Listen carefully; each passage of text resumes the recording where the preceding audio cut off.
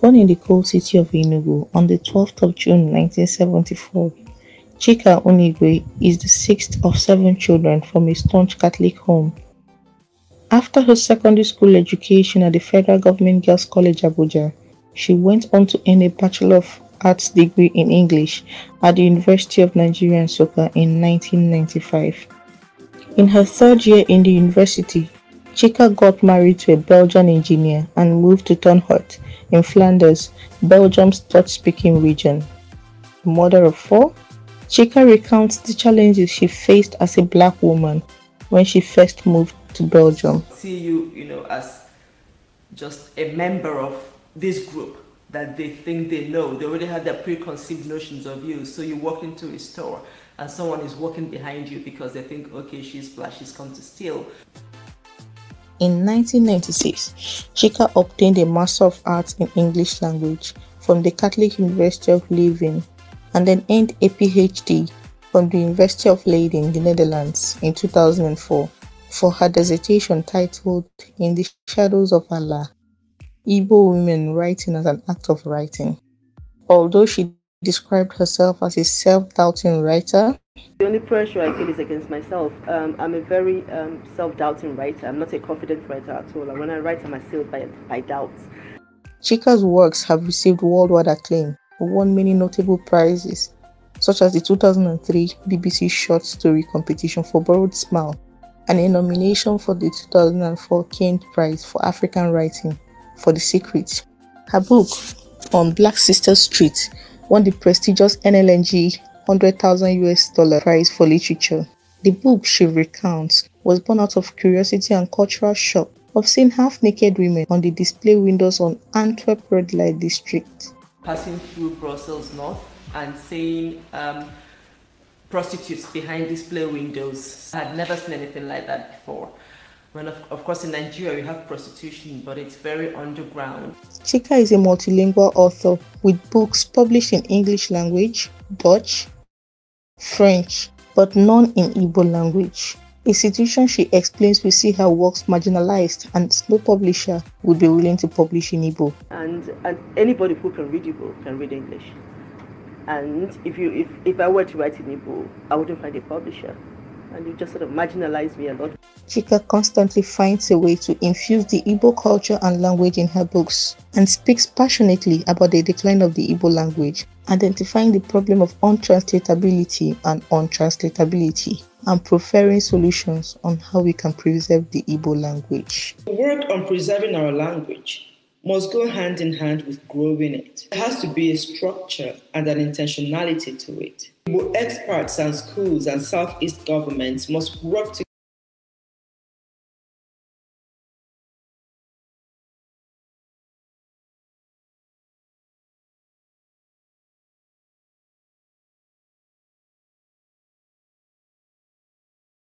together.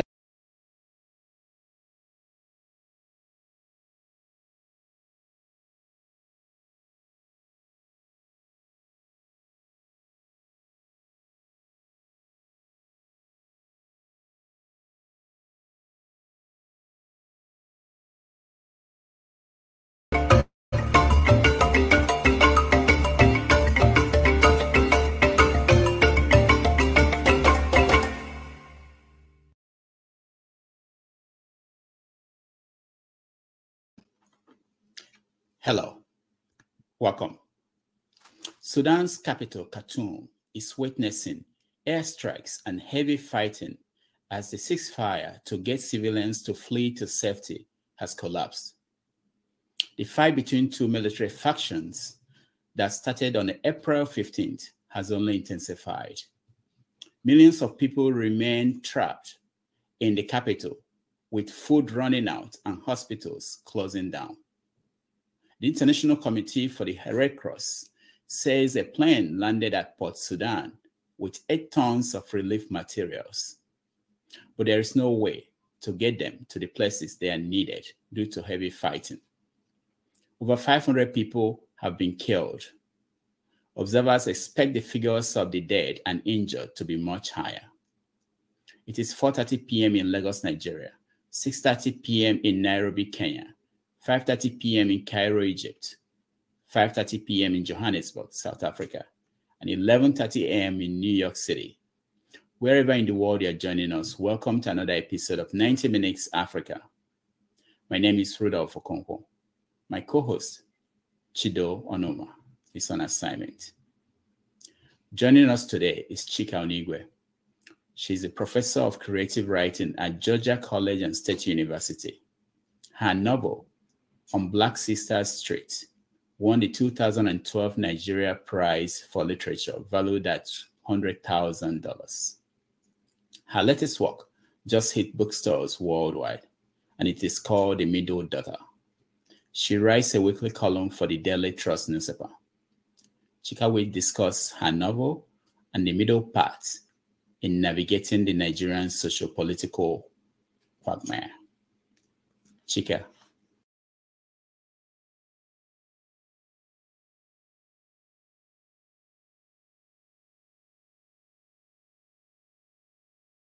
Chika, welcome to the show. We can hear you. Sorry, I don't know what's going on. Thank you very much for having me, Rudolph. Good. We have technical issues today, but it's nice to see you. Welcome to the show, and I hope we're going to have a wonderful conversation on literature, your writing, and what's going on in Nigeria. As we normally start, let me start with the issue around Africa. The situation in Sudan. What do you make of what's going on there? Geez, there's an Igbo proverb that says that, when a finger gets stained with oil, it stains all the other fingers, right? So something is happening in Sudan. We know the crisis is going on there, but this is a crisis that is affecting all of us. It is affecting the world, because we're going to have refugee crisis, right? I don't see this crisis ending anytime soon. I read something recently that said that there were only 3 ways in which this crisis could develop, right? And the last number 3 was peace, that there would be sort of a stalemate, a peace, which isn't going to, peace is not going to happen anytime soon. I don't believe that that's going to happen. So this is going to probably become as bad as Syria and Libya, if not worse. We have Nigerian citizens, Nigerian students who are there in Sudan. Only yesterday, Adama Abubakar, the Nigerian writer, who is also a very good friend of mine, wrote on Twitter that his cousin was still stranded in Sudan. So these are our brothers and sisters who are caught up in the crisis. Yeah. Let me ask you, what do you think about the way the federal government has operated or tried to rescue Nigerian citizens in Yeah, there was a WhatsApp video I saw a few days ago that was terribly heartbreaking. There was a Nigerian student who said that they were stranded in the desert, or they had been stranded for like 5 hours because the buses that was carrying them, there was something wrong with logistics or with payment. I think it was payment, that they hadn't been paid. And I know that Abike Dabiri came on afterwards to say that the situation had been sorted out and that the buses were on their way. And I'm aware that I think on Friday, 13 buses landed, but there are still many students stranded in Sudan. I think it is a terrible shame, that you would leave students students stranded for 5 hours in the desert with no water, no food because of money. It sounds too ridiculous for words. I'm not satisfied with the way that the Nigerian government is handling it. I do know that people have made the argument that like even more developed countries, so Canada and the UK and the US, are having problems evacuating their citizens. But I haven't heard that any of them left students stranded in the desert for lack of money. And I read somewhere that the students also said that they were contributing money. I don't know how true that is. And I remember years ago when I was doing research for on Black Sister Street, and these Nigerian sex workers were talking about being stranded in the desert, and being forced to drink their urine, right? So I don't even want to imagine what the students, the trauma that they must have gone through for the how many hours they were left there, not knowing whether or not they were going to make it to Nigeria. And I cannot imagine the trauma that those who are left behind are going through. And I listened to Abike a few days ago, and she talked about how some of the students hadn't registered at the embassy when they got in, and so they couldn't tell who was Nigerian and who wasn't. But I think these are just excuses, right? These are really, really weak excuses. I think that the government needs to do better. Mm. All right. We also know that when Ukraine happened, it was the same story. So it's a long history of Nigeria not being prepared to deal with emergencies like this. You talked about trauma, and I want to move quickly to the state of the country in Nigeria. The election, people are saying there are people are experiencing trauma. How do you see the election itself that happened? Yeah, so Rudolph, I experienced the elections from a distance. I mean, I live in the United States. I'm not registered to vote in Nigeria. It is something I feel very passionately about, diaspora voting. I think that people in the diaspora should be allowed to vote because we contribute to the economy, of the country, and we're still very much invested in the country. There is no reason why we shouldn't be allowed to vote. I know that before the elections and talking to family and friends in Nigeria, there was a lot of optimism. People who were tired of the status quo and who saw in the Labour Party candidate, Peter Obi, hope for a new Nigeria, and who were terribly disappointed with the election results. And I also know that despite all the money that was pumped into INEC and despite all the promises that INEC made, there was a lot of incompetence. And from anecdotal evidence, there was also a lot of rigging. So no, I'm not satisfied with the elections. I feel that Nigeria missed an opportunity to get it right. But there are also some, P2B and Atiku are in court. And I'm hoping that the Supreme Court toes the line of Malawi and Cote d'Ivoire and Kenya. I know about 3 countries recently. So I think Cote d'Ivoire, Malawi, and Kenya, where the courts did the right thing, right? So I'm hoping that, that Nigeria does not happen to the Supreme Court, right? Now, during the election or after the election, there were reactions, and one of them were from writers got involved in this, including someone like Chimamanda Adichie, who wrote an opinion piece for The Atlantic. And I think she also was in DC recently to talk about it.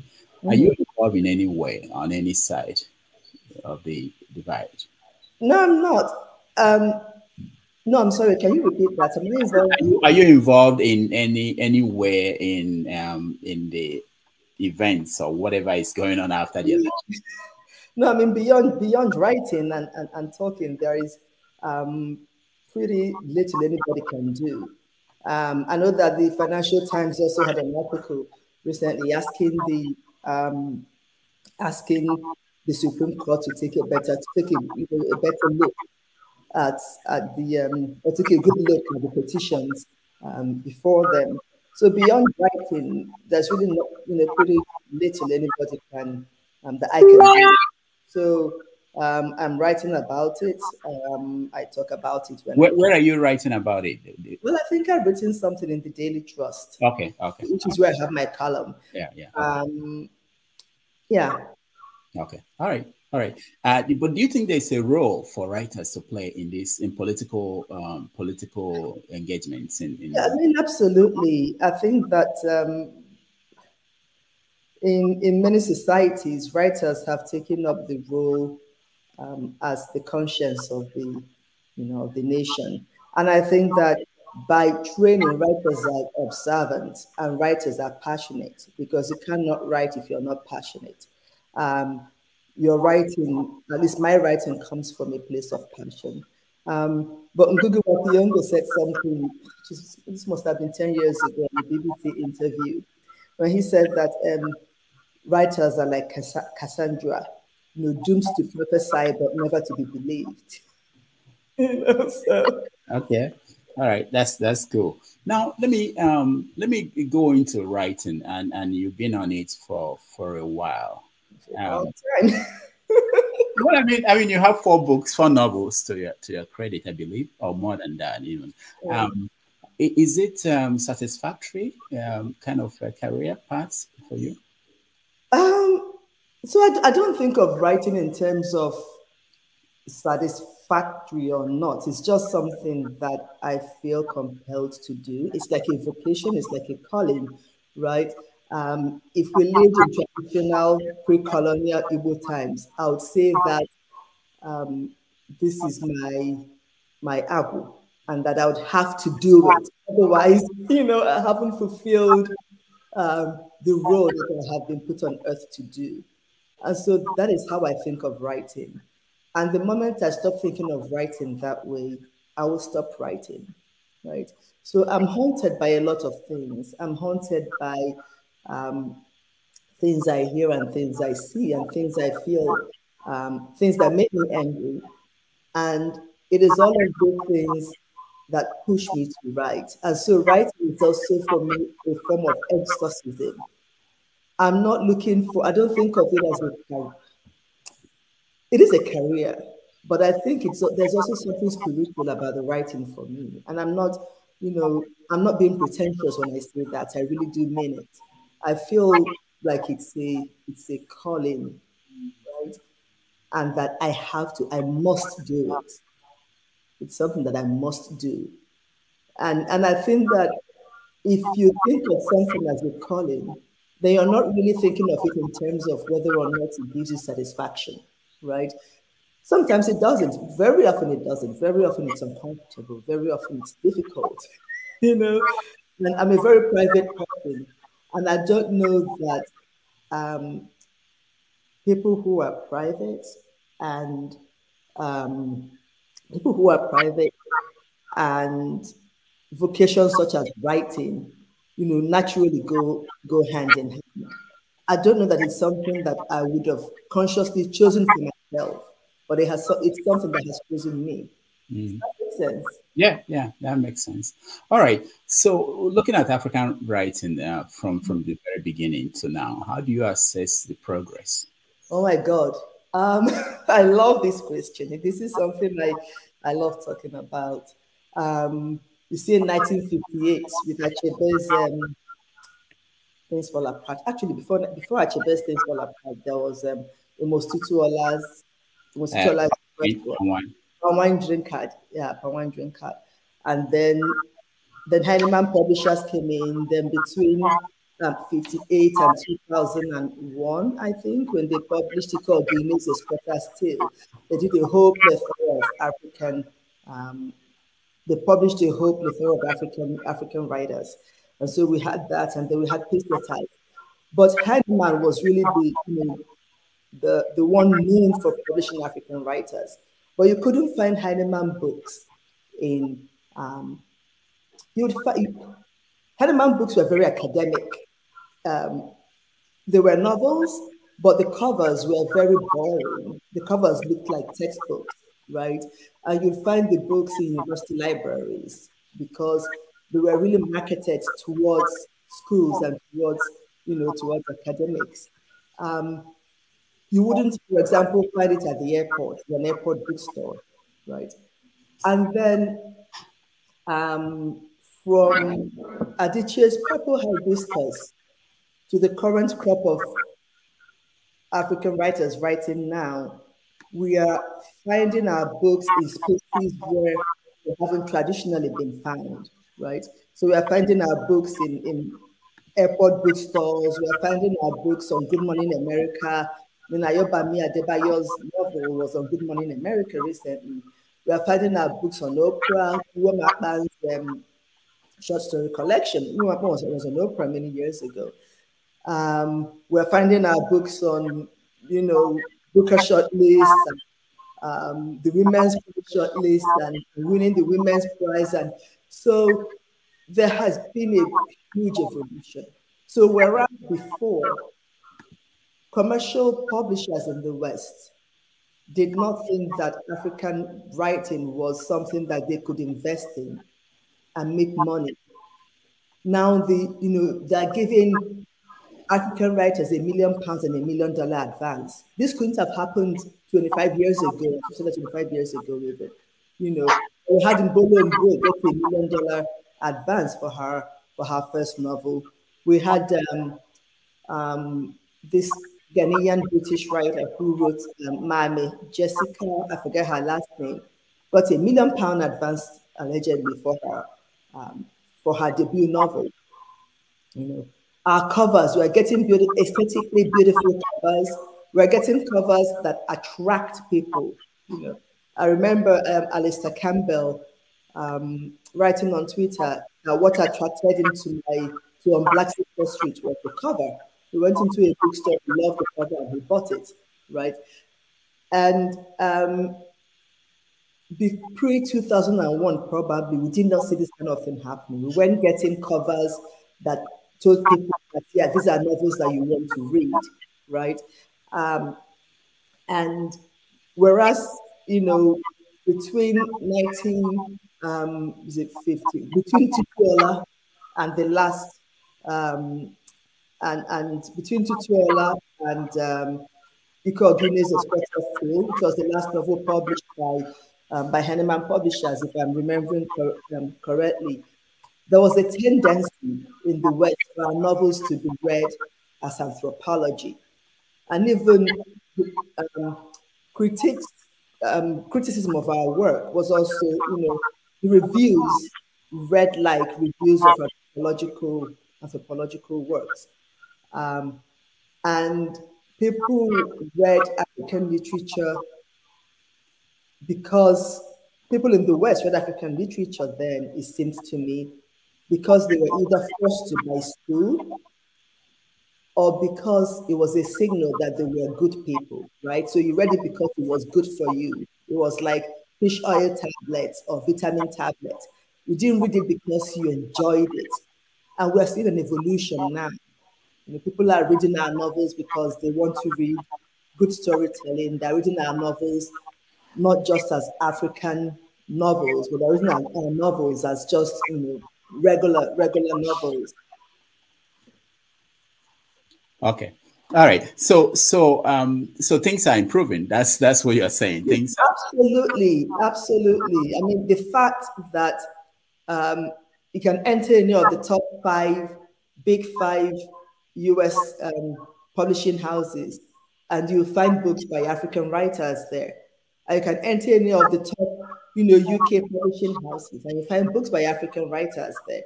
Right? I don't know what's happening in the I don't know what the evolution was or is in the francophone Africa, but I know that top publishers in Paris are publishing francophone writers.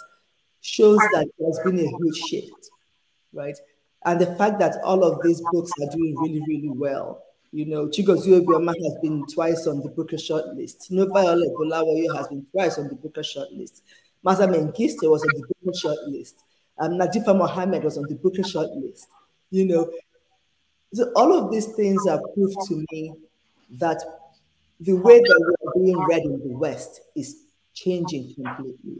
And then on the continent as well, we have publishing houses coming up and doing really well and publishing different types of novels. We have Cassava Republic with its Ankara imprint that publishes romance novels, for example. We have Reader, we have Narrative Landscapes, we have Paresia, we have Kachifo, and this is just in Nigeria alone, right? South Africa has, left us behind. I mean, they've been doing their own thing for a while, right? You have Jacaranda in Zimbabwe. I think it's called Jacaranda. Yeah. And so things are improving both on the continent and outside of the continent. Because, say what you will, the center of publishing for African writers, for Anglophone African writers, is still New York and London.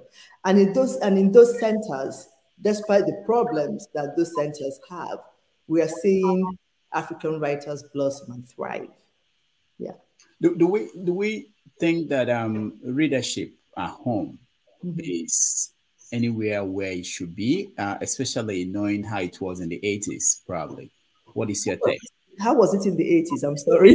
The 80s, I believe, I don't have the statistics, but I believe that more people read books in the 80s than now. Really? I don't know. So I don't have access to this. Okay. What about the 90s? No, I don't have access to any statistic at all. Okay. But I do know that if you're in Lagos traffic and you see the number of pirated books, people are reading, right? If you see the number of people, I was at Ake Festival a few years ago, and the number of youth that gave up their time and gave up their money to come to Ake and who bought books, people are reading. We that does all of these festivals, people are reading, and so without access to statistics, I really can't say, whether people are reading more or less now. What about how you as a writer how you are rewarded? That could be a way to measure it. Especially, I'm talking about being published in Nigeria or in Africa. How is that experience like? Because I spoke to some writers and they could say that in the West, when their book does well, they experience that in terms of what comes to them. You think it's the same in Nigeria? I mean, I think that this is comparing apples and pears. These are completely two different scenarios. So, for example, the middle daughter sells for $26 here, right? I don't know that the same number of people that can close their eyes and pay $26 for one book, and it's probably not the only book that they are buying. That number will be the same in Nigeria, right? So there is that there is the economy. There is a reason why pirated books, thrive in Nigeria, right? There's the issue of affordability, right? And so if you sell 1 million books in Nigeria, it's not going to have the same impact as selling 1 million books in the US or the UK. If you, it's the same as if you win the Booker Prize, right? And it's less money than the NLNG prize. So Booker Prize is £50,000. NLNG prize is $100,000, which is maybe what, 80,000 pounds, 70,000 pounds, 75,000 pounds, right? But the effects on sales is not the same thing, So I think that our competition should start with ourselves first, before we now start competing with people who have a long history of economic progress, right? Yeah. How much do they sell your book in Nigeria, the ones that were published in Nigeria? Do you know? No, I have no idea. Okay. All right. So let's go to the, before we go to the publishing process, let's go to... I know it's not $26 though. I know, of course, I know it's not $26. Yeah. But thinking about the young writers, up-and-coming writers, who do you read and who do you think the new generation of African writers? You can start with Nigeria and then go to the African countries. Yeah, please. So I do creative writing, and one of the things that I'm very passionate about is introducing my students to as many contemporary Nigerian African writers as possible. And I remember last semester, one of my students came to me and said, Kedu. I said, I learned this because we've read at least 2 books in which there was Kedu in it. And, I was so proud, So I make it my business to read everything that comes out as much as I can, right? So who have I read recently? Last year, I read a book by Milledgeville called Aquarian Star. It's published in the US, and it's set in the 60s in a country very much like Nigeria, but she doesn't call it Nigeria. I can't remember what she called it. I read Kasim Malkani's short story collection, All Shades of Iberibe. I've read and I have taught short stories by Frances Ogamba. She hasn't published a book yet, but I know that one of her short stories has just been longlisted for the Locus Awards. I'm in the middle of reading a manuscript by Donald Okpeki and Joshua Omenga, Joshua Uchenna Omenga of Afro-Pantheology. Well, a few years ago, I read Julie's Mr. and Dr. Mrs. in Port Harcourt and in the US. Ijomo Ogunyemi's debut novel came out last year, at the end of last year. It's called Jollof Rice Wars and Other Stories. They're interlinked stories, or novel in stories, she calls it. I've read Akweke Mezi's works, although I wouldn't classify Akweke anymore as up and coming, right? So now you mentioned Akweke. What do you think about Akweke's works? So they are incredibly talented. On a craft level, the sentence is put out at you. My students I've taught one or two of Akweke's works. And then I just realized that I only mentioned Nigerian writers. I didn't even manage to get away from I didn't get away from Nigeria. I think one of the exciting things about sort of having my finger on the pulse of what is going on in the writing world, as far as African writers are concerned, is that there is such beautiful work happening. Kelechi Okafor is coming out with a short story collection in September, and it's called On the Edge of Here. I have an arc of it somewhere that I'm reading. Chikozile Melomadi came out with Dazzling, last year. Ayoba Mills' new novel came out last year, Spell of Good Things, and she was, and it was a Good Morning America pick.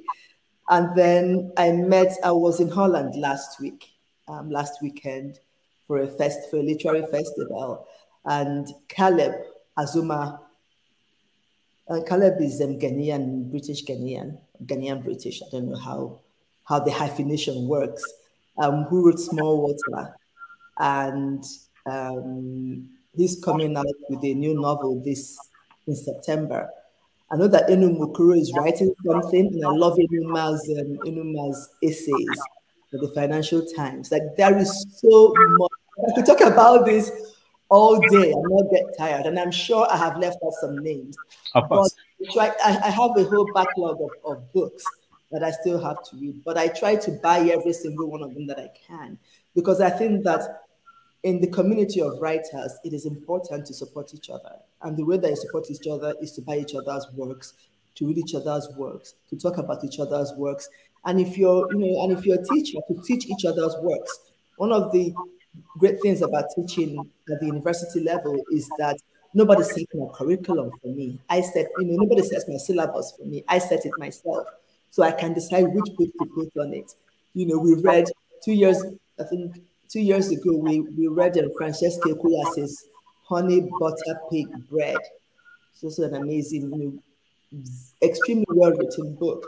And it's always a thing of joy for me to call my students, like, oh, these are Nigerian writers, or these are African writers. And for some of them, it is their first introduction to African fiction. And those who have read African fiction, maybe in high school, have only read Chinua Achebe. So I've taught Americana. Yeah. Very good, very good. But do you think, looking at what's happening in the music industry and the movie industry in Africa, in Nigeria or in Africa, where they have gone global, so to say. Yeah. Do you think the same thing will happen to writers, or that we are close to that for the writers? Well, I think the same thing is happening, but I think again, the scale is different because one is popular culture. You know, it's a lot easier for music to traverse boundaries than it is for books too. First of all, because when you're reading, it's a very solitary thing. You're not reading aloud to other people, right? I was in Amsterdam last weekend, and I was at the airport in Amsterdam, and and they were blasting a Nigerian song, and I can't remember. I think it was Whiskey, you know, and it just made me so happy, you know. But you can't be blasting books by by African authors, right? So it's a different kind of it's a different kind of art, and so the way that both of them move, you know, around the world will also be different, right? Where I go to do my hair, it's an American salon, African American salon, and the girl who was doing my hair the last time was singing, and they play a lot of music there, and 90% of what they play is by Nigerian musicians. And this girl was singing everything, even the pidgin words, the Yoruba words, she was singing everything, you know. And she has never been to Nigeria, does not know what any of these things mean, right? I remember being in South Africa a while ago, and I went to the market, and one of the traders asked me where I was from, and I said Nigeria. I started singing Folake Give Me Love, or something along those lines, you know.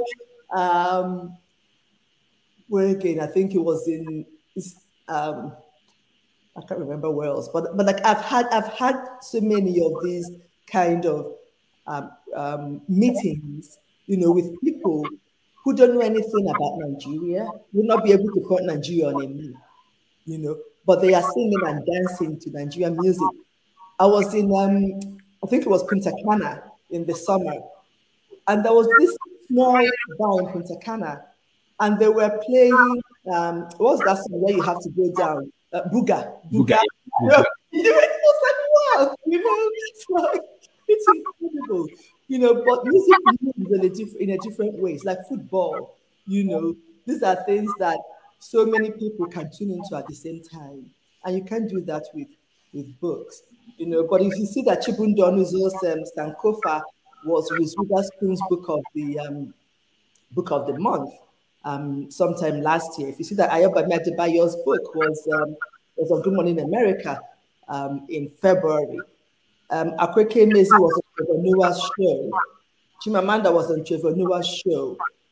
These are also the ways that we can go, you know, global, right? So it is happening. Just the scale is different because the art is completely different.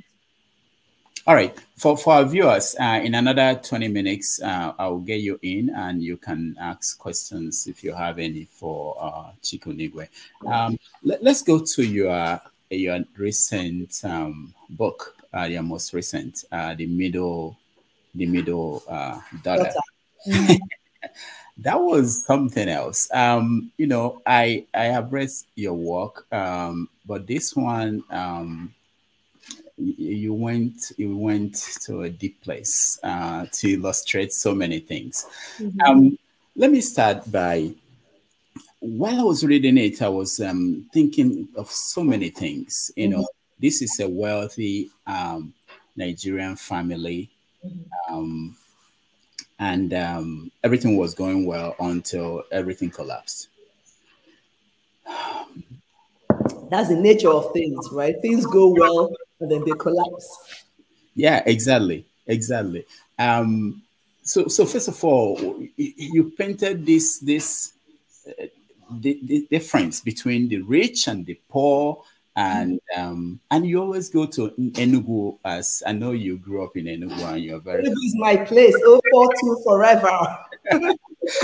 You always go to Enugu. So I have a lot of questions. Your main character, is it Nani? How do you call it? Nani Chimdum. Nani, okay, Nani. Okay, I was thinking it's a short form of something. Yeah. Okay. She was concerned about. I don't want to give spoil it for people who are yet to read it, but she was concerned about the mom and the little sister moving on after a tragedy in their life, and I wanted you to talk about that concept of dealing with trauma, because that was at the center of the whole thing, how Africans deal with trauma, whichever kind of trauma. There are so many forms. How did you approach that? How did you pick on that, and what do you think is going on with our approach to trauma? I don't know. I think that no matter how different we are as human beings, so race, ethnicity, whatever, social class, we all experience grief and happiness, and joy and hunger, and it doesn't matter. It's a common denominator, right? So I don't know that Africans experience trauma any different than other people. Perhaps the difference might be our reaction to that experience of trauma, right? I know that several times during the semester, my students come to me or they send me a message like, okay, I'm taking a mental health break, or I'm going to see my mental health counselor, right? And I don't know that when I was in college in Nigeria that I even had any idea that I could go talk to a mental health counselor or that I could take a mental health break. So it's the way that we react to it, right? And that is different. But I think that we all feel emotions, we all feel these things. It's the common denominator.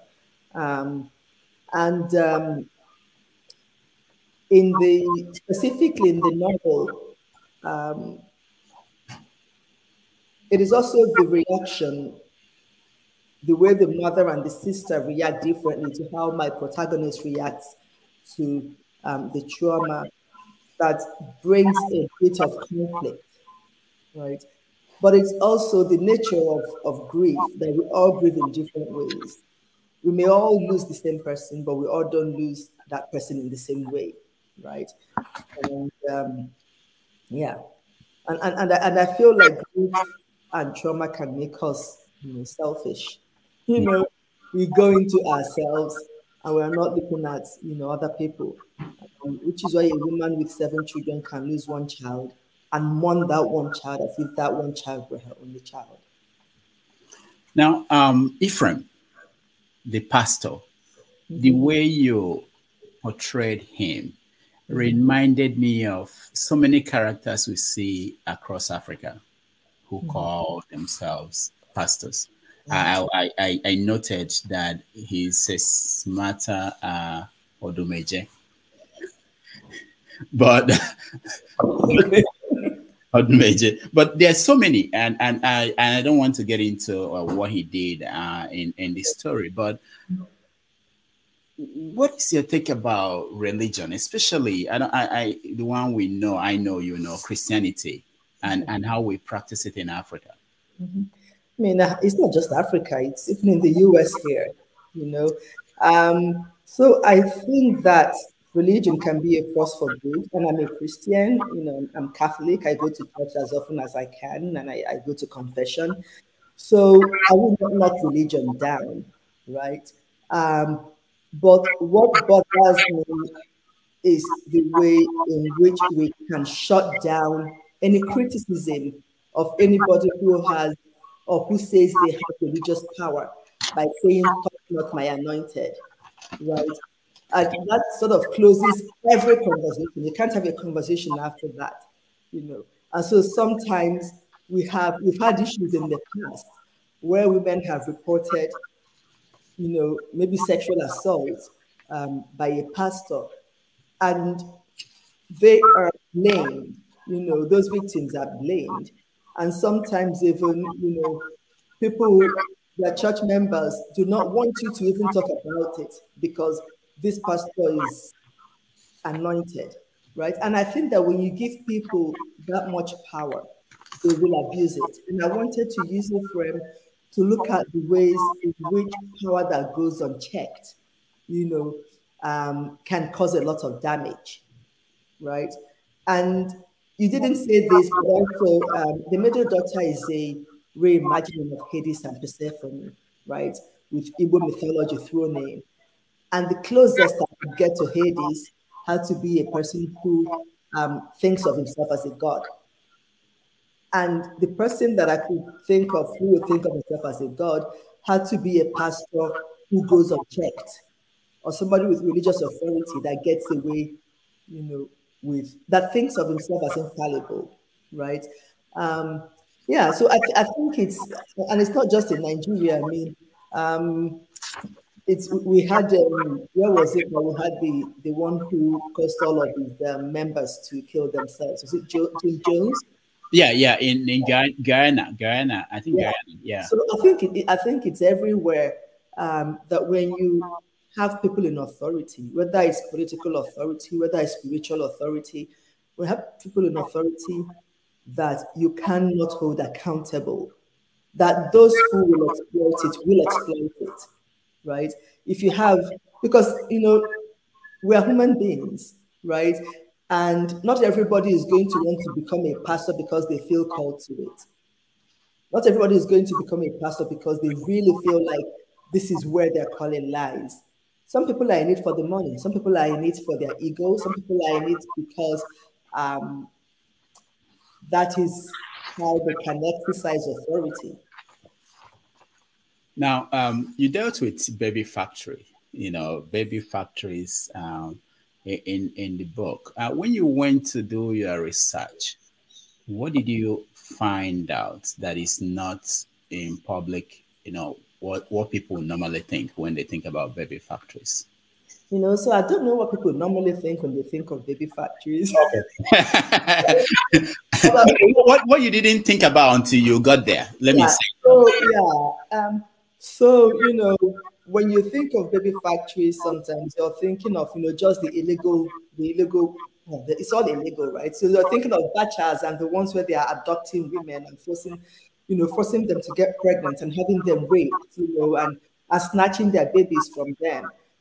But there are also these well-respected men and women who are professionals, midwives or doctors, who are also running baby factories from their clinics, and they believe in their own magnanimity. They believe that they are doing good, because where else would these women go if they don't take them in, right? But then they're taking these babies, they're giving the women some money, and then they're selling off the babies for a much higher amount, because they're not doing this just because they are selfless. They're doing it because it's a business opportunity for them, right?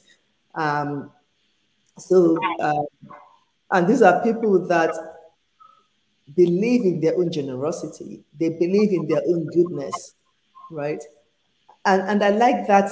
I don't know if like is the right word. I like that tension between doing something like this baby trafficking, but also really being blind, to the ways in which what you're doing is human trafficking. Because these are people that would be so upset if you suggested that what they were doing was not good. If you suggested that what they were doing was trafficking in human beings, because they really do believe in the goodness of their works. They believe, like Mother Superstar says in the novel, that she's providing a service, right? But is that different from what the pastors, like someone like Ephraim, believe that they are providing a service? They are bringing people the good news. Yeah, no, I don't know that it's any different. But, with Ephraim, I'm not sure how much Ephraim believes in what he says and in what he does, and how much of it is just him, just wanting to get away with as much as he can get away with just because he can. I'm not even sure why Ephraim gets into the pastoring business. I have my doubts, He didn't tell you. He didn't tell me, no. All right. So you crafted something very, very, a story that is very touching. You know, talked about the blame culture, the disrespect for men of God, grief, trauma, and at the end there was redemption. You know, redemption. But that's not how real life ends for most people. Well, I don't know how real life ends for most people, and I think that the job of fiction isn't just to present real life. The job of fiction is also to present possibilities, right? And I really started this novel with the intention of writing something with a happy ending, right? And unlike all of my other novels, where I don't know how the novel is going to end until I end it, I actually knew how this one was going to end. And all I had to do was figure out how to start it, right? So I wanted a happy ending because I think that we can't, fiction should also give us glimmers of hope. You know, fiction should also be optimistic. It shouldn't be all doom and gloom. It shouldn't just reflect reality. It should reflect what is also possible. And I think that that ending, while it may not be the ending for many people, allegedly, is also an ending that is possible, especially within that community where you can get justice without recourse to courts, right? Yeah. And I knew it was going to be a happy ending, but I didn't know how Nani was going to get it, right? So I didn't know whether or not it would be through the courts, which would have seemed a bit more unbelievable, right? Yeah. Most people who read it were saying that without that ending, that it would have been very difficult to, you know, without that happy ending, it would have been Yeah. very difficult to deal with all Yeah, the. absolutely. Yeah, I think that the only way I could look into the heart of darkness of Ephraim's psyche was by remembering that that this was going to have a happy ending. And like I said at the beginning, that this is a reframing, a reimagining of Hades and Persephone. And one of the reasons why I wanted to write it was to sort of redress that. I have always felt that all the versions of Hades and Persephone, where Persephone never goes completely free, and where the abduction of Persephone is whitewashed because Persephone accepts the validity of her relationship with Hades. It has always bothered me. And so I knew that if I were to write a rewriting of it, I was going to give Persephone freedom. I was going to get justice for her, and it was going to be long-lasting freedom. And another inspiration for the novel was a story that a friend of mine, Obi Omenka, shared years ago. So Obi had a friend, had a classmate. They went to school together, um, who's who sort of fell into the kind of relationship that Nani and Ephraim falls into. She gets lured into that kind of relationship and had children with this man and couldn't, tell her family. And it really bothered me. And I wanted to give this woman a happy ending too, you know. And if I didn't know it was going to have a happy ending, it would have been very difficult for me to step into Ephraim's pain and think of all the ways in which it could be inventive, with its toxicity. Yeah. Now, we're going to get into your writing process briefly. We have about 7 minutes before we let people in. But let me say, while reading the novel, I was thinking, is this a metaphor for what's going on in Nigeria? So you have look at it this way: you have the middle class that is totally oblivious of what is going on in Nigeria, or pretend that it doesn't bother them until it does. Yeah. And they understand that the nation has no foundation, strong foundation, but they don't care until it becomes a problem for them. Yeah. And then, of course, you have the family. Once the disaster comes, there are people who do not want to deal with that. People who want to move on quickly. Like this election, most conversation out there is let's move on. Let's move on. There's an election. We can wait for another 4 years. And nobody wants to deal with what happened. How do we resolve it so that the next one will not be like this? So that's something else I see. And then of course Nani's choices, the choices she made, because sometimes I understand the difficulties. You know, she's 17 and confronting these things, but there is not much emphasis on choices. That is still, there are other kids who might be 17 that probably will make different choices. Am I reading too much into this? No, I mean, one of the things I tell my students, and I talk about my students a lot because I really do love teaching.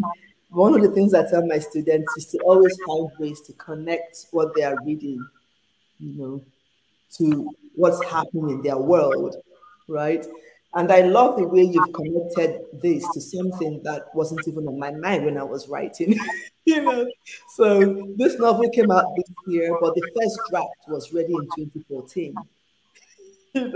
And so between 2014 and when we sold the novel in 2021, I've been working on it, working and revising and working and revising and trying to sell it, So the Nigerian elections hadn't even happened when I started writing the novel, and hadn't even happened when we sold the novel.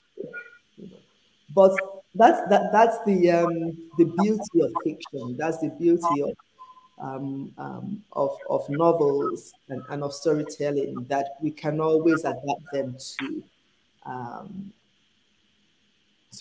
our own lives. And once we can do that, then I think that the author has done a good job. So thank you for that. But yeah, I sort of love the way that you have given it this reading that wasn't on my mind at all when I was writing. Now, the writing process, you just said that it started in 2014. That's almost 10 years ago, yeah. Wow. Okay, so for young writers, there are a lot of young writers I see out there who are very impatient, and they are quick. They want the book out as soon as they're done. What do you say to the young writers about the process? I think you hit the nail on the head. So patience is very important, because, I mean, once a book is out, it's out, right? You're not going to start telling people, oh, I wrote this in a hurry, I wrote this, whatever. So patience is very important. And it's better to take the time to do a good job than to just rush it and have, just a jaga thing out there. Because no matter what else you write, that first one you're putting out there might be people's only impression of you. And you want that whoever picks up your work, whichever one they pick up first, right, that they're getting a good impression of you. And then they'll be more likely to go look for your other works, right? So patience is very important. And it's something that maybe comes with age, I don't know, but I'm a very patient writer. I'd rather wait for 15 years to sell a work to the right publisher and to work with the right editor than just have it out just because I want a book out. I'm not interested in just having a book out. I'm not interested in sort of counting the stack of books that I have published. For me, the quality is more important than the numbers. Yeah, the quality is important than the numbers. I mean, there are people who have just the one book or two books out, and those books make it for whatever else that they haven't written. I mean, look at Mariam Abba's So Long a Letter. That's the only book that she ever wrote. But that is such a beautiful, powerful, small book that it doesn't matter that she never wrote another book, right? There's a novel I've forgotten, this Liberian writer, but I forget her name now. Dayo Foster's novel, published by Simon and Schuster some years ago, Reading the Ceiling. I really love that novel. And it's the only novel that she's ever published. But that's enough. Now, there are young people also who feel that there is a lot of money in writing. I know you are not the right person to ask this question because you've won a major award. But for most writers, what do you think? For most writers that do you get is financial reward a major should that be a major drive for a writer? And what is the realistic thing to tell a young writer who is thinking that once I publish this, I'll become rich? I mean, you probably won't become rich once you publish, unless you get $1 million advance, or you get, you sell 500,000 copies, 100,000 copies. But there is nothing wrong with wanting to make money from writing, right? I remember, I think it was 2004, 2005, when I was on the Kim Price shortlist, and we had an interview, and Bichia Mecheta was there. And it was myself, Brian Chikava, Doreen Bengana, Monica Rachdenyeko, and I think Pasilelo Kantai. 5 of us were there. And this British journalist asked us, well, why do you write? And we all sort of gave the same kind of response. Oh, we write because we want to write, and because we are passionate, and because blah, blah, blah.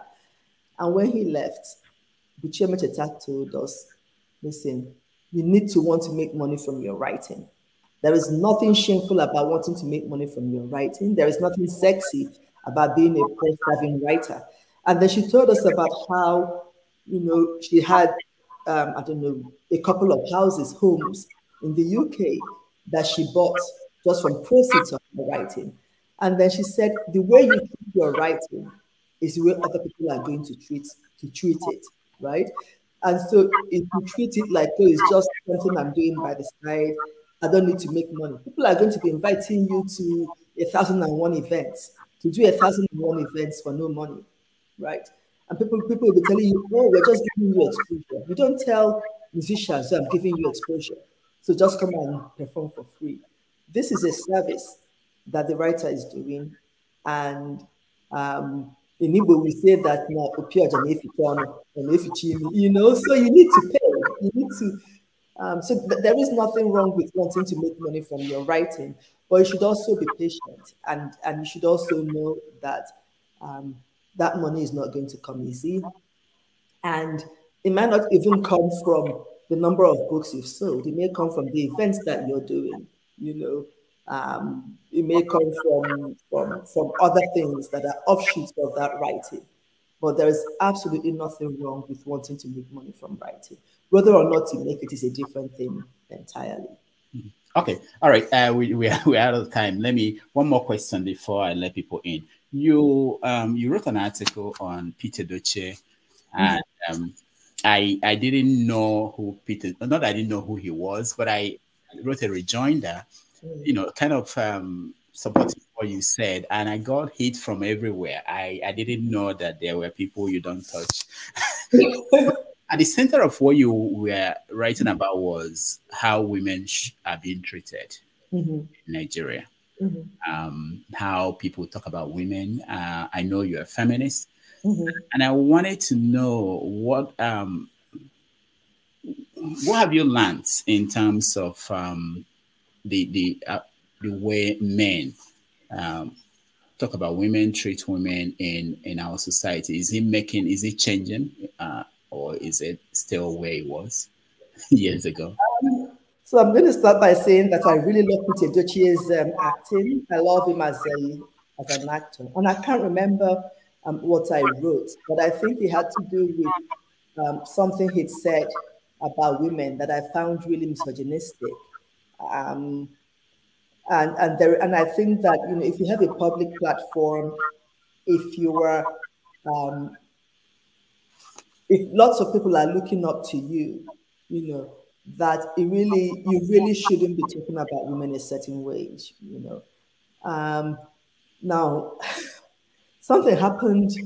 I think it was last week or 2 weeks ago, when this fake news spread that Hakimi, the footballer. Oh yes. Hakimi had given his mother all of his money so that his wife of 3 years would not be able to touch it. And I was shocked at the number of men, even people, young Nigerian men, even people that I had a lot of respect for, or people I expected better from, all hailing him for being smart and for not letting his gold digger of a wife get anywhere near his money. First of all, if you're in a relationship as sacred and as committed as marriage, you know, and you think that the way to treat your mother is by inviting your mother in, then maybe you shouldn't be getting married at all. You know, stay home, let your mother cook for you and clean for you, and because you're still a baby, right? And feed you. Let your mother feed you and cook and clean and do, you know, all of those things, because you're not ready at all for adult relationship. Um, so there is still, you know, a level of misogyny and a level of and it wasn't just men, there were also Nigerian women, you know, who supported this story that ended up not being true, right? The story wasn't true, but the reactions to it, you know, were very disappointing. If we're still thinking of women in marriages as gold diggers, if you're thinking that a woman who's been married to a man for 3 years shouldn't have any access at all to the money that the man has made, while she herself is contributing something to the relationship, then you really shouldn't be in a marriage at all. All right.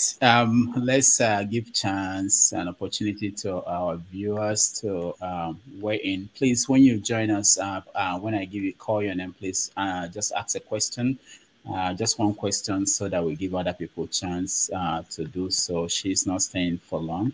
Yeah. So let me start with. Just to remind you, that I have to go to my parents. Okay, I know. So, Okay. yeah, we just take people who are in the studio now. Osi, you are first. Go ahead. Okay.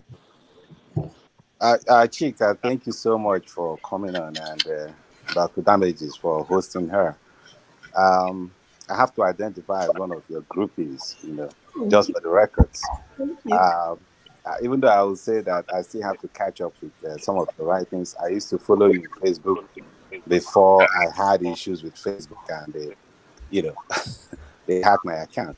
But anyway, I think Nigerian writers, just like just in addition to like the Nollywood and the musicians that we talked about, if there's any positive export that we have, it are all those, and I think that you guys don't get all the credit that you deserve.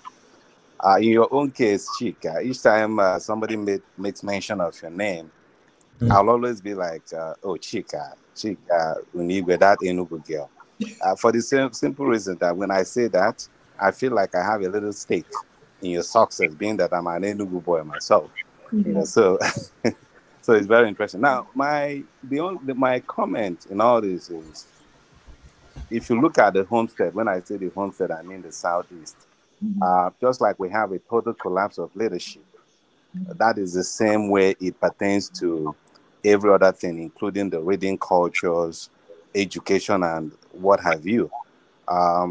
Recently, somebody was talking about how to get access to the book, and somebody asked, how do I get the book in the Southeast? And there was no place in the Southeast where they can get books. They mentioned Lagos, they mentioned Abuja, they even mentioned Port Harcourt, but nowhere in the Southeast that they could have access to a book. So, you know, that tells me that the same problem we're talking about, that everything has gone down at home.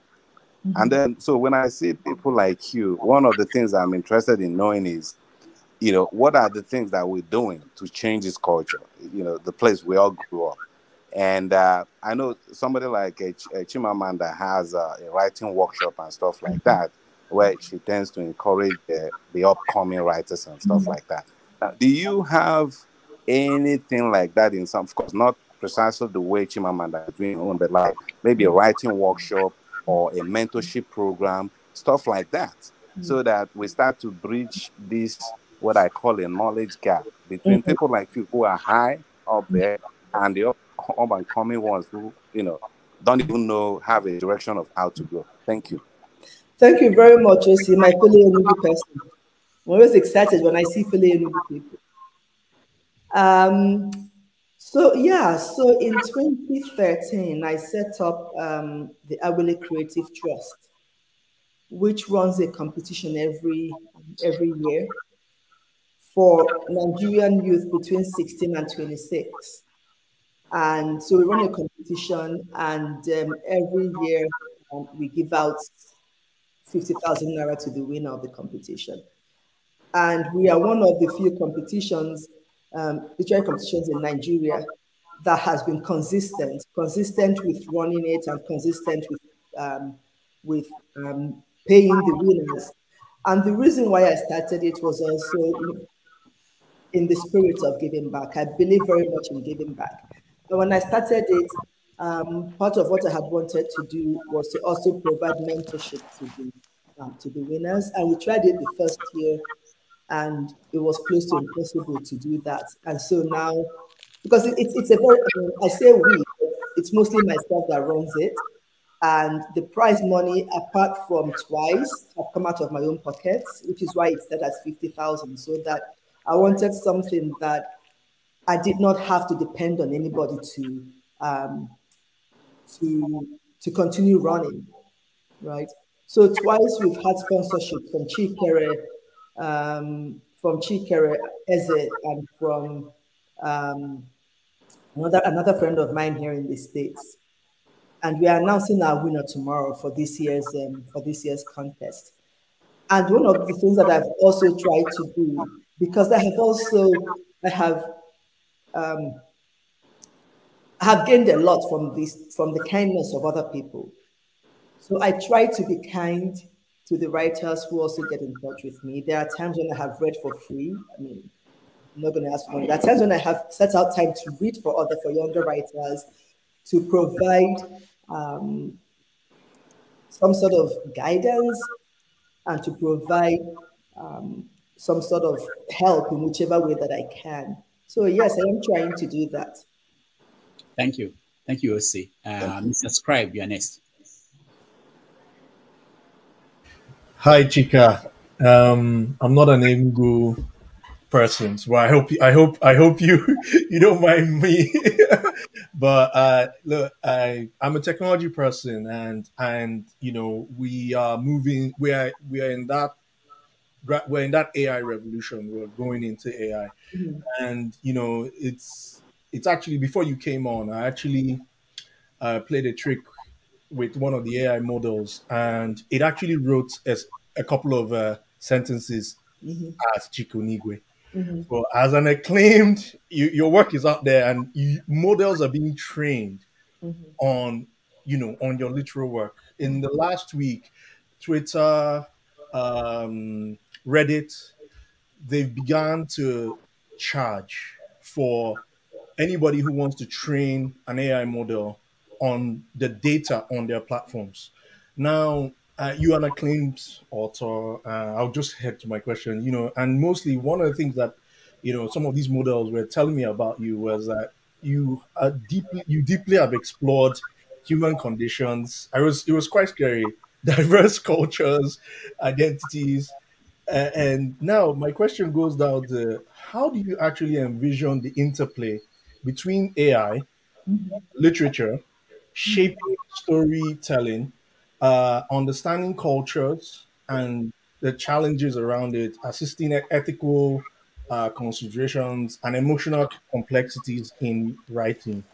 Furthermore, considering AI's growth and influence, what do you see as the implications for education and the potentials for collaboration between creativity and humans in general? I want to make reference to Tucker Carlson's interview with Elon Musk, where he actually talked about he talked about Larry, the owner of one of the founders of Google, who called him a species and things like that. How do you see it? There's a certain section of the tech community who believe, like, we should have this AI god, and human intelligence is so low, it's going to be so low, and then we don't. So how does that space really?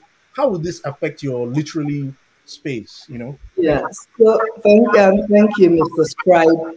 So my husband is a technology person, and so very often we sort of talk about, this AI thing and creativity. And one of the things that he reminds me about is how that when the calculator came out, people thought, oh my goodness, we are done for. People will not do mathematics anymore. But there is Now, the calculator just complements human brain, right? People are still doing mathematics, right? And all the calculator isn't doing it for them. It just helps. It just aids, right? And I don't think that there will ever be a time when the AI is going to take over the work of writing, because the AI only takes from models that are already there, and human knowledge is finite, right?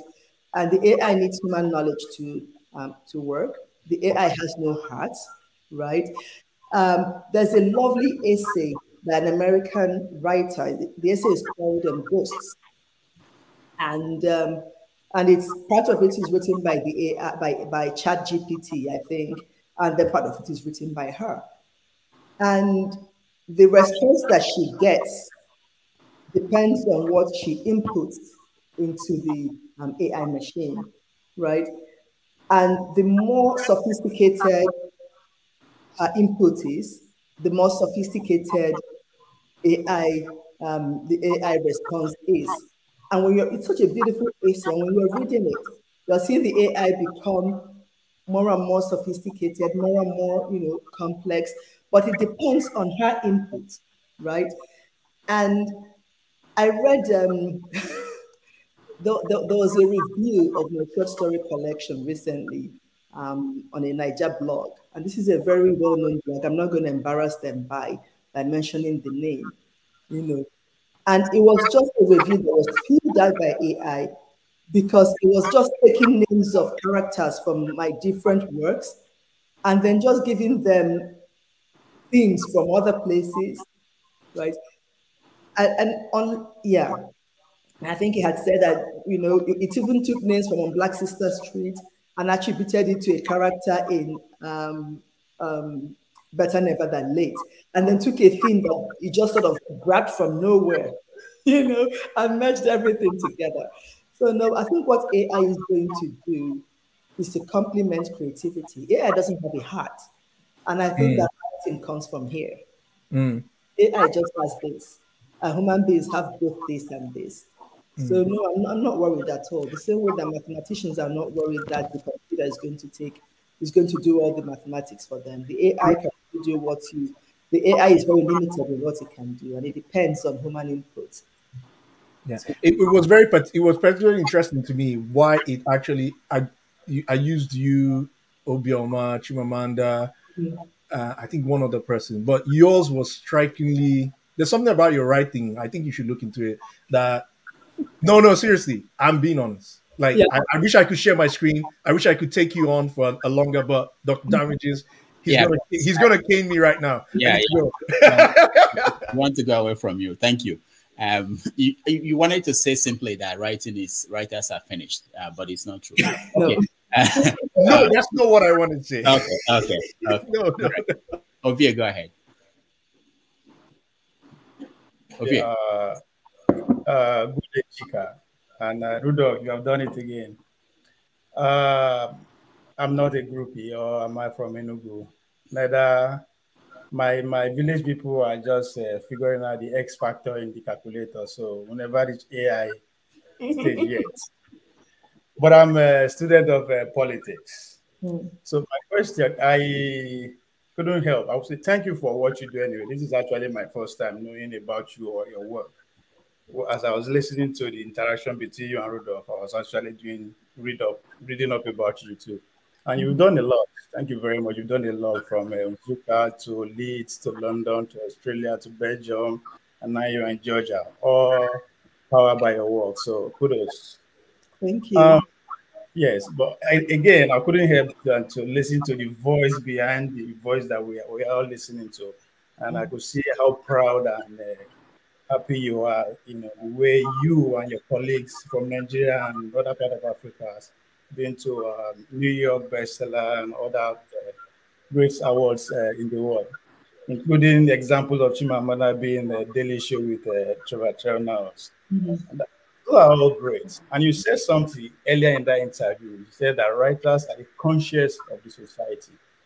That got me worried a bit, because as I earlier said, people from my village, there's also comprehensive high school, so I go to the local government in Edo State, or a mad polytechnic student in Maiduguri, Borno State. or Faith and Hope Secondary School in Warri, Delta State, don't know about your work.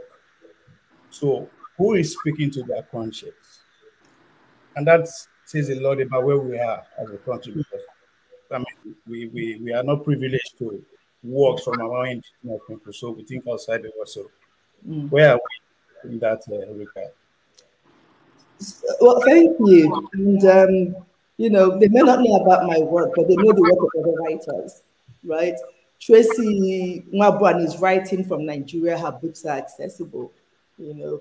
Adama Abubakar's books are, you know. So I'm not the only writer. Dike Merije is there. There's spoken word, right? So what they're not reading, they're seeing on WhatsApp. You know, I know that DK's poem for the elections went viral, right? And so I think that there's one way to there isn't just one way to skin a cat. There are, like, you know, so many different ways. And the problems of book accessibility in Nigeria is, I think, is really a logistical problem.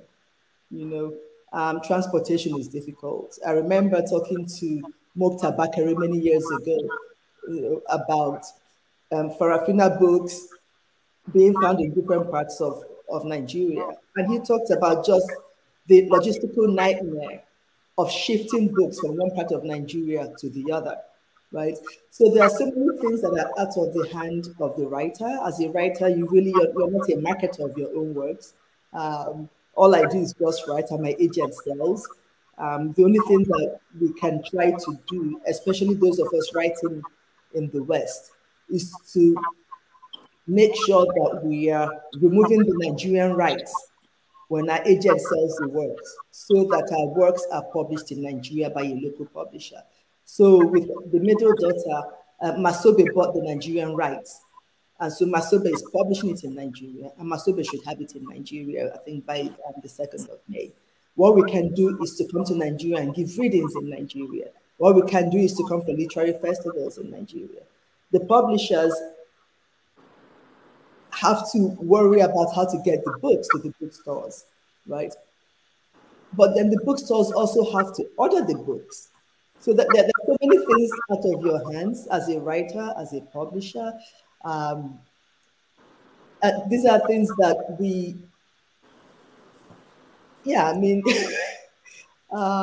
so many things have to, you know, so many things have to be put in place. So many things have to be put in place, and so many of those things are completely out of the writer's hands. But luckily, reading a book isn't the only way to have access to our works. And I've used the example of Dike Merije, for example. There's Wana Odobang, who does a lot of spoken word in Nigeria too, and you can find her works on YouTube. I hope that answers your question. All right. I appreciate that. Thank you. Thank you. Igbo Basics. Please, she has to go, so let's make the question. Yes, I have a date with my parents. So. She has a date with her parents, so let's make it straight to the question so that we can. Yeah. Well, your parents, Chika, good morning, Dr. Damages. Good morning, Chika. Good morning. Panelists here. I'm an old soldier. I looked a little bit at your origin. I'm not an Enugu boy, but 1974, I actually had a gold medal at Enugu Stadium, riding a bicycle from Enugu to Ogu and back to Enugu. Yeah, oh, wow. And that was your year. And having said that, I have a household full of readers. And I mean, my house, they read. Came across a saying that a house without books is a house without a soul. And when you began your presentation, you started with an Igbo adage, a proverb. Appreciate that. I look at your presentation in my write-up at the chat. I said that the outfit you're wearing, first of all, is like categorized alongside the Akumpuroka. That range of the classic that our mothers, that's something very unique. So keep it up, because that's who you are. Having said that, before I get to my question, there is this book called Igbo Basics. for Beginners of America. That book was written in 1995 without an ISBN number. And that book also, I believe, led to Michael J. Echeruo's Igbo English Dictionary, which was published in 2001. Like I said, I don't read much, but when I read one, this one is called Ofia Became Home by N.D. Uche. And that was a book, a novel based on the true story of displaced Ibere people during the war. Why I gave this little brief is that my question is to you, as an English major, which you are. By the way, I have a daughter who was an English major. She ended up as a lawyer. She's now an assistant prosecutor at Houston County in New Jersey. The mother read journalism in school and works in a law firm. The question I'm asking is this: being an English major, was that the basic influence to your becoming a writer? What books, pre-birth, influenced your journey into writing? Thank you. So I went into English because I liked reading. I wanted an excuse to read in college. So I think that my wanting to write came before my becoming an English major. So what influenced me was being introduced to Flora Nwapa pretty early on. So I went to school with one of Flora Nwapa's daughters, and I remember her coming to my class one day with books, because Flora Nwapa eventually had a publishing house that published only children's books. Hatana Press published children's books as well. And then I used to go to the Opus Day as a kid. And at Opus Day, Usamiri Study Center in Enugu, we were introduced to Bikile Mecheta. And so being introduced to these two women, two Nigerian writers, made me also want to become a writer. Oh, so the pricing, Dr. Damages, you talked about the price of the book in Nigeria and the price of the book here, $26, which was one of the questions I asked my family before I came online to try to figure out, because in Nigeria, books sell like 10,000, 15,000, 20,000, I don't know, 20,000 naira. No, it's about 2005 if it's a novel, 2005. Yeah, 3,000 at road, yeah. Okay, so around that. A long distance from $26. Yeah, because they print in Nigeria and other things, they're different. Yeah. Anyway, we have to go. Sorry, Igbo Basics. Let's get to, she has to leave. Let's get to everybody here. Alexis. Thank you so very much. Check us out at igbobasics.com. You might find your book up front there. Okay, thank you very much. Lexis. I salute everyone, and especially Dr. Damages and our guest speaker today, Chika Unigwe. Well, I've heard about you much earlier than seeing you today on this program, and I thank Dr. Damages for bringing you on. They say that pen is mightier than sword, and that statement means a lot about influencing the society. In other words, with your writing, you could bring about some changes. It may not necessarily talk straight at the point, but it can eventually bring out some tough decisions about one's environment. So there, when you invited writers to Brown University, when you hosted them, I was there that night. Oh, wow. Oh, yeah. A friend invited me, and I came. One question I had, which I am now going to pose to you, which I couldn't then because of limitations that night, is how much of politicians and their activities influence your writings? Let's put it in another way. How much of consciousness of political correctness comes into play when you are writing your stories or novels? That is one. The other question is, Things Fall Apart made its way to many parts of the world and even got translated in different languages. Why do you think that book did so much in today's contemporary society? Thank you. Thank you very much, and thank you for being there at Brown in 2016, It 2017. was my pleasure. Yeah. So the second question, why Things Fall Apart did really well.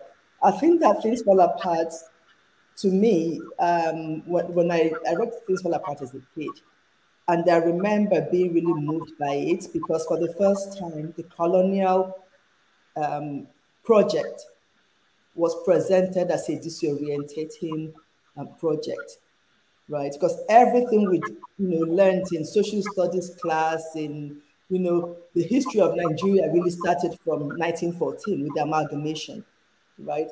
And so it gave us the impression that colonization was a unifying positive project, but Things Fall Apart shattered that myth.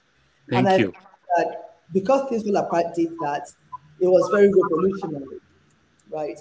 And that is part of its enduring power, right? And I've forgotten the first question, I'm sorry.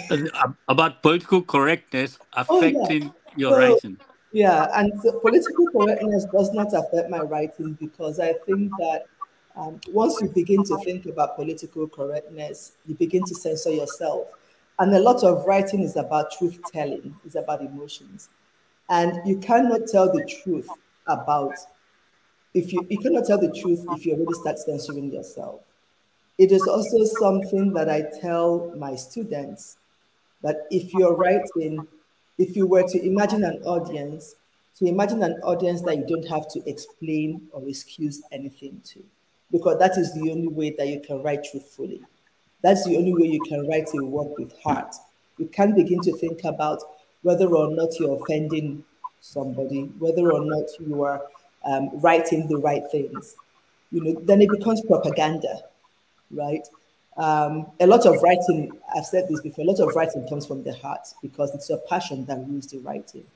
And if you start censoring yourself, you already start putting barriers between you and the writing that you're doing, and you cannot write truthfully. Okay. Finally, I was born in Enugu. Oh, okay. Thank you. Uzo, you're next. Unmute yourself, Uzo, please.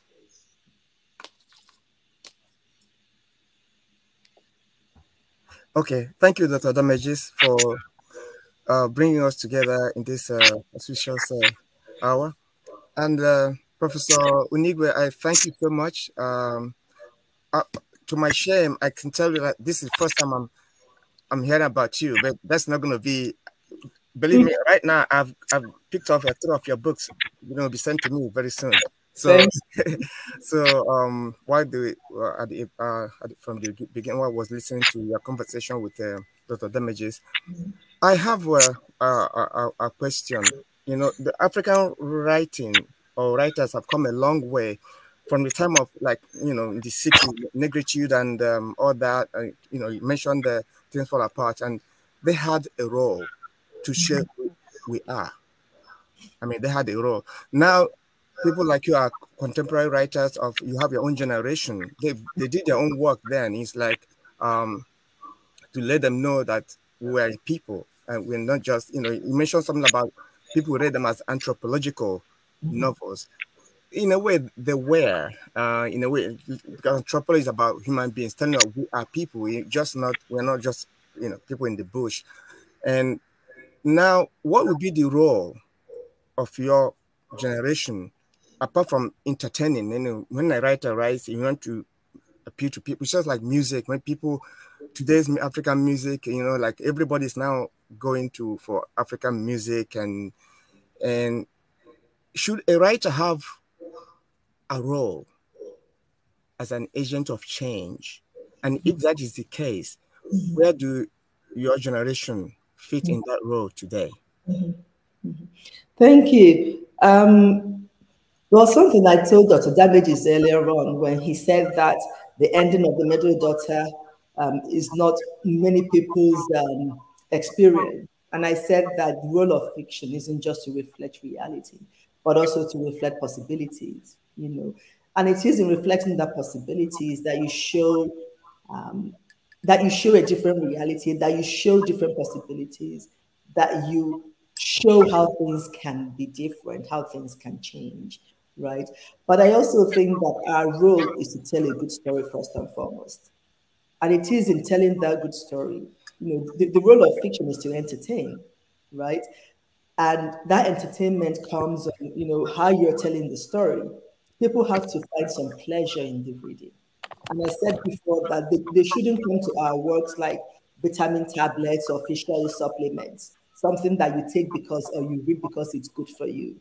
But you read it because you enjoy it. And it's in enjoyment that you now begin to take whatever lessons that the book has to give. But those lessons are human lessons.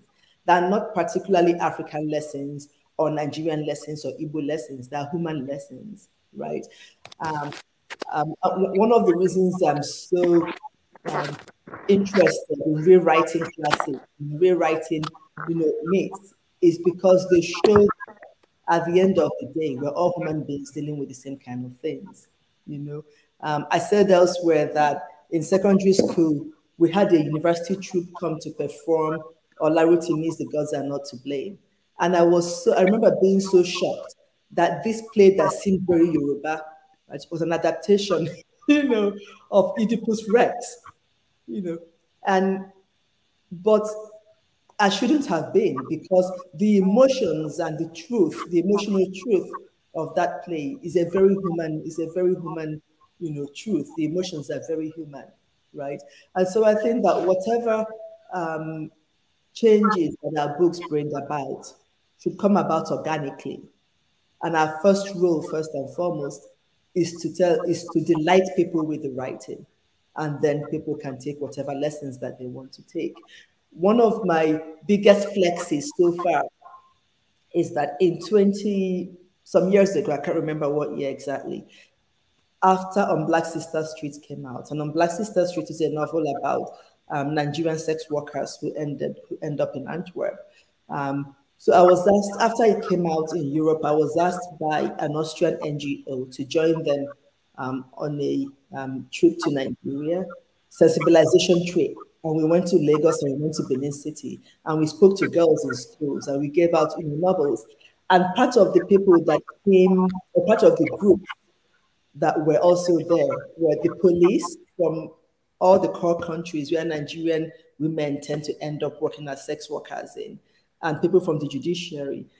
And the UK police spokesman, or whatever they call them, told me that they were actually reading my novel to better understand their work.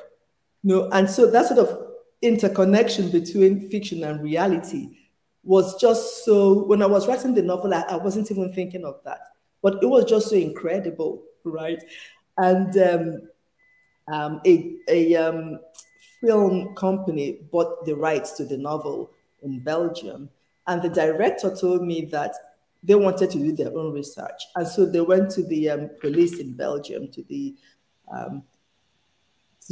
police in charge of you know, sex trafficking and human trafficking and whatever else, and told the guy in charge that they were doing a movie. Didn't tell him what movie they were doing, but that they wanted to do some research, you know, on Nigerian sex workers, and wanted to talk to the police there. And the police, told them that, oh, there's a book you need to read, and that book does a really good job. And it was my book, you know. And so, sort of seeing those connections when fiction seems as true as life, you know, that makes me think that fiction does a very good job in interpreting life. Does that make sense? Yes. Yeah. Yes. Mm-hmm. All right, CM. Yeah, Rudolph. Good afternoon, everybody. Welcome to our roundtable today, talking of Chika, our guest. Okay, yeah, thank you.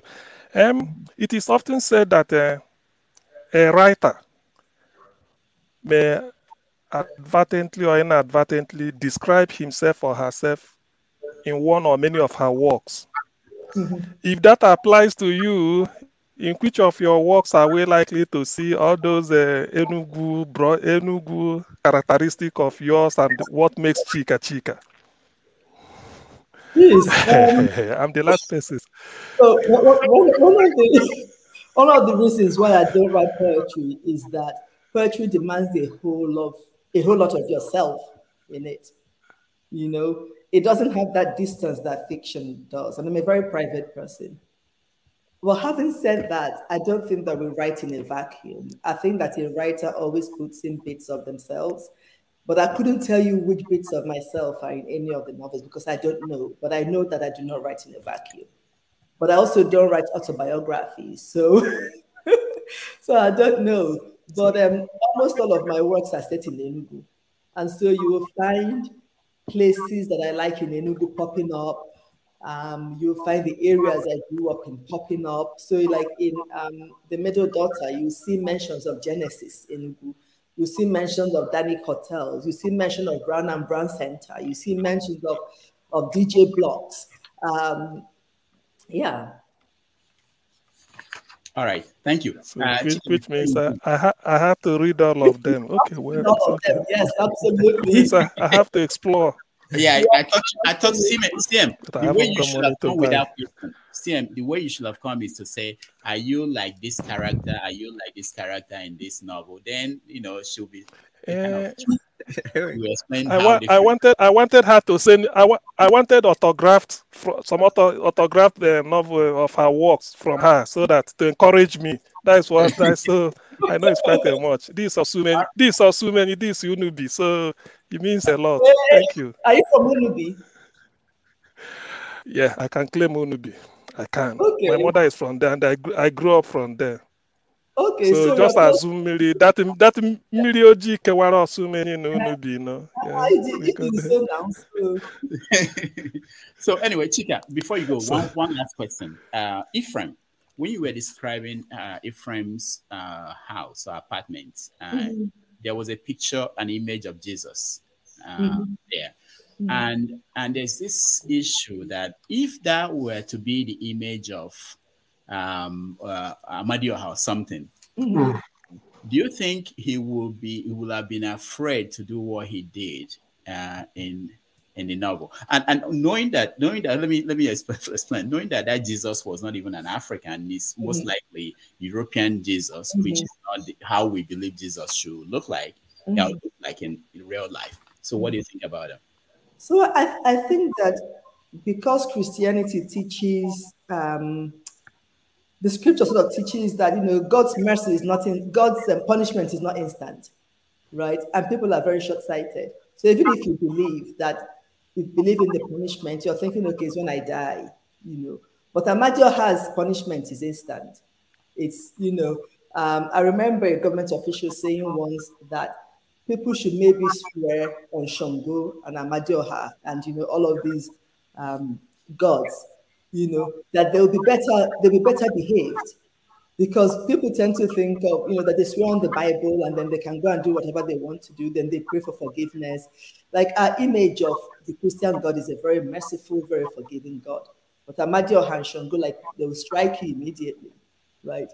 And so that if government officials were to swear, like, oh, if I do this, may Shango strike me dead, they'll be less likely, no matter what they believe, they'll be less likely to break their promise, right? There's also a reason why the Nigerian sex workers, for example, who come into Europe, especially those who come in from Benin City, which is where a whole lot of them coming from, swear, they go to the shrines and they swear that they will never shock their traffickers, and that if they do so, something will befall them. They may run mad or something. And they believe that, even though they go to church, but this one seems to have a much stronger hold on them, because they believe that these gods are not as merciful and are not as patient, as the Christian God. All right. Thank you so much for joining us today, Chika. We appreciate your time, and hopefully in no distant time you'll come back and and we always want welcome to this show. So, Dr. Damages, has Chika thought about writing about the last daughter or Odunwa? Okay, when you read the first one, you now tell her to maybe she should write the second one. What a great man you are! You are such a great man. Thank you. Unless you have a final word, so you can. No, thank you very much. It's been wonderful. Thank you all for giving up your time and to be with me today. And thank you for having me on the show. And now I go to see my parents. Take your bow. Take your bow. Appreciate it. All right, so guys, we'll take a little break. When we come back, we will do a recap of what happened. So just a minute, we take a break. Chika, you can yeah. Okay.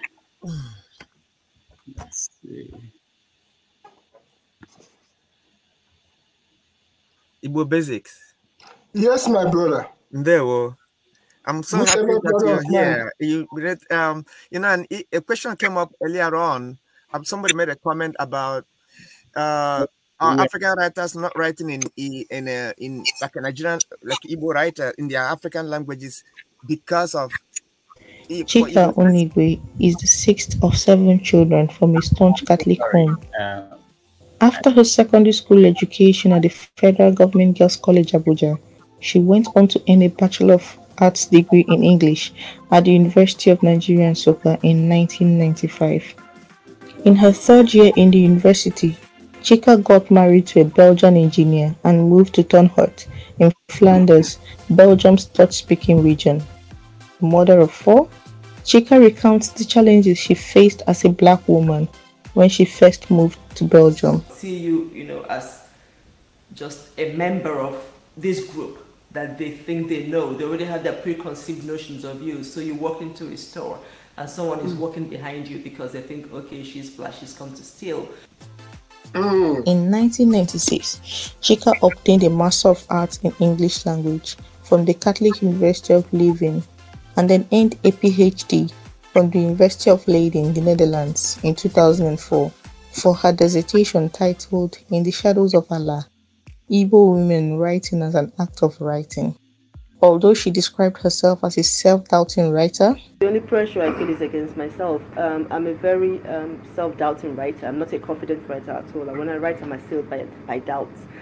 Chika's works have received worldwide acclaim, won many notable prizes, such as the 2003 BBC Short Story Competition for Borrowed Smile and a nomination for the 2004 Kent Prize for African Writing for The Secret.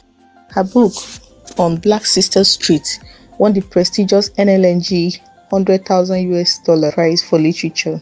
The book, she recounts, was born out of curiosity and cultural shock of seeing half-naked women on the display windows on Antwerp red light district. Passing through Brussels North and seeing prostitutes behind display windows. I had never seen anything like that before.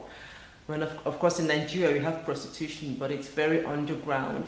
Chika is a multilingual author with books published in English language, Dutch, French, but none in Igbo language. A situation she explains will see her works marginalized and no publisher would be willing to publish in Igbo. And anybody who can read Igbo can read English. And if I were to write in Igbo, I wouldn't find a publisher. And you just sort of marginalize me a lot. Chika constantly finds a way to infuse the Igbo culture and language in her books and speaks passionately about the decline of the Igbo language, identifying the problem of untranslatability and untranslatability, and preferring solutions on how we can preserve the Igbo language. Work on preserving our language must go hand in hand with growing it. There has to be a structure and an intentionality to it. Igbo experts and schools and Southeast governments must work together to create.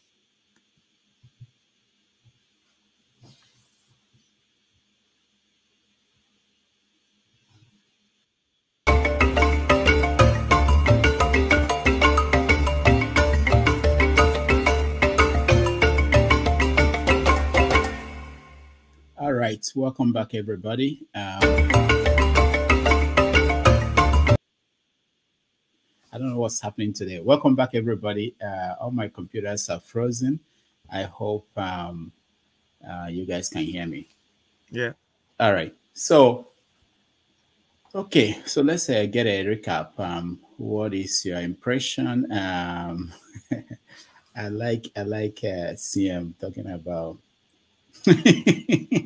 always lobbying for. I like Yeah. Lexi It's about true. Chinua Achebe. Because yesterday I was discussing with a friend about I think the whole thing started about who is a nationalist and all that. We're talking about why the Southwest Yoruba people like Awolowo based on what he has done. So for the fact that he was able to spread education and a generational thing, generation will come and talk about that because of the impact. And I linked that to Chinua Achebe and Wole Soyinka. And I said the reason to me why Chinua Achebe resonates with people and is going to stand the test of time, generation will come and celebrate him, is because of that single artist fall apart.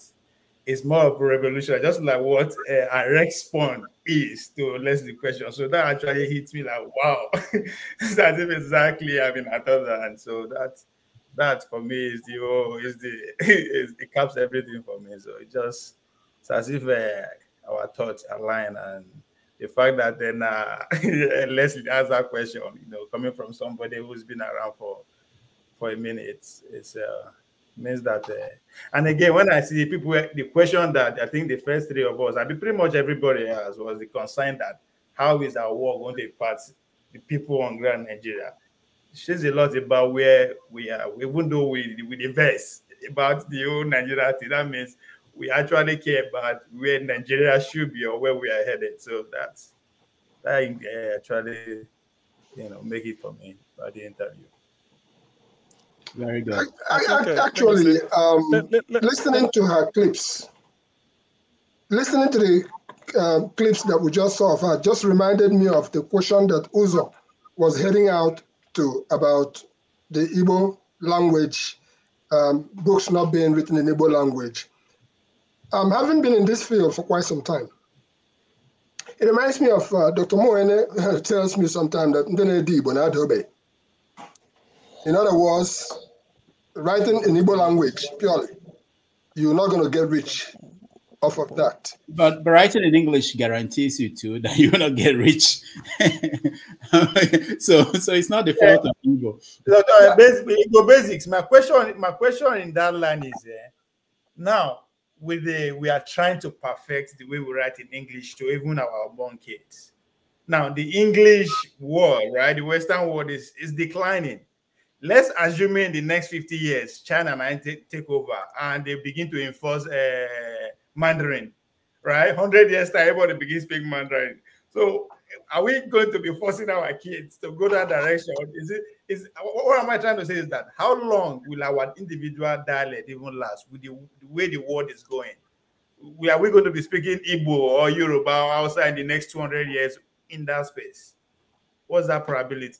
Actually, in the house here, I have Igbo Bibles. Bible completely in Igbo. Over there and over there. Yeah. But what is the probability that your 10th generation to come can understand that? Here is what we are at the crossroads. Haven't been in this thing for quite some time. Uche Obuaghu, the comedian, once came here with his bad condition language. And the concept was that if he was doing his program in English language, that he probably would have sold more. Much as I'll try to disagree, and just like what Dr. Damages just mentioned now, Igbo language is not really, it's a tough call, but many people are out there still writing about it. It reminds me of Philip Emeagwali, writing in Igbo Basics in 1997. And he wrote an article about the last speaker of Igbo language dies. And he painted a picture into the future.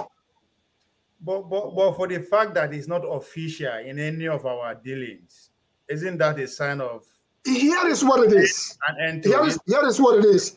From the curricula in schools in Nigeria, which is where Igbo language is originally based, they don't encourage that the same way that they have been shoving away history from the curriculum. So that's what I'm saying. Isn't that on the beginning of the end? Isn't that at the beginning of the end? No, it should not be the beginning of the end. If we don't say that, can I share a perspective? Hold on. Let's see, and then I'll come to you. All right.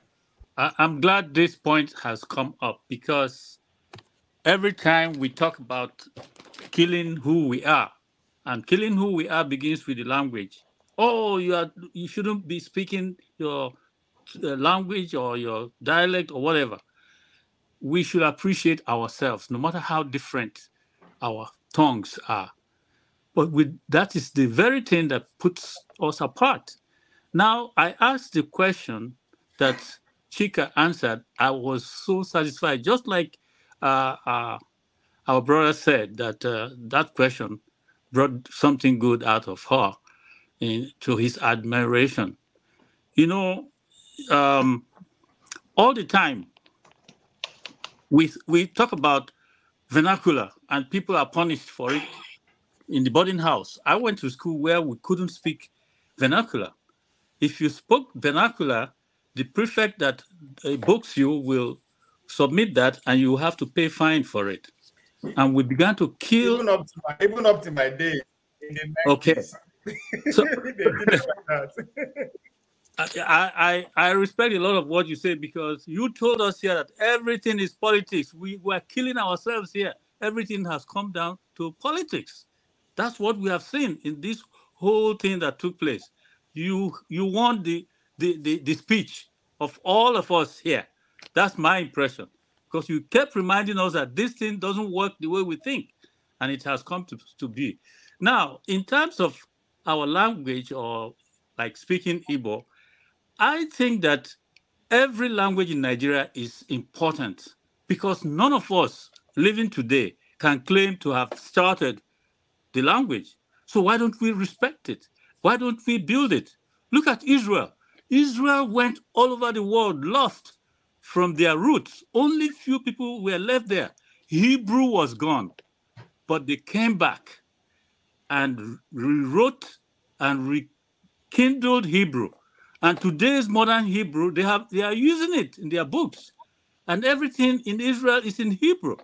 So they have come to stay. If we look at Israel from the age that we know it's supposed to be as a nation, Israel should not be in existence today.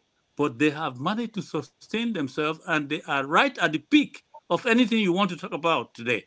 Those are people who know who they are, who preserve who they are, who didn't mind that they have been killed, so many, and only few left. The few have done a great job of reenacting themselves into a great nation to be respected for anything you want to respect a nation for. But we are busy tearing ourselves apart into pieces. Oh, tribalistic, all these things. Look at Israel. They still have their enemies, but they have stood strong above, with their head above water, to the shame of their enemies.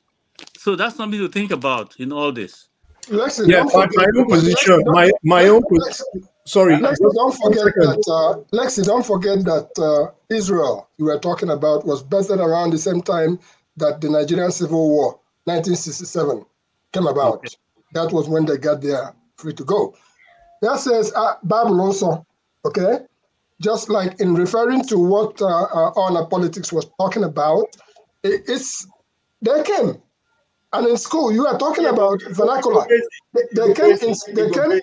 Hold on for a second. They came, and they started making you eat fufu with cutleries, spoons, and fork. And it became a way forward. Come on now. They told us everything we were doing was wrong. It's unhygienic, yet we were surviving before then. So what I'm trying to say is this. All our big men, if I use that word, big men, if they can give a little bit of whatever they have acquired in life for the preservation of the language. Go back to the schools and make sure that Igbo Bike is taught, or Igbo, whatever, in your own area. If we can invest a little bit on that, we will not suffer like my friend in Lagos, who said that his children, all born in Lagos, none of them knew how to speak one Igbo language. It was barefoot to. Okay, I just want to quickly say that I think there are two things at play. Mr. Scribe, hold on. I said I mentioned Uzo. Uzo should speak. So please, after Uzo. No, but okay, I thought I was going to. I was talking when I dropped, so I thought I was going to take it. So, I didn't know. I'm sorry. No, that's fine. Uzo can go. Okay, thank you, Dr. Dameji. So, Scribe, you see, the meeting that we have here, I see it in it's a conglomeration of a lot of things that are on my mind. You have technology that mentioned, that AI that Mr. Scott alluded to, and the question the author was also asked questions about it, and what Igbo Basics is saying here. He raised a point. Somebody once said, I think it was Mo in it too, who said somewhere that if you call your plate or somebody will use it to take trash. You see, what the Lacey is saying about Israel, we should think of it as ourselves too. What's the population of Israel today? And what's the population of Igbo people? You know, when you think about the people who are more than 40 million people speaking a particular language, every language in the world is a gift of God to humanity. And you don't know where the next invention is going to come from. People speak very little, small languages of 10 million people, 5 million people, and they're still writing in those languages. But our people are the only people who think that because we have the privilege of speaking English, we should put our language on the side. We can have advantage. We have the advantage of having the two languages. We have our own language and we have English, so that when we have two things to get, we're better off rather than say, okay, we substitute English for, because everybody speaks English in Igbo land, we shouldn't care about our own language. If somebody makes an invention and says, I must talk about it in Igbo, believe me, the world will come calling to know what it is, if it's something that the world wants. Igbo language is not, what I was going to talk about was transferability. That's why they say that people don't write in Igbo language. People say, oh, Igbo is not complete. It doesn't have this, doesn't have that. Igbo is one of the most gifted languages of the world. If you can give me a second to talk about it, just a second. In terms of the sounds of the language, Igbo has sounds that only a few languages in the world have. Igbo have expressions analytical, where other languages like English are synthetic. Like Igbo trying to do things in terms of conceptualizing things that they say. And our people don't think if there's no one word that matches in English exactly the same one word, then it doesn't make Igbo cannot say it. No, that's not true. So that's why I said Igbo basically we should talk somehow, because this is a gift that God has given to the world. AI is on the block now. And what does AI do? AI goes and mines data from all over. And language is at the root of it, The language they're using English, basically English, but English, Igbo has a lot to contribute. I'm talking to the technology guy, brother here now. Igbo has a lot to contribute, but only that we are the ones minimizing our language, and we shouldn't do it. Let me use my time.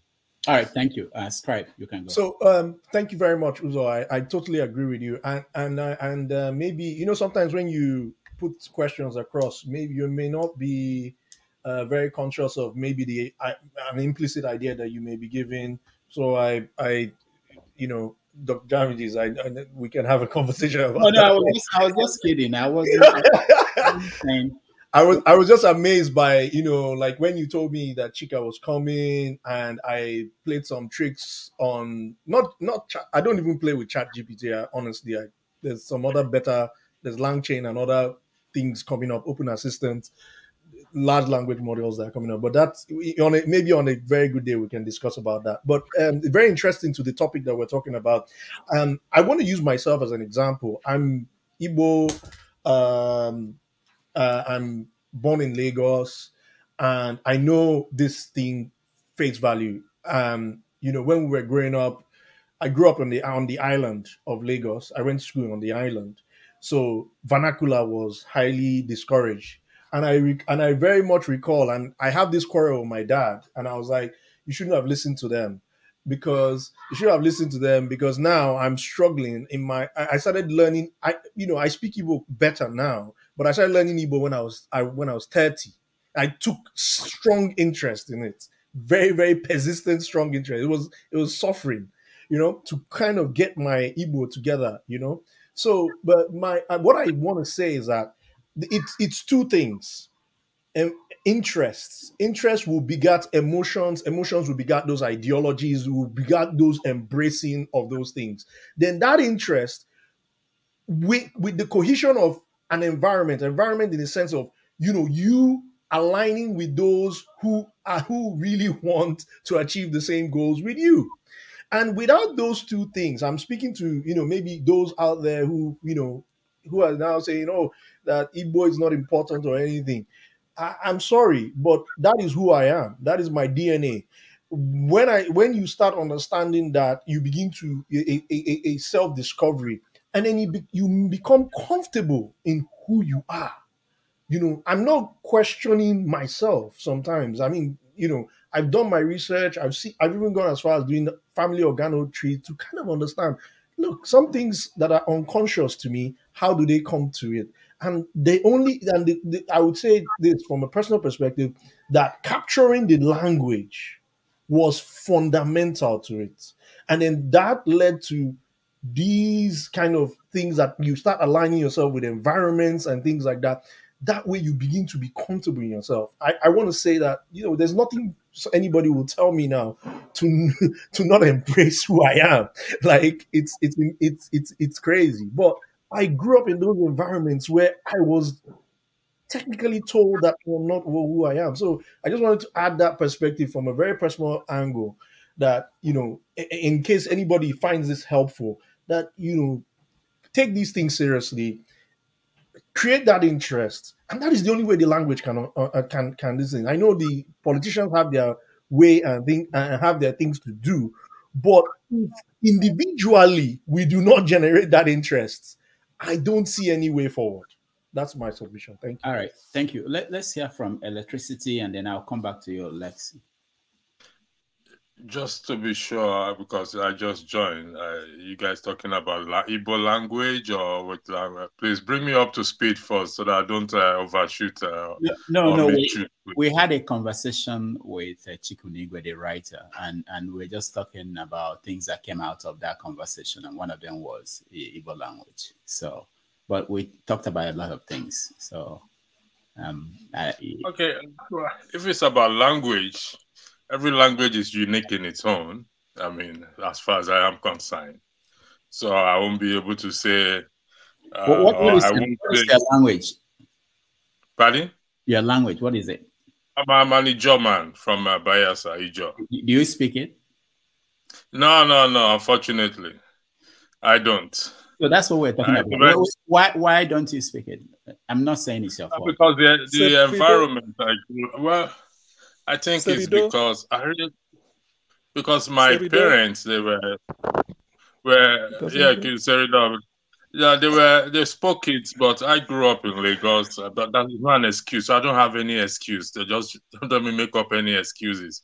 It's a painful thing that I don't speak it. I wish I could speak it, and it's a painful thing that my kids also are not speaking it. And but in that regard, there's nothing I can do except I go for a special tutorial to learn it for them.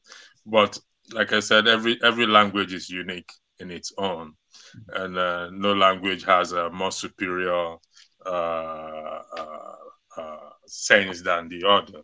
But language is interesting. I've always admired the Chinese. that wherever they are, when they have their kids, even in a foreign land, you find out that the children start to speak the language. It always amazes me how they manage to do that, to be honest. And even the Yoruba. Even the Yoruba. Yeah, the Yorubas as well too. No, well, I wouldn't. No, I won't give. No. I don't think so. But the Chinese are very, very disciplined in that area. Even they born the children in the desert itself. They will speak, and the children is going to a normal school where they speak. Because that's the only language they use. That's the only language they use officially in schools everywhere. That's the only language. No, I mean in foreign lands. In foreign lands.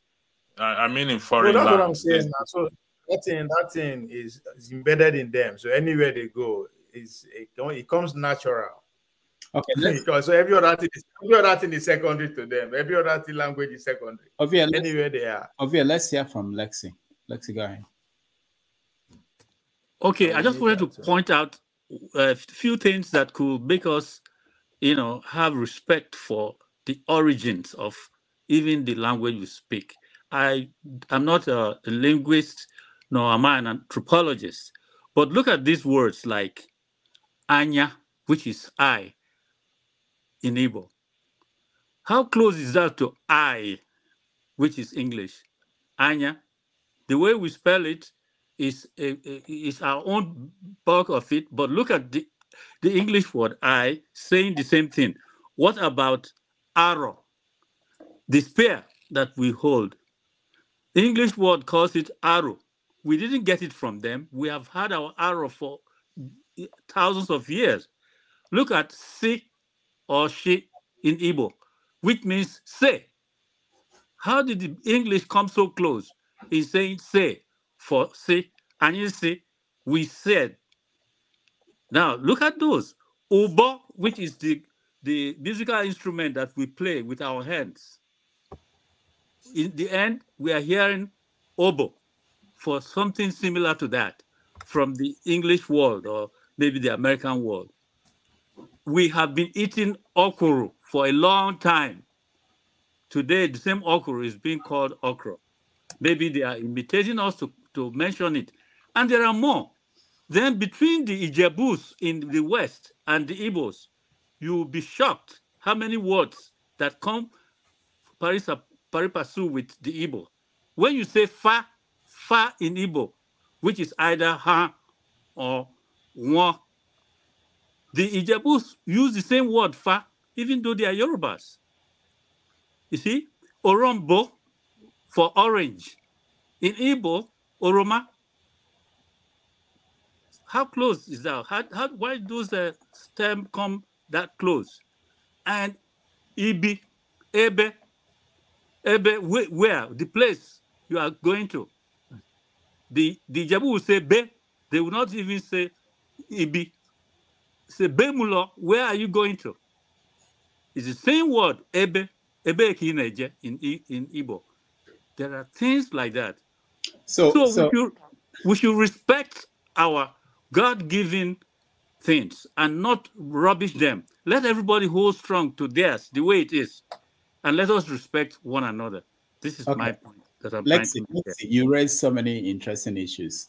So, people who study anthropology, they will tell you that all of us in West Africa, most of the ethnic groups today, especially all the people here, Igbo, Yoruba, Ijo, they are from the same Bantu group. That left the Central Africa, East Africa, and started spreading across Africa. The same. There are places, I have friends from Kenya, especially the Luos. They answer names that are exactly like Igbo names. They could call any Igbo name, but no matter how complex it looks, because they have similar names. They have all the Oko, all the Oo in their names. So because we've not explored our history, we tend to more or less want to fight, want to fight about it. Nobody asking where we are from, who we are, where we are from. Nobody is asking that. How do we end up in that space? So we don't spend time on that. We'd rather look at what we see today. I like what electricity. You think everybody come from us, but we did not come from anywhere. Every other person come from us. Hold on over here. There's something that not just misascribe, also people who grew up in Lagos. Most of them, we don't see this, that what Lagos does to all the different ethnic groups. So people run to Lagos and then they end up having children who are Lagosians, just like the way America makes people who come in here. You may restrict yourself, you may hold yourself, but at the end, your children will become Americans, nothing else. If you try to force them to have one foot in wherever you come from, their next generation will become Americans, period. They are not going to remember that they were Irish or they were Africans or they were whatever. Sasha Obama, and they are not going to ever think they are from Africa, East Africa. Obama can go there and take pictures and come back, but that's it.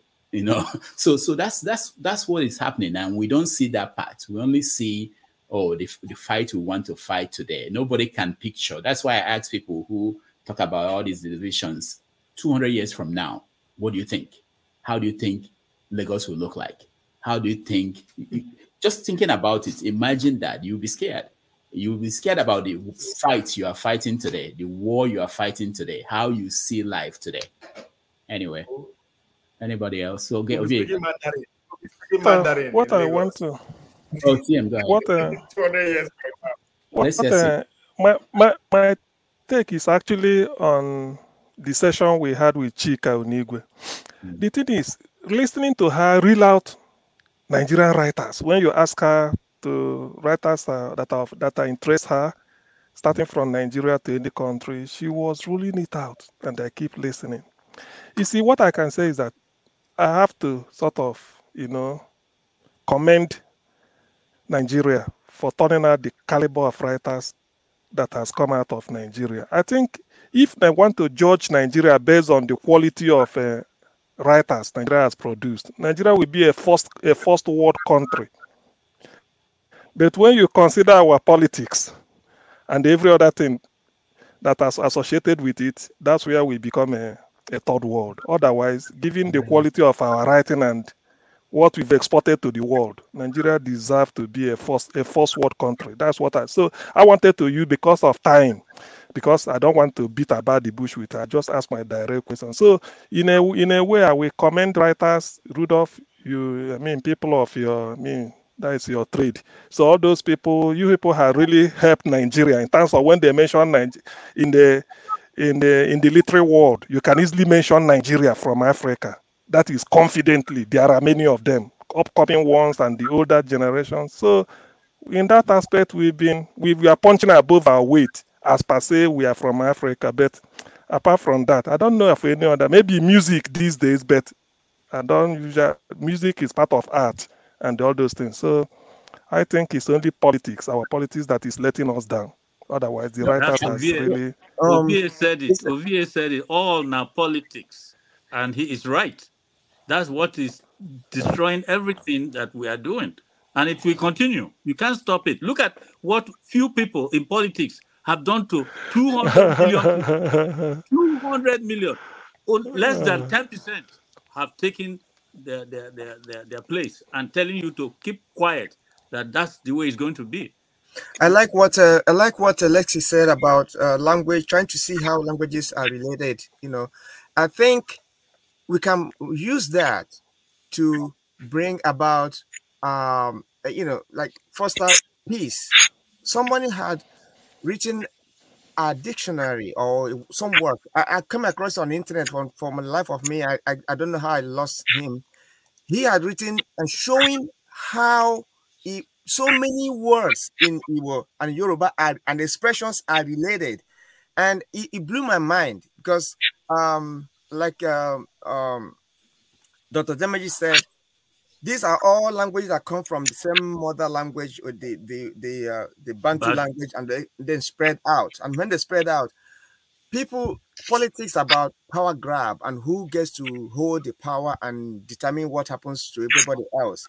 But when we come to use something like language and show that, look, if you knew that somebody, your great-grandfather and his are related, the conversation will change. How you look at that person will change immediately. So when you look at language and see that, oh, we're not even as different as we think we are from Yorubas. The differences we are seeing are just on the surface. deep down at the root, these languages are closer. No, it's beyond that. It's not enough. It's beyond that. You see, Dr. Rudolph Okonkwo, some people will turn around and call him Konkwo. Eliminate the O. And if he accepts Konkwo, before you know it, it becomes Konkwo. Before you know it, they'll take away the No, W. that's not my point. I'm not saying that. Hold on for a second. I'm talking about where the damage has been done. The damage was done when Igbo, IGBO, Igbo National High School, Oyibo man came, he called it Igbo National High School, IBO. And they started eliminating everything to make it comfortable for them. It was the late Chika Unigwe, the writer of The Capitalist Nigger, the publisher of African Sun Times, that drew my attention. I said, Alex, at the beginning of we do Igbo Basics, he says, we are Igbo, not Igbo. Therefore, make sure that you remain with it. So the issue we have is that even in families, my daughter, my last daughter, she speaks fluent Italian. Fluent Italian. Wow. Because that is taught in their school. And she'll be visiting Italy soon. But Igbo language, she will say, Kedu, Ekime, Bia, Yemli, and there it goes. So it is within us to go with Lexi and Uzo.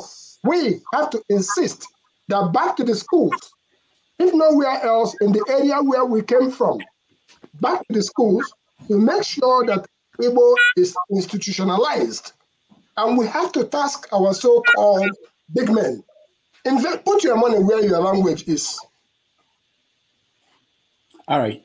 Yeah, go ahead, Lexi. Yeah, I wanted to tell Igbo Basics that I have made his program.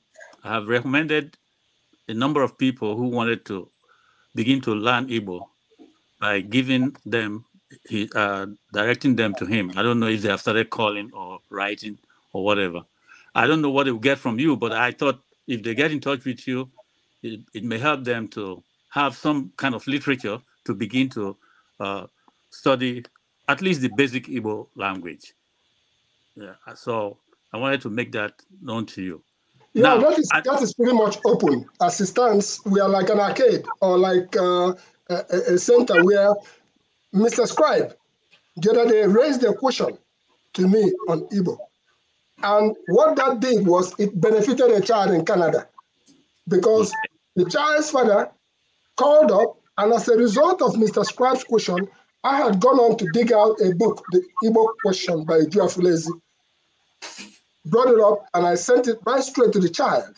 So in terms of what you are talking about now, we have an array of people and places who are actually doing the Igbo language as it stands right now. So we can readily assist anybody, help anybody to get to the answer. If we don't have the answer, we know somebody who has the answer to the question that they're asking.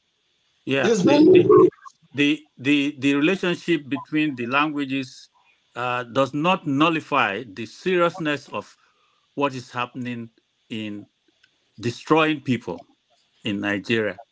The killings, the hatred, and things that you can't stop. Cain killed Abel, right? That's in the Bible. So even with that relationship in languages, it doesn't mean that we are safe to remain the way we are now. We can't say because we have common phrases or things that are related by what we speak, then we should just let everything flow and let the person that has become the president now give him a jolly time. We are not being careful in building up society. Lexi, you cannot run away from your shadow. This book says legal terminology in Igbo language. Never been published. But over here, I have one that says Igbo, Hausa, Yoruba, all interpreted, not been published. I walked into Avington a couple of days ago in a store, and there were 3 Igbo men there at the shelf buying something. And I just said something to them. I said, no matter how trouble I see, they cannot stamp out all of us. What did I just say? If you walk around the street, you see somebody who looks Igbo. Like so you. we're the only ones to survive. The ones at whom should die and perish. No. It is the ones that are outside Maybe Nigeria did not know what they did when they scattered us all over the place. We become of third generations. People outside are the ones that are going to make that difference the same way that Israel made a difference for the survival of Israel. That is my sincere belief. I have a question for you. I have a question for you and Igbo Facebook and Lexi. Okay. The way Igbo is speaking now, is this how it was spoken 200 years ago? Okay, hold on. Let me call my great-grandfather to see if I can answer. Electricity, before they answer, let me give you the chance. You want to say something? Well, I just want to know that as it goes. The truth is that it's not. No language. It will tell you how it's going to be the next 200 years. Yeah, no language is static. It continues to change. There are people. You see, the problem with what I think it was somebody said it here. What was going on is that there's a problem. Chika also mentioned that there's a problem with language, that you don't have people who are constantly studying it, writing it, and reading it, because you don't have people who are advancing it and improving it. When you look at English, every year, Oxford Dictionary, we add new words to the English language. Okay, that should be happening with every other language. If you're not adding new words, new expressions to it, it's going to die. So it's not that any particular language is immune from being in that situation. In fact, many languages die every year, and that's what the UNESCO is worried about. That eventually, one guy died in India last year, and they said he was the last person to speak his own their language, and it's going to continue. You see Lagos, what Lagos is doing and nobody noticed is that Lagos is producing people who can speak any other language other than English. And there are millions. Just think about it. If you have many electricity now, next generation, there's no connection. So it will be interesting. Go ahead, your question or comment. Sorry. I was talking about the political correctness. No, Lexi, hold on. I'll come to you. Let's hear electricity. Yeah, go ahead. When I came in, I observed Mr. Igbo Basic reading the Bible up. So I really want to know. You got scared? Huh? You got scared? Oh no, never. In my mind, I'm kind of thinking: what is it called? Is it talking about Israel and making comparison to? I don't know. Please, I want to. Could you shed light on what he was trying to say, please? Okay, let's get Lexi first, and then. Yes, I brought that up. I was saying that we should stop discounting ourselves. If you listen to Martin Luther King Jr., he says, when people say you are nothing, do not accept that. You are somebody. When they say you are nobody, don't accept it. We are doing everything now to destroy who we are. And none of us alive today made us who we are. We should respect what we have and let it come to be part of us today. And there's one young man from Los Angeles who came to marry one of my tenants here. And he happens to be from Delta, Asaba area. When you call him on the phone, his answer is in Igbo. So he went to work and they asked him, what is that thing on your phone? How come when we call your number? Because he's a sheriff in Los Angeles. He said, whatever you hear people say in English, when you call them on the phone, it's the same thing I have said in my own language. My language should have a place in this world. So I don't want it to die.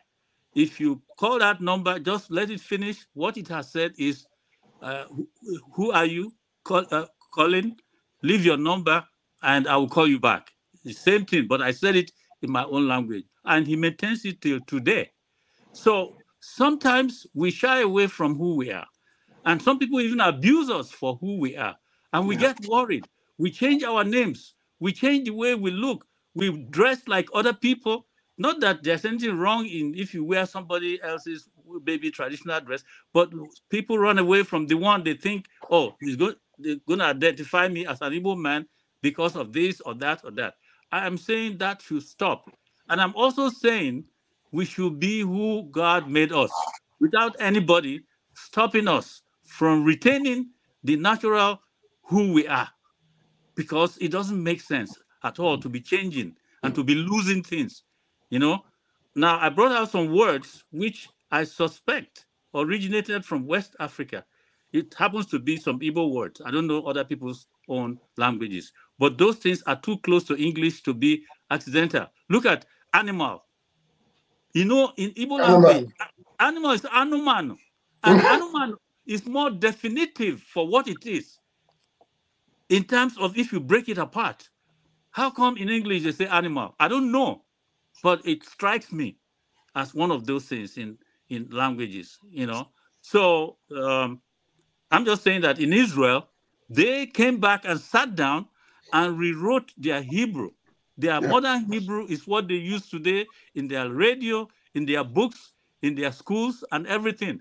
And how many are Israelis in the world compared to some of us who come from sub-regions of even one country?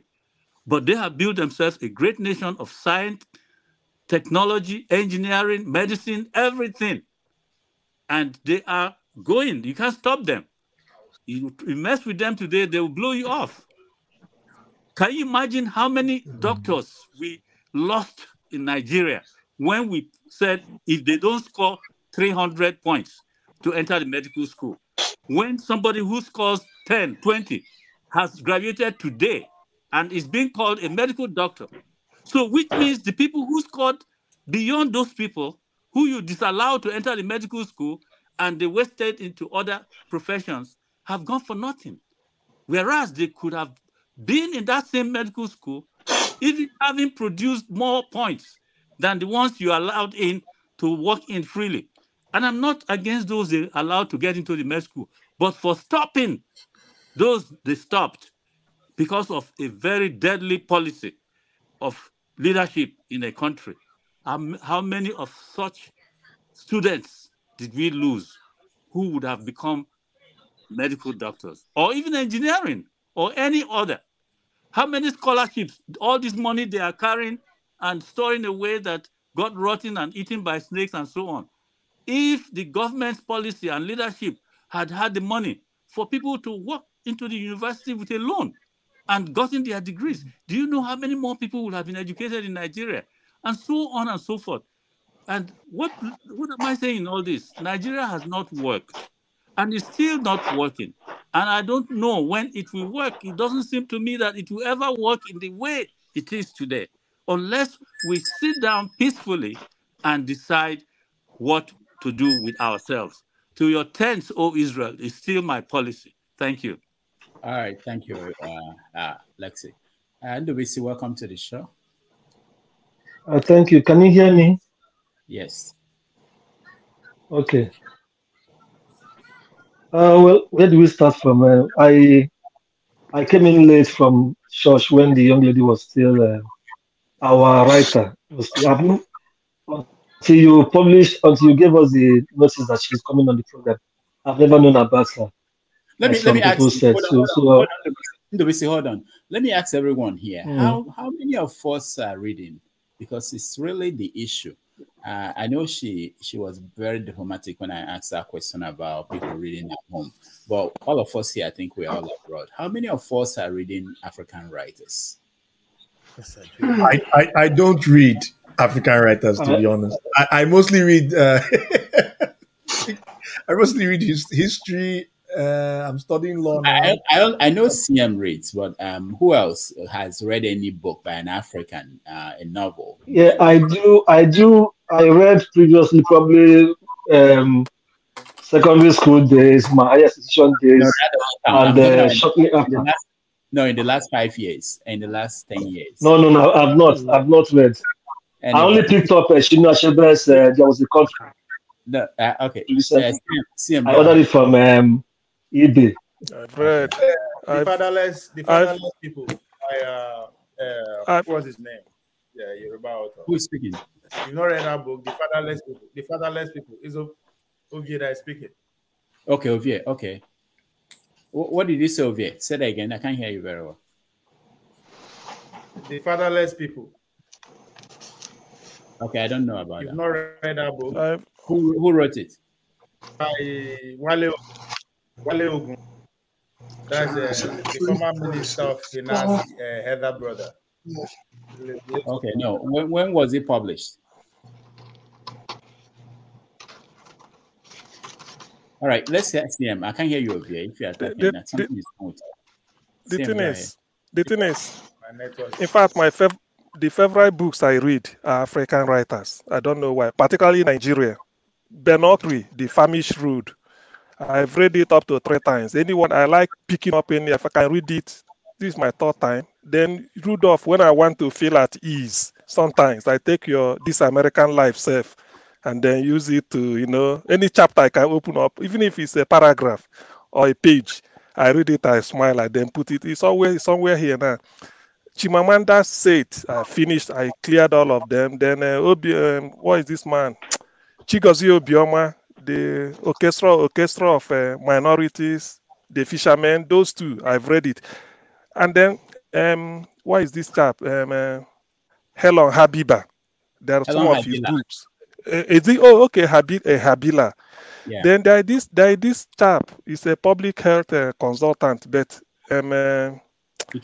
what is it? Rudolph. Yeah, Ikanya. He made me read Arundhati Roy, The God of Small Things, because he said that book inspired him. Then he has to go and do a degree in creative writing. But for me, I said, do I go and start doing all those debates? I know the thing is, let me now explain. The thing is, I'm of the science background, and I so much love my clinical biomedical science. But the artistic side of me, apart from dancing, is to read art. You can dance? Hey, Datego, Witiego. Oh, you said that. You have to host us in New York so that everybody will come over. And, that is, you will spray me. Can you send us this? One minute. Traditional. The only regret. Let me put it this way: the only regret till today, not that I can't do it very well. Quickly, Ibuoja, flute. That is the thing. That is what left. I can dance any traditional dance, English. I remember when we used to learn Michael Jackson backsliding in those days. So how you going to we do all the just close the door, a group of boys, we'll be learning it. So that when we go to party, Mpiaka, that one that you put your arms together and then I used to do that, but now I don't know what happened. So CM, probably, thank you. Yes. CM, let me hear more. It's very important. It's why I want CM to talk about what he has been reading is that I'm hearing noise. We expect to understand each other and ourselves even, without reading what writers. I don't care who the person is. It takes a lot to write, and sometimes years. This book that Chika wrote that just published was started in 2014, almost 10 years. I can tell you people like Cocaine Debate, there are books they are writing that have been written for the past 5 years, and it's going through editing, so it takes a lot for it to be published, and we don't read, when especially all of us that are outside the country. It's not about whether you can afford to buy the book. It's just that it's not part of what we do. And how do you support the writer if you don't read their work? So exactly. So even Oken Debate from Arrows of Rain, Never Look American in the Eye, I wrote to him, say, why not write your Biafran Eyes? Develop it to be a novel, because I read the essay. So the thing is that I like reading Nigerian authors. I don't know why. I'm just like by default. I like Shoyinka's what is it called? Shoyinka's the book of plays. I think volume 1 and volume 2. One is 10, one is that I have it. Just I've read all those drama. I have Shoyinka. I read it. Penkele Messi, the Arcade Years of Childhood. I've read all those. Then the one that I like when Shoyinka is angry, like what he wrote about Abacha, the open soul of a continent. he finished her. When you read that book, you know that Soyinka was really annoyed with her. In fact, a lot of things. And it's a pamphlet, but I like it. So I've read virtually, not really virtually, but I've read quite a lot I can lay my hand on. Achebe, all the Achebe, whatever Achebe wrote, Home and Their Way, Something and the Impediments, Arrow of God, Things Fall Apart, Man of the People, Antis of the Savannah, there was anything Achebe wrote. Then what is it called? And the trouble with Nigeria. Everything Achebe wrote, I have them in my library. I have it. So I maintain this. I like reading because I don't want to miss out. That's why I don't want to. That's just like I don't want to miss. I want an all-round. I all-round in everything, if it's possible. But I know it's not. But I try. Then complement it with my with artistic dancing and all these things. I like it, but I don't want to lose my background science. So I don't. Diagnostic medicine. Yes, please. I don't want to lose that. Yeah, so it's good that you're addressing this issue. It looks like you read African writers more than any of us here. The question I wanted to ask the author, and which I didn't get to chance. I think I did, but not exactly the way I wanted it.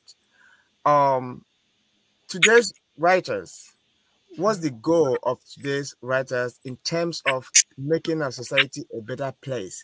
Because you're writing and talking about things are happening in families and stuff like that, but then there's also the people who we are as a people and how our faith, not our faith, how our life is directed.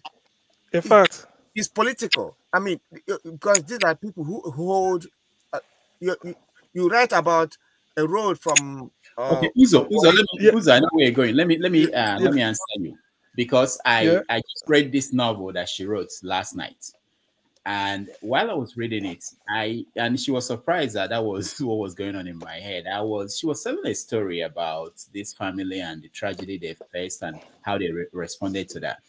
But I was thinking about that family as a metaphor for Nigeria. And the tragedy of Nigeria and how Nigeria is responding to that. There was an issue of people saying, let's move on. In the family, the main character was worried about the mom and the little sister, talking about moving on after they lost their father and their sister, senior sister. And I was, in my mind, I was reading it from the political angle. I was thinking about, this is like Nigeria. This is actually, and she was surprised that was my interpretation. And I know that in one interview, Achebe was in South Korea, and someone was telling Achebe, this year, Things All Apart is about what the Japanese did to us. And Achebe was surprised. So for the South Koreans reading Okonkwo, the story of what happened to people of Okonkwo, Umuofia, when the Europeans came, they saw it as, this is what happened to us, South Koreans, when the Japanese came. So writing and stories will take you to places you've never been. Take your mind to think about things you probably wouldn't have thought about without reading these books. So it's really very important for us, especially people who are influential, which all of us are, that we read and be able to share the ideas and the stories. Otherwise, when writing stops, then the society will pay a price for that. And part of the thing that happens with movies also in Nigeria is that most people who tell stories now in Nigeria, they want to tell the stories through the movie industry. So in the past, when I was growing up, you have Pesetas. I don't know how many of you read Pesetas. Yeah, we read that. I remember, Pesetas growing up. And Rudolph, just like Uzo said, Uzo was asking what I know the early writers, when you say Achebe, Soyinka, all those people, I know literature, really. They are talking about maybe humanity, art, telling of their story, maybe that one type of telling Africa to the world. But let me tell you, recently the books I read, particularly about Nigeria, one of them stand out, which is this, where the vultures feast. What you see here is oil flaring in the Niger Delta. Whoever reads this book, you must be weeping as you are reading it by Iko Konta. That's why sometimes when I'm commenting on Nigeria, I always say Ogoni, Niger Delta, this, because when you read this, you find out that I don't think any set of people, apart from wartime, can be treated the way these people are treated. When you read this, you find what is happening in the creeks of Niger Delta. And then when you read about the suffering, then you now sort of the contrast, you find out that the billions of dollars that Shell is making out of these people, and then you come and juxtapose it with the level of suffering. Include somebody will throw away the water he used to maybe wash his clothes, all these things, and then from the other end, the fetch the one he's going to use for cooking and drinking. You can't believe it. So when I read this book, it changed my annoyance about Nigeria. Apart from being an Igbo, maybe you relate our civil war and then you be annoyed if your father tells you the story. But when you read about this book, I'm not a Ogoni, I'm not a Joe. Thank God I've done read. Electricity said so. Then you read about this, you weep, you will cry. You say, what? The title is called Where Vultures Feast by Iko Okonta and Oronto Douglas. The Oronto is dead now. I think either they killed him or all those type of torturing. Yeah. Electricity. Go ahead, electricity. Electricity, go ahead. Yeah, just to further buttress your point. It's difficult for me and CM to agree, but we're agreeing on some things. just on the joking side. Actually, you don't actually need to read the book as such. Travel down there. I mean, reading the book is good, but when you travel down there, you will see what's actually going on. But like I still hold to my argument, and I will ever hold to it that I work on the oil rig, and so I know what it is like. I work on the ship as well too, and I know how disadvantaged are with the Play Stores, but I'm still going to hold our leaders responsible for that. I'm not going to blame Shell. I just have to be honest. I'm not going to blame Shell or Mobil Exxon, it's because of what we allow, and that is why it's happening. There are countries that they exploit oil in them, and Shell don't behave the way they behave just because their leadership or the leadership in that country put them under checks and balance. So while I understand that we're going through certain things back at home, I blame our leaders. I also blame all citizens because we hold the power. We hold the power to deal with these people respectfully and to take back the country and run it the way it should be run. So when my mother was in the village, I go to the river whenever I travel to see her, I fetch water. The same water we fetch is the same water we bathe in, the same water we drink. So I know these things, but nevertheless, we are not different from other parts of the country because the basic necessity is affecting everyone, not just the Ijaw person. The basic necessity. You see, the contrast is that you bake the cake, they lay the oil. See, without those this thing going through, oil pipes going through, it may not have damaged the environment. But then, in compensation, when you take something out, put something in, at least to help them. Do you know? Let me tell you one thing.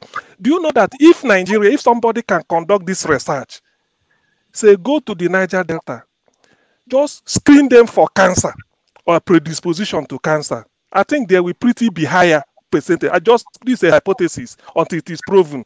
Then why am I hypothesizing like this? Because their exposure to toxins, to chemicals, either through the one they breathe, or yes. So that thing is enough. The only that people might not know. Maybe in future they will say, look, people from this area, this type of what is it called? This type of biological constituent is higher in people from exactly. So all those type of things. But when you look at it, I mean, I know that our leaders over there are failing in the mainland and then in the uplands. But this area, because you get something. Okay, let's assume that they are not prospecting for oil.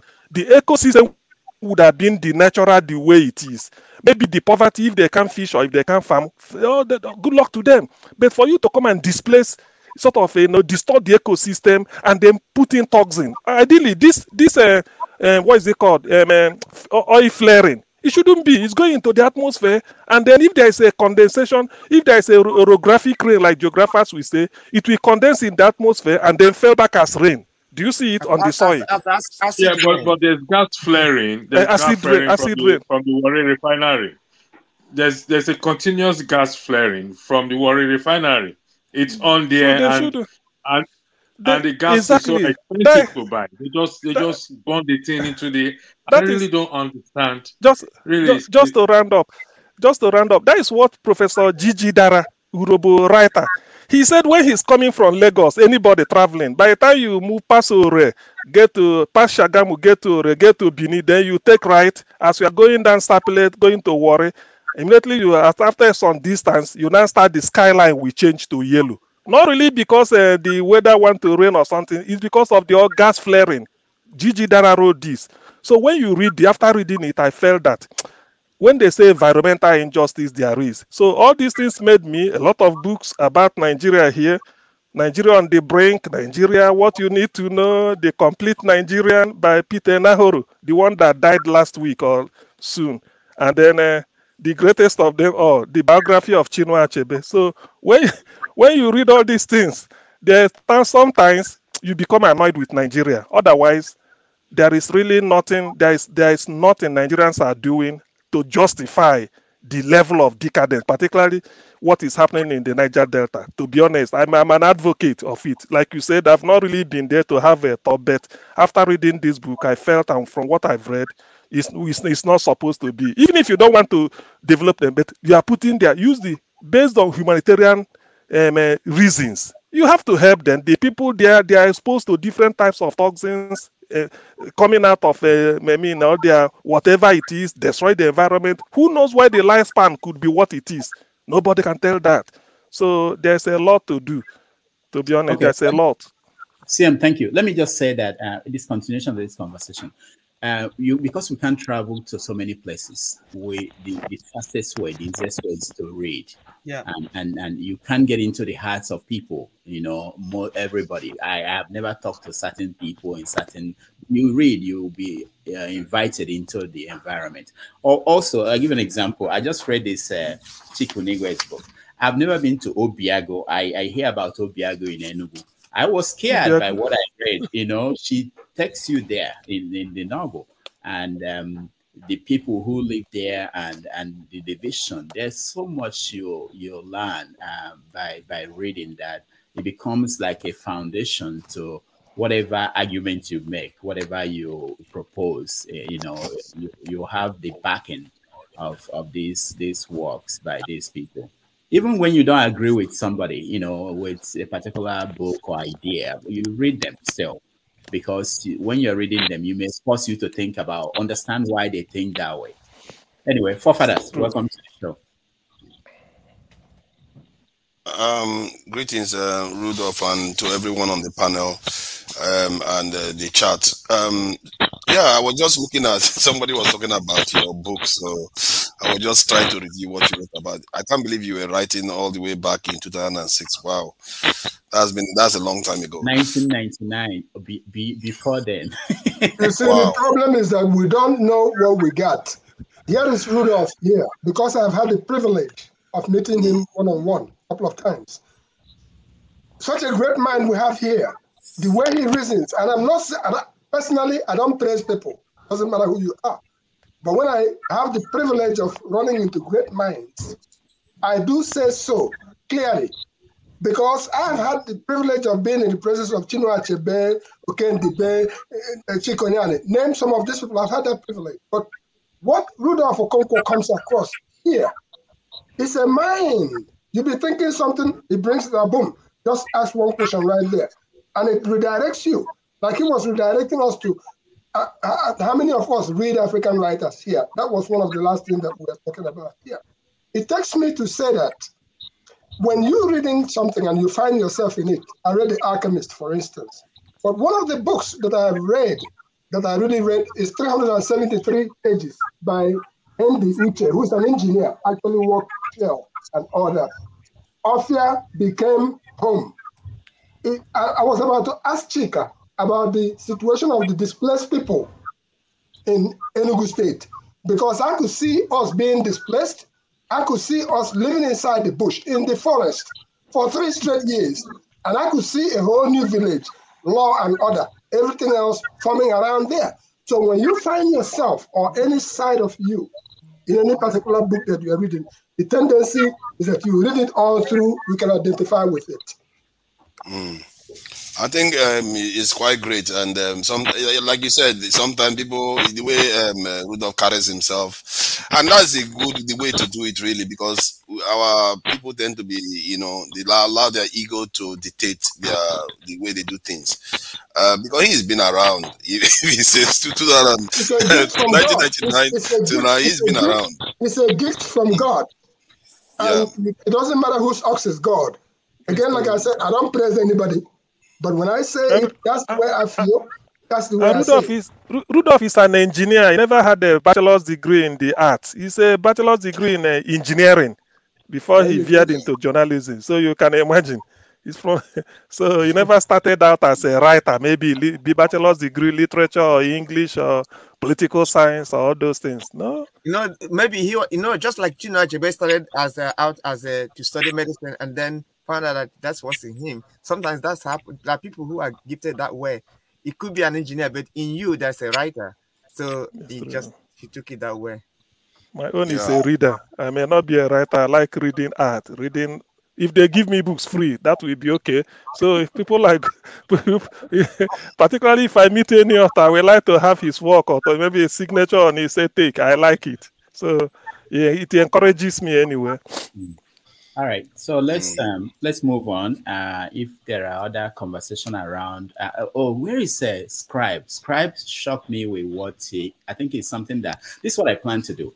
I plan to maybe once a month I'll bring a writer, but I have to get a commitment from you guys that if we announce that somebody is going to come, a writer, that people will read his work or her work, so that it will be good to discuss it. You know, otherwise it will be, people will be more or less lost in the conversation.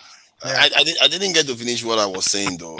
Before we start bringing, one of the, you know, I've read very, very few books I've read of Nigeria, and I don't even read much of books really, which is interesting.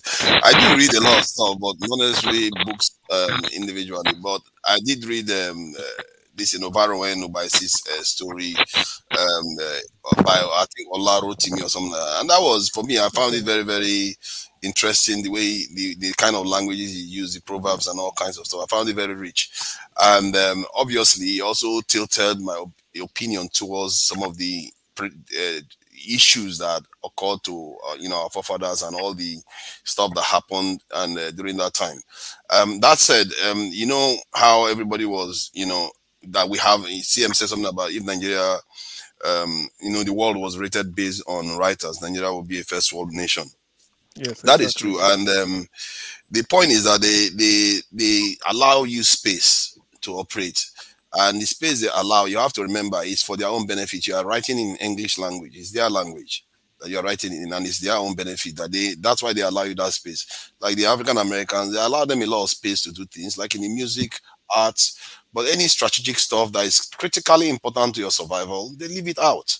They ensure you remain completely oblivious of that. So I would like to submit that if we are to be having people here, we should be having people that are of technological background. These are critical things. In Israel, I just learned that they are trying to even create a nuclear fusion reactor that can be contained in a container. And because I worked with a few Israelis, and if there's anything, don't bet against those people. They are determined people. They are not playing around. So this is something that we need to keep our eyes on the dial here, because while we are writing and dancing and praising all that thing, which is all good, those are cultural aspects. But we are in a state right now, for me anyway, that we need to be focusing on things that gives us real power in this world. There is soft power, it is true, there's soft power, but in the end, the determining factor is often hard, real power that is based on technology and your ability to secure yourself. So that is what we lack. That's what the deficit of Arowen Ubaisi lacked. And that's something we still haven't fixed to date. We have not even come close. So that's, for me, I think we should be bringing our best minds in technology so that we talk to them and some of the stuff they are doing. Who knows? We might be able to support some of them to actually make significant breakthroughs. Because we do have minds in Africa. I've been to labs where, like in Ghana, where they are researching malaria, anti-malaria medicine. That was well back in the early 2000s and late 90s. But we didn't bring it out until now. Europeans are bringing the vaccine for us. So we all need to be promoting our own technological experts too, not only writers. You see what I mean? Because these things are the most important. That's what we lacked, and that's why we are where we are today. Thank you. So, others, the question I have here is that any of us, Dr. Konko and the rest of us, has the Nigerian government reopened the Department of Chemical Engineering at University of Nigeria, Nsukka? No. There you go. That is what we are talking about. That country shooting itself on the foot simply because they are afraid of Obunigwe and the people who have already died, who manufactured those equipments from there. We should not be importing arms from anybody. Nigeria should not be importing any arms from anybody. Now, let them go back and reopen that institution, that chemical engineering department of Nigerian University of Nigeria, and then we can go from there. There are institutions like that across Nigeria that has so much to offer the world. But because of our so-called leaders who since the invention of 419, everybody must get rich overnight, they forget the goal that we are sitting on. And then we are now exporting talents around the world without actually harnessing the things that we have. I think you are right. I think those some of things, they need to reinstate it. You have to reinstate, no matter those days are past where you have to be worried about, Bunigwe and all that stuff. And this idea that some parts of the country, they give them different scores in terms of ability to attain a certain educational training, like in medical and all that stuff. No, you shouldn't be doing that. Right now, we should be going flat out. The best mind should be allowed to advance. We should be going flat out to achieve this in higher outcomes instead of limiting any segment of the country. I don't subscribe to that because they don't limit themselves. Other parts of the country don't limit themselves. Look at what they are doing to this is South, where there's oil spillage and all the rest of it. They are all advancing while they are leaving us behind. It's just the whole thing. They need to restructure the country from the point of view that we can't keep limiting ourselves all because we just want one country. We should allow everybody to prosper. It's true. Let every flower, let all the flower bloom to give a good rainbow. Let every flower bloom. Or something and it's going to serve all of us well. We don't have time to be holding each other down because the other people are not going to care about whether we hold each other down or not. You're just going to take advantage of us like they've been doing. I need to put a question to Mr. Rudolph, please. Okay, go ahead. Are you considering, it's a rumor. Well, let me put it this way. It's not true. Any rumor that didn't come from me is not true. That's why it's a rumor. That's why it's called rumor. It is rumor that you are looking at contesting into be a legislator in the next cycle of election coming. No. Are you confirming or denying that? Why not now? Why not? You should join them. Let me address something you said. Okay. So this is not about me, but let me just give you this example. I studied engineering. Most of you know this, and in my final year, I had to design a system. It's called the irrigation system. Let me just reduce it to that. At my university, which was FUTA. But I had to travel to UNN, UI, Ahmadu Bello University, and I went to their agri-engineering departments. And I saw, if you go there, and I wish people can go there and visit, you saw the works that students over the years, their prototypes of what they designed. We have done everything.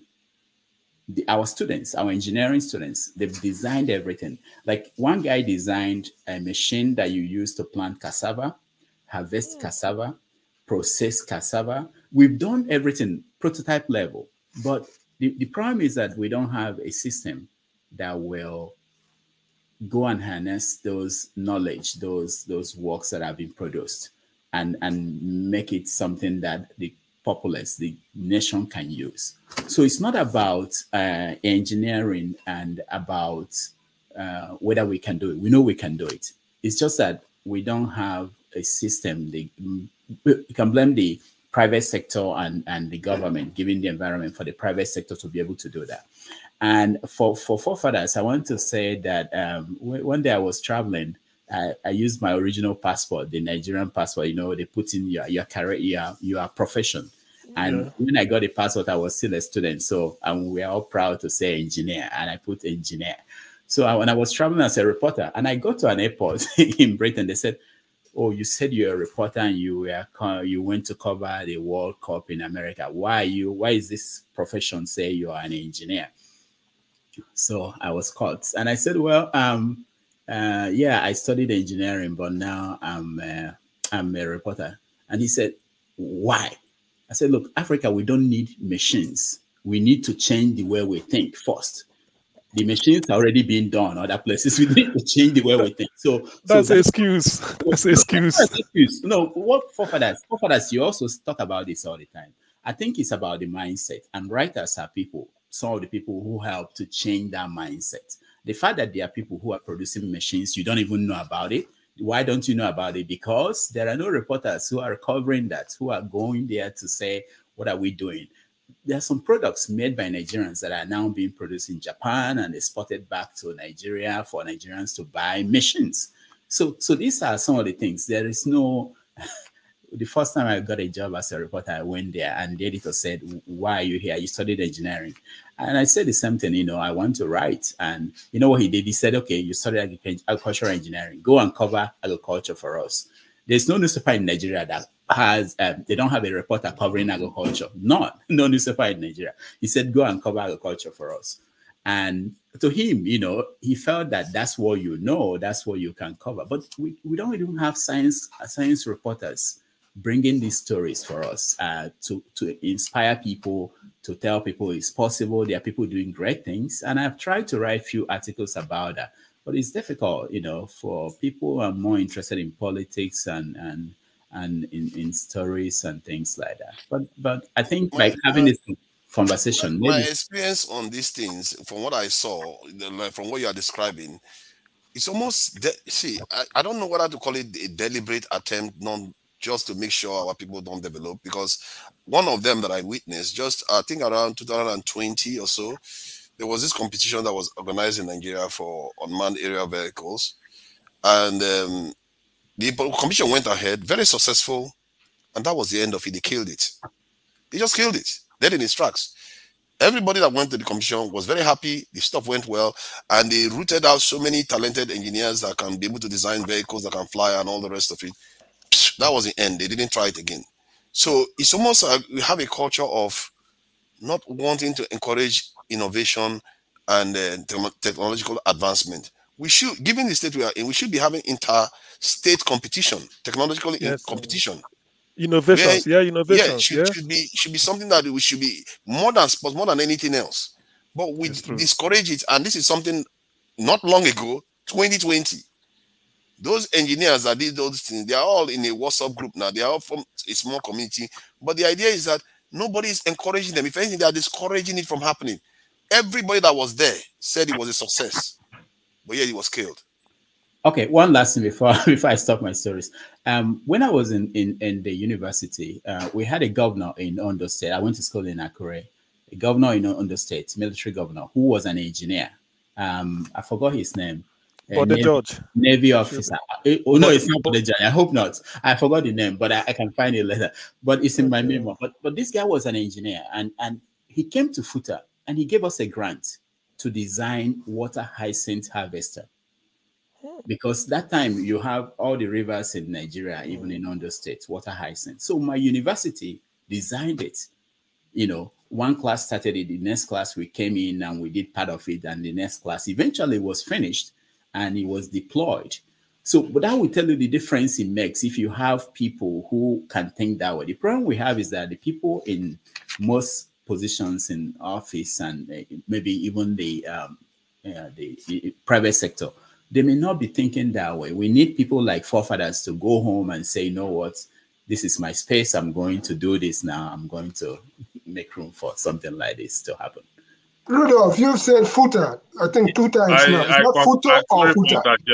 I went to footer, accurate, not footer. Okay, not footer. Yeah. Go ahead, Ed. I apologize, but I concur with Rudolph for forefathers to go home and to Nigeria.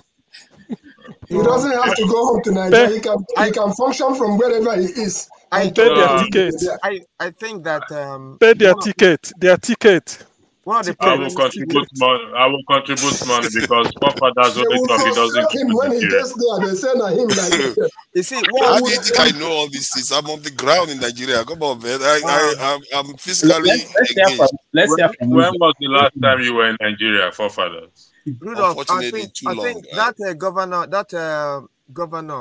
that you had in Akure is one unique example, and it's an exception to the rule. I think if the country has to move on in terms of technology and all this we're talking about, it will never be government. Government experience has shown that the government is never interested in it, and when if they're interested in it, those who are in charge, unless they can get out something immediately out of it, which will eventually kill it. Like they earmark 5 million for a project, you know, and then they have to take half of that as their bribe or something, and then the work will just end halfway. It has to be, how can we get this going with the private sector? In what ways can, you know, it had to start, even no matter how small, the private sector is the one that will rescue, will bring this country. If you're thinking about it, with the government, it's almost like building a house without a foundation. It will eventually collapse. It will never stand. So in what ways can the private sector get involved? No matter how, even if it means looking for funding from outside, whatever, how can this be done? Because, look, we have to research everything, because otherwise the country will be talking about this tens of 50 years from now, we'll still be talking about it. I mean, we'll be talking about it, but what are the practical steps to be taken so that somebody who has an invention will have it produced, and then,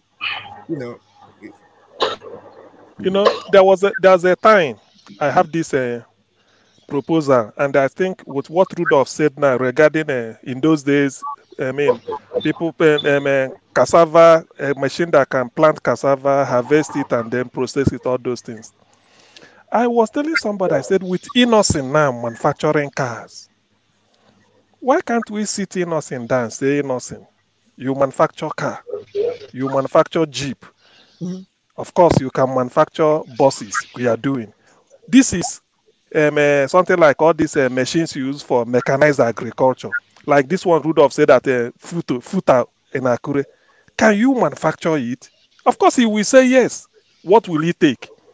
He could do it. Then we will start with that type of thing, so that type of made in footer, cassava harvester or whatever, will not be Nigerian brand. It doesn't mean whether you're not a manufacturer. So we start with that, because that is an ingenuity of the students, and the other universities will be encouraged. I've come to the realization that I was saying as an obedient anyway, I don't hide it. Said, why can't we make it that no university in Nigeria should be connected to the national grid? You have all the departments of engineering generate your electricity. Every university in Nigeria must have a bakery. You don't go and supply bread to university. The students should be able to, there should be a food science and technology. There must be a bakery. It should be run by them. You don't need all those type of They done it already. Lasso just produced their bread this year. I think last month the VC was showing it. Lasso made bread, and they are using it in the school. And I think OAU, or Buffalo University, they have Either they have a reactor, they produce their own electric in Yes. OAU. The same thing with bleach. They have Department of Chemistry, Industrial Chemistry. I remember in class in those days, they said this is what bleach is, a sodium hypochlorate, or I did hypochlor something, the formula. So say you can produce bleach. It's not that when you are an undergraduate, you say, I'm going to the supermarket to buy bleach. For what? Jig, Parasol, made somewhere. The university should be able to, university should be a mini country of their own. Because that is where the talent will be coming out. You have your bakery, you have your mini Department of Chemistry produces bleach, agriculture, and then the Faculty of Engineering is responsible for providing power for the whole university community. I mean, it's a challenge and it's possible. Let us really start from there. It's a challenge and it's possible.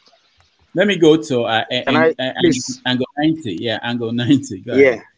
Okay, thank you, Mr. Rudolph. I want to come in from where Mr. Uzo stopped. You know, he was talking about government, private sector taking the lead when it comes to what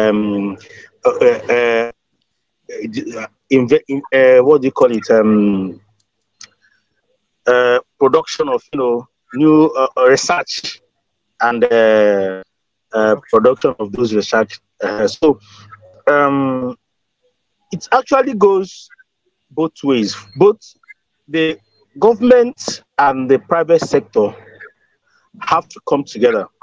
Number one is that there are things that you cannot produce, no matter how smart you are in a country, without the government allowing you to produce it.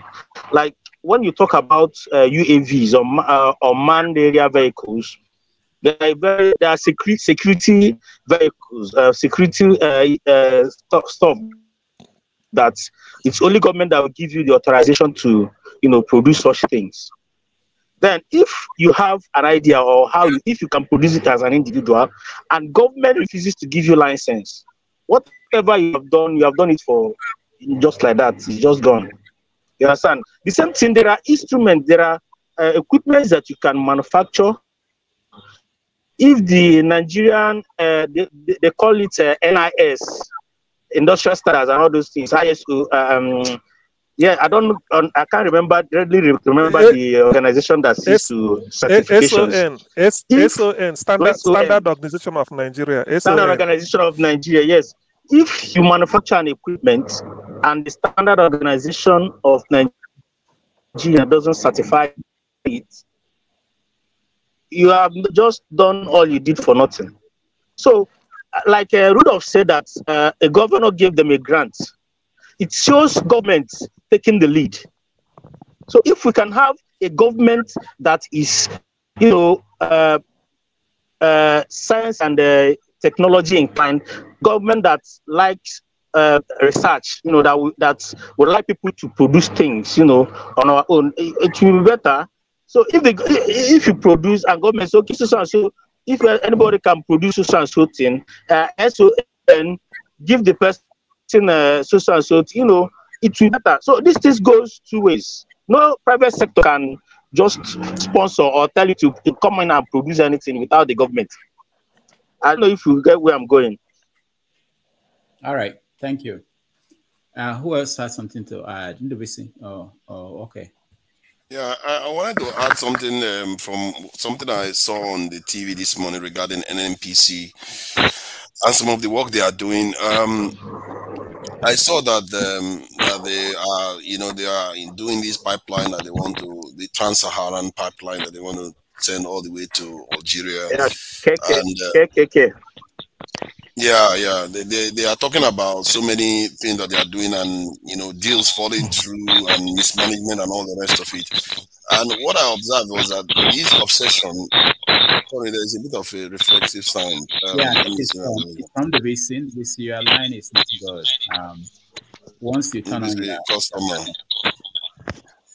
Okay, so they were talking about this, and I was like, there's this obsession with. I understand the idea of the pipeline going to Europe because that's where the market is, and we can use it as leverage. But historically, we don't seem to have much of a leverage towards them. So I really. It's really troubling to hear the way they go on about sending this pipeline to this in Europe. And you couple with the fact that most of these North Africans and Europeans, they don't care too much for our own this well-being. Why is the obsession? Why not send this pipeline to neighboring countries instead? West Africa, towards East Africa, and this is southern this in Africa, like towards the Congo and all the rest that don't have this in oil, so that you can within the African continent you can start having industrialization happen. So for me, and if you look at from hearing the description that they gave about the Niger Delta, what they are going through, these people are going through hell to send resources to countries which some of them actually refuse Nigerians from escaping from Sudan recently. They are saying that we should bring this passport, even if they are part of the African Union, which is supposed to be illegal, and they're asking us to bring visas and everything to get into their country from a war-torn nation. The way these people treat us, they treat us like that, and we are pumping all our oil to them. For what purpose? I understand the geopolitical relevance of it, but for me, I'm not sure it's going to pay off the way Nigerians are thinking. And many of the northern part of Nigeria, they would rather, we are sacrificing everything in the south, sending all these resources to the top, and this in the north. That there has to be some sense of equity here, or some sense of fairness, whereby if you are getting something from somebody, you are giving something back to them. And I would advise the ones in the south, okay, let them keep pumping all those things to the north. When they do all those things that they want to do, that's when you demand, you have your leverage. Because without you, then they can't get anything. That's when you have your leverage and you make your demands, and they have to fix those neighborhoods and make sure. Because if you go to Bielsa today, it's ridiculous. Exactly, it's really ridiculous. Yeah. It's almost like the more you give to Nigeria, the less you do. Yes, you poorer you are for it. Yeah. It's just ridiculous. Forefathers, the conversation you were having yesterday, I remember it was you that was talking about Abacha importing oil, importing petroleum products. Yeah. Correct me if I'm wrong. Okay. Yeah. What is happening is that we are self-sabotaging consistently in Nigeria. Self-sabotaging by, first of all, our leaders, whoever find themselves in position. The oil pipeline that you were just having a conversation about went to the north. It was during my own time as young man that pipeline came through Aba. It passed through Sisioma in Aba. My elder brother actually had a big piece of land where he was, that the late King Charles, Uncle Heke. He had a piece of land where he was going to be fabricating suitcases from there to start manufacturing. He was to manufacture Fabergé products, including this brood for men and stuff like that. And this pipeline came right through that land up to the north. And that condemned that particular dream and that particular land. So what am I saying is this. Our leaders have to sincerely realize what we have. I remember Aba is the same place we call the Taiwan of Africa. Aba can manufacture anything. Aba can produce anything. That city called Aba, that's just the culture of the place. Right now, somebody makes pills with Olubu. And the pill, yes. I think it was one of those former INEC chairman, Maurice Iwu, that had that done. Now we are going to be buying the pills because it's been brought in as a Igbo man. The earlier we start realizing what we have, which is why all those foreign countries are pouncing on us and trying to keep us down. So we have to start one by one. If any of the leaders is your relative or you know any of them, try to appeal to them. Just an appeal we are making. Let's make ourselves better so that those people, we can trade from a position of strength, not weakness. Yeah, that's what I'm trying to say for now. Do we have a pipeline that is going to West Africa? So I learned that there was a pipeline that was meant to go through West Africa all the way to Morocco. Is that one going on now? Because it appears that this NNPC seems to be emphasizing the trans-Saharan one all the way from Nigeria to Niger and all the way to Algeria. Because the idea is that, for me anyway, I feel like the people that we really need to empower are the sub-region, the sub-Saharan African region. That's the area that really needs empowerment. And then if you want to sell the oil to Europeans, yes, you can sell the oil to Europeans, but you have to supply this in that oil to all the sub-Saharan African countries instead of running it all the way to Niger, then straight to this in Algeria. Those ones, you are literally arming them to do us damage. Those ones, they don't see us as the same people. And we have to start learning that the people we need to empower is our own group here that is the weakest on in terms of the size of our population. We are the weakest in the world. It's just ridiculous. And I just feel like we need to be doing more to be empowering ourselves and remove all these shackles that we put on ourselves not to develop, not to advance. It needs to, it just needs to go. We don't have the luxury of, I can understand the instinct, after the Civil War, not to hold some parts a little bit down because they are worried that, okay, something will flare up. But that is how long ago? That is more than 40, 50 years ago now. Move on and let's start developing ourselves because the world is not waiting for us. Sudan now, this war that is going on in Sudan is basically a proxy war. It's not the people that, because what they do is one person comes and meets this warlord, the other one comes and meets this warlord, then they harden their position and say, you don't give ground to the other guy because that guy is under the control of foreign other powers, and you are our guy. We will support you, fight this guy, you fight your brothers. And African people keep falling for it over and over again. You forget while you are fighting, your country is not developing, your country is falling apart. How do we fall for these things over and over again? And they themselves are developing non-stop, day night. Continuously developing. Continuously develop. So you see, to that extent, I think what it takes a leader, it takes the leadership who we see through this. That's why I remember what George Bush said. He said they can never sign any agreement that we put the Americans out of job. I keep quoting that sentence.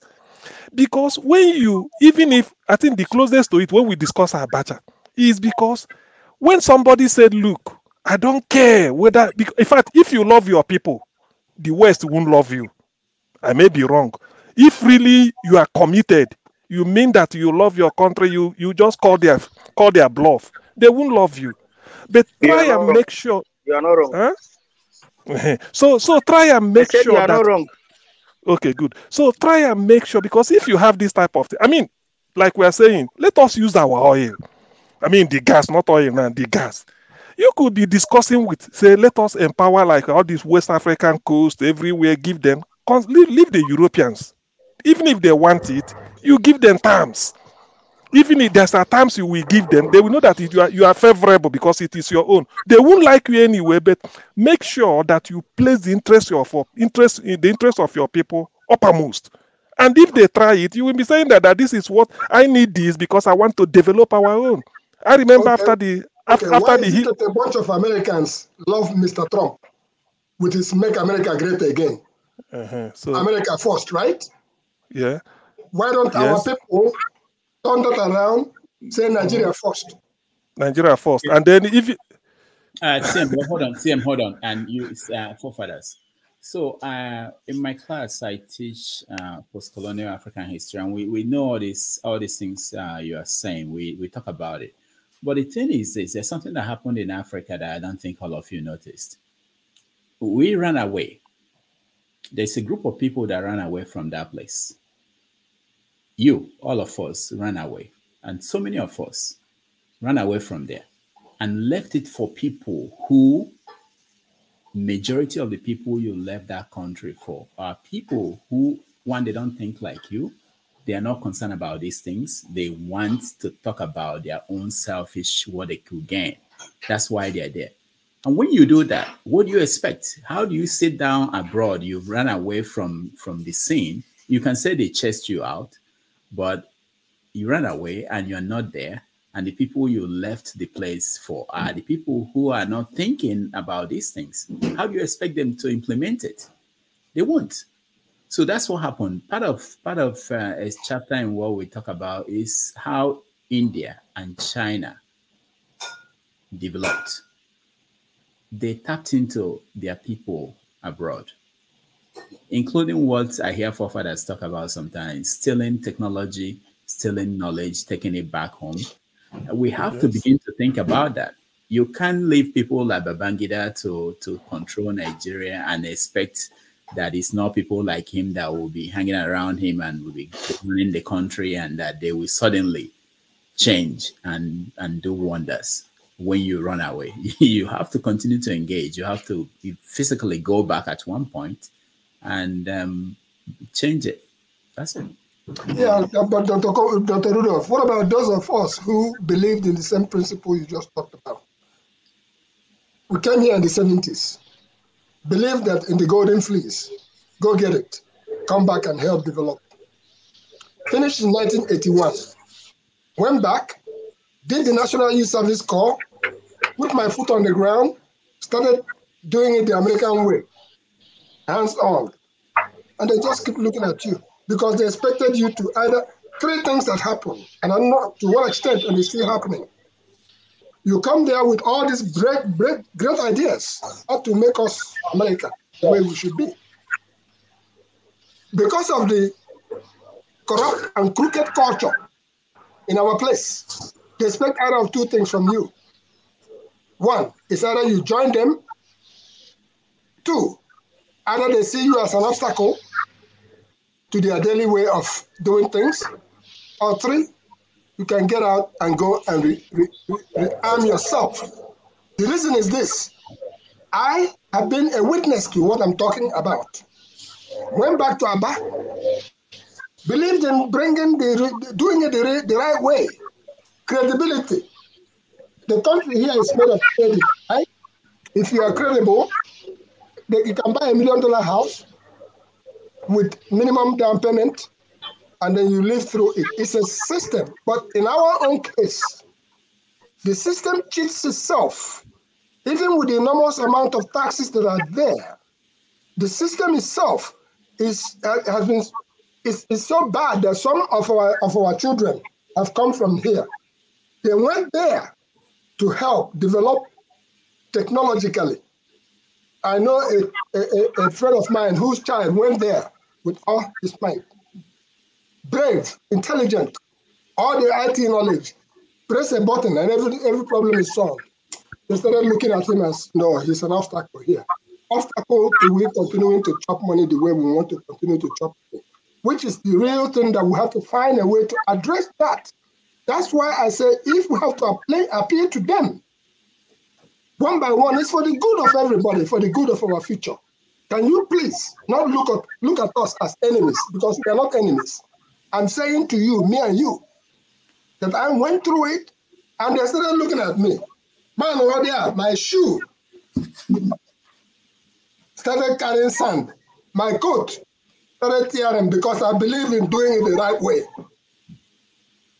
At the height of the introduction of 419, I had a choice.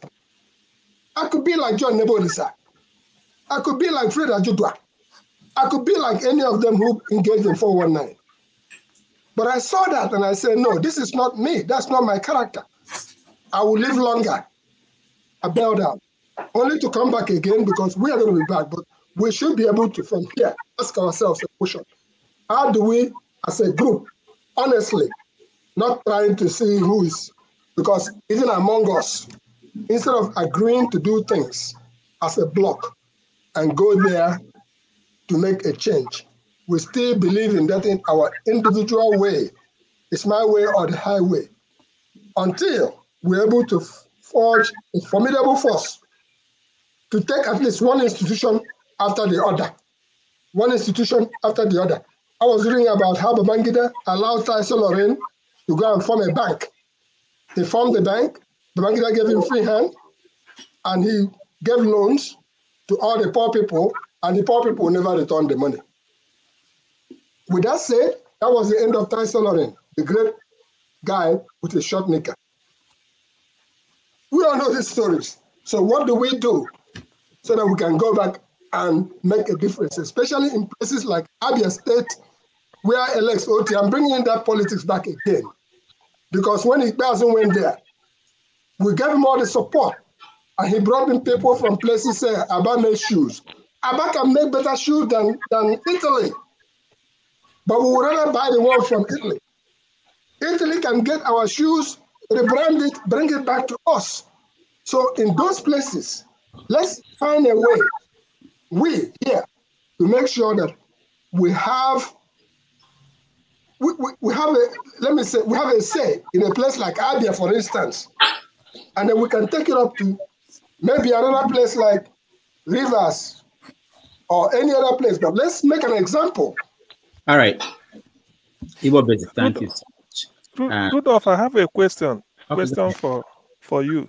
Okay. I know, talking of what forefather said at the beginning in terms of a caliber of people we can bring here or whatever. This man, Professor Bat Naji, if you can reach out to him, he will be a good guest, being a scientist, and because of that his power plant. So that later, because such people, he may not have much time on the normal mainstream media to say certain things. But bringing him here, the intention will be some of us that has something to contribute from abroad. What plan? How do we package it? Giving him that somebody who has gone to develop something. Because, like we are saying, people are. We can't continue being a third world country at this level. Even the most basic of scientists that we have, we can't do anything. So if you can, I don't know, maybe there may be other names like that, but I know of Professor Batin Naji. There may be other scientists. I support Batin Naji's story. Okay, thank you. Yeah, I know somebody to call. Let me just say something about Igbo Basic. Everybody's saying it's going to be easy, okay? And I don't think it was easy for the Chinese that went back to China from America or Britain. I don't think it was easy for the Indians that went back to India from America or from UK or from anywhere in the world. It's not going to be easy. Some people will be disappointed and leave, but some people must stay and form the critical mass that will now make that change. And that's the only way. Nothing is easy. So Chika Unigwe wrote a book for almost 10 years. If you tell some people who want to write today and publish tomorrow and become rich, they will run away. They will say, okay, I'm not a writer. I'm not going to write anymore. But if you want to do it, if you want to make that change, you have to. Let me show you this book. This is called Africa Betrayed by Ghanaian professor George Ayite. I teach that in my class, Post-Colonial African History. And before I started teaching this book and talking about this, I saw an article he wrote in maybe 10 years ago in Wall Street Journal. Essentially, he was saying that Africa has failed, that what should happen is that they should start selling off Africa. Not selling off, that they should give up, like something like Lagos should be handed over to Microsoft for 100 years. And we see what happens, how they will transform Lagos. And he believed that it was management that was the problem of Africa. And I was mad, and I basically wrote a rejoinder blasting him. The guy wrote me and saying, you are too young, you don't understand. But now, reading his book where he detailed his thought about Africa, you can see where he arrived at that conclusion. So one of the things that I think is possible for those who want to, and there are opportunities there in most African countries, and you hear them, even politicians talking about it, making space for Africans coming back, whether it's Nigerians from diaspora coming back to do something for the country, making space for them to be able to accomplish some of the things that they want to do and try. It's not that everybody will be able to stay. Some people will go back, but some people must stay if you want to influence that society and change it. If we keep running away, we can't. That's the point. Rudolph, I did 9 years on the ground. No, I'm not saying that. I'm saying that I know. But I'm saying that I'm going back. Yeah. And I'm going to go. And when I go this time, I'm not coming back that way. Andrew Onyenwenyi is going and coming, Odabru. That means he has planted his foot there, that he has to be there. So, but we have to, from here, continue with our network of. Now I can pick up the phone if I'm in Aba. I can pick up the phone and say, Rudolph, this is what I'm seeing here. And Rudolph will be able to reach out to maybe forefathers or CM, and CM may be able to reach out to somebody. That is what is going to allow us to sustain those who are on ground, whom we at least know to some degree. That is the point I'm trying to make. even if I agree with everything Rudolph said about being overseas. It doesn't necessarily help solve the problem on the ground, because Nigerians on the ground don't think the way we do. It's very interesting because even like up till maybe 3-4 years ago, I wasn't in the mindset of going back to Nigeria in terms of just to go and help Nigeria. If I was going back to Nigeria, is to think about, oh, can I set up a business that make money for myself and all the rest of it. Not necessarily seeing the amount, the level of danger that we are in and the level of urgency that our situation requires, until maybe this COVID-19 hit. You saw what happened with George, this Floyd and all that. There was a lot of discussion going on during that time. So that forced me to start looking into some of all this information. Given my background and everything, the way I looked at it was a little bit different. And when I saw the security lapse and the technological gap and the patterns that you see on the ground, I was just alarmed completely. And even by that time, when we were having all this discussion, because I talked to African Americans, East Africans, everybody, they were, many of them were not aware. As a matter of fact, when you start off this discussion, they counter you with, oh, we need education, we need this, we need this, we need this, until you tell them, go and check what is going on there. These leaders are not governing you. They are just there pretending to be governing you. They are not doing anything. And then Dr. Rekana comes online and says, when they give her the job as of the African Union to be the diaspora minister or something like that, one of the instructions they gave to her was that they are not expecting anything from her. That just tells you everything you need to know. That these people, many of them, they have offices, but they are not meant to deliver. If anything, they are meant to block progress.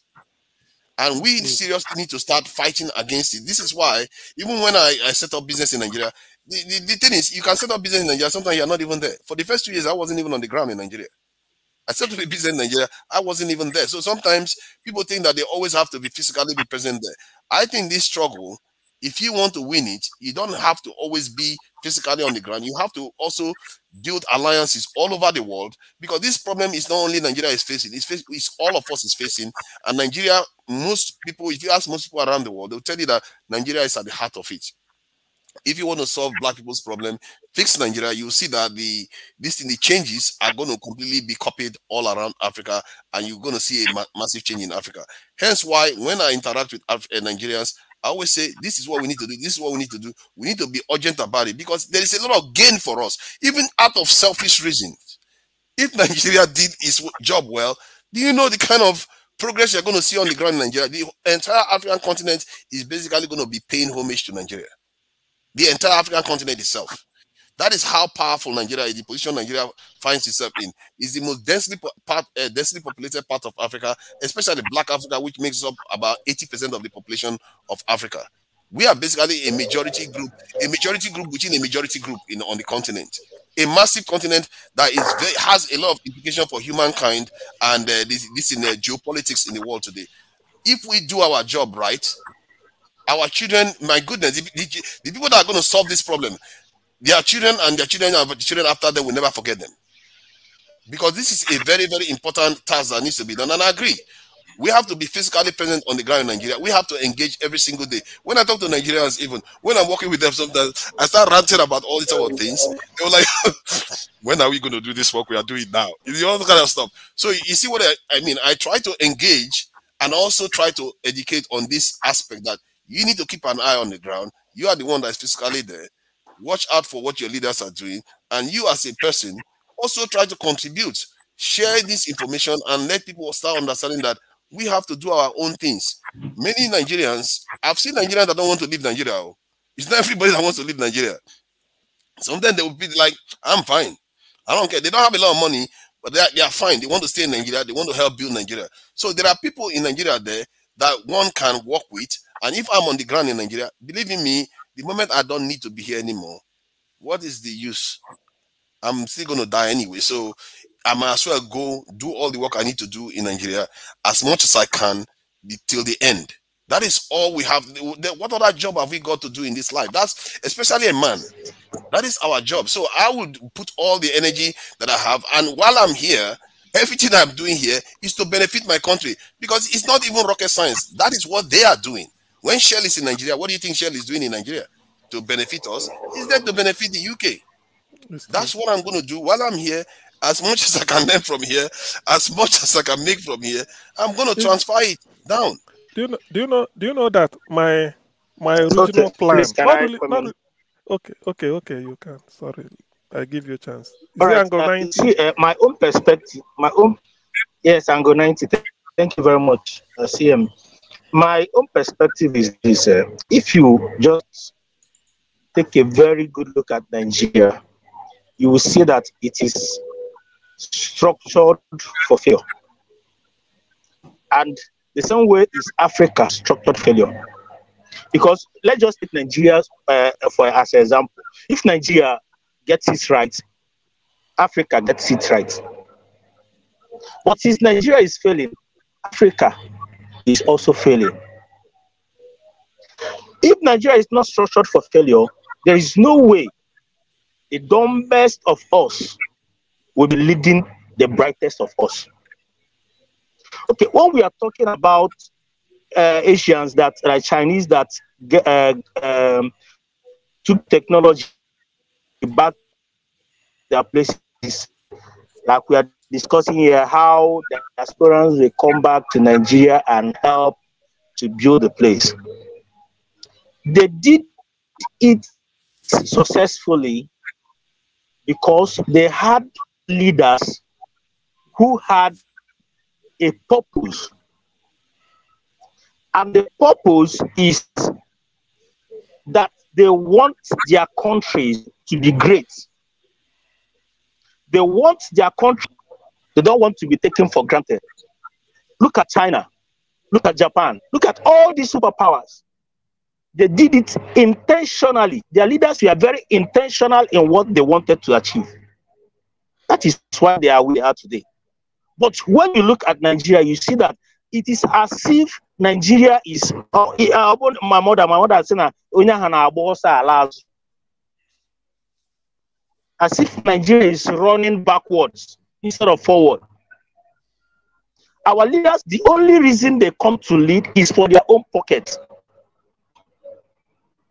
The only purpose, the only reason, the only purpose they have when coming is just to amass as much wealth as possible for themselves and for their generation. And then champion their own ethnic agenda.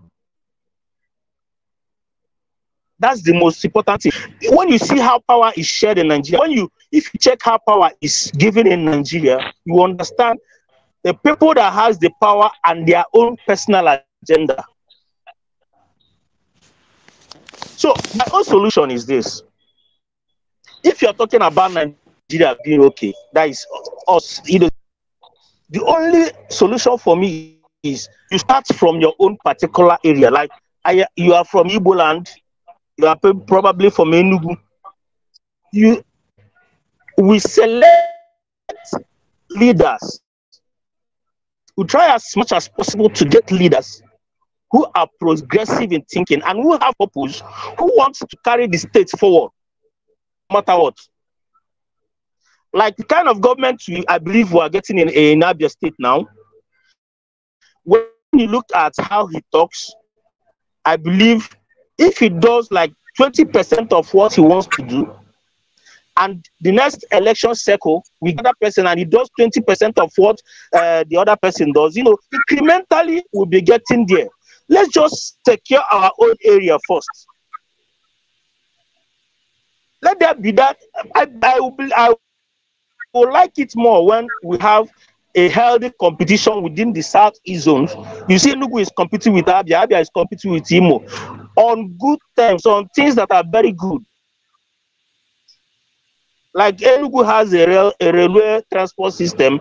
Abia will be ashamed that they don't have it. They will be looking for a way to have it. That is what gives us leverage. Along the line, one day, one of those people who have been governors or who have done those things in the state will have an opportunity to get to the federal.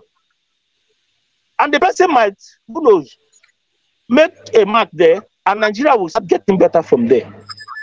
But considering how it is now in Nigeria, no leader, even the present leader that is now, that's just elected now, he's not coming to, his only intention is just to come, be the president because it is his lifetime ambition. He's not coming to do anything. So that is just my own perspective and what I want to say. Thank you very much. Thank you. Thank you so much, Ango 90. Ndobisi, let's try you again. Go ahead. Unmute yourself. Okay, doctor. Sorry, I've been doing some stuff at home while trying to listen. Initially, I was about commenting on Chika Unigwe's appearance, but that has passed. No, you can't. Go ahead. If you have. Okay, let me. I'll read more of her books. I like what she said. I'm excited to hear her speak, and I will take time to read her books and probably buy some. So, on what we are saying about how to encourage innovations and the technology back home, we all know the problem. The kind of leaders we've been having all this while, like the last speaker said, they are only interested in what is in there for me and my group. Group means family, associates, and all that. And this hard desire to dominate others is what is really killing us. Back home in Nigeria, we have people who are enterprising, but many of them can't go further, can't go anywhere because all the effort they make to improve their business and to even create jobs, bad government policies will end up killing it. If they are not in touch or associated with one top politician or the other, that is the end. Even when they are involved with those politicians and don't do the business of those politicians, nothing will come to them. So the mindset is what we need to change. And unfortunately, the set of people we have now, even some younger ones, you can see what happened during the campaign. They are into that kind of thinking. Grab. So I don't know, probably if we, from this platform we created through your show, if we can once in a while think of how to enlighten the younger ones who are yet to be corrupted by this kind of system we have in our country. Talk to them. If we can send some things back home to speak with them, tell them that this is the right way things are done. That is the way our country will get better. So that they will grow with that mindset, and tomorrow they are going to be the ones that will take over. It will be better because what we are saying now, this set of leaders or rulers we have, they are already positioning their kids. You can hear what the man that INEC shows, his son and daughters, if you see the way they speak, how they go about their stuff, they are already in tune with what their dads have been doing, except very few of them who are exceptional. So it's going to take a whole lot of reorientation. That is why people talk about revolution, but revolution in what way? Is it going to be the bloody one, which will be disastrous for the country? So if there's any way, if our education system can be reformed and set in a way where it will be more about talent, industrialization, and all that, it will help. Even the education system is worse off in many ways. You see people go into schools, some don't even read. They depend on untoward way to pass the exams. Lecturers are equally encouraging them. So there's a whole lot of problem. Everybody in their own little way wants to grab. The few who are trying to maintain sanity, they are being looked at as if they don't know what they are doing. Somebody said, I don't know what it was on your show, doctor. Somebody said already that if you are a politician and you start to do things the right way, you know you're not going to make money. Back home, people will be laughing at you when you are back. They will say you went there, you messed up and all that. But that is the right thing to do. But the problem is, if we can harness ourselves together and reorientate ourselves, we can now use our common word for our good. But the people who are there now, they are so interested in what they will grab, and they don't think of the generation that is coming behind. So it's a really big problem. That's why some of us are hoping that with someone like P2B, who people know is antecedent, we can start to make some little progress. Probably if he makes only 10%, when he leaves, the good example he and his team set, others will follow. Okay, even in since we came back to democracy, some governors in some states in the past have tried to set a good precedent. But as soon as they leave, the person who took over from them, be it their former deputy or somebody in their party or somebody from another party, will start a new process again, just to say, this is my own. And that is not the way country moves. It's a real big problem we have in our hands. I wanted to mention something about one thing that has been bothering me. The NNPC, since I've become knowledgeable a little and know what goes on in the oil industry, I know that all those companies exploring oil for Nigeria are foreign countries. Do we have an indigenous company that equally does oil exploration, or the rights have been sold to those Shell, Chevron, and others to explore, while when they sell, they share, the government get their own from it? So you can see we are equally, probably, if that is the case, we are losing so much. Our companies should be able to get involved in the exploration itself. So now that they have turned NNPC into a limited company, I don't even know, the whole thing is still vague. NNPC is still covered in so much secrecy that the Nigerians who are supposed to be the beneficiary of the God-given resources, particularly those living in those areas, they are not even cared for. The Niger Delta area is so devastated, and it is so bad that you begin to wonder, why are we doing this to ourselves? I know here in the US, we have some areas in Texas, Arizona, where they explore oil. I don't think the oil companies there do not follow the standards set for them. But back home, because our people prefer kickback, they are ready to sell us out to those other people from other countries. It's a big problem. Let me stop here so far. Thank you. All right. Thank you. Sam. Don't we have? I thought we have some oil companies that are Nigerian owned, smaller ones anyway. But we do have some indigenous oil companies. It's just that the government doesn't either patronize them, or they fear that they are not capable. It's part of the problem still.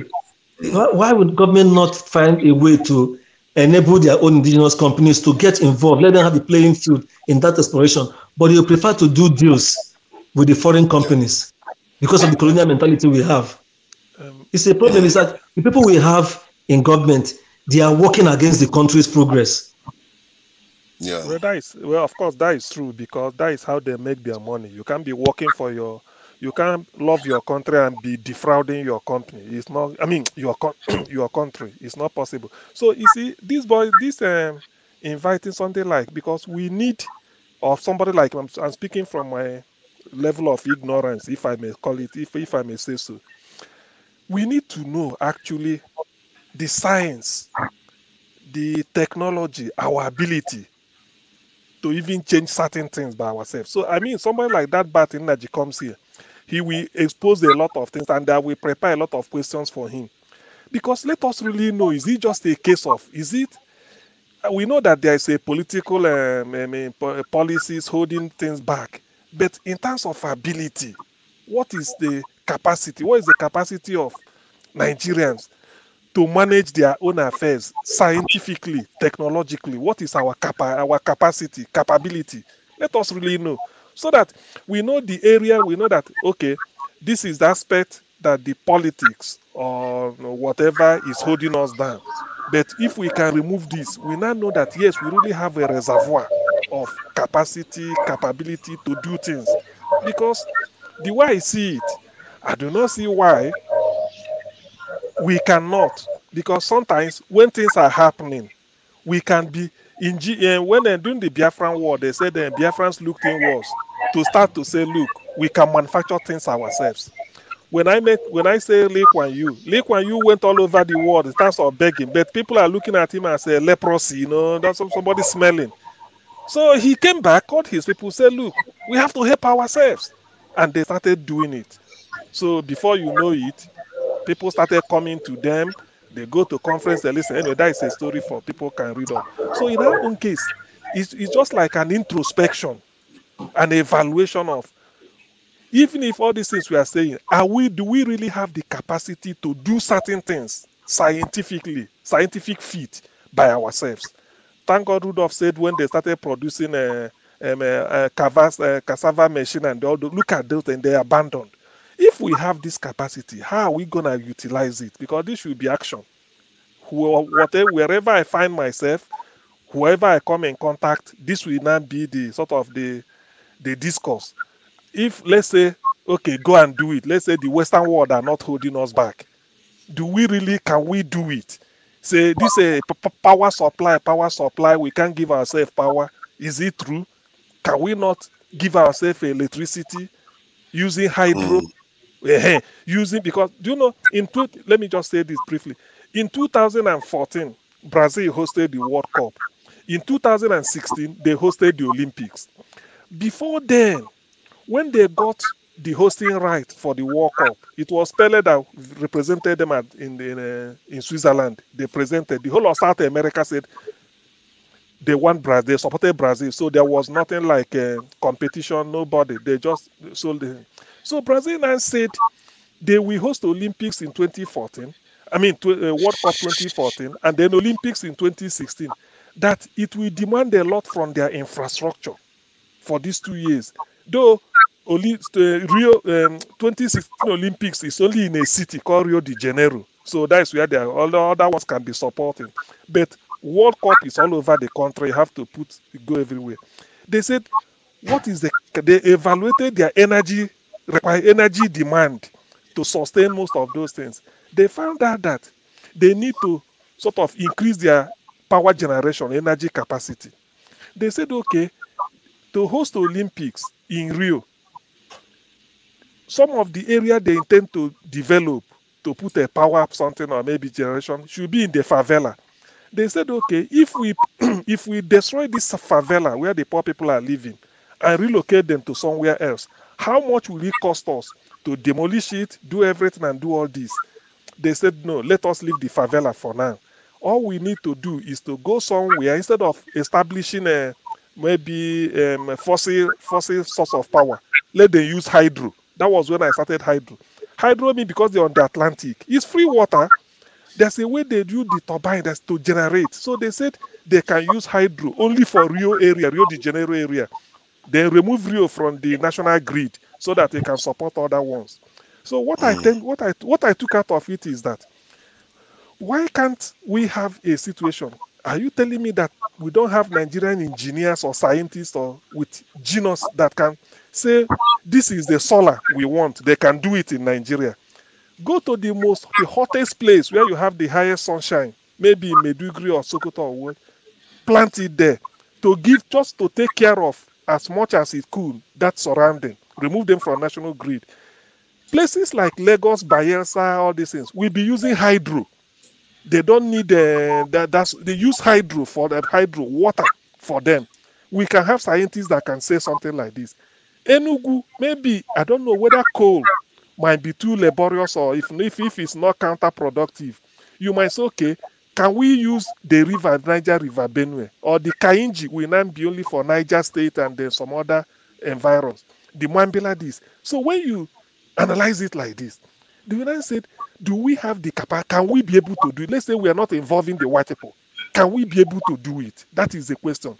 Because if we can, we don't have anything holding us. Let me just add something to it. I think we can be able to, we have the capacity to be able to do these things, but some of the technologies that are required are not on the ground. The other day, I looked into, let's say somebody wanted to manufacture something in Nigeria, like an electronic product that can move. First thing you have to think about, do you have the microchips in the country? We don't. Let's say a motor. Let's say we can order the microchip in bulk and just go to China and say, get us a million microchip and put it as a form of reserve for the nation to be able to supply itself in case there's a sanction that prevents you from accessing them in the future. I say, okay, how about the motors? Can we make them? I discovered that the Nigerians do manufacture copper. I think copper wires, we tend to be quite good at that from what I gather, but we don't make the magnets. We don't make the magnets. And some of all these things, basic things for moving, like even the this in the dam that you refer to, the idea is to rotate a dynamo that is involved, an armature and a magnet and all the rest of it. Exactly. So you still need magnets in many of these this thing. Although I think the other one requires mostly copper and iron. We don't even do a lot of steel manufacture. So all those sort of things, we have to have the base of most of all things. We have to be able to deal with steel. We have to be able to deal with magnets. We have to have wiring. And then the other critical one is the electronic microchips. We have to have a minimal base of electronic microchip, this thing. If not manufactured to start with, but a reserve that we can call upon when we need them, because this world is a technological world now, and you need a level of technology to be able to function. And you would think we should have learned our lesson for the last 500 years, but we still haven't learned it. So we need to close that gap. Personally, it doesn't cost a lot to close the gaps. All these things that I discussed, barely 10 million you require to close this gap, but nobody will bother to do it. It's true, because it's like taking an inventory of what really, because that's why I've said, let's say the white people are not involved. Can we do it? How far can we go? So that is, because when you see, if you're in the way, do you know that when I come into, having come here, I realize the importance of engineering as people turning Yaba into Nigerian Silicon Valley. Yeah. So keep talking. I wanted to point out that there are a lot of good things that are happening. Sometimes it's underreported, especially in the tech sector. This is an article about tech sector in Yaba. And I think I did it for an Italian magazine, but later on it was published on Sahara Reporters. So there are so many, it's like a hub of tech, and there's so many innovation going on there. Ideas are being transformed into, because this doesn't require you to use big machines. So I pointed out that some of those new technologies and how... You know why this one concerns me too? Because I think this is what, you see, let me just go straight to it. The idea is that if you look at the technology that we are advancing in, it's mostly in areas where you need data centers that are not necessarily present in Africa, that is present in their countries. Strategically, you are still serving them.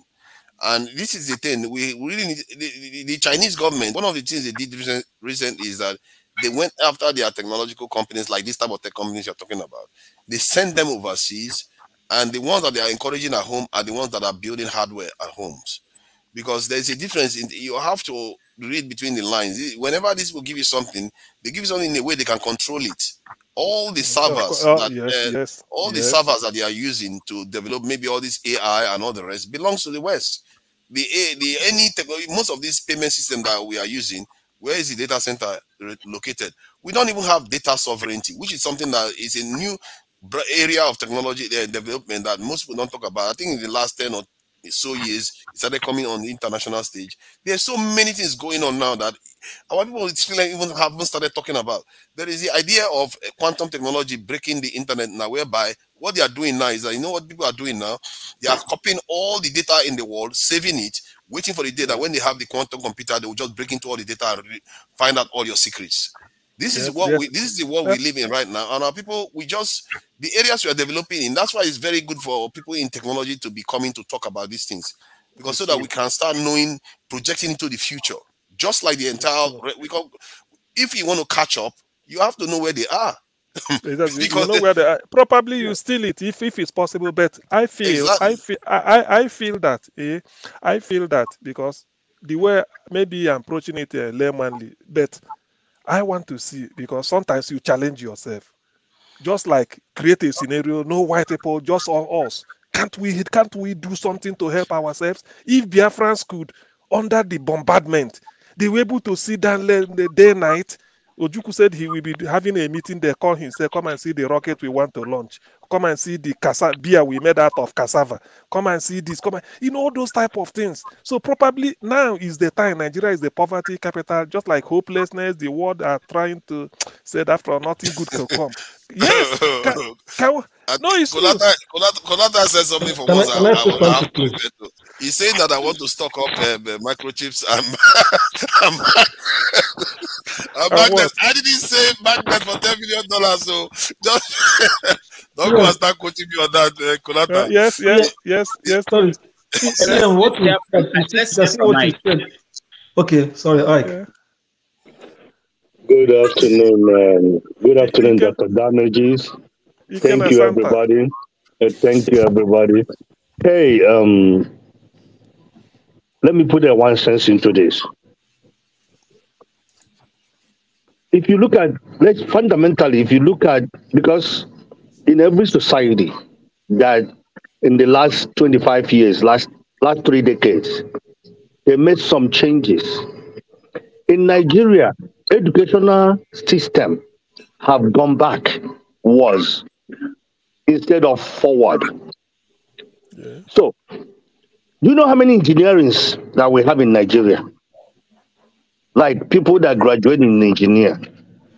We have all these engineers, but guess what? To build a road, just 1 kilometer of road, we go and hire Chinese to come and build 1 kilometer of road. Can you guys check this? For 1 kilometer of road. Then you're talking about ITs. How are you gonna say that people in Nigeria can write codes, can do those things, but unfortunately they don't have electricity? How many people have recent computers? We have computers, but good computers to do those things. They talk about the infrastructure. Remember Niger Bridge, they opened it because of election or whatever. They opened it for Christmas and they close it. The bridge is not even ready. How many years have you built that road? The construction to go from Port Harcourt to north through Igbo land and go through across and go to the distance. They didn't build it because at the end they couldn't borrow more money to do that. But guess what? At the end of the day, who have the will? If the government does not have the will to do this, somebody alluded that when people come in, all they coming in is to take as much as they can take. Yes. You can't move. You can't go with people that doesn't have vision. Vision. Nigerian people that rule in Nigeria, they don't have vision. Because they don't have vision, we are not going anywhere. We cannot go anywhere. We have doctors, they are all Japan. Do you know that in America now, if you go to medical school outside the US, you can't get residency when you even taking all the exams, unless if you're from India and you have done neuroscience. They will give you a job. They will give you green card. They will give you everything, because those are the things that are difficult to have in America. But for me, the problem Nigeria have is lack of leaders that have vision for tomorrow, 10 years, 20 years from now. Where do you want the country to be? India's changed that. Chinese changed that. But Nigeria, before we finish tribalism, religion, before we finish, he's from East, he's from West, he's from South, he's from this. Before we finish it, the time has passed. I don't think, my grandmother said, Nigeria is no mekwata. You cannot fix Nigeria until you have competent leaders that have vision. You can stay here and talk 20 till tomorrow if you don't have competent leaders. Do you know in IT, do you know the black people in IT now is Nigeria and Cameroon all over the world? Nigerians and Cameroons are the IT gurus of black race in IT right now. They are all Nigerians and Cameroonians. But guess what? If you say, let me go and change Nigeria, let me go. Somebody was talking about data centers. AWS have data center in South Africa. Why can't they have data center in Nigeria? Do you know why? They don't have a zone in Nigeria because you know why? We have a corrupt system. We don't have people that have vision. Leaders, you have to have vision for people to say, we can actualize that vision. That is the fundamental problem. Until we hire competent leaders, people that will look at common election that we just did. Common election, $789 million. And this is what we did. We have idiots as outcomes. And how would we get there? We can never get there until we learn to have visionalists, people that think about the nation first before they think about their pocket. How can you bring an old man who is almost 80 years old to rule 220 million people? No. He barely know how to use computer. People will say, oh, in America, you have this person. In America, it's not centered in Washington. America is centered in locales, in districts, in counties. So that is the issue. For me, Nigeria is no mekwata. I'm sorry to tell you guys. Where we heading? Blind leading blind. People that don't have competence are the people that are leading. The highest intelligent people in the world are Nigerians. But this is where we are. In every sector. All right. Thank you. Thank you, Ike. Ike na Santa. Mike, welcome to the show.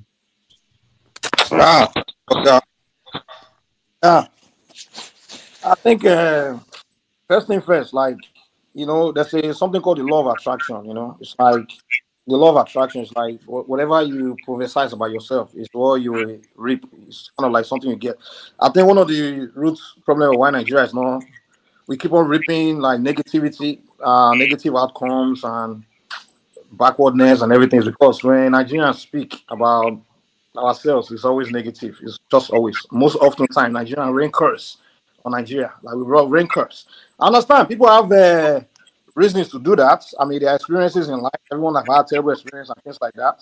So they have reasons to be negative and be raining curses and things like that. But it's just part of the reasons why we keep on reaping this negativity. And despite looking at the potentials and everything, everything we have, and we just can't understand why bad luck is just keep coming our way. And to me, I always believe in those. I'm a spiritual man. I believe in, you know, those kind of things, you know, like the universe. Whatever you say out to the universe, what you get. And that's what, even my own personal life, I always try to prophesy positive to myself so that way I can, you know, get those positives, you know. I want to touch on what me I learned about. So people were talking about Nigerian oil and things like that, and foreign companies, foreign countries. What me I learned was that Gowon and Ojukwu sold Nigeria during the Biafran War to these foreign countries and foreign companies. Because what I learned was that those Western countries, because that war was one of war that didn't make sense to me. Because the countries that were supporting weapons on both sides, they are both Western countries. Because a conventional proxy war was usually between the West and the Soviets. But the Nigerian Civil War didn't make sense because it was both the Western countries, Western allies that were supplying weapons on both sides. It was the US, England, France, Israel. These are all Western countries because the US and England were supporting Gowon weapon, while France, Israel were supporting Ojukwu weapon. That picture didn't make any sense to me. And what I learned was that they used that desperation in the middle of that war to make those guys sign that country over to them. The oil deals, all those things, just sign off. So today, I think it doesn't make sense. When Nigerian oil is called the sweet crude, the most demanded oil in the planet. And with that kind of wealth, we don't even know the documents. We can't even see it. Anybody that shine light on that direction to see what the deal is about, that person will not get killed or silenced. It was when Abiola made a speech. Okay, when he become president, he will make the oil sector, everything open to Nigerians to see.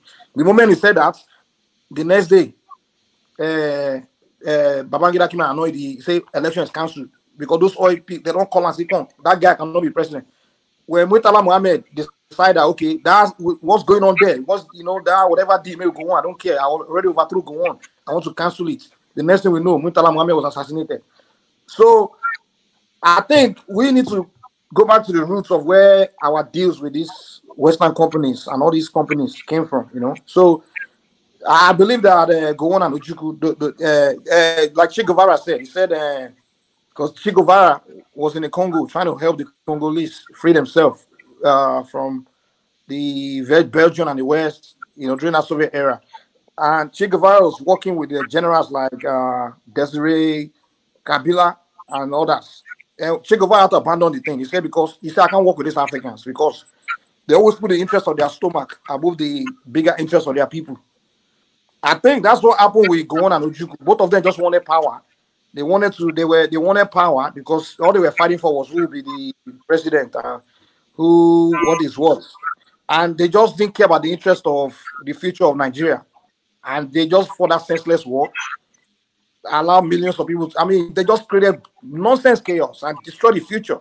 And today we are still dealing with it because after that, those Western countries just took over, So we need to start looking at the root of our problems, tackling it from there rather than just, lamenting and expressing frustration, because we can express frustration all we want. If you don't go and tackle the root of where our problem originates, we'll keep on wasting our time, See, Mike, I think you said something that I really agree with. The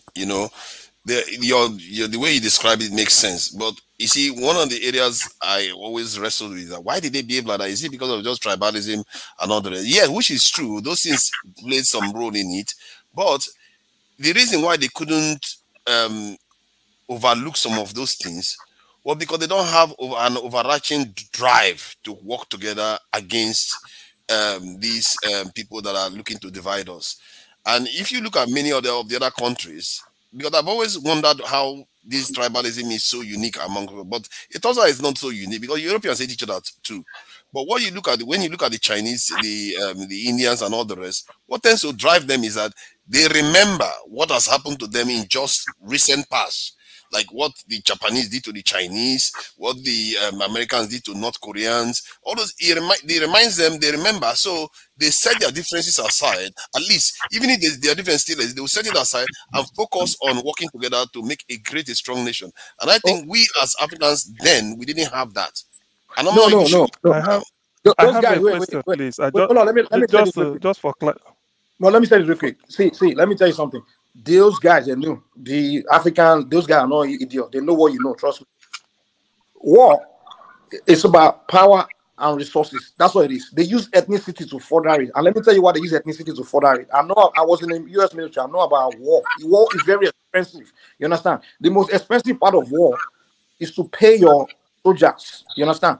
And also to motivate your soldiers. So now, reason why warlords use ethnicity as a base to push their war is because they know that once you convince people that they are fighting for their tribe, they won't ask you to pay them to fight for you. You understand? You have free soldiers; they'll fight for you for free. But why wait. Let me tell you. That's what you should ask yourself. Hold on. Let me. I'm trying to explain to you why war in Africa or any war was never about ethnicity.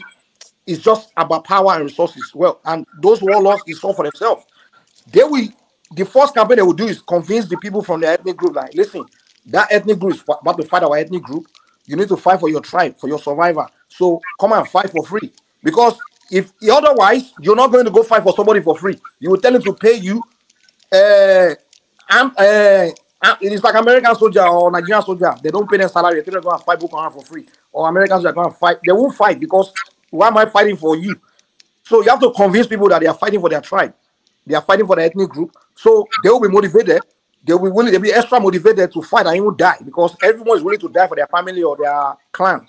So that's what warlords do. They use ethnicity and religion to further their war. But the war is never about ethnicity or religion. It's about resources and power. That's it. Okay. Right. The question I want to raise. CM, hold on. I have to go, but I just want to say just one thing before.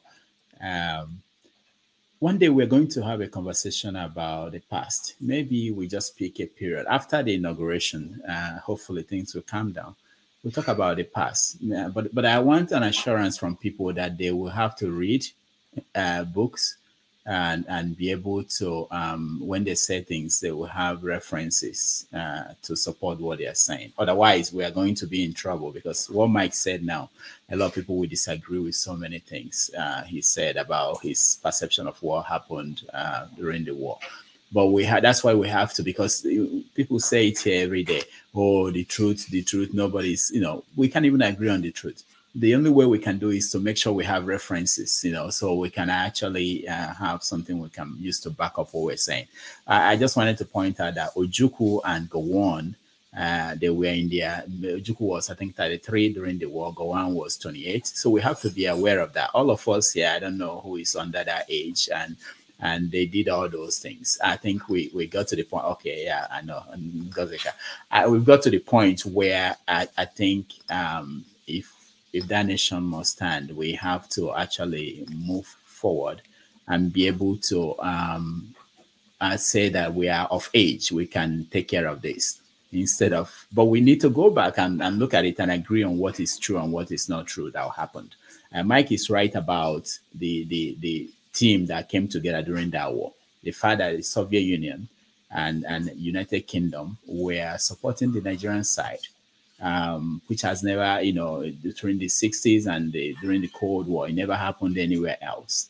But that's something we discussed that when we get to that point. But I really want to stay, but normally on Sundays I put in 4 hours because otherwise things wouldn't go well. I really want to hear what Ngozika and Alex HQ wanted to say on this topic. I'll be listening outside while I go where I'm going to.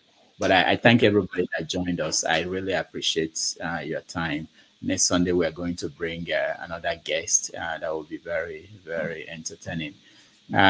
Forefathers, I've been sending you messages. You didn't respond to me. I hope you can carry on with the conversation. All right. Thank you, guys. Okay. I'll be listening. Okay. Okay. Thank you, Rudolph. The remark I want to bring up is when Mike was speaking, he said Ojukwu signed in all this oil deal, sweet crude. Maybe Ojukwu signed oil deal, Gowon signed. I want to know which year, because I know Gowon signed oil deal with Britain. That Ojukwu, is gone. That of Ojukwu, I'm not aware. If you can enlighten us, the one Ojukwu signed. That's what I want to know. Well, during the war, both sides, obviously the people supplying their weapon, they have to make deals with them. So the French, the Israelis were the ones supplying Ojukwu. In fact, they play both of them. That's just the ultimate point I'm trying to make. And one of the things I know that Ojukwu did in the beginning was immediately gave that Bakassi area to the French Cameroon, which after the war, I guess Nigeria was still disputing, this is our territory if we won the war, but they're saying, well, that region was... It wasn't Ojukwu that gave. It was Gowon. It was Gowon, so that the Biafrans will have aspect of. It was Ojukwu didn't give Bakassi. It was Gowon. The ultimate point I came to make today is that both the guys, they slept with the enemies, because there's no warlord in Africa that's not backed by foreign power. Listen, I know. See, listen. If you just one moment. If you are fighting a war, you can. I'm coming. If you listen, hold on, please. If you are fighting a war, you can always buy arms. Biafrans bought some arms. Listen.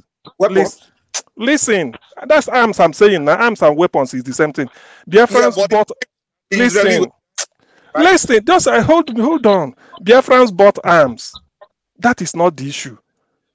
You can buy, even if you start a war to me and you today, you can buy arms, I can buy arms. What I'm saying is, did Ojukwu sign any oil deal? Which oil? And you've just mentioned something, man. Ojukwu gave Bakassi. Ojukwu didn't give Bakassi, it was Gowon. I'm talking of facts. Okay. Which oil deal? Because Ojukwu is not, which oil deal did Ojukwu sign? Well, with which country?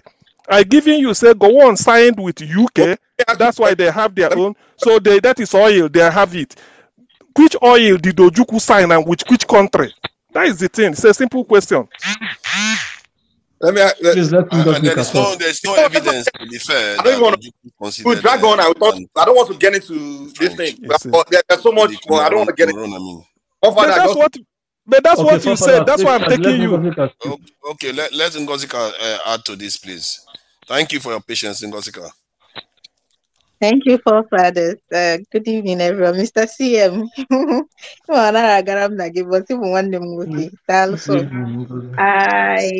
I want to start from the beginning. Good evening, everybody. My bad if I spoke Igbo, you don't understand Igbo. Today we are talking about preserved language and being Igbo. I want the Igbo language preserved. So I want to start from the top. The interview with Mwada Chika. Oh my God, it was mind blowing.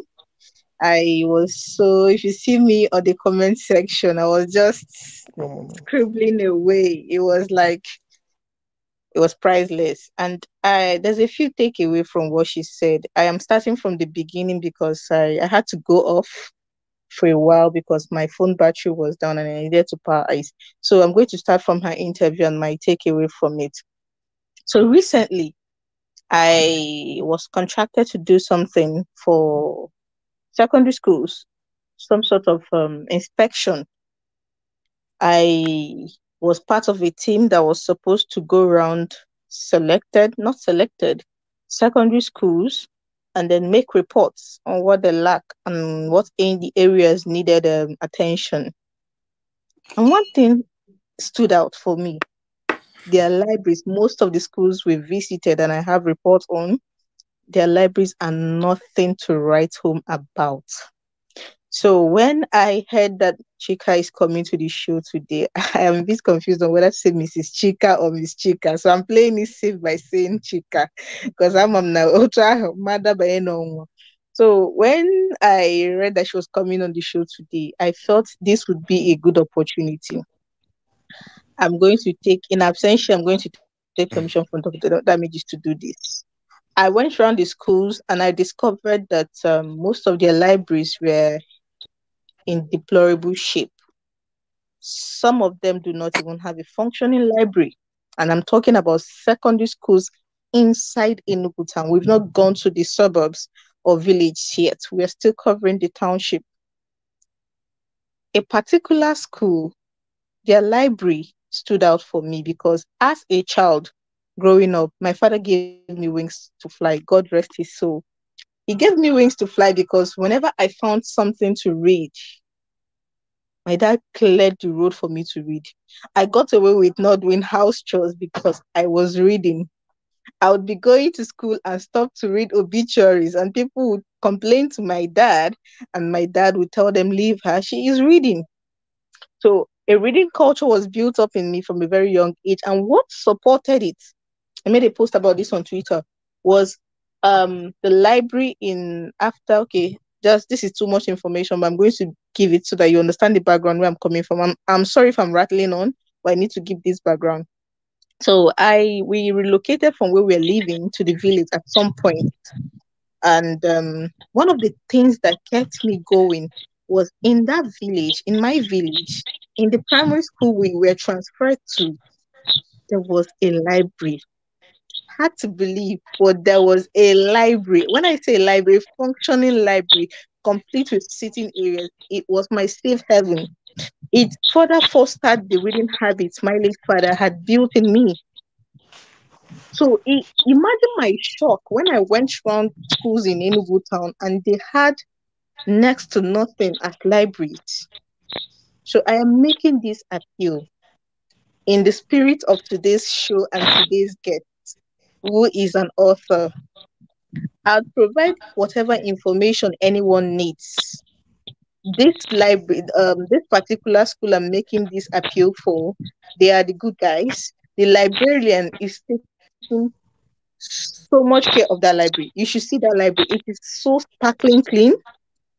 I did not touch a single dust on the few books they had. The sitting areas were well arranged, and I was reliably informed it was all the doings of the lady in charge of the library. But they lack books. That library lacks books. And it's a secondary school in Enugu town. That's the crazy thing. They lack books. Most of the books they use are outdated, but they still keep them in the library anyway. And this student, it's a girls' school, and these girls troop to the library anyway to read those outdated books.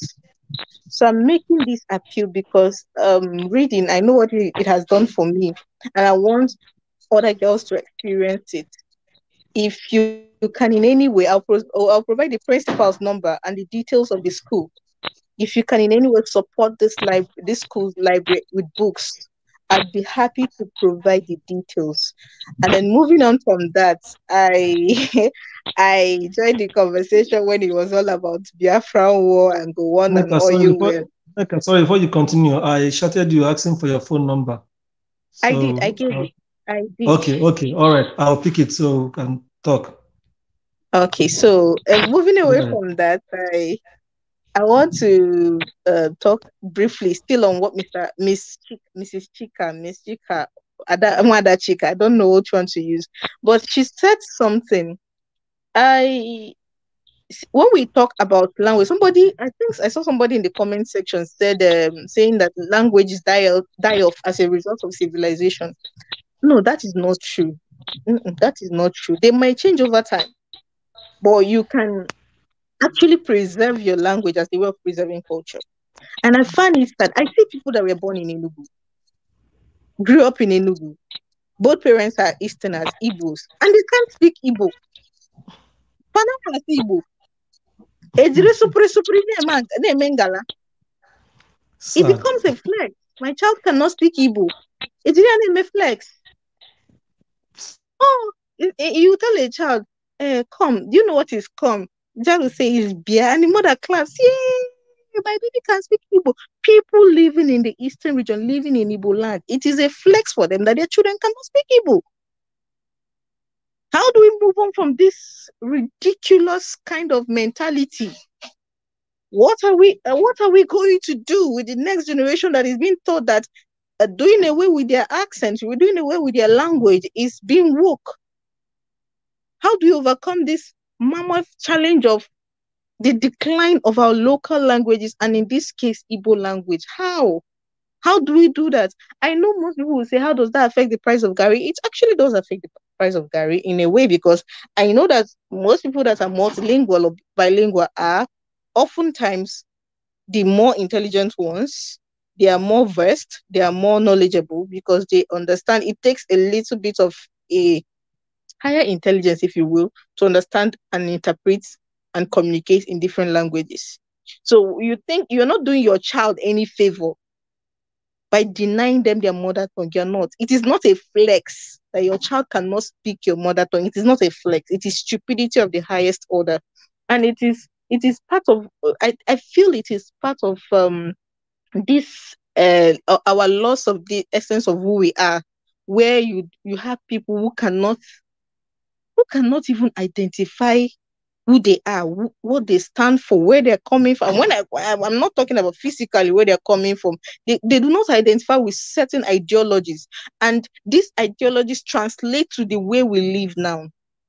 We know how our people used to live. There was nothing like cells. There was nothing like prison, because you would know that you're either ostracized or banished. And these ideologies we lived with. So somebody that does not know these ideologies, but because their parents did not deem it fit to teach them this, imagine all they know is this new dispensation ideology of if you do wrong, you go to prison. They do not know that their forefathers do not have need for prisons, because they had an ideology and a culture in place that did not tolerate or further or encourage thievery. So there was no need for this kind of things. So when we say when we pretend as these things do not matter, when we pretend that these things do not matter, it is sad. It does matter. Language does matter. Our native language matter, because it is beyond language. It is who we are as a people. And when we begin to discover who we are as a people, some of the things we are battling today, I'm telling you for free, it is going to be mitigated. And then I will yield the mic for now while I listen to Alex to speak. I don't think I've seen Miss Alex on the show before. So thank you very much, forefathers. I'm muted. Thank you. So let me see what Alexa. I think we are going to come back to that. Alexo HQ. I think I know you. You look very different today, but I still think I know you. So welcome. What have you got to add? Okay, thank you all. First of all, I'm not good at this bibbing English people used to speak. So I must admit that one. Because I have come to realize that this bibbing English is what is killing Nigeria. And Nigeria is dead and buried. So there's no need of engaging in that. So to begin with, I'll be listening to you guys, but I not start from the guest. I listened to Ago 90, and it said something that profound.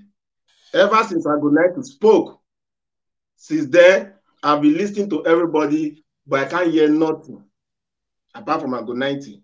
So I know if you invest in me, manager. The truth is this: Ago90 spoke a word that Nigeria is gone, Nigeria is dead.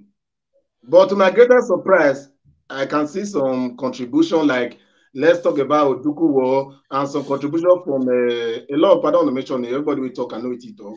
Contribution like let's generate energy in Nigeria, let's do 100 million capacity, let's do that one. When on the real thinking, the amalgamation of Nigeria ended in 2014. Nobody has come to the round level say, Bob, let's renegotiate our existence or living together as one Nigeria before we talk about fixing this Nigeria is already dead. As we all know, after the ranting of LUP taking back the country, if our candidate is not giving the presidency, we're going to kiss Nigeria goodbye. To my greatest surprise, Nigeria assistant Gidigba up till now. Nobody has kissed Nigeria goodbye. All I can see is coming together, just talk about how unworkable Nigeria is going to work. There's no way on this planet Earth Nigeria is going to work.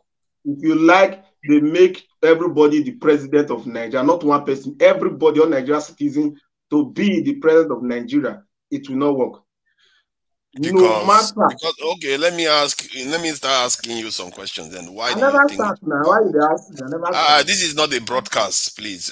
You know, this is a two-way discussion. So now I want to ask you specifics, like why do you think particularly it would not work even if they make every citizen a president? Everybody at once as president of Nigeria to not work. Because if you listen to Ago90, he said Nigeria is destined to fail. Nigeria is destined to fail. So that was Who said that again? Who said that? It's not, maybe he has left the program. Ago90, he said something like that. And he was trying to recapitulate on what the mother told him about how Nigeria is gone. He was trying to use an Igbo language to say some word. And I listened to him. After him spoke, everybody have been speaking after him. I know they hear them. I can't hear nothing. It's just the same romancing of same word. So I'm not really seeing any action plan. Because you are telling me you're not answering the reason why you said even if everybody was made the president, Nigeria will fail. Ask me your question. Let me ask it again. You said even if every Nigerian was made a president, Nigeria is doomed to fail. Why? Yes, because Nigeria was built on a 40 grand. To begin with, the existence of Nigeria was not agreed, was not negotiated with Nigerians.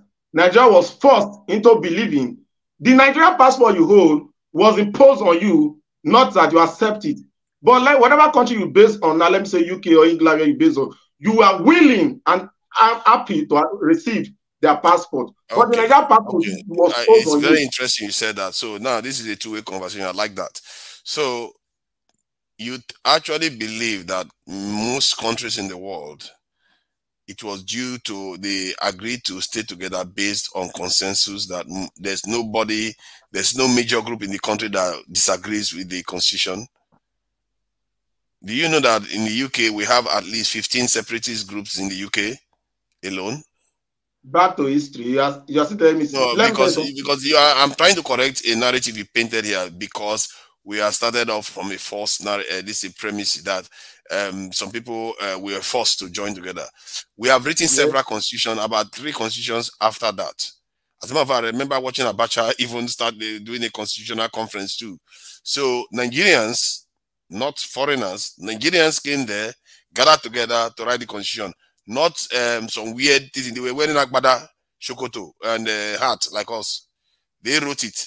So how is it not us that did these things? Maybe not you, but people from your area went there.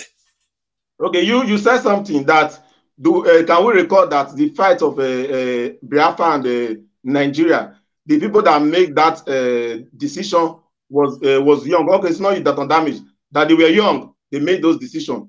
Now, do you believe that every decision that was made by our forefathers, as your name implies, are correct up to now? No.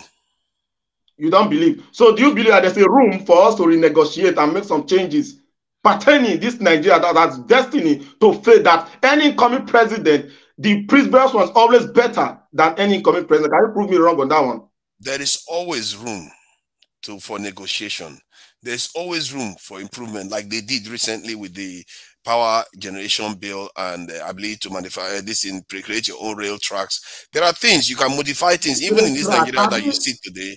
You can modify the constitution. You know that, don't you? You can change the constitution. The Nigerian constitution has been you can change it. Okay. So begin. Do you have any moral compass to talk about remodifying the constitution? Just talk about so. Do you have it? It's not about moral compass. It's about what you are demanding. If you are saying that there are things you are not happy about, then they can change it. That's what I'm telling you. Okay, now, are you proud of being in Nigeria with the present Nigeria as it is now? Are you proud of being in Nigeria? Of course, I'm not proud of. I'm proud of being a Nigerian, but I'm not proud of the state of affairs. You no, you're not proud. You know that you can be both. You know, you can have a poor parent. You can be proud of that parent, but you're not proud of the fact that they are poor. You see what I mean? Okay, now, sir, I don't want, you guys, one thing I don't really enjoy is that I don't believe in stories or history because I'm not even interested in reading the failure of our past elders, fathers, mothers. I'm not interested. I'm interested in moving forward. As the way Nigeria ticks now, with the present constitution of INEC, to start with, the INEC that's going to give us an independent state. Do you believe that as it stands, INEC is not supposed to longer be existing right now? INEC is no longer supposed to be a functional body right now in Nigeria due to the failure. I think that the INEC chairman has a lot of questions to answer. He probably should have stepped down. This is the problem. INEC, who made him INEC chairman? Who made him to decide your future? Who made him? This conversation is not even... People have to be given positions to run the country. Just like if you want your country to be run properly, you go to a doctor. You don't say who made the doctor this thing a doctor. So there has to be rules. My point is that he had a lot of failings. If I was in charge, he should have stepped down by now because even they admitted that they didn't do what they were supposed to do. Okay, Papa, sorry, let me just ask you this so we can move on. If Nigeria happens to be your company and you have INEC as the chairman, you have Bukwari as the president going out, and you have Jagaban as the president selected by the INEC that was supposed to make the right decision, what will be your decision to your company being in Nigeria? If Nigeria happens to be your company, what will be your decision? I didn't get that, please. If you can repeat the question quickly.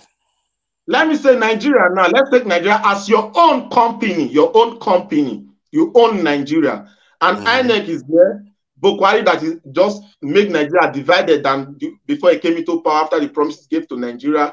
And the INEC select president that is coming in, which is Jagaban, which nobody can stop. And the INEC that make that kind of decision, what would be your action as the owner of Nigeria, as your company? What would be your action?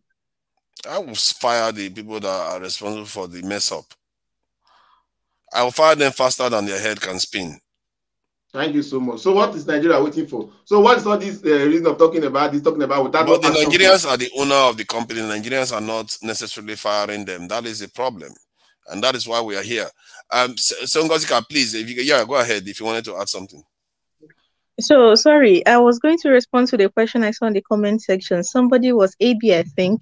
He's saying that he thinks or he thought that e-library is the way forward. What is the use? They should scan it and put it in tablets. And I'm like, it's like putting the cart before your horse, AB. It is very funny for you to think. I don't know how in touch you are with the realities of most schools in Nigeria. I don't even know if you're in Nigeria. But let me shock you.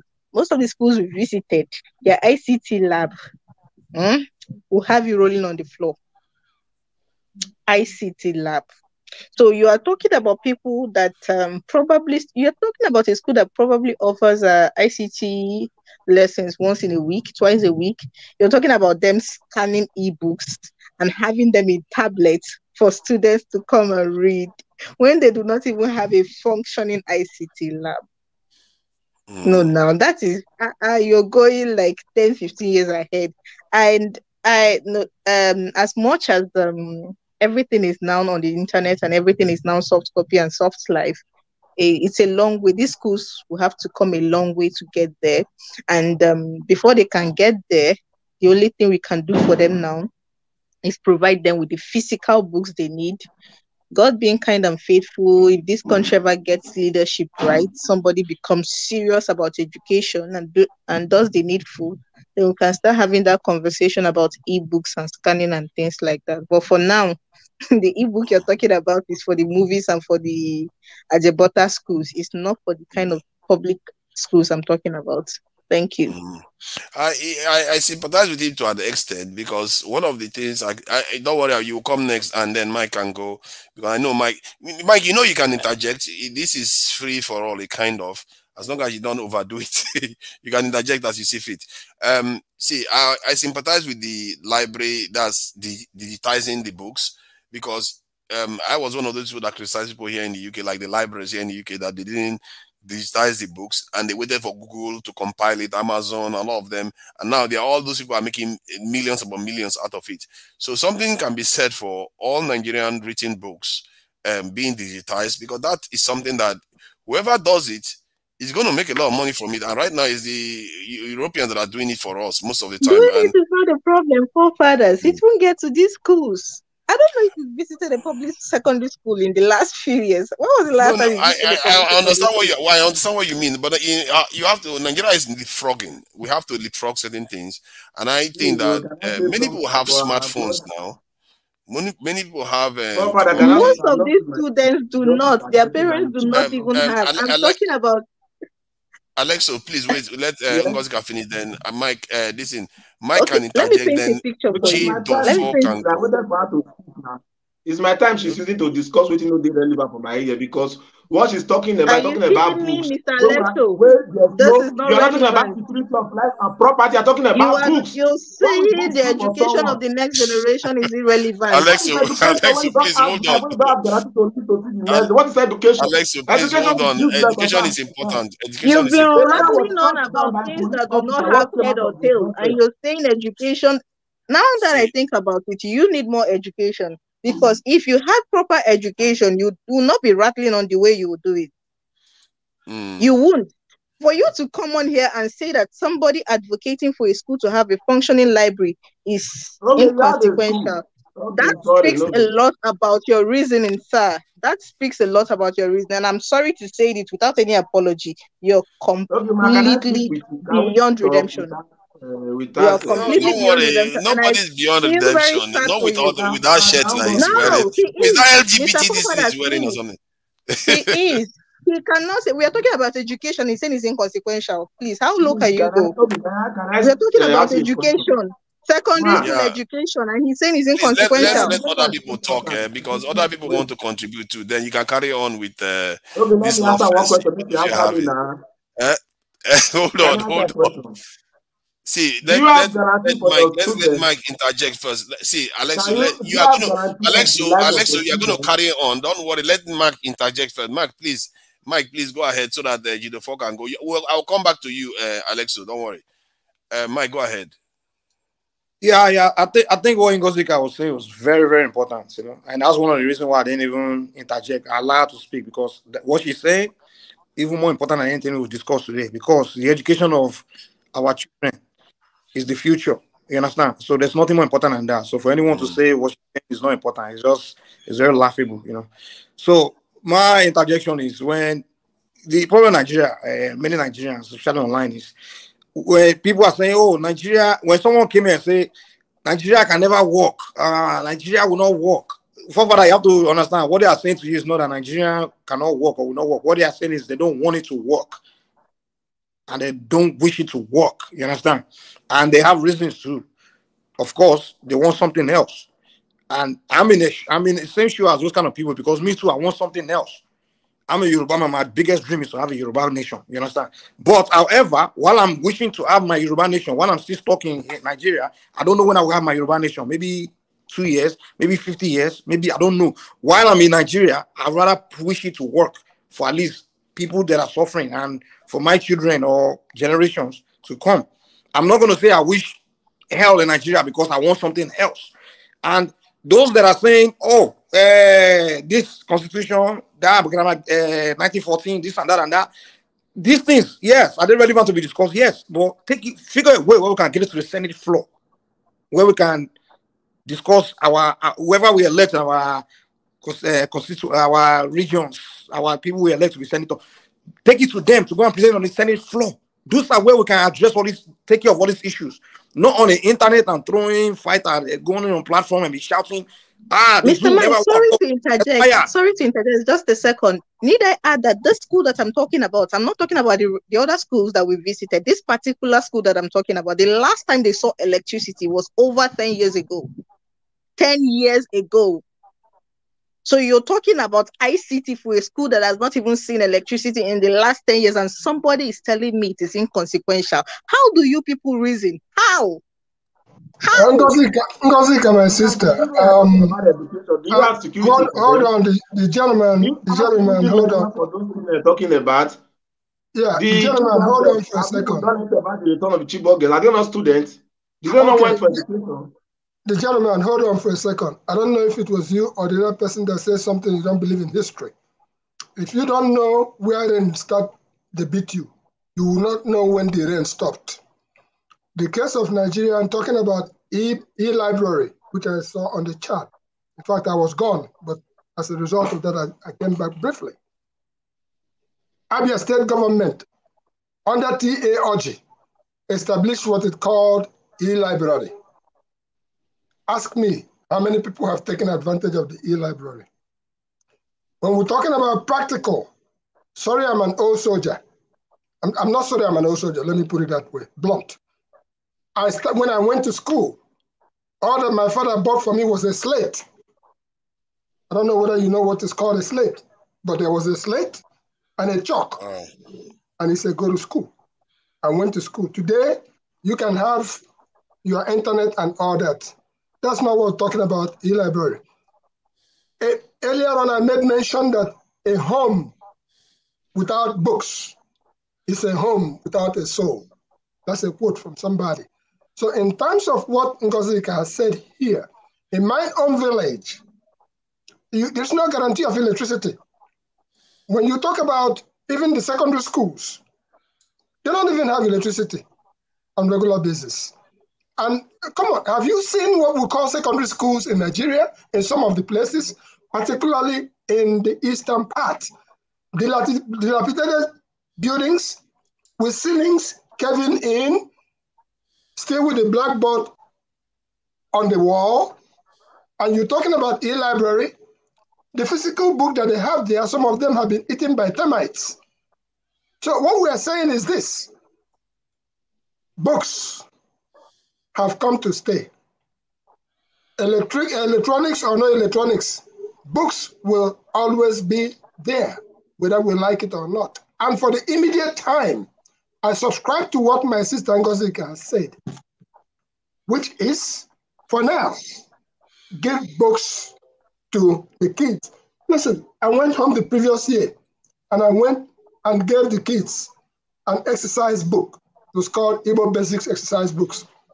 If I tell you how joyful those children were going home with that exercise book, because it reminded me of 3A exercise book and all those exercise books that from time. So my good friend. Wow, you are really coming up with things that I've not had in a long time. You use slate and you use 3A exercise books. Those words I've not had them for ages. Jesus Christ. You are really bringing back memories. You see this one? It's a 40 leaves exercise books. And the children went home. Behind it is mathematical table. Okay? And the children went home so joyful. So all I'm trying to say, young man, for heaven's sake, technology is good. Technology is not everything. Artificial intelligence is coming. Artificial intelligence equally participates in stolen dreams. And stolen dreams have no heart, because whoever steals the dream don't go far. So JJ, chill out, learn from the elders, because nobody starts from nowhere. You start from somewhere. If you have a village, make an effort, go to your village. You will see the reason why of your own personal being. You will find it in that village. If you like, be in America. If you like, be in Russia or anywhere. There is a reason why there was a place your parents came out from. And if you look at yourself very, very well, that gene is what you're carrying going forward, no matter where you are. So for heaven's sake, e-library, beautiful idea. No, for Nigeria, come on now, go to far part of northern Nigeria. There are places that have not seen a motorcycle, and they're just seeing it for the first time. There are people who have not seen borehole, and they are seeing it for the first time. If you happen to be privileged to be in a place where you have electricity, you have all this, you have cell phone. People in the village don't have cell phone, all of them. It is just now that some of them are having cell phone, even in the bushes. So for heaven's sake, let us advocate for what is right. And the only thing I can say, please, call people like us. By the time we talk to you privately, you will learn so much.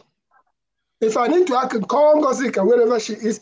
She will teach me what is going on the ground immediately. Learn from your elders. It doesn't mean everything that they say is what it is.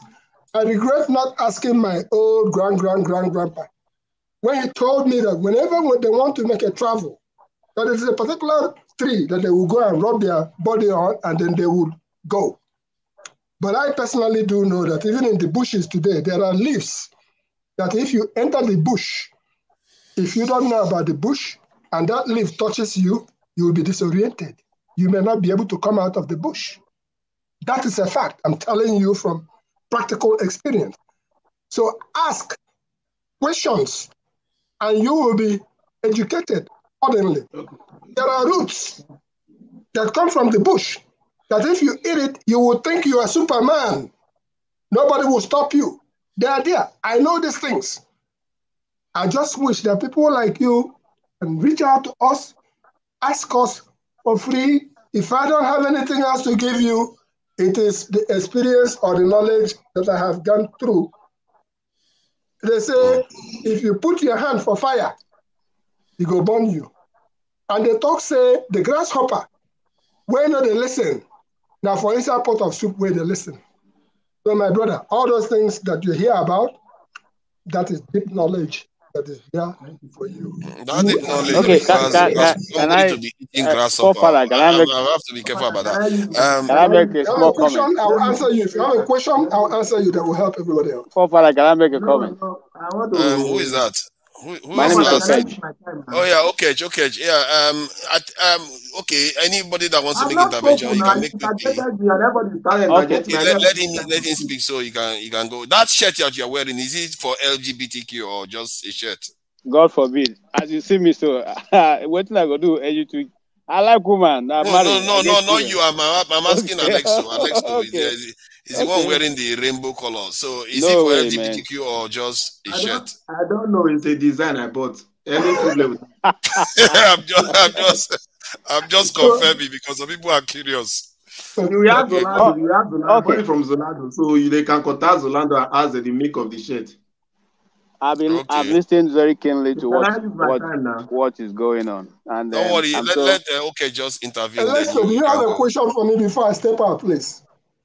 I want to say something about the education. I'm not against education, but what I'm trying to say is that's what I want to comment on. That's what I want to comment on. Education is good, but what I'm against is that education in Nigeria, particularly at this present age at time, is of no use. Yes, it's of no use because if I say so, in Nigeria, you see a graduate begging to be your security man. You see a graduate begging to be, doing Okada business, doing all sorts of minage, dirty kind of job in Nigeria. That's what I'm trying to say. I'm not against education. What I'm against is that we need a security first. I want to talk about education. Imagine the Chibok girls, because your kids it's not among the children. You thought it's normal. Imagine adoption every day in schools. Little children went to school to go and learn. At the time, they got pregnant, they married Boko Haram, things like that. Sorry, Bros, I thought I understood what you are saying. What is the education of that security? After you have the knowledge tomorrow, unknown government brought you down, or a bad road, you fall in accident, bad road you died of, or the useless politician talks, they break your head. A lot of things. Education is important, but in Nigeria, the lowest person is the one ruling. Imagine a graduate begging now I wanted to agree with you, but Alexo, calm down. Alexo, on your last point, I think most people will agree with you. I agree with you on your last point that education, the security comes even before education. But that said, let's let Okech add to this too. Okay, Alex, I wanted to agree with you, but your last point has totally thrown me off balance. No matter how I'm coming, sir. We gave you a time to speak. Let us also give us time to speak also. Okay, go ahead, sir. No matter how bad a situation is, in fact, the Igbos have a proverb that not because somebody died, you pack the mortar and throw away, that there will no longer be food. People will still eat. Even though there's somebody dead, there's a dead body on the ground, people will see it. So even though the situation is bad, we cannot now say, okay, because of that, let us fold our hands and then forget our generation or our children. Because you see, there's a time for education. Once you go beyond certain age, it's no longer going to be useful for you to, to go to school, and get something out of that school. So we cannot throw away education and say because now if you go to school, a simple Boko Haram guy who has not gone to school will shoot you down. So means that you shouldn't no longer go to school. No, we can't stop. We continue to also emphasize on security and also emphasize on education. If those people who are Boko Haram were educated, they won't be carrying that, the activity they're carrying out right now against the nation, the Nigerian nation. And if we had more educated people in places of government, our situation will not be as bad as it is today. And I'm sorry to say that after 60 years, after 62 years to be precise, there's no one issue that Nigeria has raised up as a nation that have been solved. You can fast check me on that. If you read the coup statements by those who struck first, they talked about corruption, they talked about ineptitude, they talked about lack of medicines in government hospitals, they talked about lack of medical care. And those things talk about bad road. Have they been solved? They talk about, they are not being solved. They've not been solved. So there's nothing that Nigeria have taken up that we have solved in total and say, okay, this one we have done and dusted. These have been dealt with, and now we can move on to something else. None. Not one. Not even education. Before now, Nigerian educational system was, top of the class. But right now, we're ranking even behind Sudan and all the rest.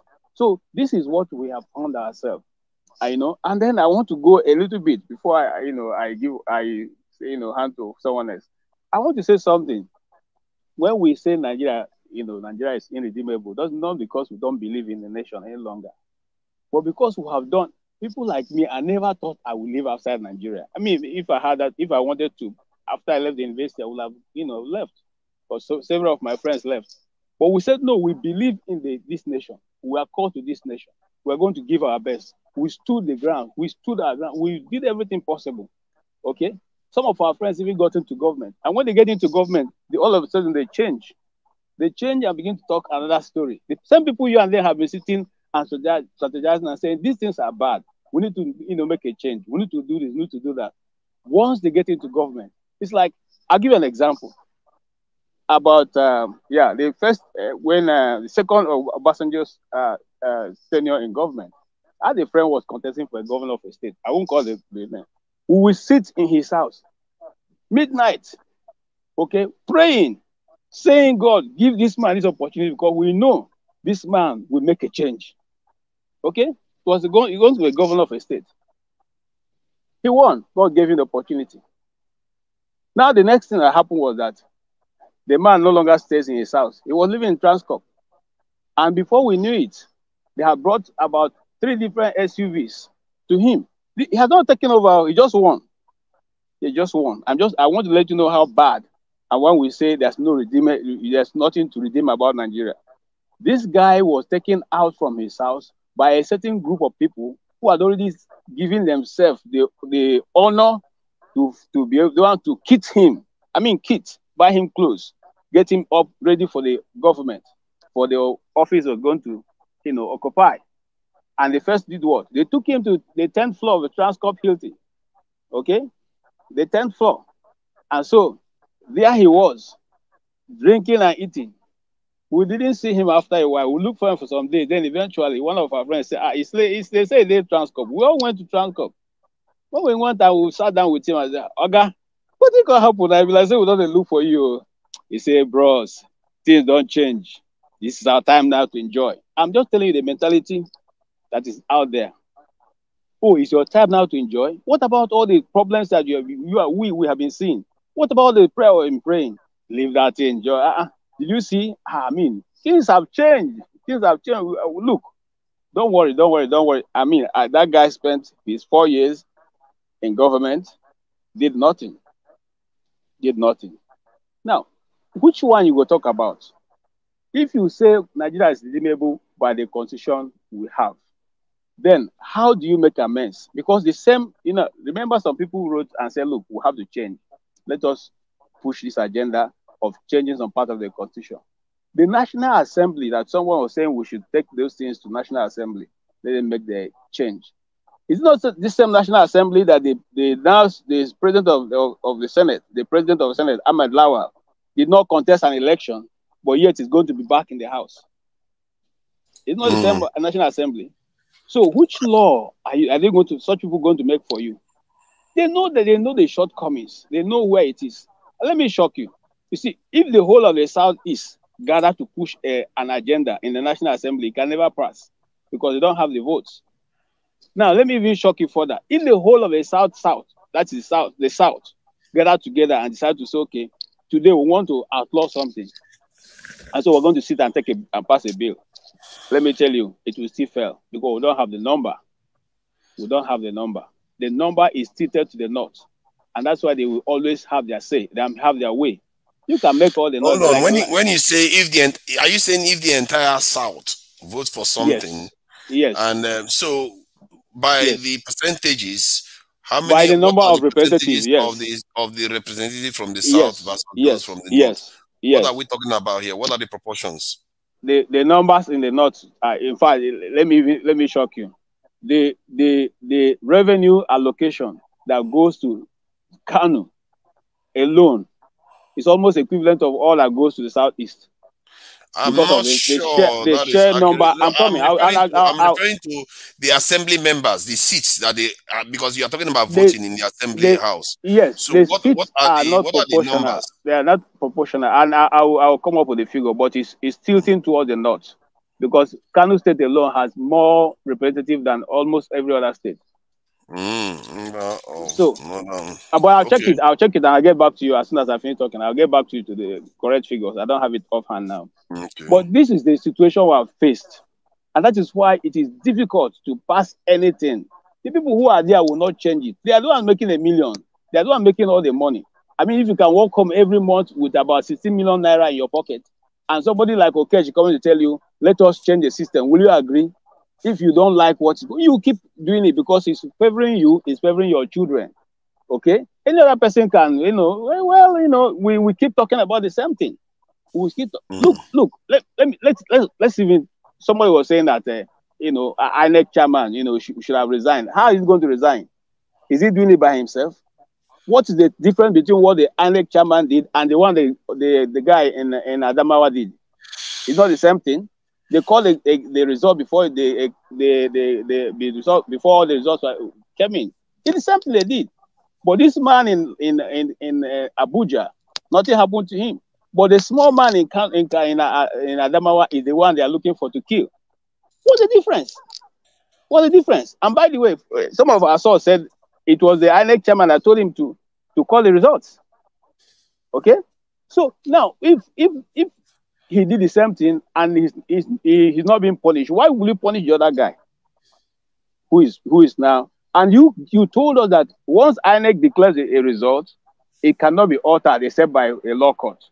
So how come now that same law that is applicable to the South and every other person is not applicable to the North when the result was called and INEC had declared results, but you didn't wait to go to court before you change the result? You insisted that the result would be changed. You called the result that you think was. But when you called your own and the whole Nigeria said, look, this is wrong. This has to be changed. You say, go to court. But brother, you see, I'm just pointing out this little, so we know the kind of people we're dealing with. Okay? The people don't want the system to change because they are benefiting from it.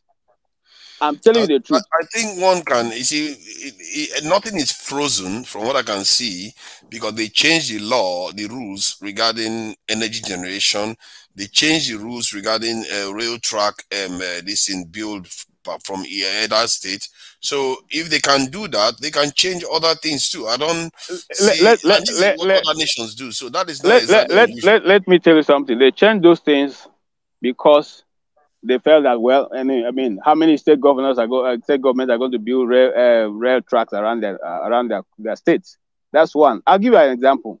A friend of mine was the one who pushed the first bill for second Niger Bridge. Okay, he's a northerner from Adamawa State. I mean, sorry, from Nasarawa State.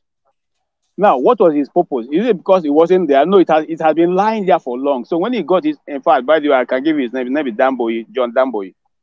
Now, when he pushed that, it's not because it was not been in the master plan.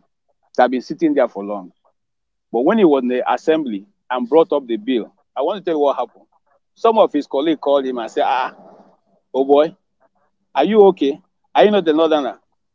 Why do you want these people to have second Niger Bridge that they come from Abuja before 2 hours they're in Enugu? What will happen to what's the name of this town now? Lafia and there's another town before Lafia. Who was the guy that said it? Sorry? Who was the guy that said it? Some other legislators. They said to him, "You are crazy." Let me add something to this. Let me just add something to what you were saying about the National Assembly. Okay. I just gathered the numbers. It says the total number of National Assembly members is 360 or 50 actually, and we have 167 from the southern states and 193 from the northern states, which gives them just over 54% of the National Assembly members. That said, personally, I don't subscribe to the way Nigerians describe North and South, because they put Benue in the north, they put many states that personally I would consider South, North.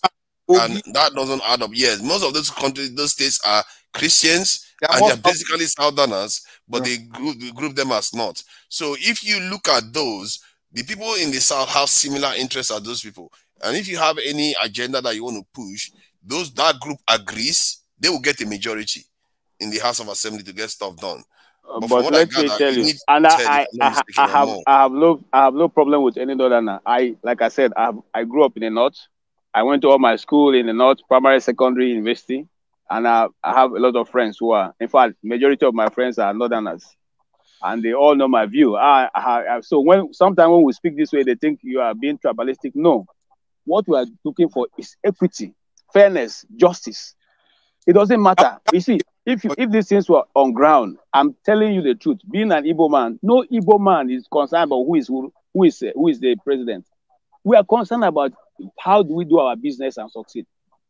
If you if you say to the east, you have your seaport, you have your international airports, you have that's seaport, especially international airport. So our goods can come into the east.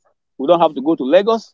You develop the water line in the east, in the south. Let me say south. I don't want to go to that other things. What do you want? South. Sorry. The east is doesn't. They don't bother the Atlantic Ocean. So where can you put the seaports in? You see, that is another lie that they've done. They've told you. But you see, you are talking to somebody who is apart from being a student of history, I'm lying that far and wide. The East has always been. In fact, if you go back to your old history, your old maps. If you guys don't want me to talk, I don't come out to. Sorry, no come out. I beg, wait. You can always jump into the conversation now, just like if you go back to your old old Nigerian maps, you find out that. When I want to speak, they will interject me. See, you can No, I'm not stopping you. You can interject. Okay, Oga speak now. Oga speak. So you know go verse. No be one now. I don't even get what he's talking about. You understand? He's talking, and I can see that he's scared because whenever I want to talk about the North, he said, "I don't want the North to feel like we are doing that." Why will you be scared in your same if you claim you are in Nigeria? And this thing is what is killing us. When we want to speak, we'll be trying to bring the North as if they are not Nigeria. We were talking as if they are different. Maybe they are another ethnic from Nigeria that the North are seeing us being. So we are trying to look. I don't understand. You people know the truth, but you people cannot say it right before your face. You know the truth. You see everything. You know those people whenever you talk something. Yeah, what you say? Define the North. We don't know who the North are. We want to know who the North are because she can define the North because when I want to say something, they will think that we are trying to remove them from the picture, from the line. I don't understand why. I think you are misunderstanding. Because I told you like consider the North. Consider the North. People. I think you are misunderstanding me, my brother. I'm not misunderstanding. I get you right and clear. I get you point. No, I think you are misunderstanding me. And now you see, because we have been so divided. That's what I mean by that statement. When you measure the North, you say something. Can you qualify that? That's what I'm saying. That's what I'm trying to bring you to understand what I meant by that. The nation right now is so divided that every time you mention North or South, there's somebody feels that they are because you are against that geographical location. We are not against anybody because we are trying to form a nation. That is the country. We are just trying to pretend that hold the country on now, Oga, hold on. You see, I live in France. You cannot tell me that if I want to speak in France now, I will be scared of one particular place that in France. When I go to Toulouse or when I go to Montpellier, they will think when I talk about that, they will no, because the country is one. But when you want to talk about Nigeria, you want to talk about North, you will like you will be pampering, you will be painting it so that they will feel you, will clothe them. But they are killing you. You cannot say before their face that they are killing you. France, the country is not one though. It's one. None of all these countries, when you look at them from afar, they look like one. Like in the UK now, they have what they call the North and South divide. France. I live in France. I know France. Don't tell me about UK. Tell me about France. Yeah, but they are not. They have separatist groups there, don't they? There is a separatist group, a black group in France. There's a separatist group in they are one. Yeah. You see, but listen, my brother. So we don't get it wrong. We don't get it wrong. Listen, what you are saying. Give me facts about France. My brother, listen to what I are saying. We are talking about Nigeria. All of us are talking about how to go forward. Nigeria is not a country. We are forced to be now, Oga. 9 years ago. Nigeria is not a country. We are just trying to rigmarole it. We are one. We are Nigeria. Have you ever heard in any place in this world that we say we are one France, we are one United Kingdom, we are one US? Tell me anywhere that I heard of something like we are one. One.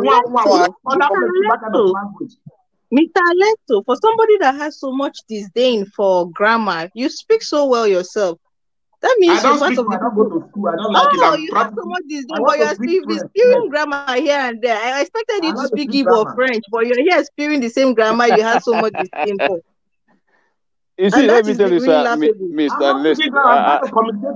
People with the language you understand. Let me tell you something. Let me tell you something. So you are admitting that this is the common language we can all understand and communicate in, but you were making derogatory remarks about those that are using the same language. What does that say about the kind of person you are? That speaks a lot about the kind of person. No, you don't get me. I'm not interested in big grammar because big grammar don't prove any point. Speaking big grammar now. What do you just talk Rigmaro now? Rigmaro is not grammar. Wow. Okay, listen, let me make my point and go because let me make my point and go. Give me a solution, or let me give you guys a solution to Nigeria's problem. Then you agree with solution. Me. Give us. The solution of Nigeria's problem, Mr. Keshi, have you ever heard of the word protest for referendum? Have you heard of that word? Many times. I have joined protests many times. Thank you. What Nigeria needs at this time now is protest for a referendum for us to agree to renegotiate if we want to live together as in Nigeria, for all of us to have our right. Not that one person will come to the office and tell you now. Okay, just imagine in one country, some people will tell me, let's give the Senate president to the South, let's give to the Southeast. That is not, we are not one. We are just trying to remark that we are one. But let us put mouth now. Allow us to put mouth. Allow us to put mouth. Let's keep it simple. Instead of just going around, let's just go straight. Yes. Allow us put mouth now. Allow us put mouth, Oga. Okay, go ahead. Now, listen. The problem you are trying to deal with didn't start today. It didn't start with this government. It didn't start yesterday. Yeah, I want you to end with us. I want you to end with us. I want to end with us. Wait now, Oga. I'm giving you a solution. I don't care I started. I want you to end. I want us here to end. I'm just letting them self-regulate. Give me 1 second. Let me go with Alexa. Okay, so we know your position now. You want Nigeria to break. Yes, right? So, right? It's not that I don't want Nigeria to break. I've been wish. Okay, good. Now we know your point. So now my question. Okay, let's give you what Mukolata said. I want Nigeria to break. So, Alexa, I think me and you. The result. Listen. Okay, listen. 1 second. Don't allow you to talk now. Give me a second. Yeah, I just ask my brother a question. Oga, talk. Alexa, me and you, we're on the same page. You want Nigeria to break. Me too. I want Nigeria to break. But now the next question is, if you're in power, how do you split it? Tell us how you want it to split it. Who goes where? What goes where? You have to get to that agreement first. Because when I speak to many of our fellow secessionists, it seems like wait now. Let me lie. When I talk to my fellow secessionists, many Nigerians say, "I want Nigeria to break." But when I ask them, how do we break it? It seems like we can't come to an agreement how we will break it. So can you tell us how you will split it? Split Nigeria. Let's give you the power to split this. Tell us how you split it along what lines and what. Tell us. Okay, let's begin with this. If we want Nigeria to, I'm not saying Nigeria should break. Let us start with this one. Tell us how you split. Okay, Nigeria to break. Now, if we go into a referendum, now, wait now. No, tell me how you will break. Okay, we'll give you power to break Nigeria today. Break it for us. Tell us how you break it. Tell us who goes where and who goes where. Tell us. Who goes where? Okay, now, you are from Yoruba land. If I ask you to go to Biafra land, will you go? No. Tell me how you want to. Do you want me to go to Biafra? Tell me. I'm asking you. Tell me. Don't ask. If I tell you go here. That's what I'm telling you. I want to explain to you how Nigeria will be break. If Nigeria want to break, everybody has to agree. I won't go this way. I won't go this way. We have to. That's why we have to come to the round table. Not that you tell me that. Waiting for everybody. Go here. So you're waiting for everybody. You're waiting for everybody to agree first before you. You have to let us know what you want. Before we can even, you can't be today. You can't go to Abuja and be saying, "I want every Nigerian to agree before I tell you what I want." They will tell you to get out. So they don't know what you want. We are saying the same thing. You are getting it wrong. You say you cannot go to Abuja because you don't have freedom of speech. What is democracy? You are moving the goalpost, bros. Let's keep it simple.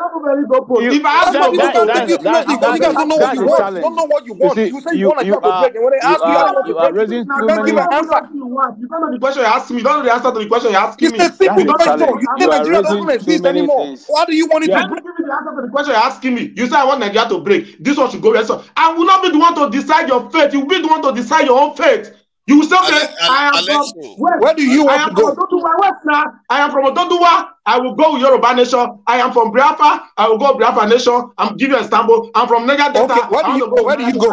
You will still want to decide your own fate. I am in one Nigeria like you. You will stay in one Nigeria. Nobody will force you to be in one Nigeria. I'm not one Nigeria. That's what I'm telling you. Okay, where do you go? Where are you going? Where do you want to go?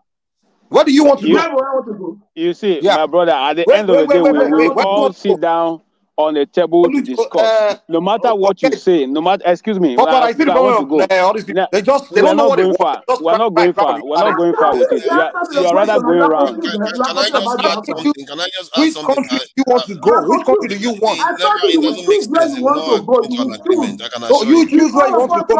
Okay, let me tell you where I want to go. Then we have to wait now. If all of us come to the like that we have to have agreement or a working scheme that this plan right from today, Nigeria will be like this. There will be no need of dragging presidency, like for instance, Obi come out, let's take back our country from who?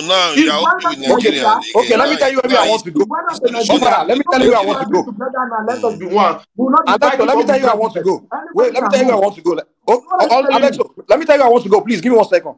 I want to break Nigeria just like you. And I tell you where I want to go, the country I want. I want Yoruba nation. You see the president there, Southwest? I want that place to be a country. That's my country. Now, my own is clear. If I go to Abuja and I say, hey, Abuja, this is what I want. Mike, But are But whenever I run you into... going to leave Benin Republic out of it?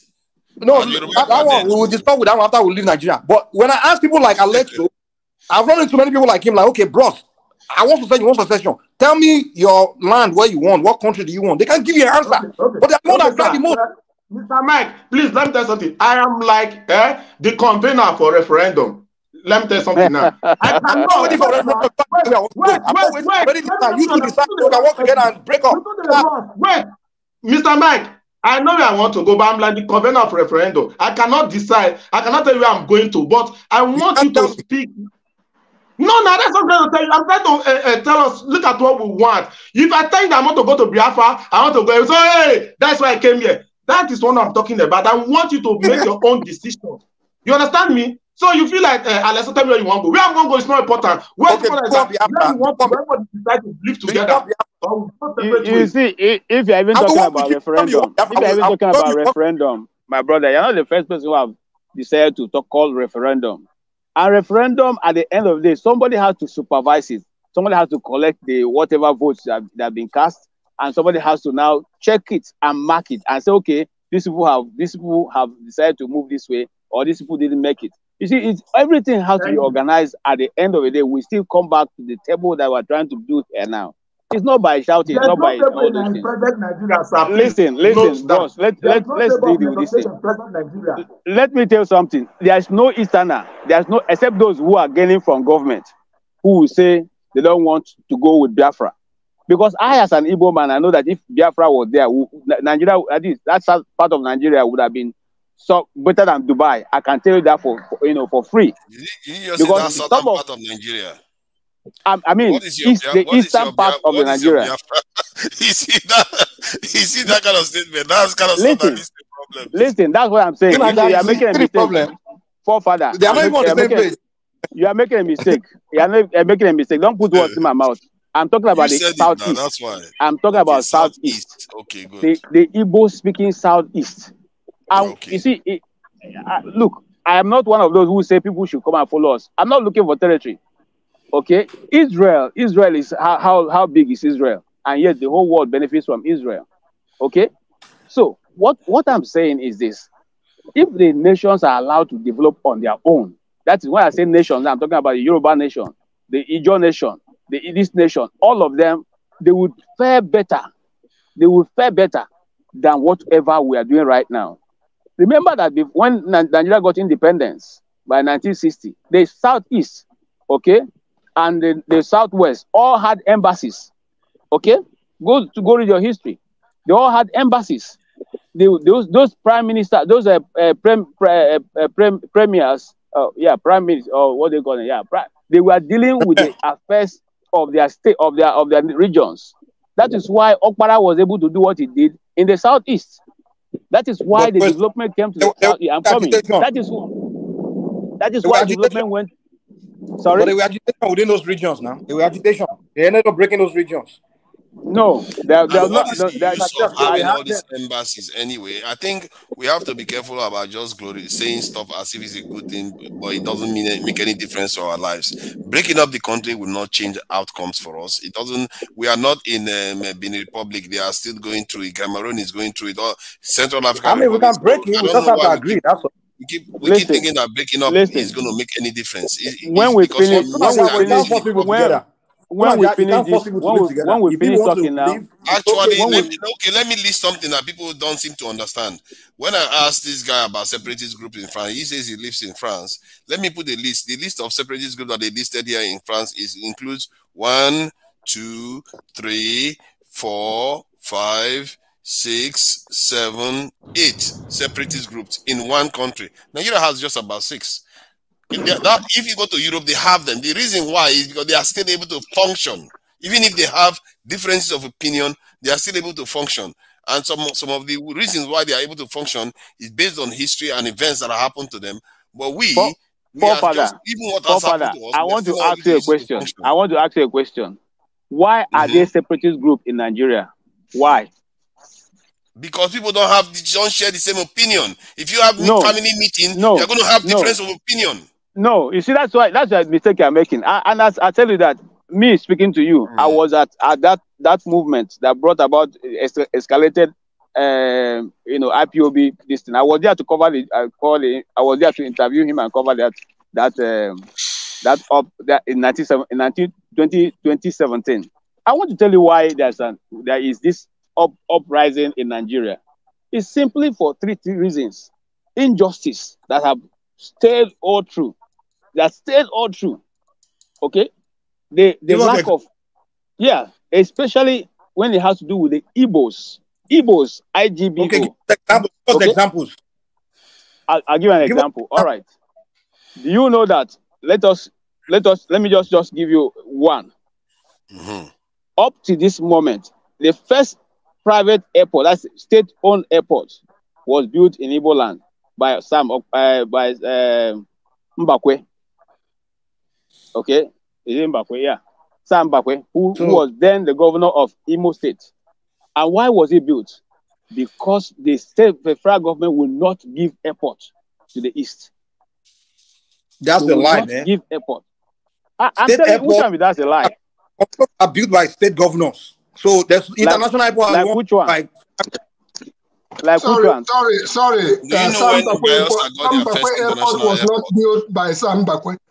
You may have conceived an idea. I was one of those who contributed money in Lagos with which that airport is built. It was all right. Great. I didn't contribute. I was a small boy that time, but I'm telling you. No, because you said that Sam Bakwe Airport was built by Sam Bakwe. And I'm trying to say to you, I am saying that Igbo land is the first place where that is a state government, had to build an airport. Because the federal government will not build one there. That's what I'm saying. State airports. Am I wrong with that, Oga?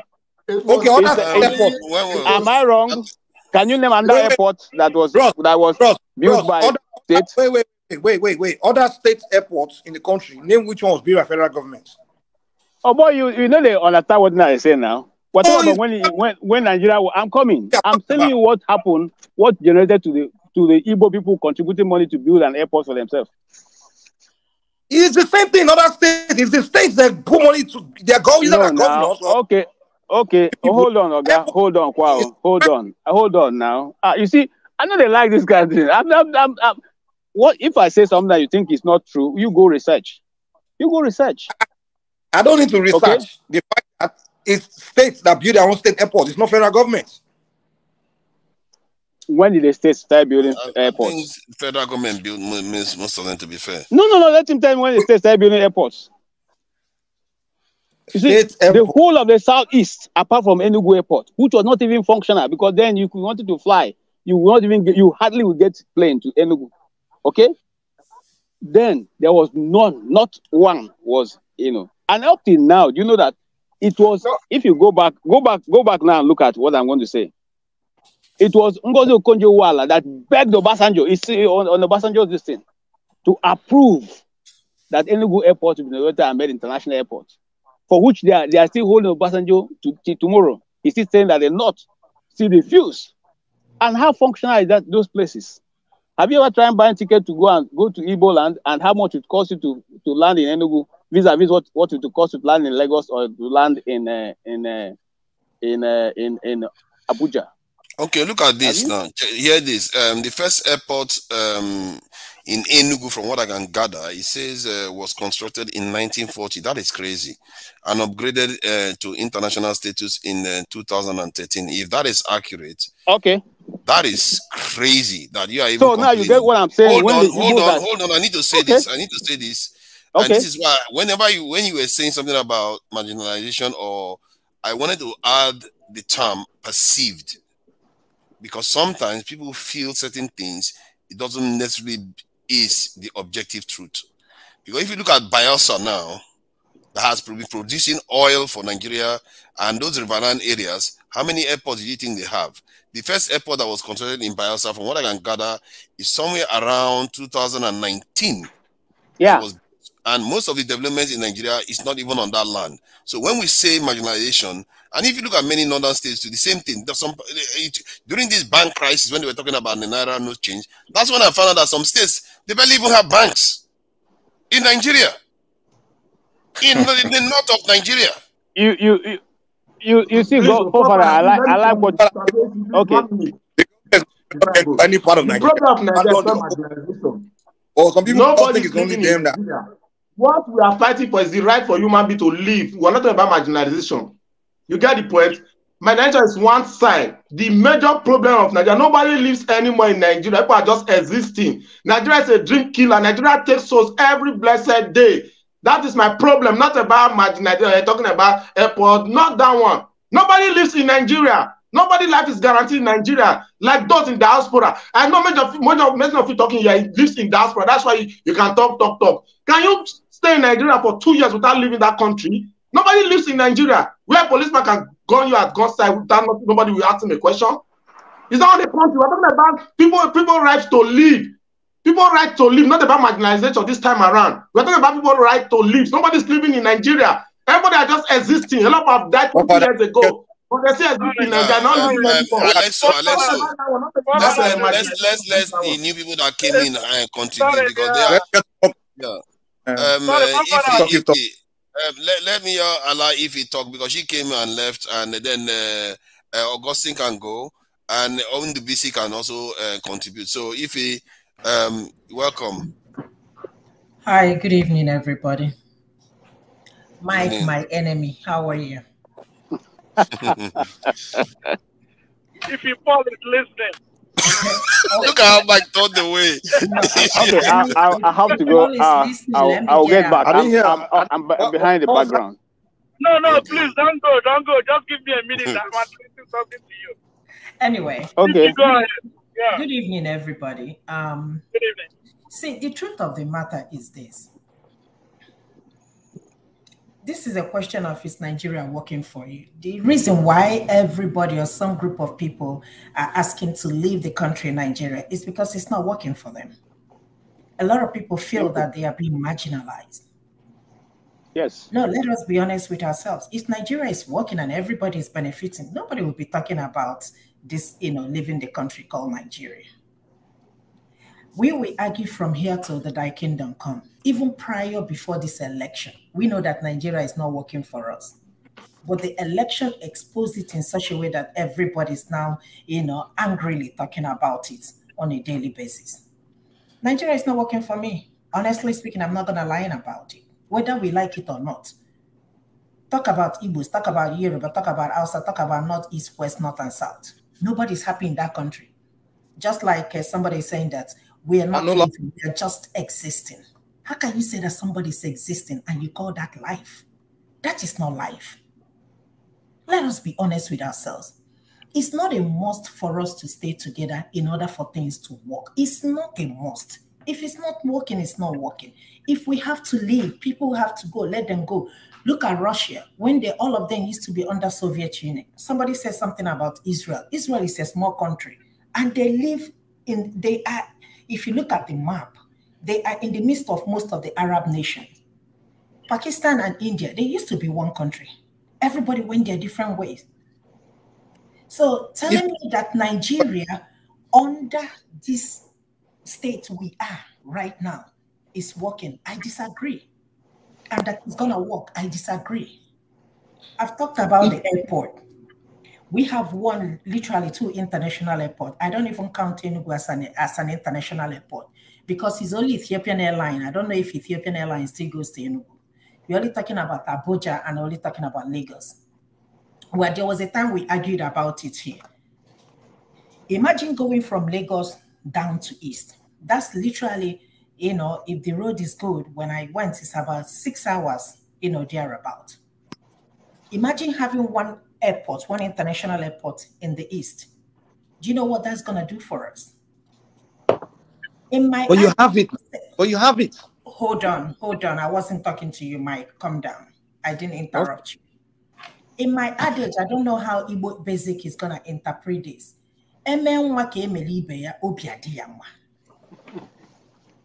Do you understand? If you do a child what you do to other people, the child will be happy.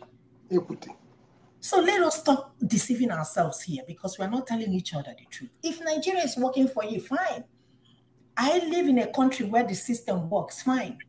I'm not saying that this country is perfect, but at least it's up to the standard where you say that you can get this, you can get this, that this is working for you a little bit. When my neighbor is complaining, I look at him like, are you okay?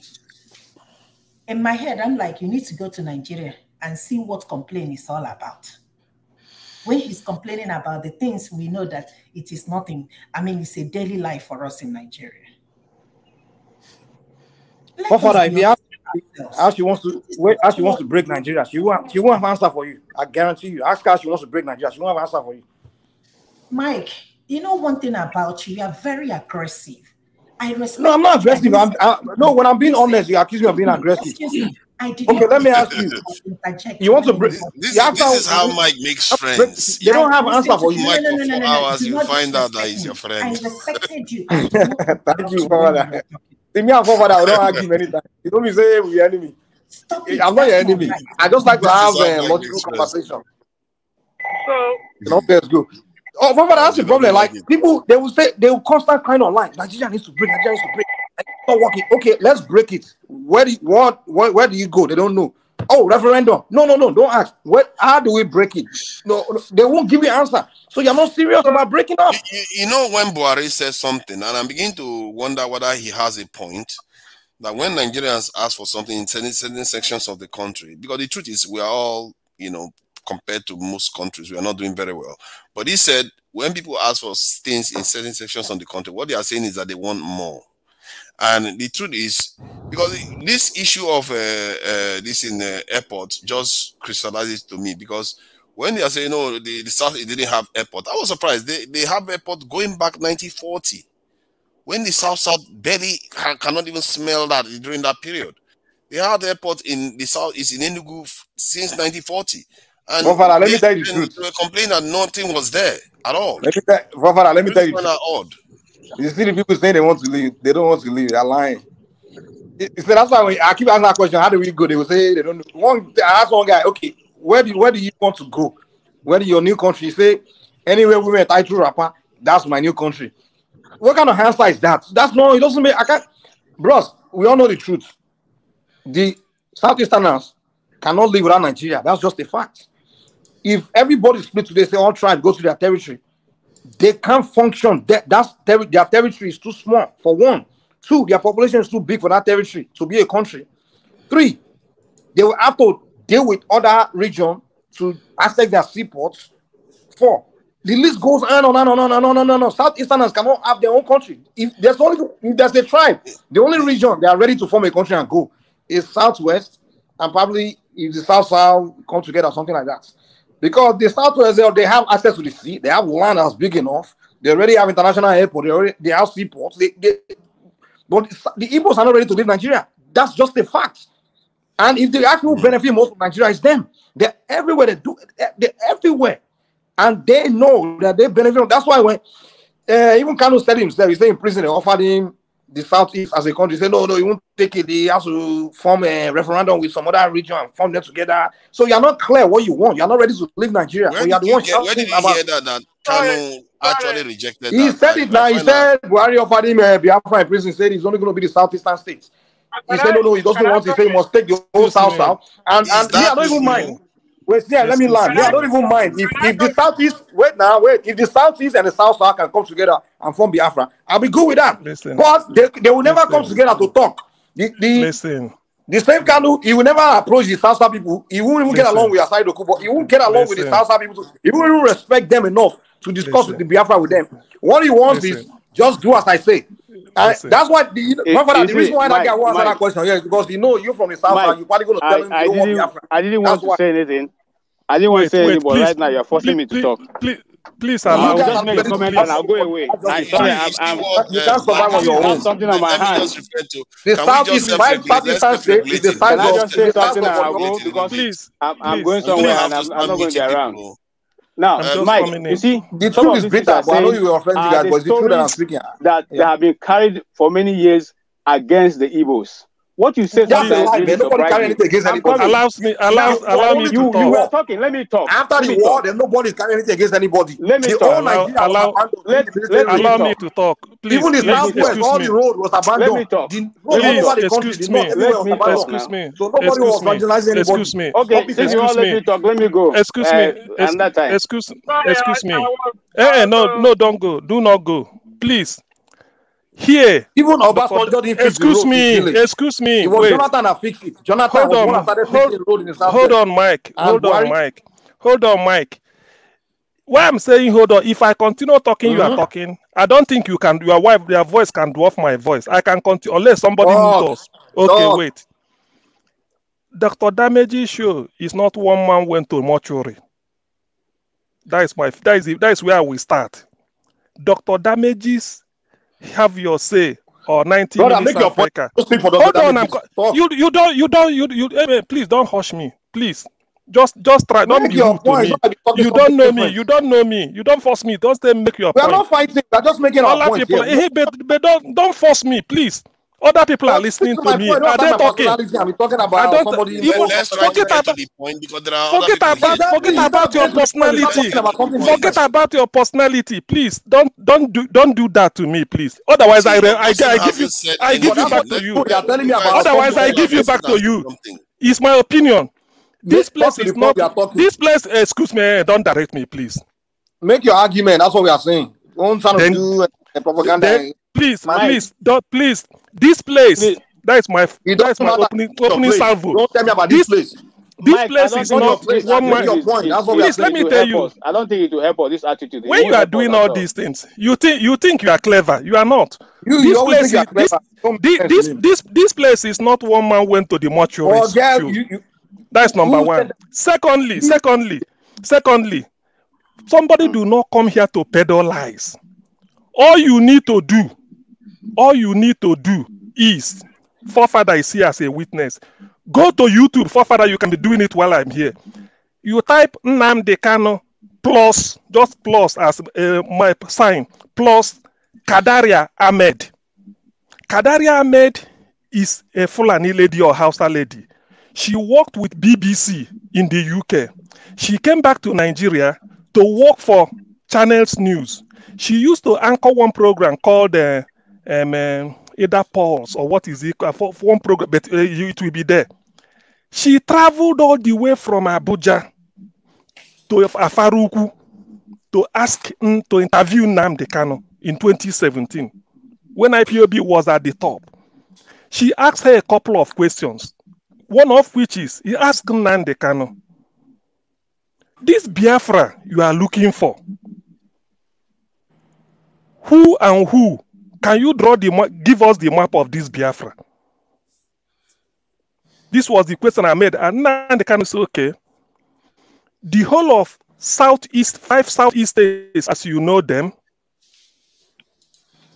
when you get to Benue State, he mentioned southern Benue, I think about 6 local governments, they are Igbo speaking. They were part of East Central State as at 1973-74. Before 76, they created them. They are speaking Igbo today. People from there attend Ohaneze and the Igbo meeting. He said those people will be included. He said then you go to Edo State, there's a place called Ibanke in Oriowo local government. That Ibanke is Igbo speaking. It means Igbo Akere. That place is Igbo. Till today, people there attend Ohaneze and the Igbo meeting. That place is included. That place, they carve it in. You go to Delta State, the whole of Delta North, Eka North local government, Eka South, Oshimili North, Oshimili South, which are, I think there are about 9 local governments. Listen, please. I'm not really sure what you're talking about. Is it Kadera interview you're talking about? Please. You already know what is line, Abi. Okay, go ahead. Finish your line. Go ahead.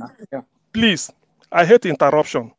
That's why I'm telling you, don't think you are clever. I repeat it again. Go ahead, finish. Well, you interrupt people more than anybody else. You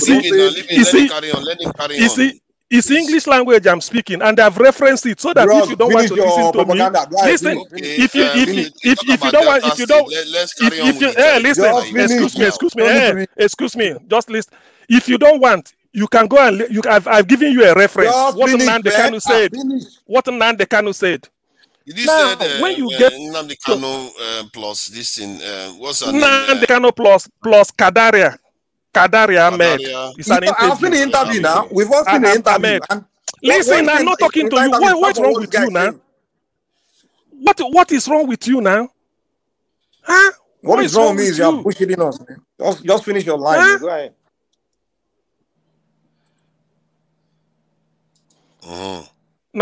Now you leave it.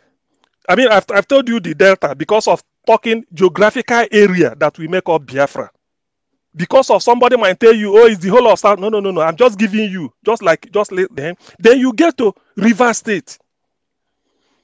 All the Igbo-speaking local government of Rivers State, I can name some of them for you. I don't have all of them at my bet. Nnamdi Kanu said it. So, which means when we say, because Ogoni is not part of, Ijo is not part of it, Urobo Ichekiri is not part of it. I've not mentioned them. These are Igbo-speaking. Then you get to Cross River State. There's a local government called Abi local government. That is where Lie Limoke, their former governor, is. They are Igbo speaking. They attend Ohaneze and Igbo meeting. The Ikwere is part of it because somebody might tell you this. Ikwere is Igbo. Ikwere is part of Ohaneze and Igbo. The Secretary General of Ohaneze and Igbo, who just handed over, is an Ikwere man called Barrister Uche Okuku. So if anybody can be Secretary General of Ohaneze and Igbo, that person must be Igbo. Do you see it? Okay. Are you completed? No, I've not. Then you go to, I've forgotten the local government in Cross River. I can't. If you listen to the interview, so these are please don't please. What is the meaning of this now? Allow me to say something. So these are this. Please. If I pay you back in your own coin, you may not like it. Because so these are the area. Please. These are the areas. Nnamdi Kanu. What is the problem with this chap now? If you think you are clever, you are not. If you think you are clever, you are not. It's only you think you are clever, you are not. These are the area Nnamdi Kanu demarcated. Now the lady now asked again, how are you sure that all this like a Kanot in Delta, a Banke in Edo, and this one in Benue, and all those ones joining Southeast? He said, how are you sure they are going to follow you? Nnamdi Kanu said, referendum. That's what I've been asking. That if they do a referendum today, and they say, no, that ends it. You go your way. He said, so you are not going to fight? He said, no. We fought a war in which the world conspired and killed more than 5 million of us, 1 million by starvation, the children. This is what he said. So when people want to talk, because there are certain things, if I want to quote somebody, if I said Obasanjo said something, if I can give you the recorded tape where Obasanjo was saying it, you don't need to debate me anymore. You go and debate Obasanjo. Okay. I've given you where Nnamdi Kanu said it in his mouth. Okay. He said it like this. You can't just keep going on indefinitely. This guy is interrupting me now. This guy is interrupting me. Your answer now. You've already given your answer. So that is it. So for him to come and be talking all this, I have to put it the way it is. So why is he coming to every minute? Your point. Okay. We had what you said. Let's let Augustine talk because he hasn't said anything at all. Please. Yeah, I thank everyone. Personally, I am disappointed with the level of our comments. We should be able to decipher between a nationalist and an agitator. When after Ngozeka spoke, the guy that came in, what's his name? The guy that spoke about the National Assembly. No, not Alexa. The guy that spoke about the National Assembly Ugogo. Yeah, I think it was Alexo, the one that talked about this in. Oh, okay, About the it's okay, governor. it's okay. Okay, yeah. So when Ngozika spoke and Alexo came with agitation, it was just a bizarre. It was a disappointment because Ngozika spoke as a nationalist. And we were able to contend that. Then Okechi came in with a very deep knowledge of nationalism, which I was listening to him in every second. But I became so disappointed with Mike's position. What's my disappointment? My disappointment is the master of the slave should stop telling the slave that the slave is stupid. It hurts when you are the one that is being marginalized and they're still moving for, let's build it together. How do we make things to work? If you sit down and watch Nigeria, you will know that the marginalization of the East, of Ndibo, is well planned, is well orchestrated. By now, who? you are using the Western world. I live in Florida. It is only when I want Nigerian passport that I will have to go to Atlanta. If I'm doing anything with immigration in the US, I don't go to the immigration that did my papers is in Texas. I don't go to Texas. I go to my local place and they will interface me with Texas. But if I want anything in Nigeria where I come from, I must go to Lagos or Abuja. If I'm coming back home, I must stop in Lagos and spend over 200,000 naira before I get home. If I'm going back to where I'm living, I must come to Lagos and spend over 200,000 naira before I live in the same country. And somebody who lives in Lagos will only drive to the airport and come back to the same country where I live. So there is a serious orchestrated marginalization. But people don't want to dwell on that. People want to dwell on how can we make this thing work? Because we know that if we are sincere, it can be done. It is workable. Okay, please. So you say you have to drive from Southeast to Abuja and Lagos. So those people that live in the Northeast, right? And those that live in the South, other area, they don't have to drive to Lagos. And those that even live in Kogi, some Yorubas live in Kogi. So people don't, so they are marginalizing you because you have to drive from. The people that live in the northeastern part of Nigeria, their distance even further than your own to Abuja or Lagos. Then they are not being marginalized, Abi. You guys will start picking all these. Now you see, now you begin to see. Now you begin to see that what Buhari said is correct. Because some people, when they say they are marginalized, they don't necessarily see from the other person's point of view. They are not being marginalized. They pick up nations generally. Let me just add this. Nations generally organize themselves in the way. In other words, it's like saying these people want it more, they get it. These people want that one more because it means survival for them. They get it. That's how nations organize themselves. In other words, nations self-regulate. If the thing tilts too much to one side, you're going to have a problem. If the stuff tilts too much to one side, you're going to have a problem. Because in the UK now, we have the North and South divide. So hold on now. TM, you know this full well. In the UK, we have what they call the North and South divide. We have all kinds of marginalization in the country. Very, very few people actually run the country. The classes that rule the country in the UK are the aristocratic class, and most of them are hereditary, and they become these leaders in the country. So let's not pretend that you don't have in Nigeria. In Nigeria, no, hold on. In Nigeria, you had your say. You had your say. But they were interrupting me now. People were interrupting me now. Hey, let me interrupt you. In Lagos, there's international airport. There is international airport built by federal government. In Abuja, there is international airport built by federal government. In Kano State, there's international airport built by federal government. Why can't Enugu have federal government international airport? Why? Why can't it have? That's what I'm saying, and that is the marginalization.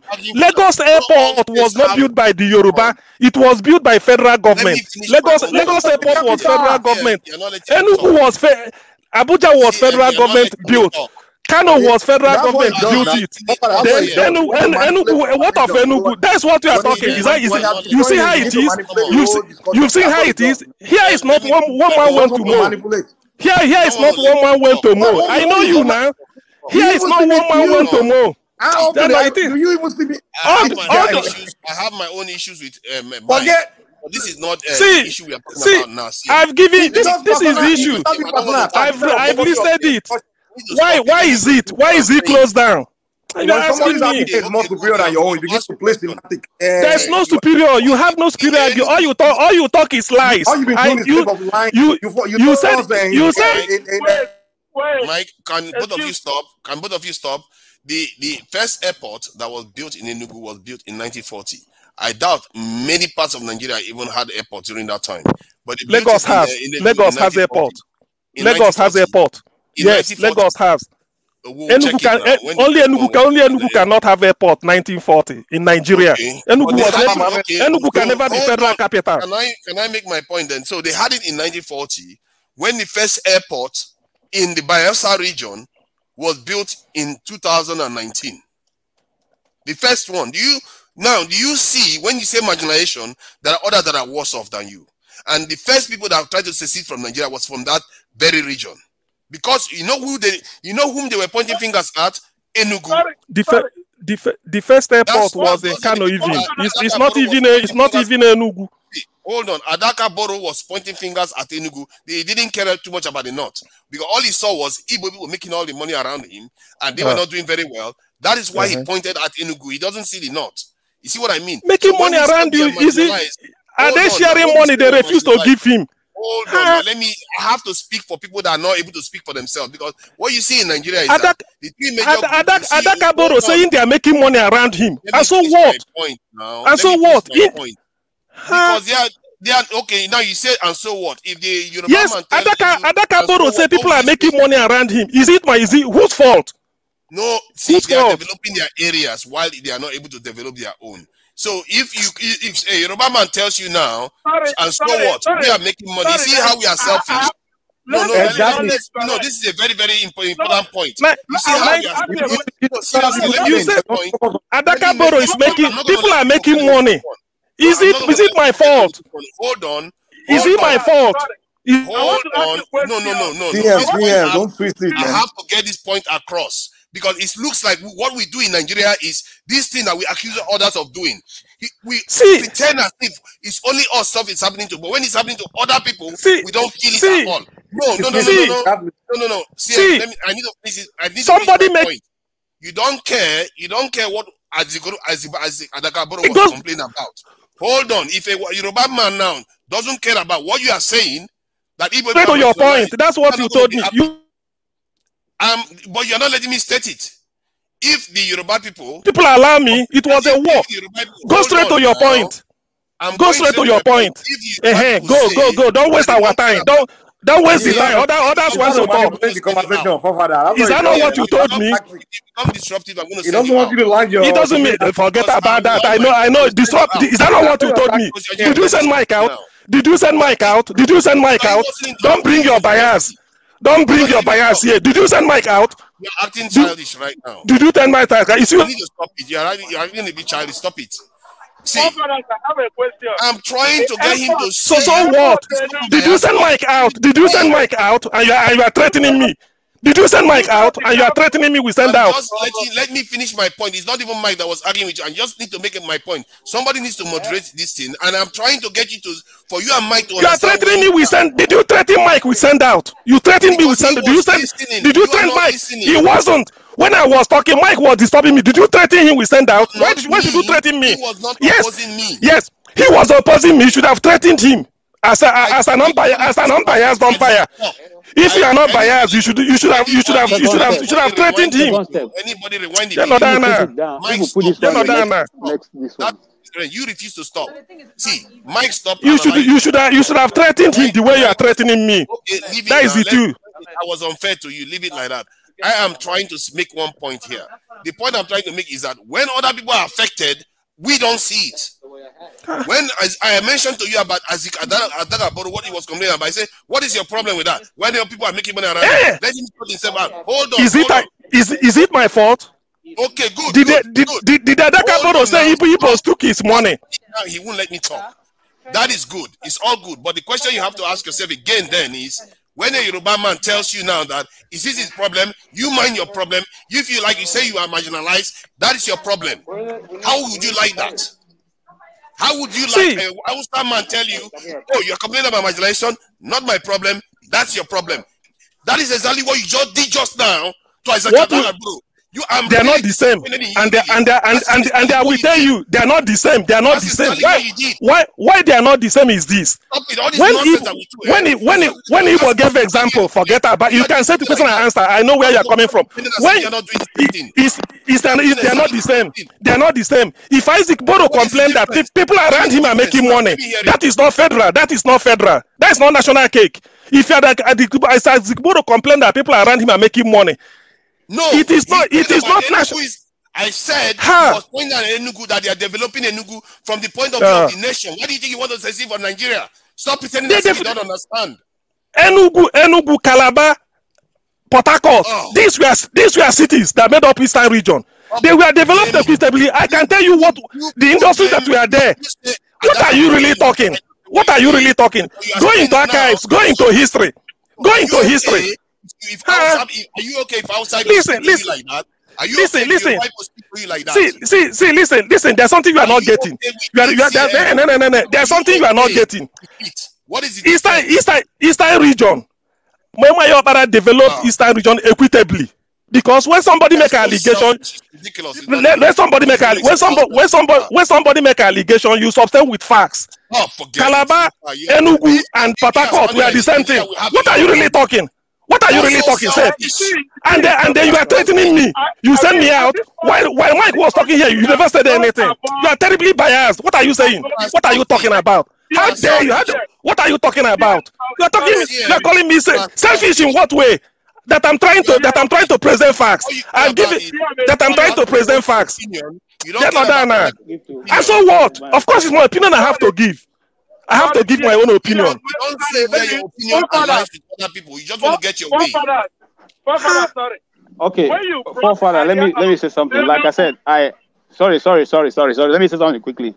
I'm in a conference really, but I have to run out because I've been following. It was a war for me to speak. So far. Now listen. What some of these things? Let's not be sentimental.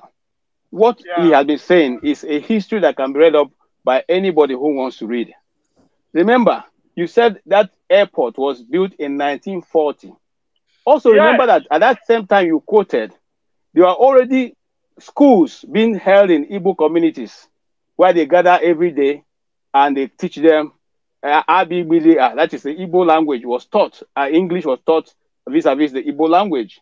Now, why was airport built at that time? That's what you should be asking, which is the reason why I'm coming back on.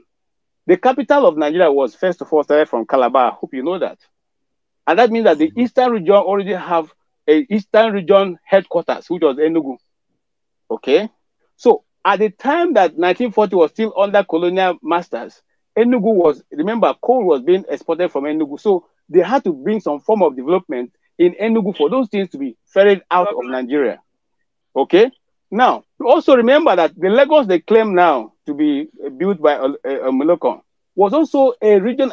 Lagos was a protectorate of its own. Now, can we call them already a government masters? They are not anybody's masters, please. I really don't like to hear that term. They are Europeans. They are not masters. Jesus Christ, enough of this master.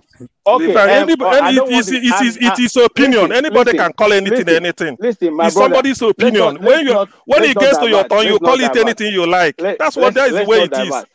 Let's not divert. I want to keep my thoughts. We cannot be prescriptive. And so what? We cannot be prescriptive. Guys, when somebody says something, that is his person's opinion. You can have your own opinion. And so what? You can't tell somebody not to say this. You must say this. And so what? If you do not like it, you do not like it, he likes it. And so what? You don't like it, he likes it. Yeah, please. Simple. You don't like hearing colonial master. Somebody wants to use it, and so what? Come on, what? Please, I don't like being prescriptive. You are too dictatorial for my liking. Please, don't patronize me. I want to add something to what CM earlier said. If you go to Benue State, there's a place called Olamoboro local government. Olamoboro people are Igbo speaking. They all bear Igbo names. If you go to part of Ida in Kogi State, there's an Igbo speaking also in those places. Now, why was these things made? And I won't have the time to be able to buttress all, but I'll just touch it on it. So if you want to read, you can go and find out. This was made so that the Igbo land was constantly reduced to a point that it became like a dot. Just like what you can say, you know there are Yoruba speakers in Kogi. You don't have access. Do you know there are Yoruba speakers in those states? Are Yoruba speakers in Niger Delta states? Listen now, listen. You can't tell me about Yoruba. My wife is Shekiri. Okay, my wife is Shekiri. So I know that place. Is Shekiri are technically Yoruba people because the language is actually Yoruba language. It's not true. It's not true. Let's not go into that history. And you're talking to somebody who is Shekiri are more Yoruba than Ikweres. My brother, you know that? I read well. I read well. Let me even tell you one of the lies that have been told over Yoruba time. people don't go and be We are told that, that Christianity first came to Yoruba land. It is not true. Christianity first came to Ishekiri land. If you want to learn, you learn. If you don't want, it's okay. I'm not here to argue with you. All right? The first place that Christianity came to Nigeria in 300 years before it came to Lagos. Did Igbo man claim any state? Did Igbo man claim? Did Biafrans claim any state? We've told you the area where they are speaking Igbo. The people of the people of Ibanke. All right. I think in this case, I'm not making any sense. So let me leave it. Go further. Thank you very much for the opportunity. I will join you if you guys are still on the next time I come up. Thank you. I appreciate it. All right. Thank you. See, the problem with this discussion is what I've been saying before. We as forget about that. Look, if you're listening, this guy, conduct yourself. See, the problem with us is that we thought we have what we call double speak. 1 minute we say one thing, the next minute we say something else because it doesn't suit us anymore. This is what Rudolph was saying earlier on in the I think he said it today and he said it yesterday too, where just because we support this person, we will support the process that brought him to power. Then, because when we don't support the person, we don't support the process. When it matters to us, it is marginalization. But when it's the other people, why don't they just sort their problem out? That is exactly what I'm trying to highlight. That CM did today. I have a point. I have a point. He doesn't want to say it out. Because they only see their own marginalization. No, hold on. Because one thing in this life, you can pretend as if you are the only one marginalized. There is your own objective. There's your own truth. There is the objective truth out there. And that objective truth actually wins out. That's why our people bang their head against the wall. They are not paying attention to the real truth. That you are not the only one experiencing problems. Other people are experiencing it too. Stop being selfish about this thing because it's not getting us anywhere. Listen. The real bias I've witnessed was for me to try to make my point. Mike was interjecting me unceasingly, and you kept quiet. You never did anything. Listen. I don't want it. You never listen. You never threatened. You never. Listen. You see your bias. Allow me. Let people hear what I'm going to say. I was making my point. I was trying to make my point. Mike was interjecting me unceasingly. You are here. You never threatened him with, Mike, I will send you out. I will put you. But when he was talking, I want to make my own, he started threatening me. What type of bias is that? Do you think you were? He was also talking. And so what? So look at it now. And you are telling me the type of selfishness. The reason, listen. It's my turn to talk now. I listen to you. Can't you listen to me? Haba. Can't you listen to me? Is it because they told you to moderate? You can moderate the way you like. Is it because of Rudolph gave you? Rudolph gave you this now, and then you feel that you can just you finish now. Allow me to talk for God's sake. That's why the other guy left, because you don't like him. You don't let him talk. All you do is you mute. But you are talking. I've been listening to you. Is it not me to talk? But this is my turn to talk. You finish, let me talk my own. And so what? But then why did you talk? Why did you talk? Why did you talk? You see now, you see the selfie, you see the dictatorship. You are moderating somebody's essay, so he said because you are moderating. So because you are moderating, only you will be talking. Because you are moderating, then you talk. Or that's why you say it's not your turn. And so what? I beg, get lost. What does that mean? You are down to self. You say I'm selfish. Fine. Of course you are selfish. So what? Can I do what? You called me selfish. So please allow me. Let me talk. No. I'm not going to put up. I can't put up with this rubbish of yours. I can never put up with this rubbish of yours. Allow me to say what I want to say. It's as simple as that. It's as simple as that. If you feel you can be dictatorial, start your own YouTube page. If you see me there, you kill me. And so what? Let me talk. Let me say something. Now, okay, I will meet you then. Then let me allow you to speak. Please, Mirage, you can go because this guy is not being coordinated at all. You're not coordinated. It's you. Let me say something. You finish something. Let me talk. Then you jumped in. Mirage, do you have anything to contribute, Mirage? I have to react to your lies. That's what I'm trying to do. I have to counter your lies. This is not what I was expecting. I'll come back later. Okay, you can come back later if you want to. So, see, I want to counter your falsehood. Okay, you can counter my falsehood because you don't want to hear the truth. And whoever doesn't want to hear it now. You see it now. It's only you that is speaking the truth. You want to hear the truth. The truth. It's only you that others are lying. You are speaking the truth. I've told you. You're coming here every time. Imagine threatening me. Imagine threatening. I will send you out. What does that mean? Let Mr. CM speak, please. Let all this while you guys have been going back and forth. Please go back and forth. He could have just said his piece. Please, let's just allow him to speak. Why is it that he is allowed to speak, please, but others are not allowed to speak? When I'm moderating, he shouts. Why did I listen to you speak? Why can't you listen? I listened to you speaking. Why did I listen to you? You're a bloody liar. Didn't I listen to you speak? Ask him now. What did I say? Please. What did I say? I am imploring the both of you. Please, if you could just give him. Can we be objective? Don't be. See, this is what I don't like. Our people are very wicked people. We do this all the time. It is you that is even wicked. It is you that is even wicked. Ask him, what did I say? Whether he listened to me. That's how you know who is listening to who. I listened to everything he was saying. You are asking me, what did you say? Yes. I'm not. You are asking me, who are you to ask me to say what you say?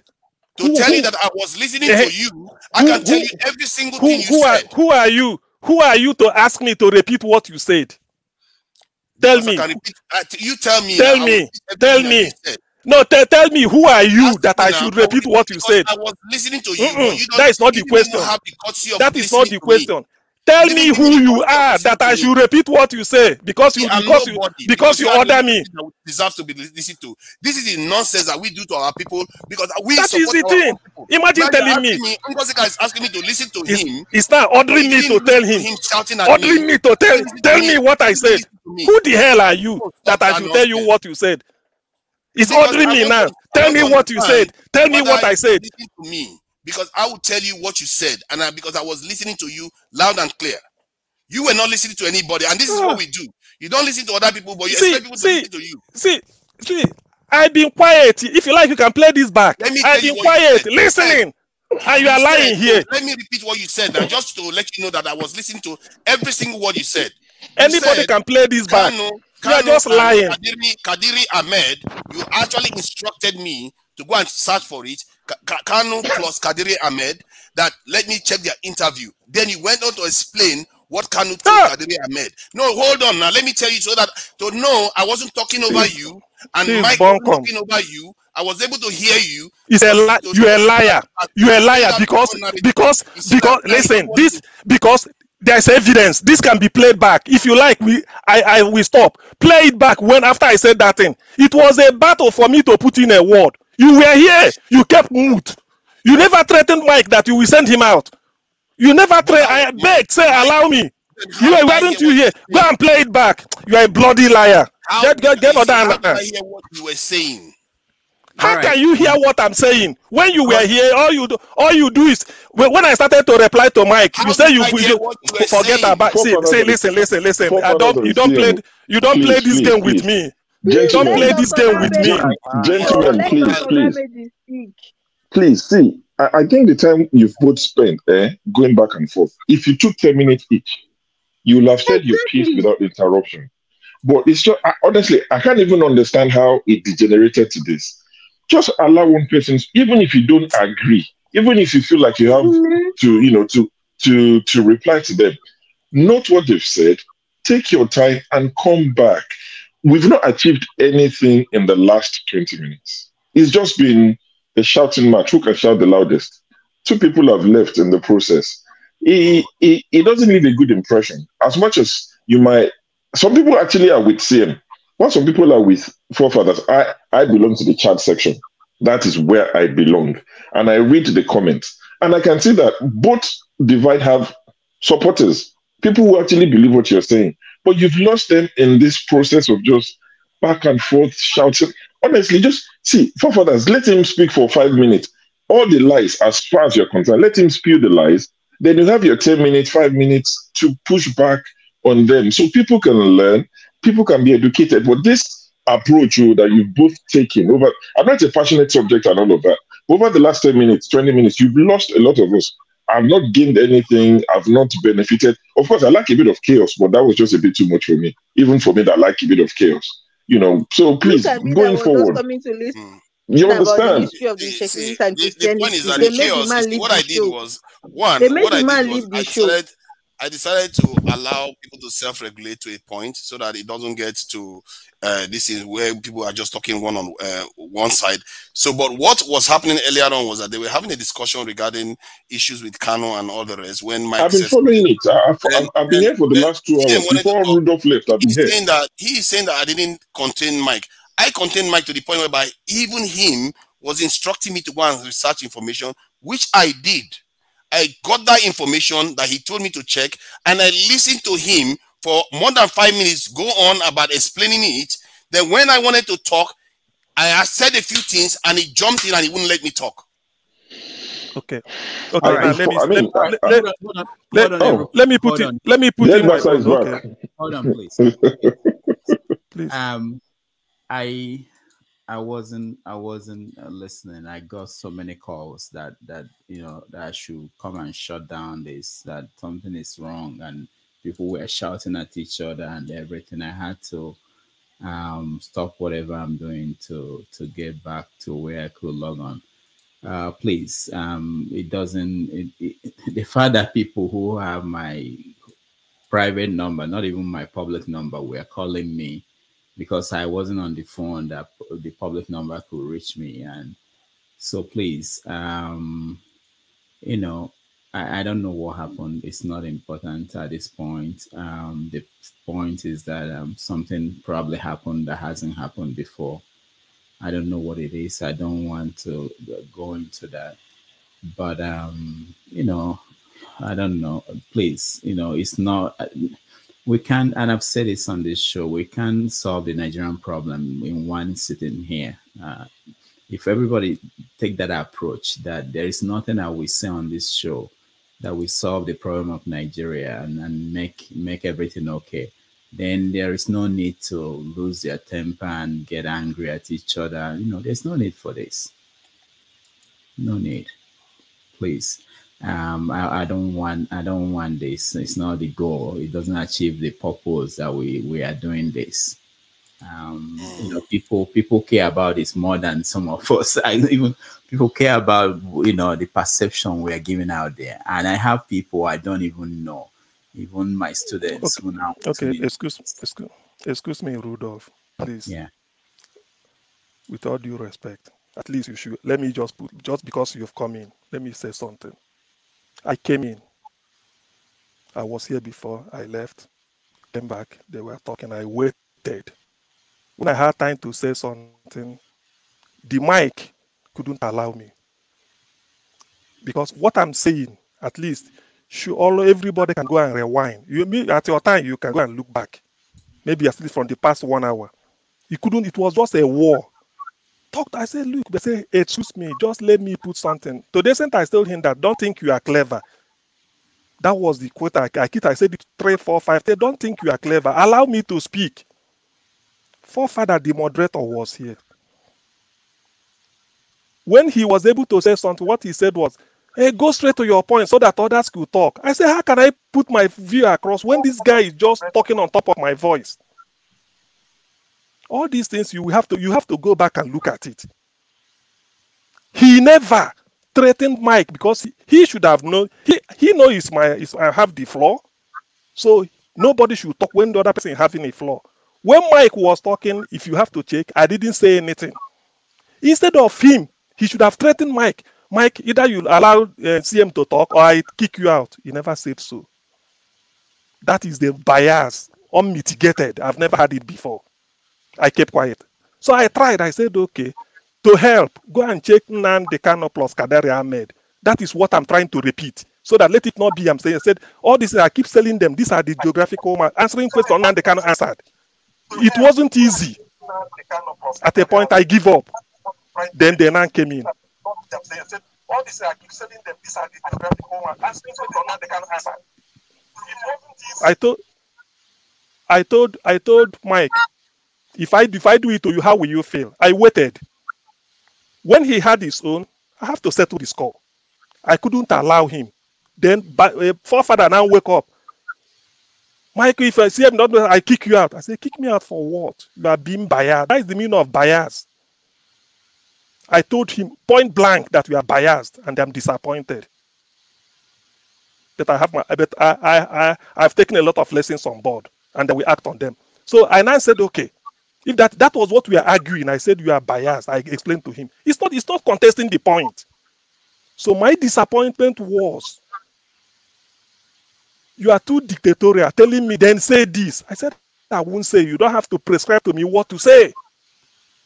These are some of the things you go when you play back, you will hear it. You say you can't be prescriptive. You can't tell me what to say. I say what I want to say. So please, in case of you see, say listen. Did I say anything when you were talking? I can't talk. I'm not allowed to talk. We are having a discussion. But I kept quiet. I kept quiet when you were reporting to when before Rudolph came. Did you see? Did you hear me when you were talking? Please. And so what? You see it? Did I say anything when he was talking? This is to give you a glimpse of what happened. So to me, I felt it's quite unbecoming. You are terribly biased. Terrible. Terribly calling me selfish. CM, I am so sorry for what happened to Nigeria. I'm so sorry. Can we, Doctor, hold on. Can we look at where we see the time? Maybe we can use the time to say, okay, when it comes to your own turn, look what the time is saying. For example, now this is 6 hours, 30 minutes. If you give me 5 minutes, I myself will be saying the time that 6 hours, 35 minutes, I'm out. That way you will not say somebody kick you, because sometimes when you're talking, you might think you just talk for 1 minute and you've already used 4 minutes. You know, and that also affects. Maybe we might be using that time that is popping up on the system to time ourselves. So if the moderator give you a time, then you work with the time that the moderator gives you. This is 6 hours, 30 minutes, you are out 6 hours, 35 minutes. So that you can have time to tell your lie complete or to talk your lie halfway, whichever way. Thank you. All right, thank you. Ngozika. Please, let me start by apologizing. I am so sorry because I know you're still recovering. This is very unfair to you and to everybody that follows this show. I don't really know who is at fault, and at this point, I don't care. Things got really out of hand. At a point, my head was spinning. I kept having to do like this to follow the back and forth. And I just kept saying one thing. All the whole back and forth could have been resolved if one person, be it the moderator, forefathers, or Mr. CM, had just kept quiet and allowed the other person to finish. We wouldn't have been here. It's so difficult now. Most of the times when I'm even trying to set somebody straight and they start talking, I use my hand, mute my mic. Most of you can attest to this. I use my hand to mute myself because I realize it's just going to be a fruitless back and forth, and it is not necessary. It is not at this point. I came on the show because I heard Mr. Kechi saying something. He was trying to explain the history of the missionaries and the Ishekiris, and we lost him there because of the back and forth in the studio. That is another lesson missed, and it's sad. We've lost a lot already. Mr. Kechi left the show. He couldn't. He said he can't do this. And I was really looking forward to it. I've never heard that angle before. And it's what we were just yelling. Nobody wanted to hear the order out. And it's so unfair. It's unfair to it's to Dr. Damages. It is unfair to the other panelists. It is unfair to the viewers. Please, we can do better. I promise you, it won't cost you anything. When the other person starts going off, just mute yourself. I promise you, it won't cost you anything. Dr. Damages, I'm so sorry. No, it's okay. I'm worried about people at home because if people were looking for me and calling me, I could imagine people who had no access to me and how they felt about what was going on. Mr. Shaw, let me hear from you. We are going to round up the show after this. I think another day we can continue. Let people just calm down. Can I add something to this, please? Because I'll come to you, forefathers. Okay. Let me hear Mr. Shaw. Well, there's not much to add because the conversation that was going on, because for me, when there's a conversation going on and it's not a particular subject I'm well versed in, I don't join the platform. I watch. I've been watching. I was there before you left. When you took your goodbyes, I was already here, and I've been listening since. So I was quite, it was quite interesting session until it got out of hand. And like I said earlier, the fact that you shout your opinion the loudest does not make it true. Even if it's true, you can't convince me if I decide not to be convinced. You understand? I think it's best. Okay, I'll give you an example. I follow a lot of football. I meet a lot of people and they ask me, who's the better player, Ronaldo or Messi? And I tell them, I said, before you start this nonsense, childish argument, I will tell you who I prefer. I prefer Messi. You're not going to change my mind, so don't let's engage. There are some things that you can't change people's mind on. It's good to engage you sometimes, but shouting it, repeating it does not mean the next person would believe you. We could have left CM and forefathers for the next 2 days. CM won't convince forefathers, and forefathers wasn't going to convince CM. They will go home the same way they came. So sometimes, let's just exercise restraint. People might say things that you don't necessarily agree with, might annoy you. I mean, I've seen a comment in the comment section where someone said, oh, Show has come with the Twitter updates. Twitter is free. You don't have to pay. If you're interested, go and open Twitter account. If you have the sort of time I have, invest it on Twitter. You understand? I can do Twitter and still live a decent life. Some of us have it like that. So we don't have to go out at 5 o'clock and come at 11 p.m. I spend time on Twitter. I see the comments. I laugh. I banter. People would, agree with me. They would disagree. Shouting at each other is not going to solve any problem. I joked on, in the comment section that this is where Bori took off his slippers, put a toothpick, crossed his legs, and was watching. You can imagine 3 people. It was like war, and Mike has disappeared cleverly. He's disappeared though for some reason. Mike, he's gone now. He's not part of the equation anymore. But it was 3 people. We couldn't just manage it between the three of you. So please, let's do better going forward. I just thought, imagine managing 200 million people. If 3 people can just literally tear this place up. Rudolph, I'd like to apologize, on behalf of everyone. And especially, like you said, to the people watching at home, because there are times I play this and I put it on speaker when I'm doing some other things. If I don't have my headphones or if it's not charged, I put it on speaker. My daughter, who is 15, will walk past. They all know Dr. Damages. My wife will be like, are you on the show? You understand? So, honestly, there are kids who listen. I have a 15-year-old who listen. And that's why I came back and apologized the last time when I was speaking to Pilata and I said F you a million times. I came and apologized on the show to say, for using vulgar language. So you never know who is listening. And it might not just be Nigerians who are listening. Oh yeah. It's not just a family affair. There are external, people who listen, and it doesn't portray us in the best, in the best image. So please, going forward, I know you might be passionate and all of that, but please let's exercise restraint. Thank you. It's very important, yeah. And there are not a lot of non-Nigerians who are watching, Africans, even Americans, I know. And we'll replay this again maybe tomorrow morning. And it's really please. Miraj, you want to say something?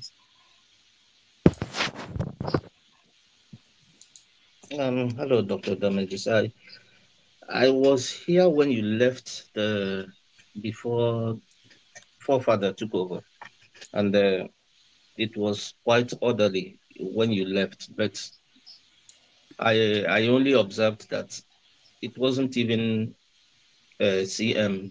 Mike himself, he was virtually interjecting when anybody was speaking. He was loud and he was just interrupting people's comments. So at the time, I felt like, okay, no need to, I muted my distance since I'm in the office. I don't need to be hearing all the shouting. So When I came back again, it was still going on like that. So before I saw CM, also everybody was shouting. God, forefather was trying to bring things together, but all the same, I think forefather should be more stricter the way he moderates this, because if they see him as somebody who is actually being a little bit feeble when it comes to telling somebody keep quiet, and you don't, if somebody is making noise, mute the person. When you mute that person over and over again, he will learn his lesson. You see, I was watching all this while, and I saw that the so-called Mike, he put his camera up when he know that the place is on fire. You didn't hear from him again, because virtually he has achieved his aim of putting fire in this place now. And when you came back, he left, because there wasn't for him anybody who would back him up on the nonsense he did here today. So I just think it's forefather, please, next time anybody that does PM, if you can't PM them, tell me. I will just blanket the person, and the person will go out. You should be more stricter, because you know our head, our Nigerian heads and our African heads together, if you knock it, it's fire.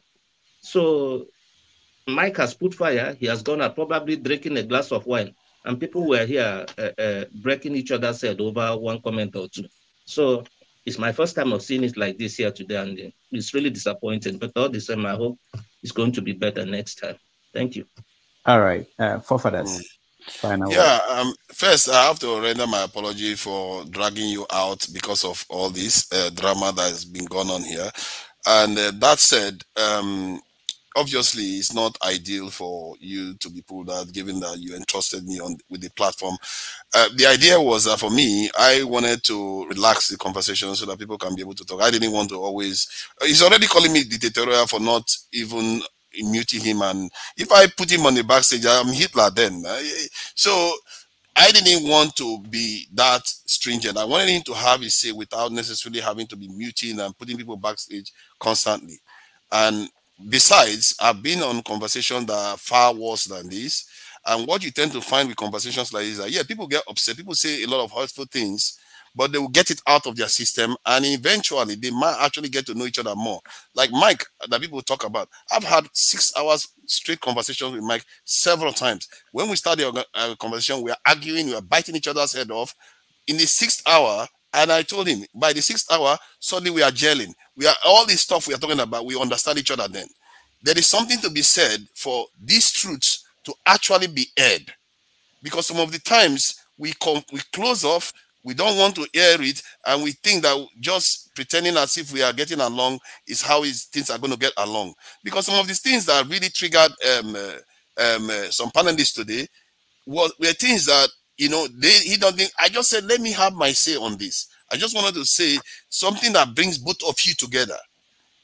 It led to a serious, and the truth is we were not even insulting each other, just not letting each other talk. We're not like swearing at each other with names and stuff like that. There are places where they are swearing at each other, literally swearing at each other. They will just leave them to carry on arguing like that. So that was why I felt like, okay, I would leave CM to carry on. But CM was really crossed. He didn't want me to say anything any further. And I don't hold grudges, because most of the things he was saying, I can understand he's angry. But I also wanted to get my own across. And besides, Nigerians don't understand that kind of stuff. They've never seen it on this our channel before. Hence, you see the situation has occurred now. Does that mean that I dislike CM and all the rest of it? No, I obviously I respect CM for some of the other. I've had long conversations with CM. Hours on hours, privately, backstage with CM.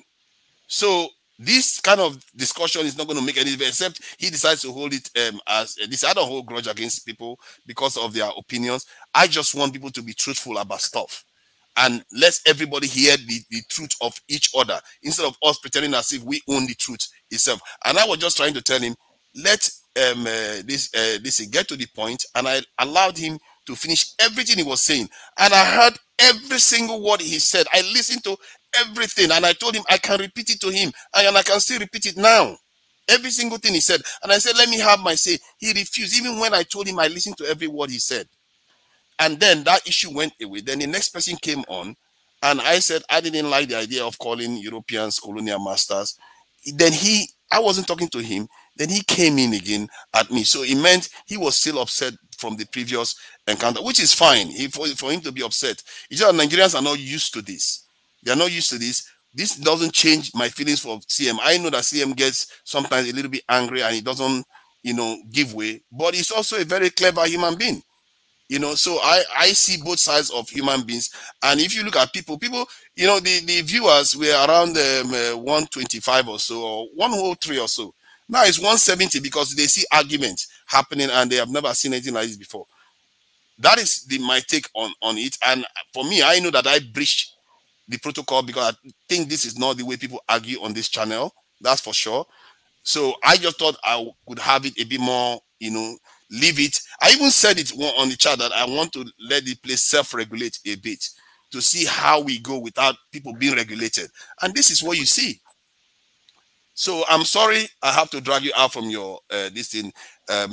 You had other businesses to attend to, and I should have given you a heads up if I was even doing anything like this. So I apologize for that. No problem, no problem. I really I appreciate everybody. I know that things like this could happen. I have been in platforms where things happen, but we're trying to be as much as possible, make sure that people who are watching at home don't freak out, especially when they are not used to this. I understand if our idea is to have this kind of platform where this kind of thing happens, then people will be familiar with that. But I don't think that's what we want, because it doesn't, at the end, you may let off steam, but it doesn't educate the people at home, which is the main thing we're trying to do. Share ideas. If people are shouting over each other, people will not learn anything from that, and that won't be of much importance. So the consensus is that we should just end it here for today. I don't think so, or you guys want to? What do you want? It's not because. Anyway, Rudolph, sorry. Go ahead, I'm happy to carry on with CM. CM is my brother now. Come on. CM, are you not happy? Come on. What I want to say is, well, Rudolph, at least in retrospect, I mean, they said that anybody can steal, but if you remember that there are people that will be ashamed because you stole, then you will have to. You shouldn't steal. Otherwise, if everything is just only for you, so I'm really sorry. It's not my finest hour. I like the fact that CM is whispering. Okay, are you not hearing me? Sorry. No, I can hear you, but it's almost like you're whispering, almost like going 180 degrees from where you were 20 minutes ago. Like, okay, I beg you, sure. See, you are making light of everything. Anyway, I don't need to. So it doesn't call for it anyway. So at least it's so bad. So like I'm saying, I thought you people had me. The thing is, normally, obviously, this is not your. We all look forward to weekend here because of intellectual discussion from every angle, the guests and everything. So, which even we've made a thing. Remember, we are making an arrangement for people that will come, and then the takeaway from today, what we proposed, how we are going to change it, everything. But it's just that sometimes I think, if I may, it's not that I'm trying to point out, but there are, let me say, I don't know whether I can say I fall for Mike's bait. Otherwise, I don't really need to debate it. I should have said, Mike, it's okay, you win, I go away, because there are yes, you win, you are right. I think that was what brought it. That is where I could locate it. So probably I fall for his bait. They said you are having your bet, and the madman comes and takes your clothes and run away, and you start pursuing the madman. Two of you are mad. So nobody, if you are telling people that this is the madman, he took my clothes, when you are naked, people won't believe. They may think it's you. So on that score, I'm really sorry. And then please let everything be bygone. Hopefully, I don't think this will repeat itself. So I think the best thing to do is you guys will prove them wrong, which is to say that you prove the audience or people who are worried that there is no, that you can discuss things at a level that will be serve the purpose of conversation for everybody. So instead of saying we just cut it short here, and it make it look like as if something, I think you guys can prove me wrong. I have to go back to where I was, and I trust that things will go well from now on. There were people I didn't know they have my numbers. They called me, and I was surprised. They never talked to me. They called me. Anyway, tomorrow is a public holiday here in the UK. Oh, so is it? It's not where we are. So okay. So I trust that things will go well, and my battery is dying here and everything. Let me just go back. Please just tell yourself at any point, this will not. I can't win the argument today. This will not change Nigeria today, and that's what I tell myself. And there's something I will write that will change Nigeria. So you write what you can write, and that's. But thank you guys. Please, just think about people at home, kids. I'm serious, kids. They have parents who are cooking, and they tell me this: they are cooking, they leave it on, and everybody in the house is listening to your voices. And think about that. Thank you. Thanks, Rodolfo. I'll log in on my laptop and I will co-moderate. Since I'm a dictator, can you give me the numbers of those people that call you so that I'll make sure they will never dial any number again? By the way, forefathers, the biggest challenge I have is that I don't have your number, the one you answer, because you gave me a Nigerian number. I can't even reach you. So when I started getting messages, I thought of reaching you. There's no way. I should sort that out. I think I will sort that out after the show. So I have to say this in the public so people know that, even though it's more, I don't know his real number. But thank you guys, and thank you everybody. No worries. This is part of the Nigerian process. During one national conference we had in Nigeria, Ojukwu fought with Umaru Diko, physical fight. So you can imagine that. So this is part of the process. Was that true? Was that really true? I believe it was true. Ojukwu said it. Okay, because I he said he had to fight anybody who, so but this is what it is. Sometimes it could happen, but I think we're trying to show example to people. I told you guys on this show that we are planning to have a portion of the show put out there in Nigeria on radio and TV in Nigeria, but we have to get to the point where we make it look professional, especially when we say these are Nigerians abroad. We don't want to make them stop coming abroad. They will say, all right, thank you, everybody. Thank you. All right. Thank you. All right. Who goes next now?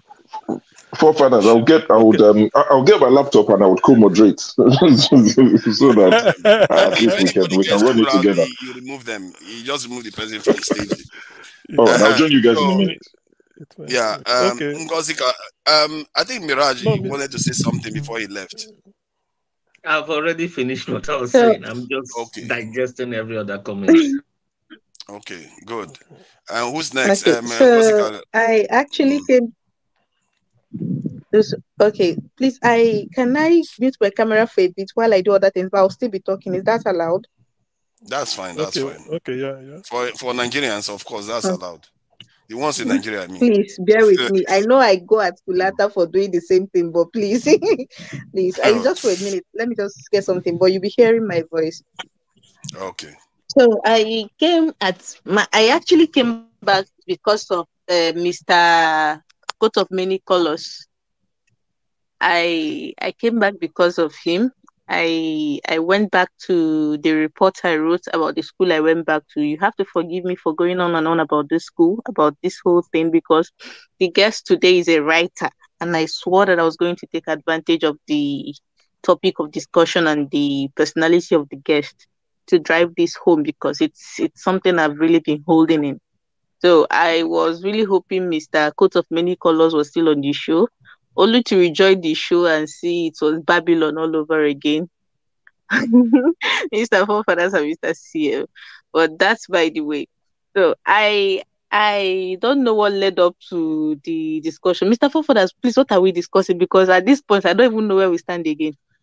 I think we got lost in the weeds of what was happening, people that call themselves marginalized, because I think the Alexo, the Coat of Many Colors guy, was talking about, why we should carry on in a country that is marginalized. And Mike was saying that he wants Nigeria to break up, and then I think he went to Kanu, what Kanu said, that in terms of, because he's saying that he is clear about what he wants from Nigeria in terms of he wants to break Nigeria up, but that the Southeasterners don't know what they want. So that's where the details came from. CM provided the details, and then I wanted to explain why, you know, both sides have some issues with their explanation, but I guess you know history now. The whole thing is degenerated. So about that, I'm a Southeasterner, I'm Monibu, and I know what I want. And I know that I keep saying this. I have been in an argument with somebody on Twitter, because just like Shu, I know they carry Twitter play. I've been in an argument with somebody just because they said that that the Biafran ideology, how did they put it again, was dead or something like that.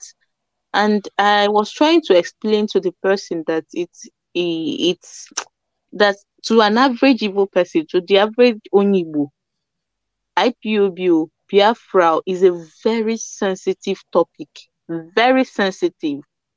Most of us, for some people who do not have Igbo heritage, they cannot relate. But most people that of Igbo heritage, these things are not just stories. They are families. Some of us, our families have not recovered from the effects of that war. Some of us. Some people's family never remained the same. So forgive us when you see us rattling on about it. We can't stop talking about it. I am one person that can't stop talking about it. My grandmother, her only brother, was lost in the war. Her only brother was lost in the war. He went fighting and never came back. Her dad died. Heartbreak, probably. Ekuchi Mia. I'm not going to interpret that. Ekuchi mi Ekuchi. I'm sorry, but I'm not going to interpret that. So, but one year working now for near. They're not hearing this one now. I'm not going to interpret it. I'm sorry. That is the beauty of language. I'm not going to interpret that one. Get you an Igbo interpreter. Ekuchirimia before they could get another son. But her own brother from her mother's womb was lost in the war. And their family never remained the same after that. Do you know why? Because they needed continuity. So what did they do? They had to get him a wife posthumously, so that the name of the father will live on through him. And that was when things fell apart, the getting of the wife. And that family has never remained the same. Why? Because my granduncle went fighting and never came back. My grandmother has not stopped talking about, she's in her 80s now. She hasn't stopped talking about him with sadness and bitterness. I had reasons to do a bit of research recently about the Biafran War, specifically about Afia attack. I don't know if most of you have read about Afia attack during the war. I had reasons to research, and it involved interviewing people who lived through the war, women in this case. And I can tell you that a lot of these things have been bottled up. So it's why sometimes when I come on the show and people are getting riled up about touchy topics, I don't blame them, because these are things we have been made to keep within us. We've not properly digested these things. We've not had the conversation. And when I say conversation, it's not these things we come here to do. We've not really, as in, both sides have not laid their cards on the table. There have never been a proper discussion about this war. There's no reconciliation. There's nothing. We just, like this same thing that is happening with this election. The election don't finish. Let's move on. The war has ended. Why are you people still playing victim mentality? Let's move. You can't move on from this. I keep saying it. We can never move on from this. Families never remain the same. Communities never remain the same. I was talking to one woman. She was telling me how in that huge house, because they were one of the first people that built a huge house in those days, how her father-in-law was the only person that refused to run. His reasons, He said they will have to come and kill him in his house, that he's not going to die like a wretched person in the street or in the bush. They would come, you'll be cooking outside, and they'll just drop a shell in, and you leave your pot of food on the fire, and you scramble to the nearest bush for protection. And then after the war, she was telling me about how they had to use, forgive my language, I'm going to get a big graphic. They had to use chamber pots. They didn't know it was chamber pots. Some of them didn't know it was chamber pot as plates. Imagine using somebody's chamber pot as plate. So I get that. So, sorry, chamber pot as what?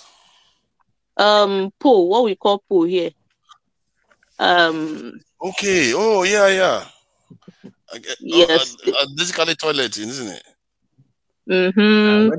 So when you don't say the word now, so that we know, because so that people really get the gravity of the situation. You know. So you can imagine they did not know better. She was telling me how some of them were using hemlets as plates. Wow.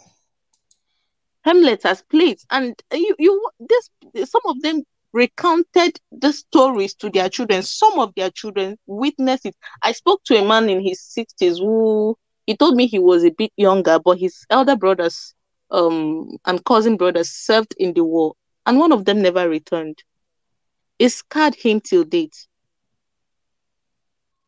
So these are conversations we need to have. Yes, restraint, yes, in a controlled environment, yes, but we need to have these conversations, and we need to understand why people get riled up when we have these conversations, and we need to know that it is unfair to expect people or somebody who, for reasons more personal to them, always wants to talk about this, to not talk about it. Somebody like Mr. CM, I see he's passionate about it. He makes no secret of it. He's very passionate about it. So we have to understand that this is his touch point. You don't just come and tell him, Mr. CM is okay. I've seen people saying victim mentality all the time. It's not victim mentality. It's the same people that are screaming May 29th. These are the same. It's the same WhatsApp group. I don't know who is their admin. The same people screaming, people are doing victim mentality, are the same people screaming, come May 29th, whether you like it or not. I don't know who is the admin between the two of them, but it's the same people, and that is why we can't move forward. So on whether or not it was what's their name again? The guys that you people were talking about that started this whole debacle. Please help me with their name again. Mike. That one, I don't. Whether it is Michael or no, I'm talking about the people in. Oh, Jesus, I've lost my train of thought. But yeah, we need to have these conversations, and Biafra or One Nigeria or I don't want to say it or Yoruba Nation, because whenever I say from now on I've been scared, just like Mr. One Man made me aghast. Whenever I hear aghast now, I just bust out laughing wherever I am. The man has scarred me for life. I can't listen to aghast the same way again. It's the same way I can't listen to it's the same way I can't listen to Yoruba Nation again, because Mr. Mike just left a very funny taste of Yoruba Nation in my mouth. So yeah, we need to have these conversations, but we need to be really careful how and when we do, so that it doesn't turn into something like we had a few minutes ago. So yeah, I hope Mr. Alexo will come back, and I'm desperately hoping Mr. Kechi, is it Kechi or Kechi, will come back. He was going to say something about the Westerners bringing Christianity to the Shekiris first, and I was really looking forward to that history lesson. And you people chased him away. Why?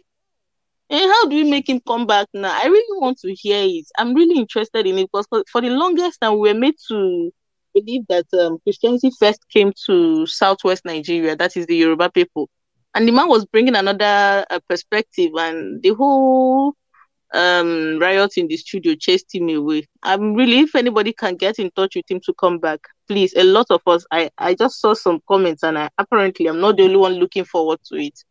If anybody can get in touch with him to come back and tell us how it all went down with the missionaries and the Shikiris, I'll be really grateful. Thank you. I'll be in the back. Yeah. Yeah, I think he will come back. Maybe not this week, but I think he does show up now and again. So he'll be back, and whenever he comes, I'll make sure to remind him about the Shekiri. I hope you'll be around that day anyway. And you know, sometimes these things coincide. CM, is there anything you want to add? Anyway, well, the following on from what Ngozika was trying to say is that those, at least in my town, when I want to be just like, I know people are listening. In my town, we have a historian. The man think he's late now. He wrote a history book on my town, but he was former principal in one secondary school in Ubiaja in Edo State, Sacred Heart College. So when he came after the war, he came to he said in the town that every parent should assemble their children and hand down the Biafran history to them orally, because every village we all touched, every village, there's nowhere spared. So my dad told them, because my dad participated, all of them, they said it. Not that they are not that, but they told you the suffering they went through, why do you saw this thing the way it is, why this thing is like this, why this, and we're all growing up. So I think I've written it somewhere. When people now come up, and then you get into a discussion with somebody, and then probably the people who didn't, who maybe whose area we aren't touched, and then they will be saying all this. Then you tend to wonder, are you denying the fact? Or are you rubbing salt in my injury? Or are you trying to rub a balm to cool it? You know? So, no. Because in this world, like Achebe said, the history of the hunting expedition always favors the hunter. Not the hunt, not the animal hunted. So you have to tell your story. So some of these things, because whenever Nigerian issue is mentioned and people say certain things, even something that are very, very apparent or what is written, and when people argue it, there's a way it touches me. It's not that I'm trying to be more something than everybody, but there's a way it touches. You don't start to say we are one country, men and women. Yet, we don't have a feel. We don't. They fought civil war in Rwanda. There's a memorial. 25 years after Rwanda genocide, they invited Nigeria officially. Oshibajo went and then hold candle with them. Oshibajo represented Nigeria in another country, but we don't have it in our own. And there's not even a mention about it. How can that heal? It cannot heal. It cannot heal. Every opportunity is opportunity to bring the wound of the past. Every opportunity. Definitely it can't heal. It cannot. It can never heal. So when you're in a discussion and then you allow somebody to say, okay, let's put in a word, even things that are self-evident, things that are open. You ask somebody from Igwe, something like Igwe is the local government of Nsukka, or is it Igwe Titi? The one Nsukka area. He will tell you that there's a community that is in Kogi State. They were East Central State. They were Eastern region. 1961, 62, they were all Eastern region. Even after the war, 1968, 69, 70, East Central State, they were. All of a sudden, 1976, local government and boundary adjusting, they are now part of Benue State. From Benue, they became Kogi. These are Igbos. So when people are saying these are the map you draw, and somebody will tell you, oh, you want to accumulate everything, it's painful. Then you now look at, like I was trying to explain, they will say, the example I always give is, I always use the man called Ayo Okpadoku. He's from Ofa. Ofa is in Kwara State. Kwara State is not central. But the man is as Yoruba as Ayo Adebanjo from Ijebu. There's nothing changes it. You can't change it. He is. Dino Melaye, no matter how he speaks, he's Yoruba. As more than Yoruba, like any Okitipupa man or a Kare or maybe a Koko area, no matter, even Oyo. But when we want to say, look, the way they are marginalizing Indibo or whatever, look at Ikwere, our people. It's because of federal government policy. They say, hey, Ikwere is not Igbo. Why the Secretary General of Ohaneze Ndibo is Ikwere man, who handed over the last one, Barrister Uche Okuku. So when you try to explain all these things, it hurts, to be honest with you. It's like somebody putting you, I say, this is history. You don't falsify that with me. So when you are now trying to put all these things across and then tell people what you don't know, I mean, so when something like this, that's what normally triggers it. And they said, hey, no, you want to do this. I said, this propaganda, I can't bear it. But if I must say it, I need to explain. I need to explain it. You ask somebody, where did Shell start? They will tell you Owerri. You know, Imo State, Owerri, there's a place called Shell Camp. They say the signboard is still there, the plug on the wall. Later, where they have Alvan Ikuku College of Education around it. These are facts of history. But because they want to deal with these people, hey, you know, when we want to press this type of case, people will see us as maybe, I can't be good. This are so it pains. They remember what our fathers told us. They sat us down at my own town did it, and I know so many towns. They did it, called the kids, say, look, this is how Biafran war is. This is what we went through. So just for you people to have it in mind as you are going about. Till today, it hasn't healed. It hasn't healed. Build a memorial. Let us know. Call it a Biafra war memorial. Build it even in Abuja. Bring everybody. They did it in Rwanda. And now they are moving. South Africa did all they did. There wasn't a civil war. It was just apartheid. But they wanted to say truth and reconciliation. They did it. Now look at South Africa. They don't know there's something called spirit.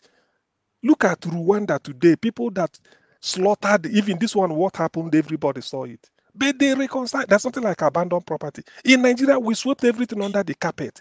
Nigeria is highly spiritual. Though I don't believe in all this, but there's something. Because there are ways. You can't tell a pensioner, an old man who must have served 40 years in the service, say, go, you are this. When he goes, he's crying and he dies in his grave, he will be cursing the governor and things won't move well. So what will it cost? That's why some of us, there was a program called Biafra Memorial. Say, why can't build just a small, call it memorial. America has a Lincoln memorial, so many memorial in America. They all built this. Even in UK here, let me put it, everybody knows this. 11th hour, when it is 11 o'clock, on 11th November of every year, Britain must lay a wreath.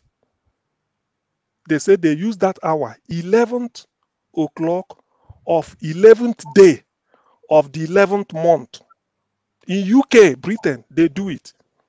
Before then, they say the puppy, what they call a puppy is because they say dog was the animal that survived either during the war. I don't know the way, I've forgotten the history. I may not be accurate, but something. So when I said, why? They said, no, you can't forget them. In Israel, there's a time, I can't remember the date. Everywhere in Israel, we stand still. Even if you say you are driving on the motorway, you stop. Everywhere, just like automatic. Pause. For some, either a minute or 2 or 3, I don't know. Everywhere, everything stops in Israel. After that, they continue. Just to remember. But Nigeria failed to do this. That's why we are launching from problem to problem. Let us not run away from our past. Let us reconcile it. Say sorry for this, and this. We refuse. We pretend, oh, these people are talking. Then at the end of the civil war again, instead of helping those people, okay, now let me put it this way, because I'm just talking.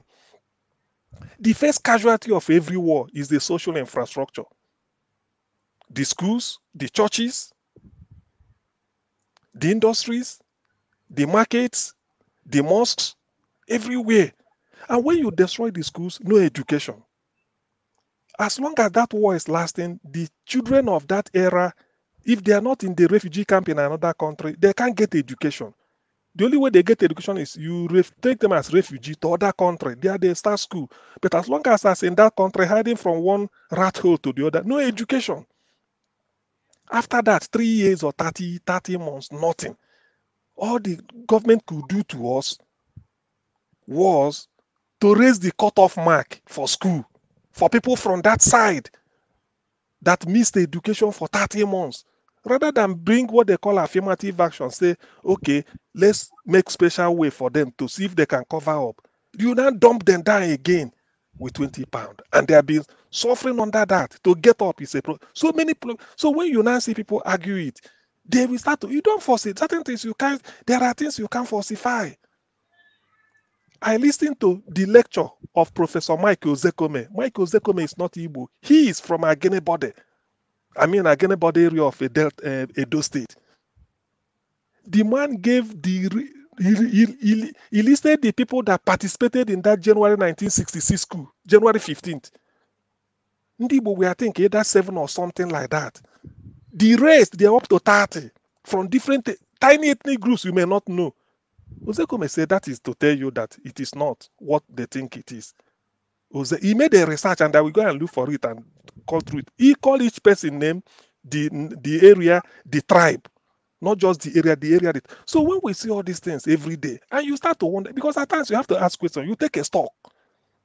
They said in life, at a time you sit back and take a stock because where you are going is very far from where you are coming from. So you just have to look at these things. You said no. And when you call Nigeria is like this and people are talking, people are trying to make it, when then somebody will be, trying to deny what? Nobody can deny the genocide, the second genocide ever in human history after the Holocaust. Nobody can deny it. No serious genocide has happened after the Holocaust. It's Biafran genocide. Before you talk of maybe the one of Yugoslavia that happened there later, and then Rwanda and all those things. The first in Africa. And when we suffer all these things, with all the setback, lost so many, not men, not material, then we came back. We can't even have a space to operate. We denied what we should have had. By the way, you develop a country based on need. I'm in UK. Tony Blair was prime minister for 10 years. I'm living 8 miles from where Tony Blair came from. If you go there, there's nothing there because there is like a village. They said no. They concentrate where the population is. They said you cannot, because the prime minister came here, you go and put a university, they start to concentrate. They no need. He said because there's nobody living so much there. So you go to somewhere where there are millions of people. London has every amenity because there are millions. Manchester, Birmingham, this is what they do. Why can't we do it the way? Nothing. Which people will just be suffering upon that. We under occupation. Every day they tell you police are still lined up. Nigerians are trapped in Sudan. Rather than our military to go and rescue them, like other countries are going. This is where you have military jet flying in, rescue their people. Nothing. All you get is you see police lined up between Onitsha and Nnewi, Enugu to Umuahia. This is where you see police extracting money from people. Army and police. And you start to wonder, is that the way to build a country? Sometimes when and then people are trapped in Sudan. And then to make it, to even underline the score, the people you are denying this are the one of them is the person that is volunteering his aircraft to go and rescue Nigerians. Free of charge. Why to take a bus from Sudan to Egypt? $1.2 million missing, or if they are using it. But somebody who will carry them from Egypt to Nigeria is free of charge. Free of charge. Free. And these are the people that. So when you look at all these things, you said, really, it's annoying. It's annoying. That's why when we take stock, you start to you take a step back. You say, look, what really is this? And then some Nigerians, rather than appreciate it, some will like you to deny the history and then start to tell you that it doesn't. Maybe you are. I mean, it's a propaganda. You are not marginalized. Imagine. What if Allen has charged double the price? They say he's a Shylock. He want to make money, but he's doing it free. He did it in South Africa. Did it during COVID, they said, from India. Now he's doing it again. All these things, what does it point? These are the people you held down. And it's voluntary. But there are so many private jets in Nigeria. So many. Presidential fleet lying there. So many governors. We have his own. Every governor has a presidential jet, his own private or something close to it. Daddy GOs, everybody. Then this guy is bringing his own. Then all these things, it will count for nothing. Then you now start to ask yourself, well, really, is this humanity worth a living? Are these sacrifices worth making? So when you look at all these things, it hurts, it pains, unless we are not human beings. Probably, my thesis may be wrong. I believe I'm wrong. But until Nigeria do restitution, Rwanda is moving from strength to strength. Why? Because they sat down, ran the table, shake hand at the hand of brotherhood, blame each other, right the wrongs, and they moved on. South Africa, the white left them. They did restitution by under Desmond Tutu, the way they did it, and they moved, and we started going there. These are people we help to. But when you contact, you don't even mention it. When you bring it up, people will just say anything. Why do we? Let me end on this. When you hold somebody down, you must be down with the person, because if you leave the person to go and attend to something, the person will get up and go. So invariably, if you hold me down, you won't accomplish anything. Me too, I won't accomplish anything. So is there any sense in that? There is none. Please, Blackstone, welcome. Let me give way. The Blackstone, yes, I think. Good evening, everybody. Can you hear me? Hello, can you hear me? Yes, yes. Okay, good evening. Thank you. Okay. Can you guys hear me? Can you hear me? Okay, yes, yes, we can. Okay, all right. I was gonna sorry, Blackstone, 1 second. I was gonna check if he's still there. I'm still here. Give me a minute. I'm coming. I'm listening. Yes. All right. Okay. So I think Ike came in. That's fine. I think I came in before the Blackstone. Yes, he did. So if we go in that order.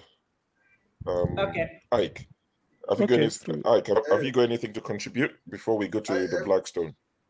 My brother, sure, I just came in to say, how are you? It's been a very long time. I've not seen you. So I just saw you now and I said, I know. Wow, it's been a very long time. Even my sister, Ify, I've not seen Ify for a long time. Okay. Good evening, sir. It's life and work. I say, let me come. Most times I'm in the comment section. I belong to another family in the comment section. It's quite fun in the comment section. Sometimes stay off the panel and join us in the comment section. It's quite fun in there. A lot of madness go on every Saturday and Sunday. Okay. Yeah, it's good to sir. The Blackstone, the floor is yours. Yes, we're all good. Thank you, sir. All right. Thank you so much. And I've been listening to the conversation for a while now, right? And it has been interesting, and also like one time it was zone actually, So yeah. Anyway, from talking about the Civil War, the Biafra War, and though I'm not an historic person, I am on the IT side, and so I've not actually read the history. So though but one thing I have to say that we compare the Nigerian Civil War with other wars in another country. So let us actually look at it from the Nigerian perspective, right? And And sometimes when we are comparing it with other countries' war, it's quite different to some extent, right? So CM was trying to make references to Rwanda. Rwanda was a genocide, you know.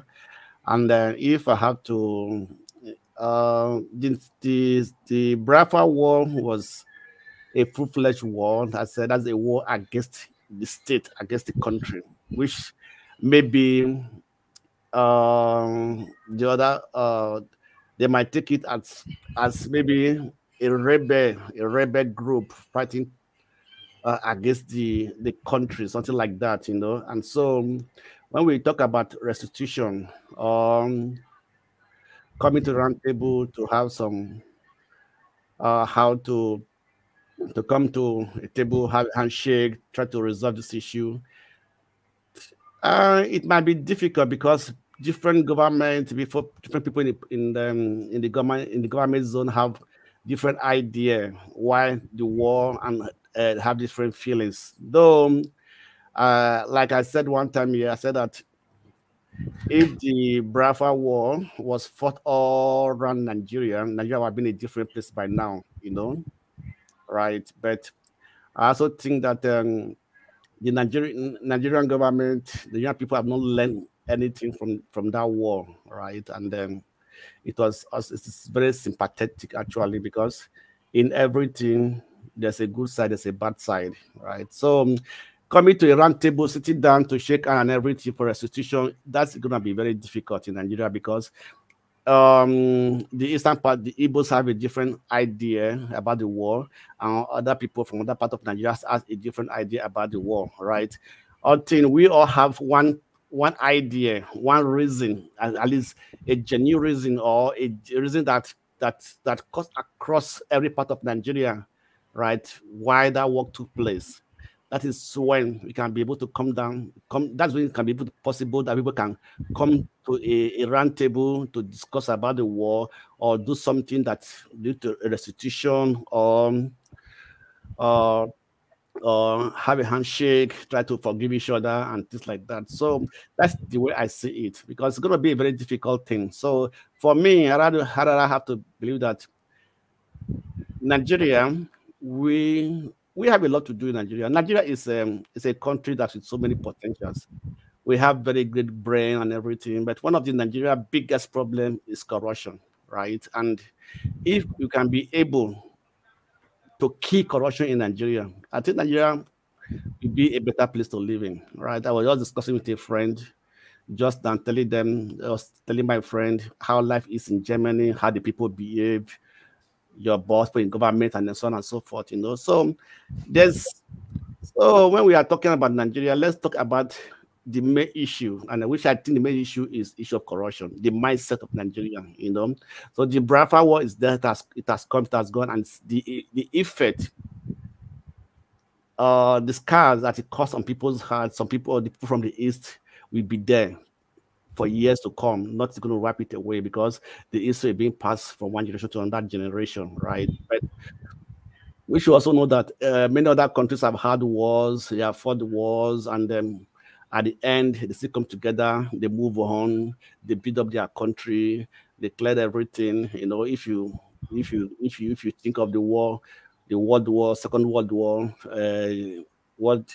what happened in Germany, how they suffered and everything, you see that. But today, they are trying to make the world feel that they weren't as bad as people think, you know, because by doing one thing or the other and things like that, you know. So we can also have that same attitude, you know, to this world. The Igbo people are intelligent, industrious, and everything. If Igbo people can change the whole Nigeria, if they really want to change the whole Nigeria, because they have the potential, they have the brain, they have the technological brain and everything, they can do something greater than what we are seeing today. Okay, right? So the Blackstone. So if I ask you now, why are they not changing it? And this is me acting as a panelist.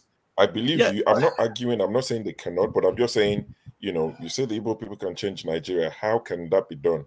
Because Nigeria will benefit if Igbo or whoever can change it. Okay. Let me start. Okay, let me start from this level, right? The eastern part of Nigeria is 5 states, right? and they are all one people speak the same language, right? For me, I believe that for them to change Nigeria, they can start developing their own region.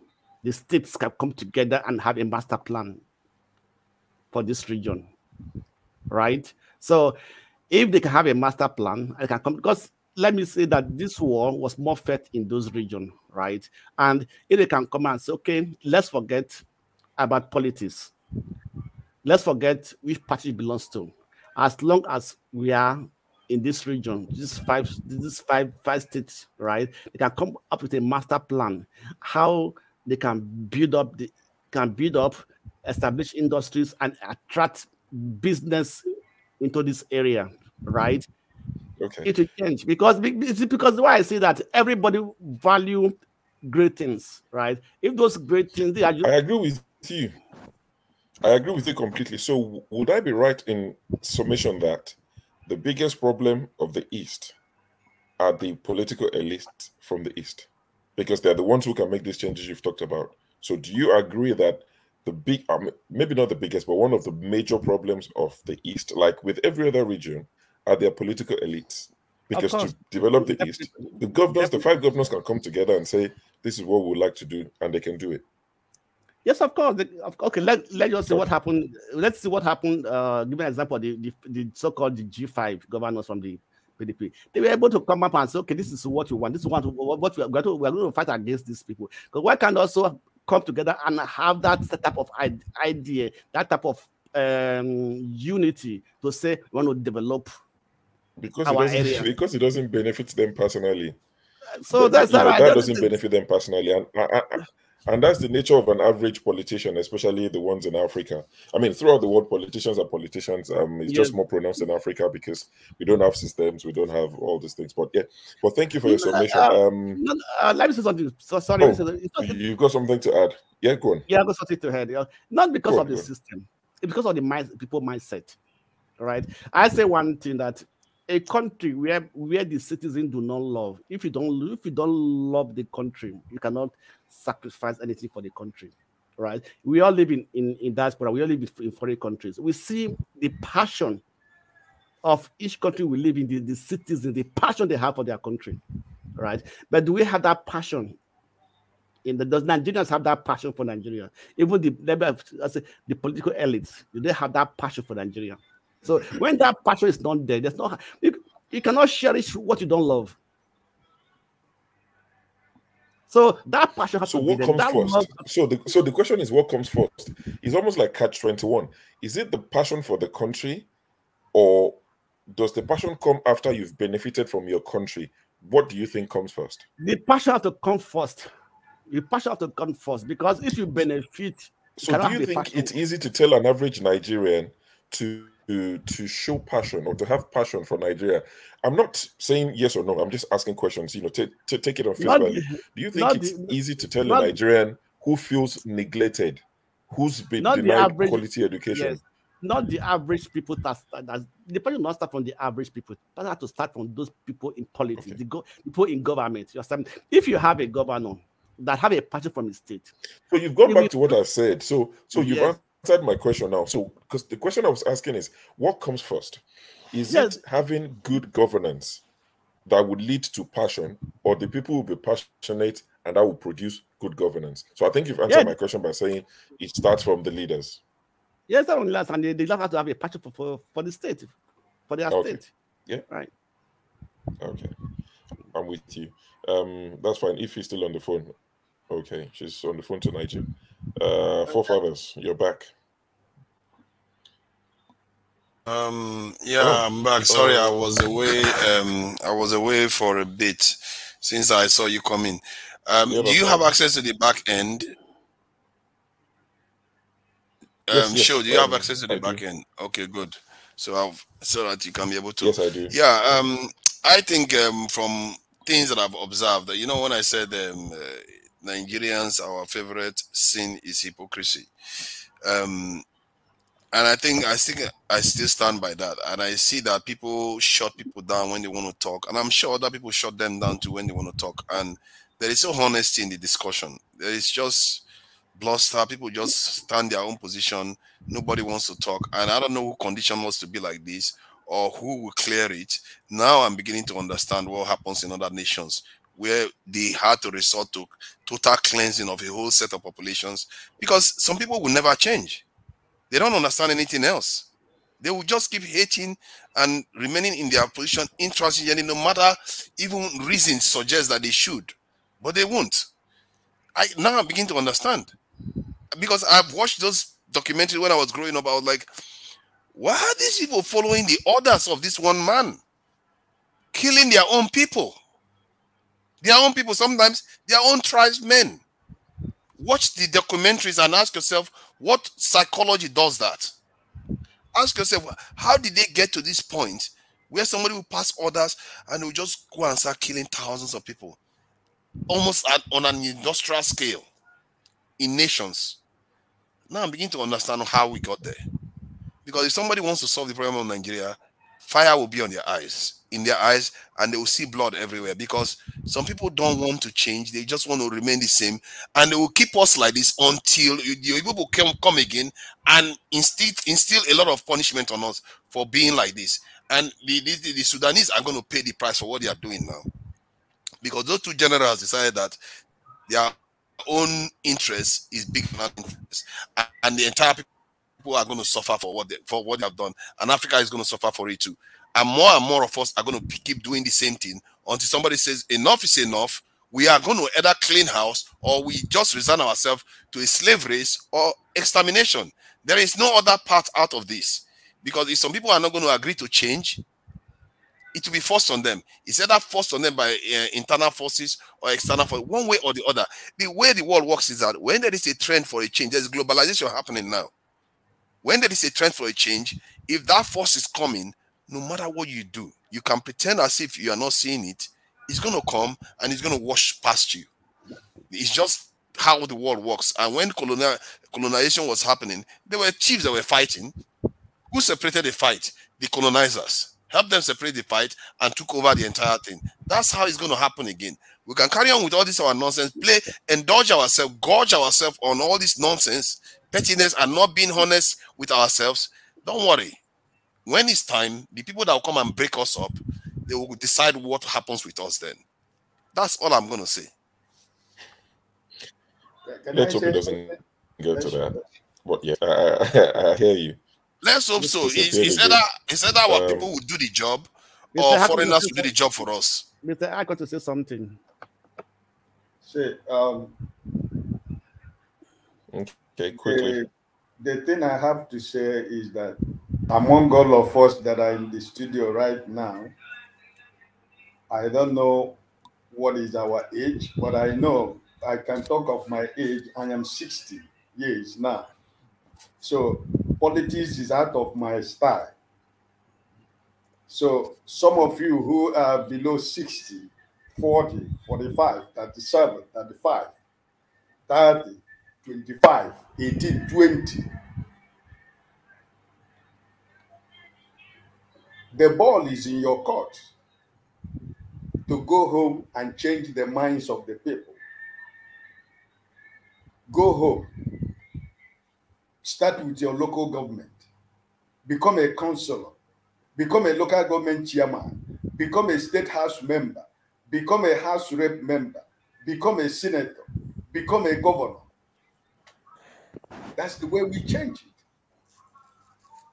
Because like you, forefather, what you are saying right now, there is nothing that any of us can do if we refuse to be part of that change back home. Why I say that I am 60, that I am no more playing politics, but I'm playing politics, but I'm not going to be a candidate of any politics. But it's my children now that will play politics. That's what I am saying. So, time has come for Nigeria, the time we say, oh no, leave politicians, it's for politics, it's no more for politics, for politicians, I'm not interested, I don't have time for it. When we don't have time for it, those people we are still talking about will continue to be at the helm of affairs.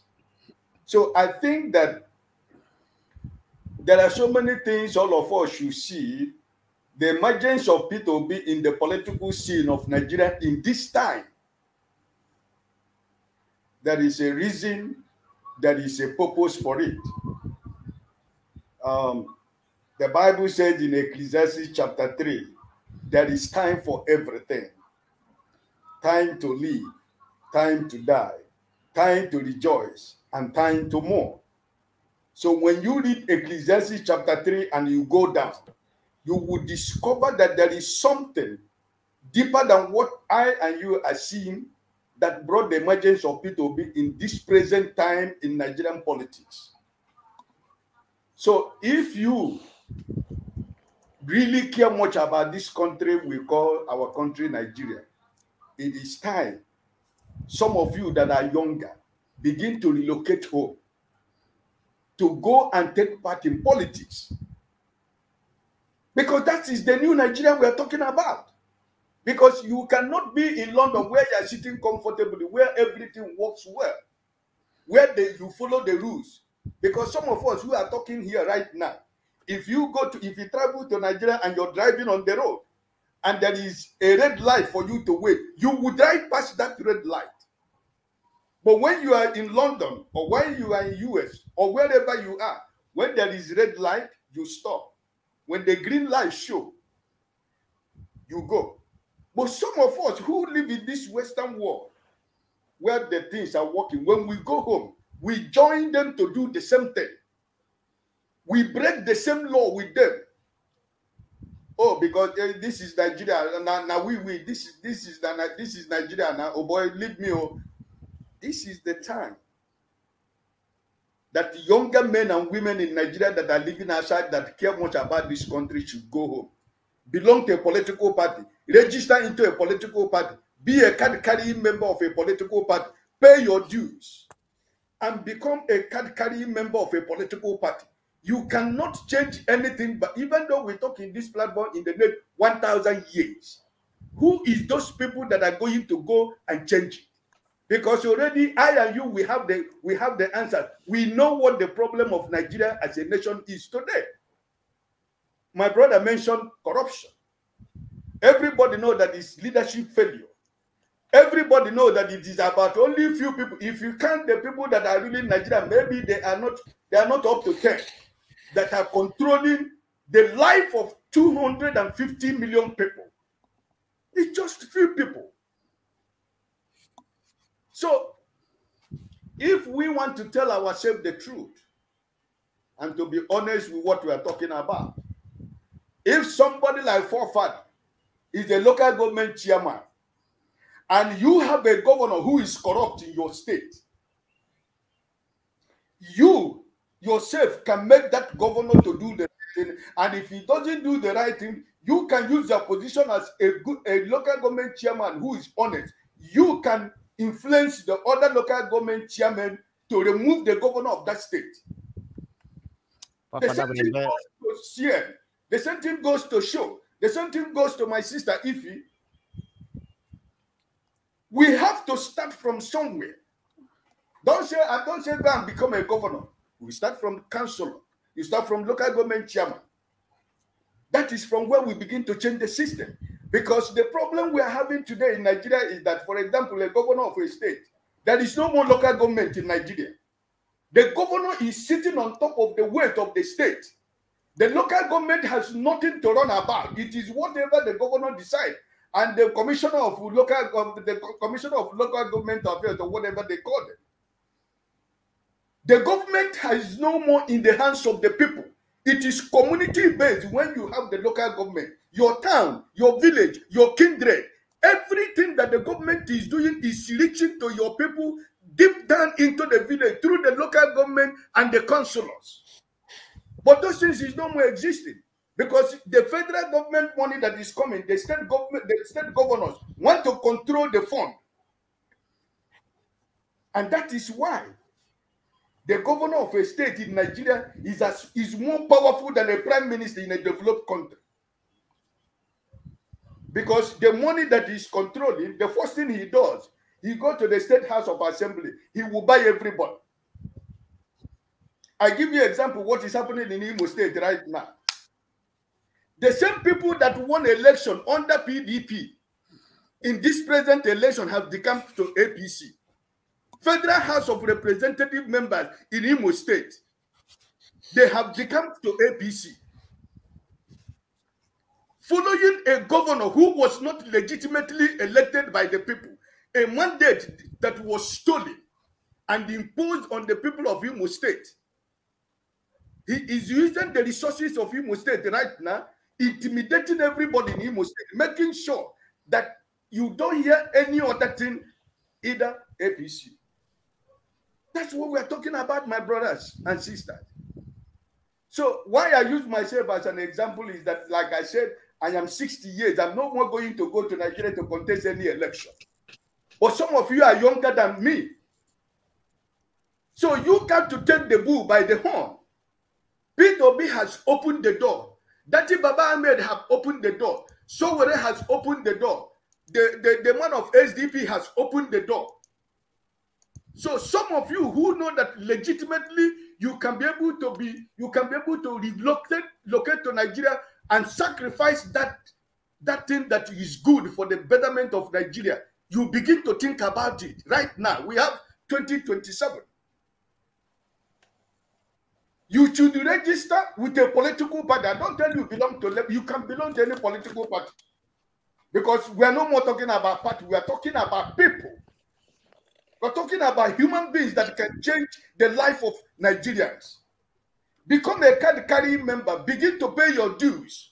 Because if I'm paying my dues, I'm paying that dues not for myself, but I am looking at younger men and women who I can be able to say, if you are qualified and you're ready to sacrifice that for the good of the people, I can say, okay, go to contest for councillor. Let's see what we can do. Go to the chairman, go to contest for local government chairman. Let's see what can be done. Go to the State House of Assembly.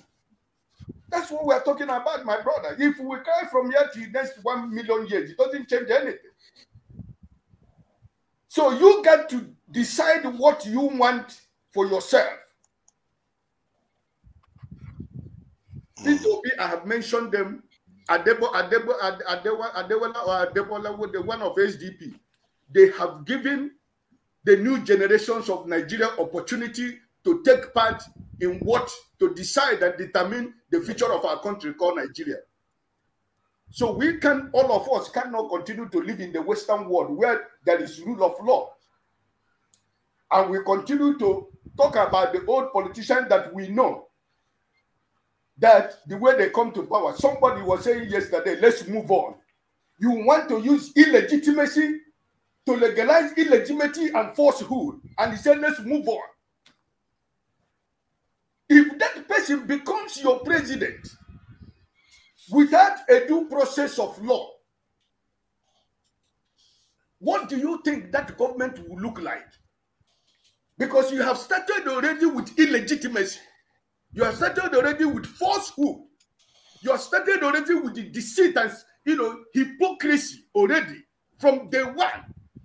And somebody said, let's move on. Why should we move on? Let the judiciary do their work. I am after who wins that election. Up to today, as we are talking now, INEC is still uploading the election of February 25th, presidential election of February 25th. From where did they get the figure that they used to declare this man who won as the president of Nigeria? How are you going to reconcile the figures that you are uploading right now with the ones that you used to declare the election of February 25th? Can you tell me how you're going to reconcile those numbers? Even with all the mutilated figures that we have seen that have been uploaded, that you can't even see what it is, they are still uploading. After how many months? Was it the promise that was made to you and I? Was it the promise that was made to the whole world about the Nigerian election? No. But then everybody said, no, let's move on. Oh, let's move on. It's Nigeria. We'll give him 4 years, 8 years. Listen, if you move on, I am moving on because, like as I said, I'm 60 years. I have nothing to gain. I have nothing to lose in Nigeria. So if you say that the illegitimacy that has taken place, we should move on. Then you are here sitting here talking about how do we sanitize Nigeria? How do we flush out the bad governance in Nigeria? Why you are saying let's move on with the illegitimacy that took place, with the crime that was committed against Nigeria that took place in February 25th. Some of you are saying let's move on. Then tell me how you are moving. Tell me the solution you are trying to bring here on how to solve Nigerian problem. Why already you have accepted that this illegitimacy should stand? When we say that judiciary is the hope of the common man, why don't we Uncle Mike, let this judiciary end? Whatever comes out of it, Nigeria today can decide whether they are moving on or they are moving backward.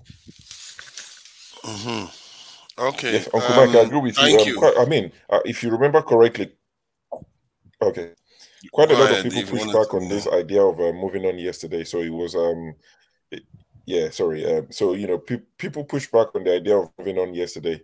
But, you know, in summary, what I got from what you said is, you know, people of my age, forefathers, you know, people in the chat, Team Ajek, and the, you know, Olus of this world in the chat, you go back to Nigeria, pick up tickets, become party members, change it from within, which is a very good advice. You know, I think it's one of the best ways to make changes, to get involved in politics actively and see what changes we can make. So everybody in the group chat, not group chat, no, everybody in the chat, you know, typing away from the comforts of your home in the UK and Canada and all these places, it's time to go back. Uncle Mike has spoken. I said in summary is that corruption is the biggest problem we have. So we need to rid of corruption. If he's gone again, so since if he's gone, I think we should go to Can I say something? Can I reply? Can I contribute? Can I reply, Mr. Ike? Can I contribute? Let's just touch base with those who've just joined. Okay. Please, let's hear from those who've just joined. We'll come back to you at some point in Blackstone. Let's just join. I haven't said anything because they might drop off again. So before they drop off, it'd be nice to hear from them. So we go to Dan, we go to Mirage. If Igbo Basics is ready, I think he's busy gathering information from different sources. So please, the floor is yours. Yeah, good evening to everybody. And I joined in when the senior brother was just landing. Of course, I picked up a lot of good things there from him. But what I just wanted to tell my brother is that he thought that many people have not tried. A lot of us have tried to penetrate Nigeria in many ways. Politically, it's not possible. We know that. But we have penetrated Nigeria in terms of business, which is the most common thing any hustler will do. When you go abroad, survive, you say, okay, I have family, let me go and set up one or two things for them or for myself, just in case of old age. At least you will have something to stand by. You know what I mean? Europe is sweet, but after some time in Europe, honestly, people like us who came here at a young age, we are not younger anymore. And about 30 years in Europe is enough. So, but going home, like he said, go and join political party. You see, let me give references to Shore when he came in 2019. I had a lot of people. I'm a strong supporter of Shore. Some people mocked him. Oh, look at this small boy. He wants to go and start from the top. Go and start from local government. That is Nigerian system for you. The senior will tell you to respect them while they know they are doing rubbish. So now when you want to contest, they tell you to go and start from the first ladder. And I bet you many people died there because they will not let you go nowhere. This is Nigeria. No matter anything, the solution, I will just stop in maybe 30 seconds. For me, as an Igbo man who has lived in Lagos all his life, so I'm just place me anywhere, I will fit in. The solution to Nigeria is the same thing Showore said. We have to go to Nigeria. If he's fighting physically or spiritually or anyhow. Because these guys there will not leave. They will never leave that country except we go on revolutionary level. Many of us will die, of course, but without that sacrifice, Nigeria, for me, maybe for you guys, there might be a system, but for me, as a Nigerian who has moved around this world, see Nigerians suffering all over. Sometimes I go to Africa hustling grounds, you see what Nigerians are suffering there. You see Nigerians in prison, places like Cape. I don't know if any of you have visited there and go to Nigerian community. You will see Nigerians languishing in jail. Some of them don't have nothing. They used to come and beg us to go and contribute something for them. When you reach there, my brother, you cry. Why should Nigerians be here? What is here? Nothing. But Nigerians are just going up and down, trying to see where they can fit in. Nothing. Some died. Some, if you see themselves, you pretend to see, what can you do? So for me, to round up, gentlemen, revolution or nothing. Thank you. Can I ask, when you said the revolution, I take it that you are referring to from the point of view of like a nationalist, not like a sectional thing. Yeah, that's why if you check my statement very well, I say I'm a Nigerian, an Igbo one, and nothing. There's no. I never believe in separation of Nigeria. It's these politicians who are trying to separate us by trying to harm different groups. Nigeria I don't believe in Nigerian separation because we don't have problems, bro. If you know what I mean, we mingle among ourselves without problem. The problem, look at P2B came in. When Showore were moving, they were saying this, that. The young boys in Nigeria, they protested, NSACs. They say, give us a leader. And God answered that prayer and brought P2B. What did they do? Just look at the game. What did they do? Okay, now they say they've given us somebody, but still, they must start from the scratch. I must do my turn first. Like Tinubu said, even though he didn't win, but it's a game. And I don't blame him. They promised him something. He has started from the ladder. So, Emilokon. So, he must be his turn. Buhari clarified it. He showed secret ballot. Only Buhari showed who he voted for to complete the deal. So, for me, it's not a separatist agenda. Nigeria has nothing to do with Abibo. We are all together. Bro, I've been abroad now.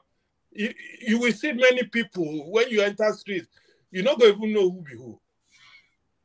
So, I'm saying it, the only solution, my own point of view, everybody has a point of view, is revolution at all costs, so that this group will leave Nigeria. Thank you. Thank you. I appreciate that. I think you wanted Ngosika to have a say because she wasn't around the last time. So your camera is frozen. I don't know if you want to, you can turn the camera off and just use audio, Ngosika.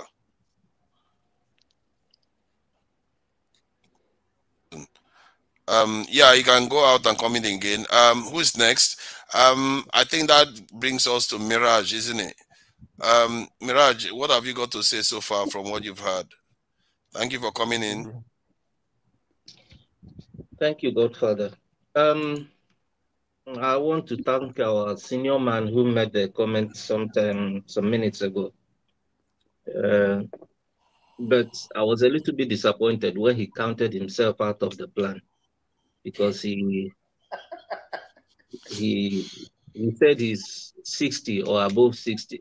How old is our dear loving Tinubu, who is now the precious INEC president-elect, or select, should I say? The man, going by his age, he should be 77. Even though he's still dangling around, we know that the age he gave in his INEC form is over 60. So, our senior man, it's not good you counted yourself out. Please, we need you, because we need people with wisdom. When things are going on and youths are rambling left and right and trying to see how they can do something, you always need wisdom. and people like you can always be very handy to help us. So don't count yourself out. Even if your children are old enough to go into Nigerian politics, they too can also get some advices from you than you relegating yourself to the background. So that is number one. My other opinion is about this move on mentality. You know, I said it yesterday again, and I will repeat it again. I think we have not learned our lesson, because if we've actually learned our lesson enough, we should be very consequential with anything we're doing.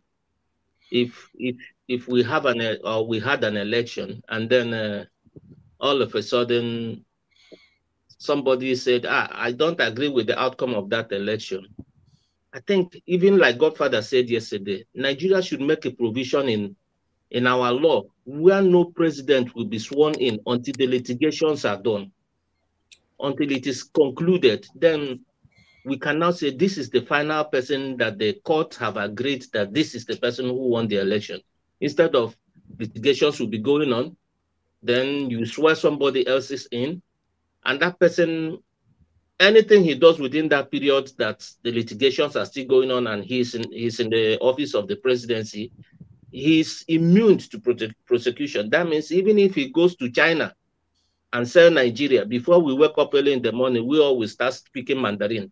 So you find out that such idea about carrying litigations on and then swearing another person in, it's counterproductive. But what can we say? Nigerians, we have gotten used to, let us continue, life goes on attitude. So people are not seriously considering what next after they must have committed some certain crimes, because not only rigging election, not even putting your name or address, or even saying that you have dual citizenship, all these things no longer matters, because once we carry on, life goes on. Nobody wants to die. Nigeria is our father's land. And we wait for another next corrupt politician who will come in and rig himself in. It is very pathetic. Then another thing is that nobody should mention Godfather's name here. If you're giving an example and you say Godfather being in any political position, because yesterday he said Abacha did not steal. So we already told him. Besides, it's for fathers. It's not Godfather. So sorry, I'm not a Godfather. It's just for both fathers. forefather and Godfather. I don't know which one, but it's okay. You're forefather. Good. Sorry, but like I'm saying, nobody should mention your name again. We don't want you to enter there.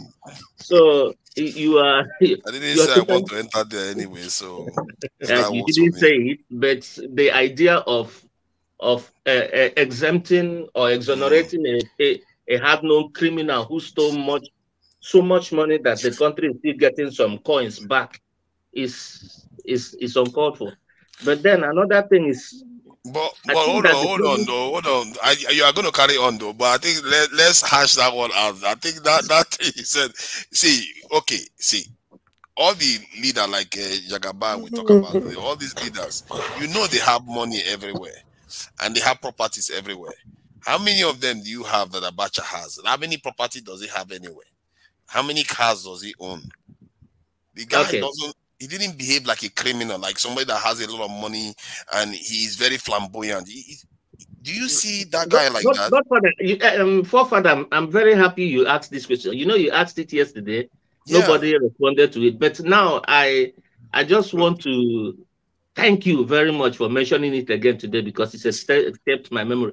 Now, my question is how many spirits in Nigeria have been giving people money after they have been buried for so many years? In the land of the dead, they start pouring. Which kind of money ritual is that one? That kind of juju.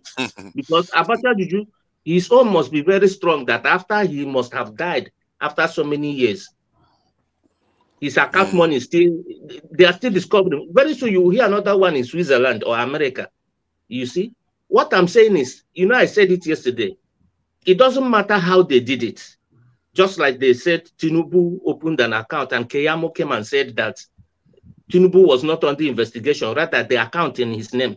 So, and I asked yesterday, I said, since when did the account number any bank account number open itself in the name of somebody. It must be that person who opened it, and anything that happens in that account. Okay, even if they use their associates to remove money from Nigeria, which they do, we all know. They don't buy properties with their names directly. It's after they must have finished their terms in office, like this useless one now that is going to go out in ending of this month. He said he's going to Niger Republic. Nobody should bother him. He has already collected his own share. So any other person who goes around looking for where he has a house, or you might never find. But you will not tell me, nobody in Nigeria will believe that that man has no money hidden somewhere outside of Nigeria. So we all know it. It's not something you come and write in black and white paper and say everybody should show, somebody should show me. I get what you are saying there, but it's different because you don't know the purpose of the money. The one, Abacha, they didn't find any property they tracked to Abacha's this thing that he bought, like this mansion for himself in London or in Paris or anywhere in the world. He didn't do that. The money that you see in cash, you don't know the purpose it was there for. The excuse Mustafa gave was that Nigeria was under sanction, which it was. And if Abacha needed to do certain things, you can see that it is easy for Westerners to freeze the account.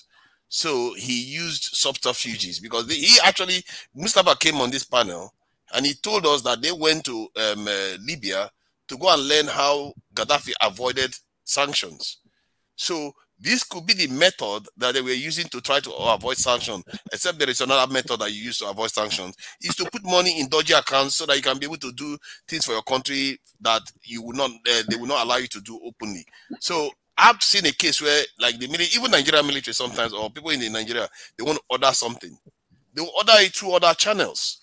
Because if you try to order it, sometimes they will track you through months of paperwork or all the rest of red tapes.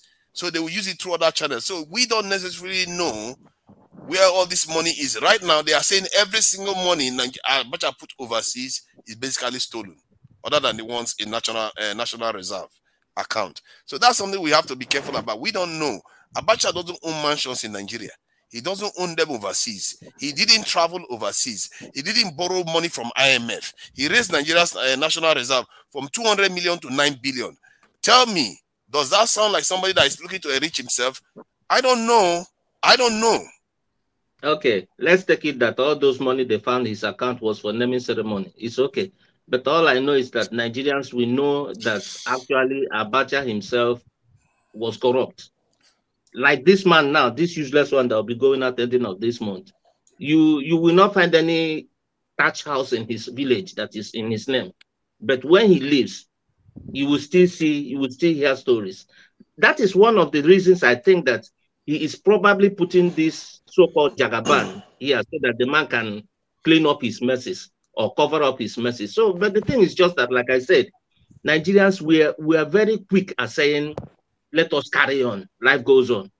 After some certain things must happen. If we punish politicians, or if politicians have to face the consequences of their actions, others who will follow will learn. But the thing is that Nigerians, we're too quick to say life goes on. So another thing I think that may solve the problem of this regional hatreds and regional crisis that we're having is devolution of powers. You know, East, you do your thing. West, you do your thing. North will do your thing. But, you know, if you mention it like that, story will start again. They want to separate. Oh, that is another trick. And argument will start off all over again. So that is just what I want to say for now. Can I ask a question, please? Ask him. Okay, go ahead. Please, does it matter that something as basic as conducting an election, based on your own rules, you drafted the rule yourself? This is not the Oyibo people dictating to us, because we like to blame the white people for our problem. We drafted the law, we made the guideline, we stated, appointed officials, everything our own, on our own terms. Yet, we can't conduct the election. How long do we put up with that type of rubbish? These are what West African countries, Sierra Leone, Liberia, Guinea, Ghana, Senegal, Rwanda, they do it and go and get on with their life. Does it worry anybody at all that we can conduct an election in 2023? Even with the technology we invented ourselves, it's not imported. It's not imported white man. We invented beavers. It's a Nigerian initiative. An Igbo scientist, engineer. Does it not? It's not a shame. Is there any future? Why? I want just to. Okay. So let me answer you. CM, it depends on who you're talking to, because if you talk to the APC guys, they'll tell you the election was fine, it was free, it was fair. You've seen APC guys go on TV and say it was 0.001% of fracas here and there. It was mine. So it depends on who you're talking to. You can't talk to the APC guys and say the election wasn't fair. You can't talk to Yakubu Mahmoud and say the election. I'll tell you it was money well spent. So it depends on who you're talking to. Even Buhari says it's not fair. They will say you're an idiot, you are crying. This exactly. Buhari said he's proud of the election. That's the best election we've ever had. So it depends on who you're talking to, my friend.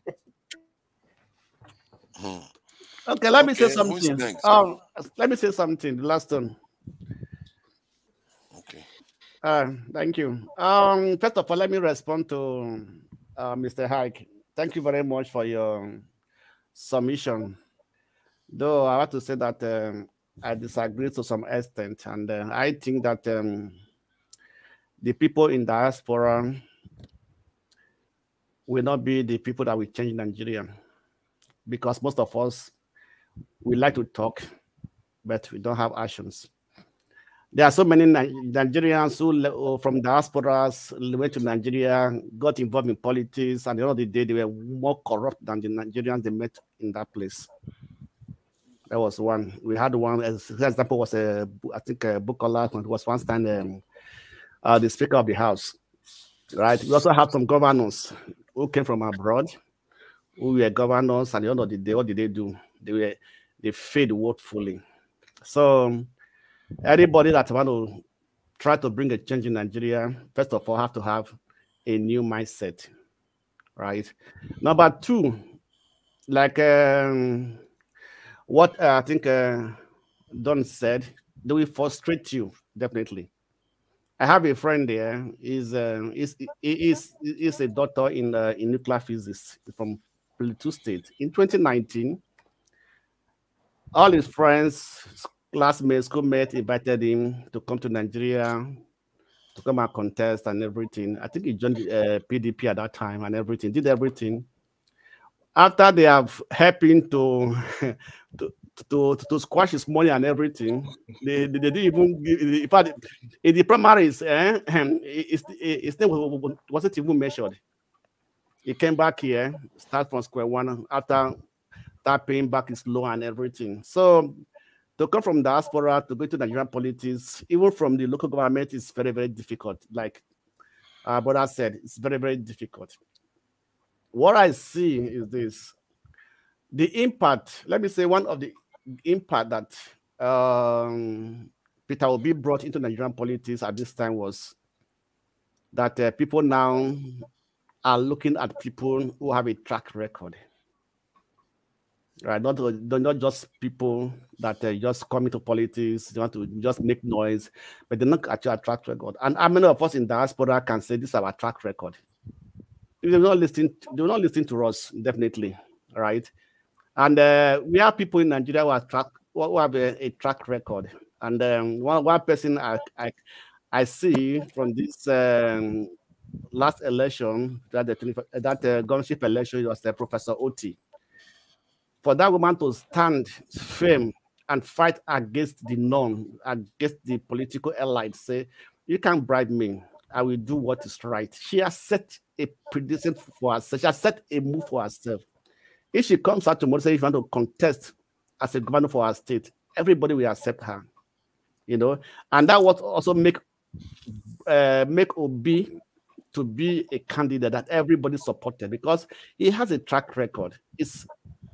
Is incorrupt. He can probably say, this is what I did. Go and verify. how many Nigerians can come out and say, this is what I did, go and verify. So, and Nigeria is changing. You said one word, said from the book of Proverbs, right? A time and a season. So I believe there's a time and a season. And even if this time Peter Obi don't have the chance, but in 2027, Nigerian politics is going to be a different ball game. For where? No, excuse me. It's going to be a different ball game. I don't understand that country. Let me finish. It's going to be a different ball game, because if what the obedient did this time, they can do more than that in 2027. I tell you, no, there are times that there are times that people will vote. You can't overring it. The number will tell. The number will tell. You understand me, right? So it's going to, and people are now more wise. Out of difficulties, we learn a lot. Out of problems, we learn a lot. So Nigeria is learning their lesson little by little. I do tell my friend, I said, when Buhari said it's coming with a change. Buhari came with a change, and that change was a negative change that now woken up Nigeria and say we have to have a new page, a new agenda. You understand me? I listened to somebody in Arise News. I think a mockery. It was said that if Tinubu was if Peter B was in PDP, they would have won landslide. You understand me? So they recognize and the impact of Peter Obi in Nigeria election, and that impact will continue, and it's going to increase in 2027. And Labour Party, if they work very well, they are going to have more states in Nigeria, right? So that's what it is. So coming to CM question. So the question we ask you, INEC, they said, is independent. How many times did the INEC chairman visited Buhari and have a private meeting? Did anybody talk about it? Do you think what Yakub did was just by his own power? No. If you look at that coalition when it was ready to dissolve, you know that guy was under pressure. If you can have a private meeting with the president, who is a party leader, 3 times, what did they discuss? So what did they discuss? Private meeting 3 times before the election. What did they discuss? Do you think it was working? It was just acting on its own. It wasn't acting on its own power. So there are forces, and it was under that pressure to deliver. That's why he called that the election result at 4 p.m. So at 4 a.m. I mean, when everybody was still sleeping. So I've called it. So then what happened? Then anything can happen. So I've declared my result. It's very, very important, the next election, because I see there is a good chance that the next election can be, that's the APC can be beaten in the next election. One, just because of exposure alone. And however, the big however is it depends on what Tinubu does in office. If he goes and maybe even gets lucky, not necessarily perform, and things improve significantly in Nigeria, which they could with all the deregulation that is going on with the energy sector, and maybe Dangote refinery coming on stream, you could see a situation whereby the incumbent becomes stronger, not necessarily just because of timing alone. But if it doesn't work out, let's say this subsidy thing goes bad and things really, really goes badly in Nigeria, there is a good chance that the next election they can beat him. And that is why sometimes, no matter what the court case says, let's say he lose on his behalf, the Labour Party and the Obi supporters, if they strategize well, they can beat him, and they can. I think PDP will not recover from the nonsense they are going through now. They can actually beat him. So I think there is a lot of hope either way for Nigeria. Because one, either it does well, good for Nigerians, or if it doesn't do well, there is somebody to replace him. That is the important aspect. That's the good thing. But however, in the middle of all this, we don't want to retrogress backward. This direction I just spelled out just now is a win-win. Either he performs well, good for Nigerians, or we get ready to remove him? Father, I can assure you that Tinubu is not going to perform very well. We get ready to remove him now. So let's a governor is quite different from a president. As a governor, you have the power over everything in your state. You have the power over the House of Assembly. You have the power over the local government, and you can dictate everything. As a president, okay, let's be frank now. Who are the people who are Tinubu's main supporters? People are sitting around them. Which of them can you say will perform? Which of them is going to appoint that will bring us something different from what they have done with their Buhari? So it's not going to perform anything because it can delegate power. The idea that you're going to beat Tinubu, nobody's beating him. That idea. If he doesn't perform, they can beat him. How? No, brother. See, Tinubu can go on holiday for the next 4 years. See, I'm not ready to discuss 2027 election because, of course, there's a petition going on. If Tinubu is sworn in 2023 and God preserves his life, he can go on holiday for 4 years. You're not defeating him. Have you seen Lagos? You can't defeat Tinubu. I'm not saying he would engage the right tactics or fair tactics. That idea that you're doing. See, the promise or the braggadocio of PDP of will keep power for 60 years. APC are the ones that will actually show you that they will keep power for the next 10 cycles. How? Who is defeating them? I think it's easy to. I think it's assumed to. I disagree with that too. It's not. You can see no party has had that kind of power over Nigeria. The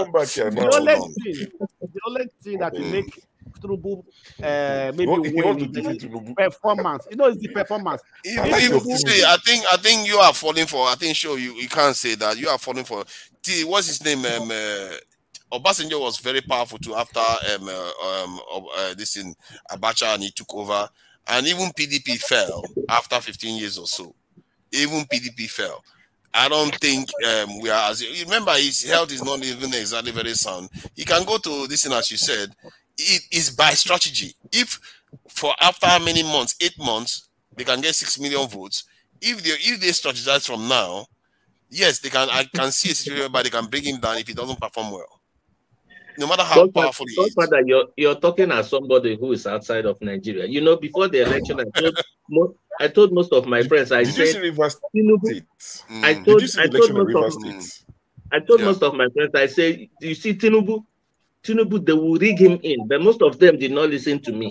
I said they will rig him in. Now, listen to you. Now, when the time came, everybody was expecting LP. I was correct about many things too about this election. When I was saying that, even from the very first day, where a lot of people were saying PW was rubbish and you're not going to even get 1,000 votes and all that. I was like, keep joking around. This guy, from what I see, he's going to do a lot better than people thought. And clearly he's won 12 seats, that's on paper, and one other this in territory. So I'm not entirely disconnected from the realities of the Nigerian politics. I am saying politically, if people are exposed, a party becomes exposed. In other words, people have seen what they can do. They've seen you have corruption, you have this, they'll get tired of you. The next guy doesn't have a record that they can criticize that much. The other party doesn't have a record they can criticize too much. So in other words, they are more likely to vote the other party. Nigerians are one of the most impatient people. That's why one leader has not governed Nigeria for 10 years. Not one leader. Oh, Father, make you give us some rest of mind. Which kind of Nigerian has been patient person? And Nigeria is still like this? Nothing. Nigerians are not, but is it a lie? Look at almost all African countries. One leader has governed.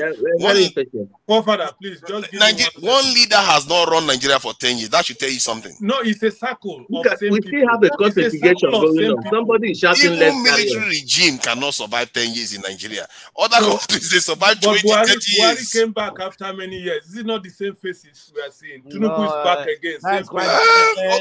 Okay.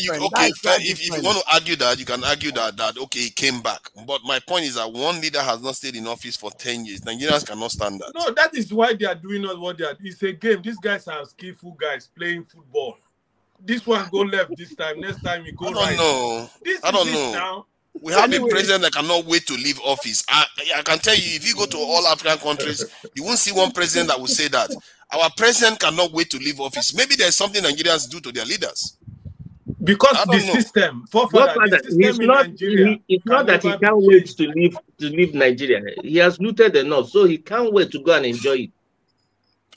You tell me, other leaders loot too, but they don't want to leave. Kagame is there for 30 years now. But he's doing something now. Kagame is not a thief. They are working. Nigerians guys, they're a group of guys stealing. Okay. You think in a place somebody to come up on national television and tell Nigerians, Emilio come. Oh, they come. You know what you mean? Excuse me. Let me just one question. If Peter Obi can pull more than 6 million votes within, did he win? Well, excuse me. No, excuse me. Let me finish my question. Okay. Within 8 months, was to change the Nigerian political landscape. Within 8 months. So if he used 2 years, so what we expect it to be. It will have a stronger impact. It will be under hurricane. I tell you, those northern parts are saying that they didn't have an influence. If he has the time to spend going there for 1 year visiting the northern part of Nigeria, my brother, let me tell you, Peter Obi performed beyond expectation. It was a hurricane, even more than a tsunami. That's what I'm saying. What I'm telling you, you are not saying what we are hearing. What I'm telling you, Nigeria has a system. If you like, bring tsunami. Any system can be broken. Any system can be broken. Any system can be brought down. It can be broken. They remove Jonathan from office. But it has to be true. We always make it look like nothing. No presidents can be broken. The only thing that can break Nigeria's system is revolution. It's revolution. The system is there. And the kind of revolution is not. Let me tell you what happened with this Peter Obi thing. This Peter Obi election. Yeah, good, Miraj. Good. No, I'm done. Sure, you're talking now. Sure. You were saying something. We are listening. Yeah.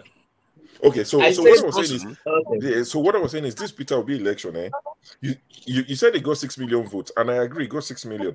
But if you speak to the APC guys, you've seen a lot of them go on TV, and they said it was a tsunami. Some of the words you've used, tsunami. They didn't see it coming. Nobody expected Peter Obi to get 6 million votes. A lot of the places he won in the North Central, they overlooked those places. They didn't think it was possible. Are you telling me? I feel almost guilty discussing 2027 election because there's a court, there's a case in court. So discussing it seems like you're accepting defeat already. It's hypothetical. Go ahead. Okay, let's say hypothetical. Are you telling me that the result that happened in Lagos, where even the PDP said Peter Obi scored about 900,000 votes, APC scored 150, and PDP scored 120,000. Are you telling me APC haven't seen that in 2023? Will let that happen in 2027? It must be a joke if you believe that. He might make up for it. He might make up for it with votes elsewhere, even if he cannot do that again. You know what? That's what I believe. Where is he going to come from? Well, let me know. Let me tell you what I and where again? Let me tell you what I believe. Wait. Let me give you a clear example of what will happen. You see the presidential election where Peter Obi won in Lagos. What happened at the gubernatorial? It was less than a month apart. Peter Obi was not on the ballot. You have to understand. Peter Obi was not on the ballot. The same thing happened in the southeast too. No, excuse me. Okay, let me say something. See, I believe. No, excuse me. In 2027, I believe the election will be more clean. I believe, because let me tell you something. There's going to be a lot of changes. No, wait. Bro, you never know Nigeria self. Wait. I'm surprised you are saying. You know what? I believe. I think you are being too pessimistic. Actually, I think that the election is probably going to be cleaner next time. We are talking reality, not pessimistic. Okay, you listen now. You listen. Reality. Not what's on the ground. Let me tell you something. In from 1999. Every election has been worst. You understand me? Because APC was able to ring in some states, does not mean it will happen in every state. Or able to do what they did in Lagos. You know, it's not it doesn't mean that will happen in 2027. Because the people are already waking up. let me tell you something. It's like a person beat you today. Brother, Nigerians are not sleeping. No, Nigerians are not sleeping. If don't say waking up. We are not sleeping. No, let me finish. Who is sleeping? We are not sleeping. We are telling you facts. I'm telling you. We are not sleeping, man. No, wait. Let me tell you something. What happened in Lagos State? I don't think it happened to come to that extent. If you look at the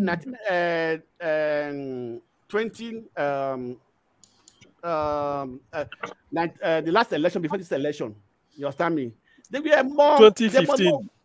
Yeah, 2015. No, 2019. Yeah. They were more violent.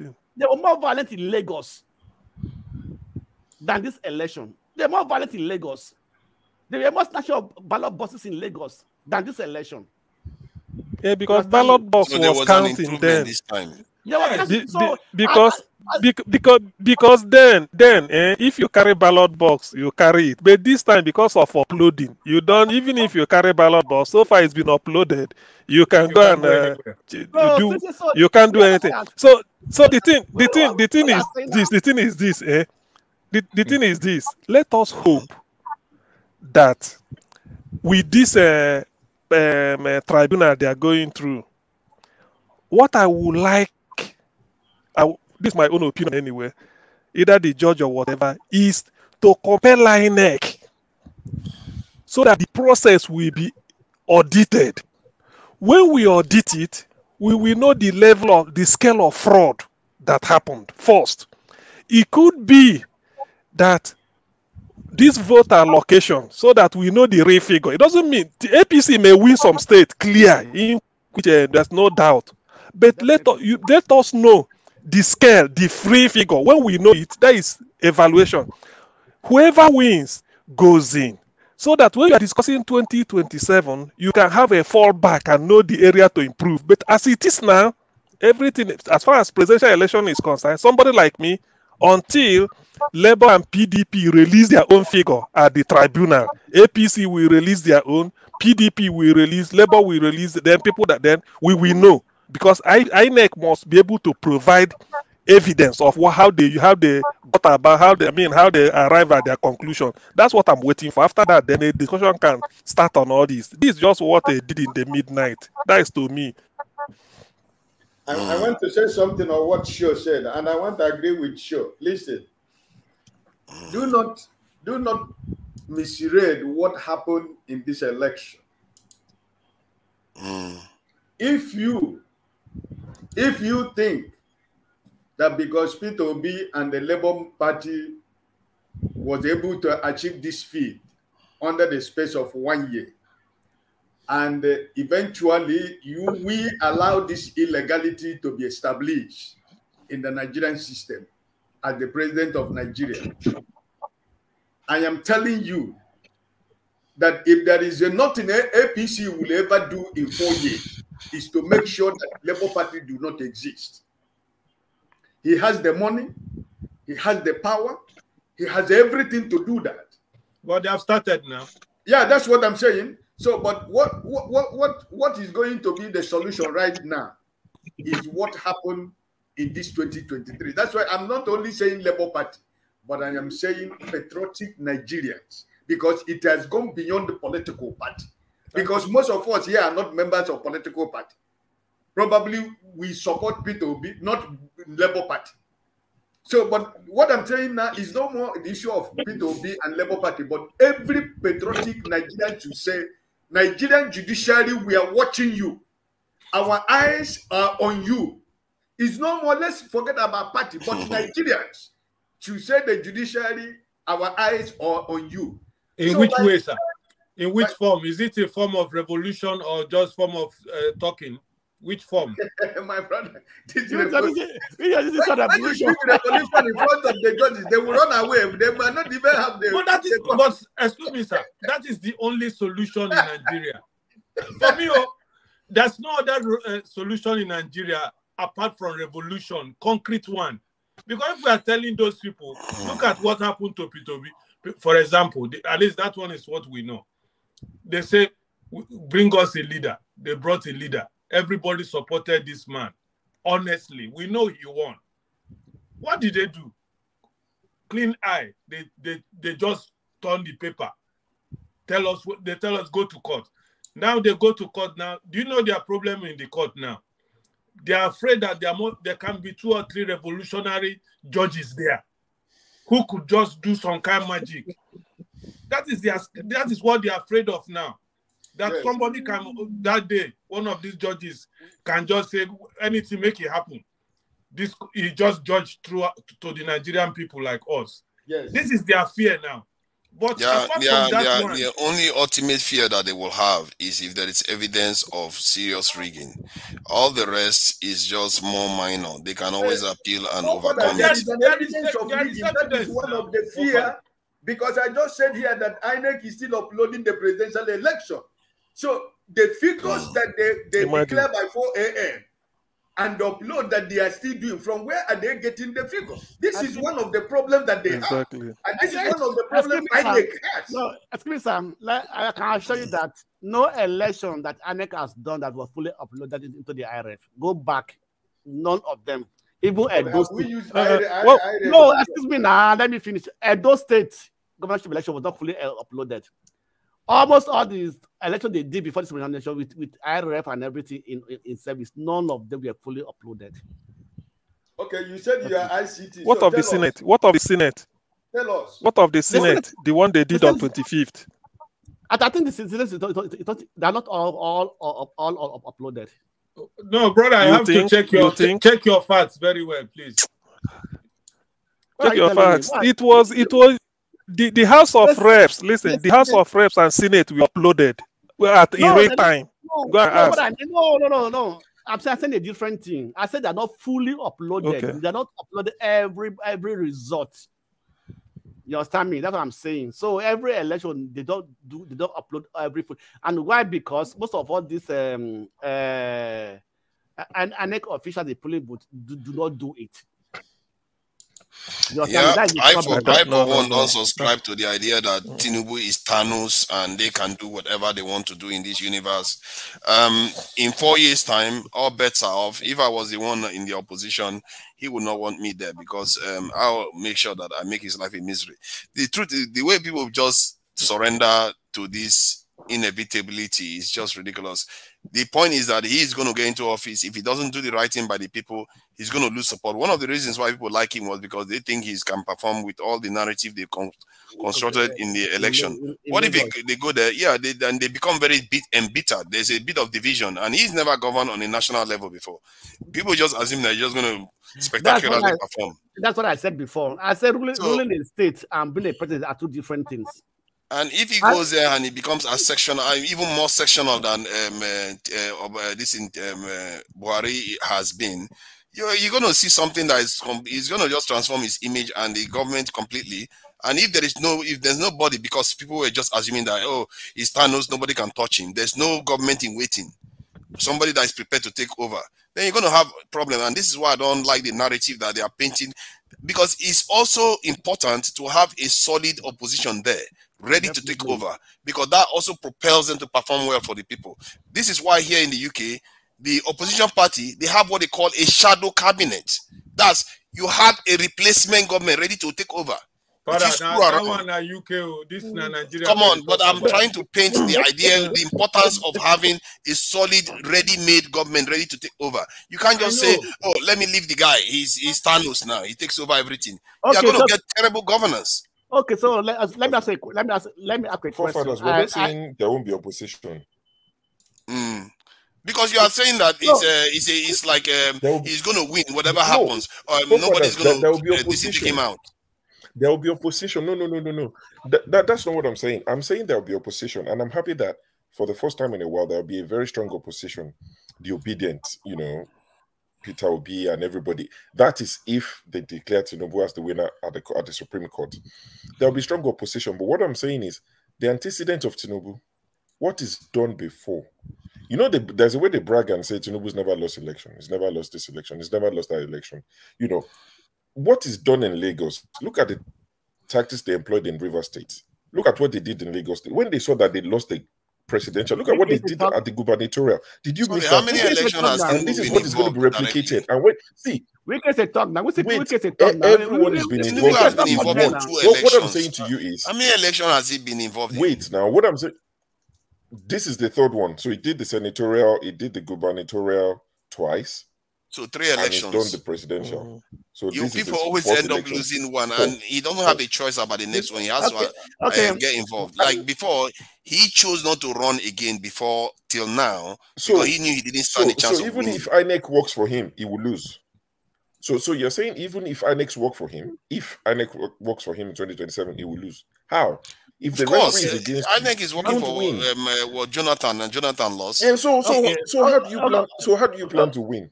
Okay, Mr. How Shaw. do you plan to win? By getting more votes than he does? Okay, Mr. Shaw. Number one, the NHF. That's how you playing devil's advocate at this point. I don't get energy.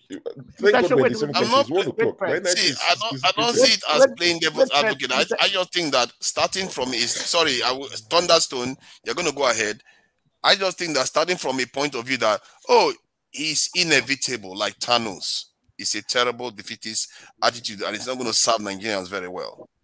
How can you start from the first go that this guy is inevitable? We are done for 8 years. Because they're the one who own Nigeria. They own Nigeria for now. See, now that's the kind of thinking. I don't subscribe to that. I totally disagree with it. I don't subscribe to it. Let me tell you, first of all, this INEC chairman, his term is ending after this election. They're going to get a new INEC chairman. How? Who told you? It's 8 years now. It's done 8 years now. Which one again? One continue again. It's 2 terms. They will bring a new person that will be also under their. Why do we always have negative thought about Nigeria? Excuse me. Let me tell you why. About Nigeria is negative. So how can you be more positive? Okay, wait. How are you patriotic? How can you be so negative about your country? Brother, let's hear excuse me. I don't know. I don't know. Let's hear Nduvisi for the first time, please. All right. I greet everybody, please. Okay. I've been listening. There is something we are forgetting here, just like Mr. Dan just spoke. All these people who did this charade, they are all in the same club. They belong to the same system. So that is why they had their way. It has been planned ab initio to make it work this way. Why they have the way of deceiving Nigerians that are going to conduct a free and fair election. And Nigerians, for the first time, had more interest to get their PVCs and to vote. And INEC was really not figures. So we have over 90-something million registered voters now. And over 80-something million or 70-something million had their voters card. But on the election day, from the results they declared, we can see that the total number of vote cast is even lower than that of 2019. So people are not even asking that question, what went wrong? INEC is just making us the more we look, the less you see. Thank you. So it's a ploy. They have packaged these things very well. The only way we can have a respite for this election that was just conducted is if, like somebody said, if somehow one of the judges, having seen clearly the evidence, or 1 or 2 or 3 judges, and say, despite what is going on, our country has to turn around and decide to do the right thing, because it is clear that Tinubu never even won. Some are even saying, some who have followed, who have looked at, who have monitored the results very well. He said, if the true result is declared, Tinubu even came a distant third. Yes. So that is by the way. Then, if by the way things are going, it is becoming clearer that they are going to have their way, and it's sworn in, and it goes the same way. Do you think that they will allow the opposition, like the Labour Party, to gather the same steam they gathered in 2023 for 2027? They will begin now. Part of their work will now be how to destroy the opposition party, particularly the Labour Party. Except if Nigerians, if we are really tired of what is going on, we decide to take our country, take the bull by the horn by insisting on the right thing, by insisting that the right thing should be done, by ensuring that whoever they bring in as the new INEC chairman, if there's going to be a new person, because Nigerians should start insisting that this man should go. Whoever person they bring in, each person should be scrutinized very well. and all that. But beyond this, the constitution gave them a lot of loopholes to do what they are doing. Yes. The constitution is so porous in many ways. How can a president appoint INEC chairman that is going to conduct an election where the president will participate in? Tell me. Wouldn't there be some bias? Because they will call him and put gun to his head and say you must do it the way we want it. No, please let me finish. The whole thing is really going south. I mean going wrong. That's what I mean. Except if Nigerians come together and insist and don't allow these politicians to divide them, because the way it is that they are dividing us using religion and ethnicity, the way they've been doing it. And you see some people who call themselves learned, they will come out in the open and be supporting evil. And this thing will continue. What they will do now, they will find a way to cage. That cannot change. They will find a way now to gag even other Nigerians under this man's government, this regime that is going to come, if it is Tinubu. The press will not have it easy. They will not go through the normal way. They will be looking for a way. You see a press man will come out openly and challenge them. The next day, he will start saying something different because they must have warned him and all that. The only option is that that person will leave that particular media and maybe run into exile. Yes. It will be like a quasi-military government because they don't want to give up power. Except Nigerians will say this suffering is enough. Enough. We have to take our country back. And they're too docile. I don't know how that is possible because if you look at I disagree. Can I finish, please? If you look at the way this election turned out, APC is powerful. Tinubu is part of APC, and they got 37% of the votes. This Thanos thing that we are doing is really defeatist, and maybe that's why we are here in the first day, because we're already giving up. I don't know what the point of discussing is. The numbers don't suggest this Thanos mentality. What INEC declared, they didn't get the real vote. All these things so you think they got 45% or 50%? They got far less than. They've got far less. Then it means that they are even less powerful than you think. Because they had their way. That was how they were able to gather what INEC declared. I disagree with you when you say if they get in, what they will try to do is to make sure that they sort of, it might not be the right word, to destroy Labour Party so that Labour cannot pose the challenge again. No, that's not what they will do. Sorry, I didn't mean it that way. I mean, they will destroy the opposition is what I'm trying to say. But bro, they started it now. No, it's okay. It's okay. Hold on. You see what they're doing now, bringing wait. And some renegades in Labour. I know. It won't work. Wait. They will keep doing that. They will keep doing it. Sorry. Excuse me. That won't work. The strategy, because the mistake they made, INEC didn't rig it the way they want. So their stronghold will be do whatever you want to do. They will appoint the next chairman and perfect it at the level of INEC. If they bring anything that is more than beavers, they will find a way to invalidate it and see, because there is no point. Tell the opponent, because if you are Labour Party or PDP, vote and get your 1 million. It is then that we reduce it to the number they want to give you, just like what happened in Lagos and Port Harcourt. So their own rigging is not to mind the party, just to make sure that the person in INEC is their man and you do what they want. That is just the thing. That's what I want to put in. They did it. They did it to some extent in this one, like in Rivers. After they declared Tinubu winner of the election in Rivers, later we saw the real result, showing that Obi won clearly. So how are they going to defend that in court? I mean, INEC. How are they going to defend that? The Lagos vote is even there, and some other states. That's what I'm telling you. APC did not get 25% in Rivers and Lagos State. Yes. They didn't get 25% in Lagos. Yes. They didn't get 25% in Rivers State. But we don't have evidence for all this now. We don't necessarily know that. That's the problem with all these things. Don't be too forward. Evidence day. I just like us to be based on evidence, because we'll just be second guessing everything. We have not seen evidence day. We have not seen what the Labour Party figure is, so we can't give you evidence. But all we are telling you, even the Nigerian politicians themselves, even Governor Wike of Rivers State, know that the APC did not get 25% in Rivers State.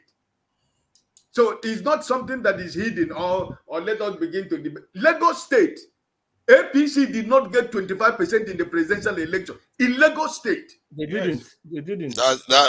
Okay, the Lagos one, I don't know about that, but the River State one, the one that I know for sure is that even if I don't have evidence against it, for it, but my own impression of River State was that there's no way the APC will win River State. Fairly, there's no way. The question is, excuse me, sir. The question is this, even though these other states we are talking about now, if they actually can't come up to the right result, with Labour Party still have a majority vote? That's the question. So would that be able to turn the yes. To turn, Yes. If they bring the evidence out, then we'll see. Do you know that in Plateau State? Do you know that in Plateau State, Labour scored over 1.3 million votes? Yes. What they gave them. They still declared them winner, but they gave them 400-something thousand. Yeah, so that they reduce it. Yes, Labour even won Benue. Their members. Where did you get these numbers from? Do we have any form of source? Sources there. This dark guy. He just like to say stuff. Even where like sources there. See, I need information so I can present it to other people to come back to their lives. Haven't you seen some records where they will cancel Labour? Take away the Labour score 120. They'll take away the one. Top it to. I would like to have River State one. We've got River State one now that he won. We need to get evidence for the other states too. Excuse me, it's a terrible thing. Okay, let's even that one. What about the violence? What about the violence that people? They are not going to overturn the election for that. What about the violence? I think what they are going to overturn the election on to bury the dead. Every election will be ready to bury the dead. The election has become. You know one thing. Wait, see all the killings.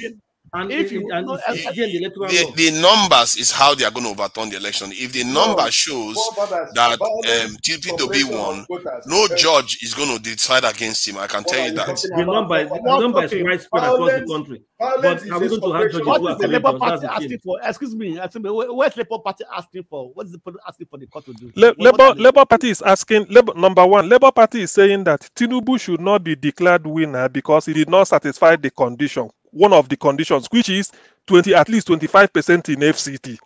Thank you. So that's one of the conditions. Then the rest are something like the overall number. They mentioned Plateau, they mentioned Lagos, and then think about 10 states. If I pull up the petition, because valid votes. The total valid vote. Yes. So said P2B won with the highest number of total valid votes in up to 24 two-thirds of the states. Yes, okay. Let me continue because of this man. Then one of the grants of the appeal is now. Come on, it's not fair. The guy is calling me one of the up. Is that what Mumu don't do? Okay, who? Okay, who said? So who is saying who don't do? I don't know what I show that is the. I don't know. Somebody is calling us Mumu. I don't know. Okay. The Blackstone, one of the things the Labour is presenting again is that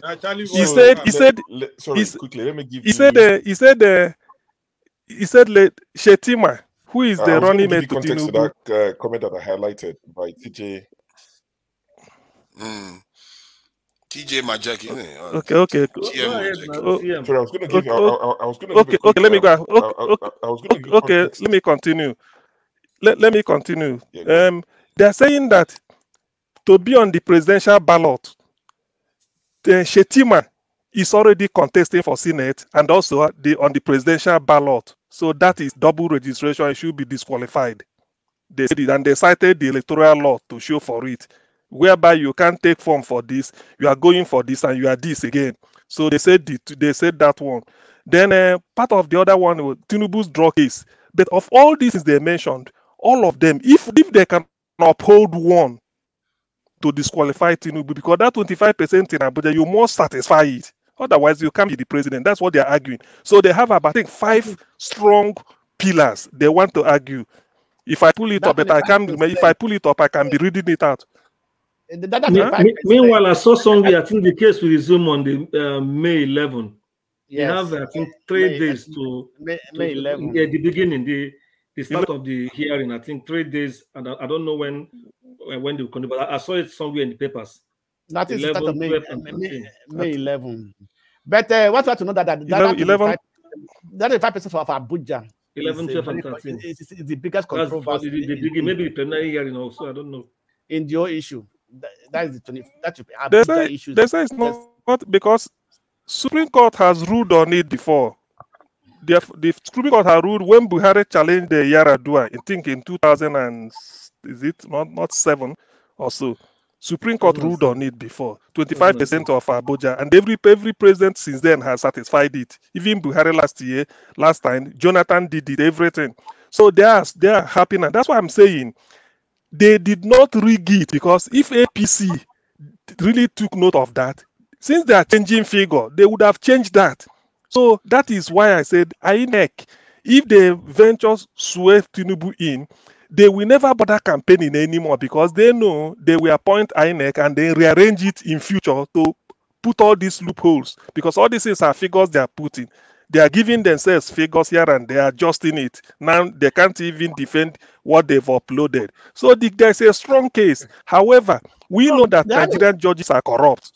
We know Nigerian judges are corrupt, because if they can return Ahmed Lawan, who didn't take former, who didn't even contest for senatorial seat, and yet they brought him in. And then what is the name? This one, the one of Godswill Akpabio, who the enhance. So if they can bring these two, so people are citing, say this is not the same judiciary that did it. So that is why you say when you have hope again, you have to balance it with look. This judiciary can look at what the way they are stuck in trade. They can easily mess it up. So, but truly, if the judiciary refused to overturn this election, it has really set a very bad precedence for the next one. If we get to that next one, because what I see is that some desperate politicians, both at state level and the federal level, they will do whatever they want to do and get away with it. See what they wanted to do in Adamawa State. I tell you, how can exactly? It's not the returning officer. He went and announced results. Let me bring bring one thing up also. You know, apart from this tribunal, at least if any Nigerian can go to court and say Tinubu committed perjury for not declaring that it's a dual citizenship, he has a dual citizenship. Because he lied that he doesn't have a second passport. In that letter from he lied. He lied. So that's true. So anybody can take him to court for that, and he cannot deny that. Sorry, nobody can. There's a new law that says only those who are contesting with him. No, excuse me, this is not an election issue. That's not to do the election. That he as a candidate for lying. On the form. The question is now, is he lying? Because the Guinean president said that. Can I just finish? The Guinean president said that the citizenship was honorary. So that doesn't necessarily apply. It doesn't matter. It's not honorary. It's not the Guinean president. That's other man, Usman Diarra. Did they ask for a passport, whether he holds another passport or whether he's a citizen of another nation? It's a citizen. It's a citizen from another. That is what I'm saying. Now the Guinean president said it's not a citizen; that is just honorary. What is honorary? So that is honorary citizenship. Hold on. If they give you honorary degree, PhD, don't they call you doctor? Yeah, they call you doctor, but it's still honorary. But you're not a real doctor. Don't confuse this. Don't confuse it for a real doctor. They will not let you touch anything that relates to that profession because you're not a real one. But let us talk of what Nigerian Constitution says. They give you a PhD. Brother, Nigerian Constitution says that as far as you are born in Nigeria. Nobody's saying that he's not allowed to be a president because of dual nationality. But he said he lied. He did not declare that he has another passport in his annex form. You're twisting it again. The question was, were you a citizen of another country? Are you a citizen of another country? Have you ever been a citizen of another country? And he said no. That is the question. And the truth is, if the Guinean president is correct that it was honorary citizenship that he gave him, that is not real citizenship. Just like honorary PhD Okay, doesn't make you PhD of engineer. You don't let you put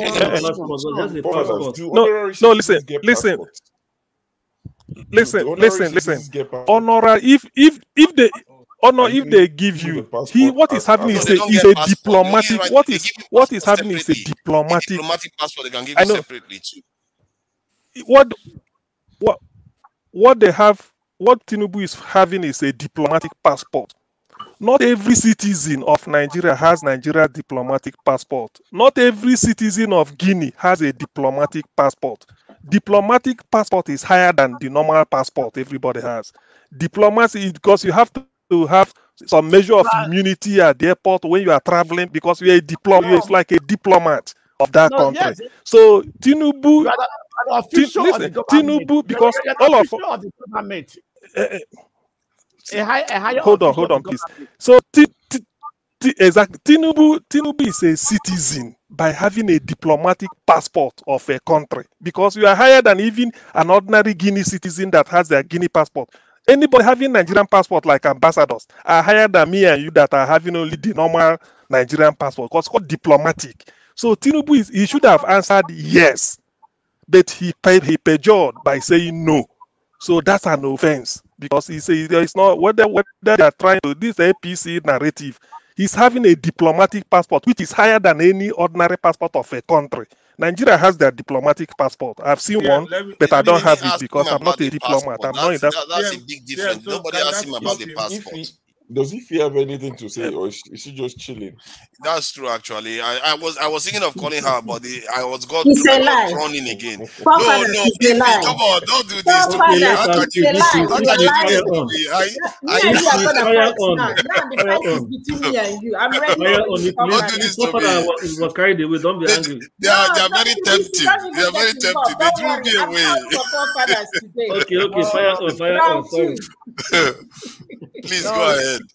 No. Good evening, guys. I don't have anything to say. Mike was here earlier.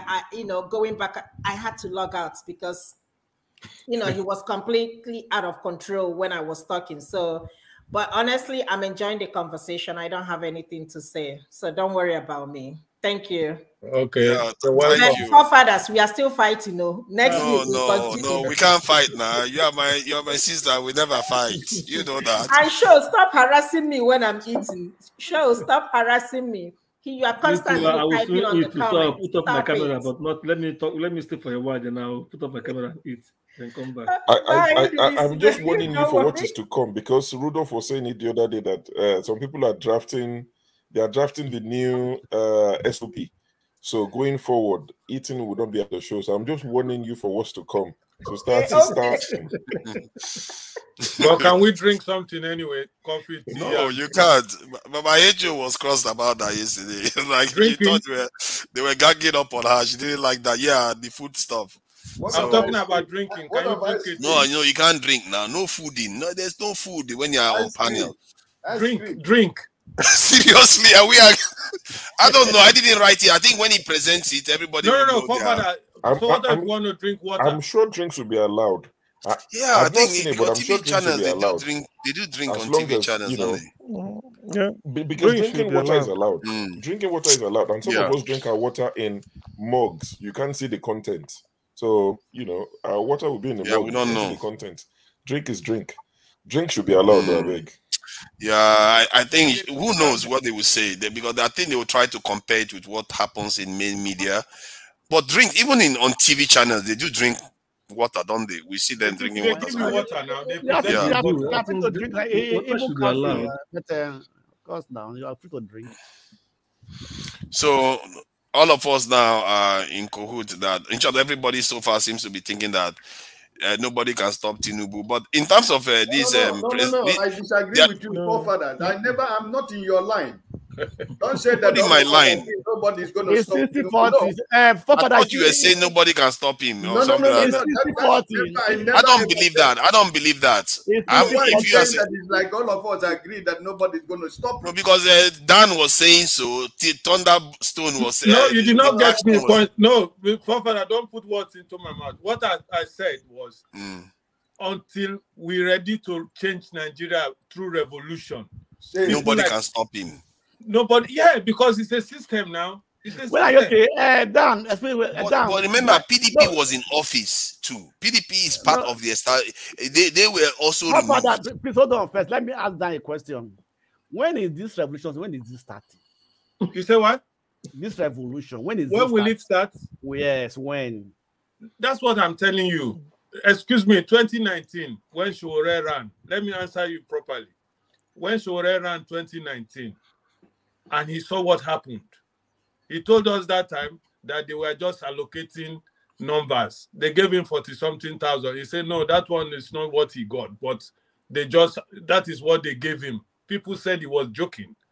Then he got angry and put his hat, like this South African guy, and they say revolution now. Nigerians destroyed him. They told him, blah, don't do that. I follow the story. I'm just asking you a question. When has it started or? Excuse me. I'm coming. I'm just giving you a background to where I'm going.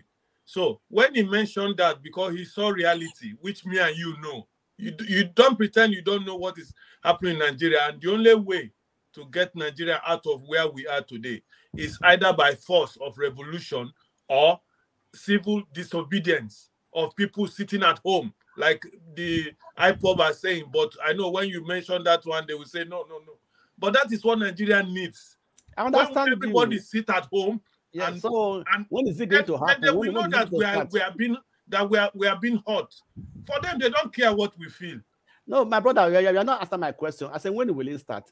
Now, it has started already. It started already. Okay. Yeah, but you have not joined. Blackstone, let me let you know something. Yes, let's joke go apart. Let me remind you something. You see Nigeria today, you're asking when the revolution is going to take place. Yeah. I want you to remain calm and cross your finger and let the judiciary finish their work. Thank you, sir. And if that decision did not go the way Nigerians, not me personally, but Nigerians, majority of Nigerians, if it doesn't go, if we didn't see the truth, because what we are asking for is the truth. Thank you. If Abubakar wins, if Atiku Abubakar wins the election, let him go become president of Nigeria. Okay, if it is Kwankwaso that win, let him go become president of Nigeria. If it is Asuwaju that won convincingly, Nigerians are ready to stay by his back. If it is Peter Obi that wins, let the truth be made. All I am saying, me personally, all I'm saying, let the vote that Nigerians casted on 25th of February, let the vote be counted. Simple. I don't care who wins. That's all. Yeah, count the vote. So that is it. So, and INEC created this problem because if they had followed the process that they laid down, this confusion wouldn't be there at all. And this would have been one of the best elections from the point of view of reporting. Forefather, don't tell you, say, when INEC chairman go to eat privately with the president, why do you expect to get a good result? But okay, but think about it. If you look at, sorry, let me add this point. Let me ask you a question. You live in UK. Yeah. Who's the election officers in the UK? Do you know the body that conducted the election in the UK? I think it's this in the National Electoral Commission. They call them to not INEC. No, I know. They didn't have to be an independent one. Yeah. No, I know. But nobody cares about the head. It's not important. So that's what. So this is supposed to. That's why call it. That's why they're independent. Like in Germany, I can tell you that in Germany, I don't even know how. What don't you receive that I have a letter? They're going to be elections on Sunday. This is where I'm going to vote. You see. You know, the so difference. There's a big difference. This is the difference. I'm not in Germany, but whatever obtains in Germany obtains in the Western world because they're all civilized. They know how they do their things. But this is the difference. An average German may know how the process works. They will know that this is the way it works. An average Nigerian, based on INEC, what they dictated us, we now know how beavers, what they will do. But in presidential election, they didn't follow the guideline. That is what Labour Party is contesting. That is what Labour Party is telling them, that you told us this is what we are going to do, and we look forward to that. And because of that, people collecting PVCs spiral to almost 80 or 90 million, hoping that the system will be transparent now. Obviously, it was used in Anambra, transparent, used in Ekiti, transparent, I mean Ondo, used in what is it called, Oshun, transparent, used in Edo, transparent. Then we now come on presidential. You use it for House of Reps, House of Senate, transparent. People uploaded. Then why was the presidential? Why? That is the case. So that's why people are contesting. That is a fraud. Yes. That's why I come back to my question. Yes. If the INEC chairman can have a private meeting with the president 3 times, what did they discuss? That's my question. What did they discuss? Well, I wasn't there. I wasn't there. Whatever answer I give, you know I'm lying because I wasn't there. So, but whatever they discussed, you see, whatever they discussed. Hey, listen. Whatever they discussed. Okay. See, let me finish. What I'm trying to say, understand me? INEC said it's independent. You understand me? So INEC has no right. Chairman don't have to discuss with any party member or any party leader. You understand me? So what I'm thinking myself, that was where all the instruction was given to INEC chairman what to do. But the president appointed him now. If he doesn't appoint that, it was sent to the House to be approved. Somebody appointed. Maybe you have evidence. I don't know. But all we know is we know what the procedure is. We know what the procedure is, and the INEC didn't follow it. Yes. That's the thing. Don't misquote me. If, for example, now you appoint me, you understand me? Then something special, I want to go to work for you, no, to work for the country. You invited me, you discussed with me. You understand? Privately, the press will not know what they discussed. It was not made to the general public. You understand me? At the end of the day, they came out and do what they said do what they against what they said they're going to do. You understand me? Yes. Do you, okay, for example, when they said that the server was down, you understand me? I can AWS be down. So if AWS was down, no, excuse me. Wait now, you wait. Let me finish. Let me finish. No, let CM tell you what happened. I know what happened. Yeah. Listen. Sava, listen. Let's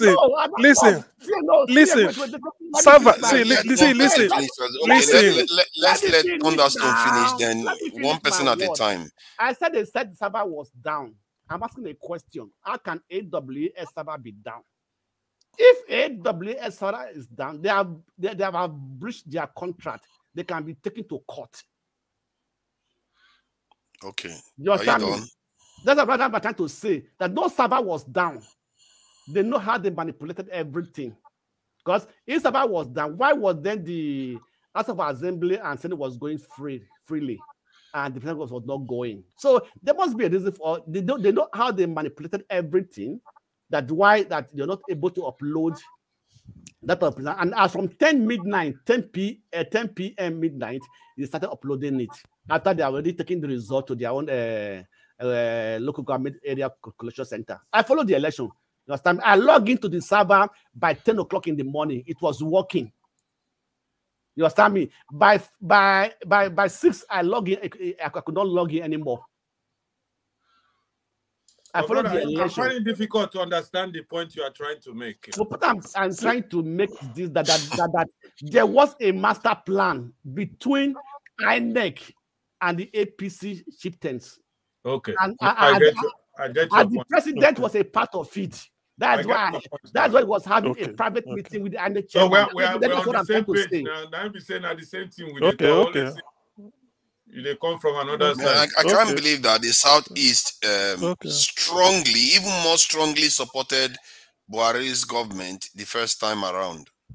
That's when I'm looking at the numbers here, the Southeast voted Buhari government more strongly than even the Southwest. Although there are a few states that didn't vote for this in the South very strong for Buhari. man, the Southwest was very light. Who voted Buhari in the Southeast? Which Southeast? Nobody. Hold on. No, because the map is only a few greens there. Okay, yeah, there's a few greens, but Rivers, listen. All the others, a few southeastern states. If you go to your account, hold on, please, Ike, let me put this in. If you go to your account tomorrow, suddenly you see £100 million. Something is wrong. You must know it. It's not possible. Tomorrow, suddenly you see £100 million in your bank account. You will say no, it's not your own. You know it's not possible. Nobody voted Buhari. Nobody. Maybe got 5%. We don't. Let me tell you, in Imo, I'm from Imo State because you don't like to say where you come from. I am from Olu local government. I am from Olu senatorial zone. And I'm proud to be an Imo man. Listen, I want to shock you right now. During the presidential election in February 25, there was no election in the whole of Olu senatorial zone. But APC won on the senatorial zone. Umuma Magic. Maybe they had it online now. What I'm giving you online voting session. Because the governor is from there. APC governor Hope Uzodinma is from that area. You want to do magic for his man. We know. This is what we call the Umuma Magic. There was no election in the whole of the senatorial zone in the presidential election. But the APC was awarded vote in only senatorial zone. From where did the vote came from? So when you say Southeast voted for AP, which APC? Which Southeast? Who? You see, that's the thing that confuses me. How is it that there's nobody cast vote in that town and somebody comes and announce, and that's not national news? Because these are delicate ones. We all know about it too. Now be your citizens write the result. Now be officials write the result for the result sheet. Go give them. That is the thing. So at the end of the day, it's not only INEC that is trying the election. It's also the citizens, the workers, the ad hoc staff, all of them. The map is showing Enugu and Anambra, they are culprits. They voted for Buhari. Which other one? Abia definitely voted for Buhari. I'm calling them out so people know the people that voted Buhari. I don't think Imo did actually. It's not showing Imo as a culprit there. Imo is one of them that didn't vote for Buhari. And which other one didn't vote for Buhari? That is Mboin didn't vote for Buhari. But the others did. That's a provocation. That's a provocation, please. The last election. I mean, in the 2015 election. Yes. That's a provocation. You know the thing. The thing there is this. One thing you must know is this. For instance, this last presidential election, why is it that election ended by, like we all know, 4 p.m. at least closure nationwide, unless some people may say they voted till 6 p.m. or whatever. Why, if INEC, after satisfying every result, all the party agents get their own copy and goes away, what is INEC TPEXing? That TPEX, because when you are TPEXing, it's like I brought this election sheet, give everybody one copy. We all see it, then we all go home. Then I will take my own as INEC and go and be TPEXing it. Don't you know you are the person having the origin? That is the thing. So ordinarily, you the party agent, when you now go to INEC server, when they upload the TPEX one, you now say, but this is my own. This is my this thing. So where is the TPEX coming from? So that is the wayo openly. That is the thing. So that's what people are saying. Open one and in the night. Because you, the agent, said, Blackstone, you are the agent. You are in your party pulling unit. After for your party, they satisfy you are there. You said, okay, I agree. This is what we score. Then you go home and be drinking. Only for you to say, let me check. You go there, you see TPEX. But the copy you took out, original, there's no TPEX. So where did that one coming from? So when do you think we are going to start hearing evidence of these actual numbers? Because 11, I think they say it's 11th May. I don't know. I think it's 11th. That's when it's going to start. But do you think they will present the actual election rigging numbers that to correct it. Yes, because they might want to deal with the passport and Abuja issue and all those things first. The parties are going to submit their own copy of the result they had. The parties have they already submitted, or they are copy. going to submit on that when it starts? No, every party has their own. They're going to use that. They have their own. They will submit it that day. They will submit it that day as evidence in court. Do you think the Nigerian people will see some of these numbers before Tinubu is sworn in? Because that could affect the attitude of Nigerians towards. But that's what they've been because to make an open camera judgment so that people can see. I was asking somebody from Labour Party. I phoned somebody from Labour Party. I said, look, what people are saying is that INEC has uploaded what they feel is the right figures. The one you have, how will the public know? They said they are keeping it, everything is intact. When they tender it at the tribunal, when the thing opens, then they will now go to their own website, that's as Labour, then put it there. Because putting it there before you go to INEC is not good. They say they don't want it. They will just put it before the tribunal or whatever, say this is evident, this is the real result. So having submitted it, they will now go to their website, which is Labour. PDP will do same, then put it there. So people will now be looking at it and say, so this is actually the real result, because they will say there's no TPEX. Because you see, because you will see. So just one moment, let me land. So you will now say, if you go to your polling unit, say you go there and see the one Labour put on their website, you go and compare it with that same polling unit, the one on INEC site, you see the difference. Say this one hasn't got TPEX, this one has TPEX. So that tells you where this is just a practical way to demonstrate it, because INEC is putting their own with TPEX, because to upload it after doing all those rubbish. Then the other one, at least if you go and use that of Labour, so that will show, or PDP or whatever, that will show you. So it's not really, it's going to embarrass the country first. Yes, it's an embarrassment. No, see, we know one thing. Sometimes people think maybe they're intelligent, they behave foolishly. You understand me? Like you said, using TPEX to change the result. I know there are some results. They change the numbers. The figure, but the wording. But the wording, they forgot to change the wording. That's some place. They want to change the wording. Yes, it's true. I saw that to change the wording now. No chance to change the wording. There were some places in the northern part of Nigeria. They were uploading people's picture as a result. You see. You can change number, but you cannot rewrite the number when it's written now. Yes, you cannot rewrite. Anyway, I want to say good night. So thanks, guys, for the good conversation. Thank you, Dan. Thank you, Dan. Always welcome. Your friend is not here yet. Loco, he probably might show up later on. He tends to come a bit later. Okay. Well, but I'm still watching you guys, so I want to do something while listening.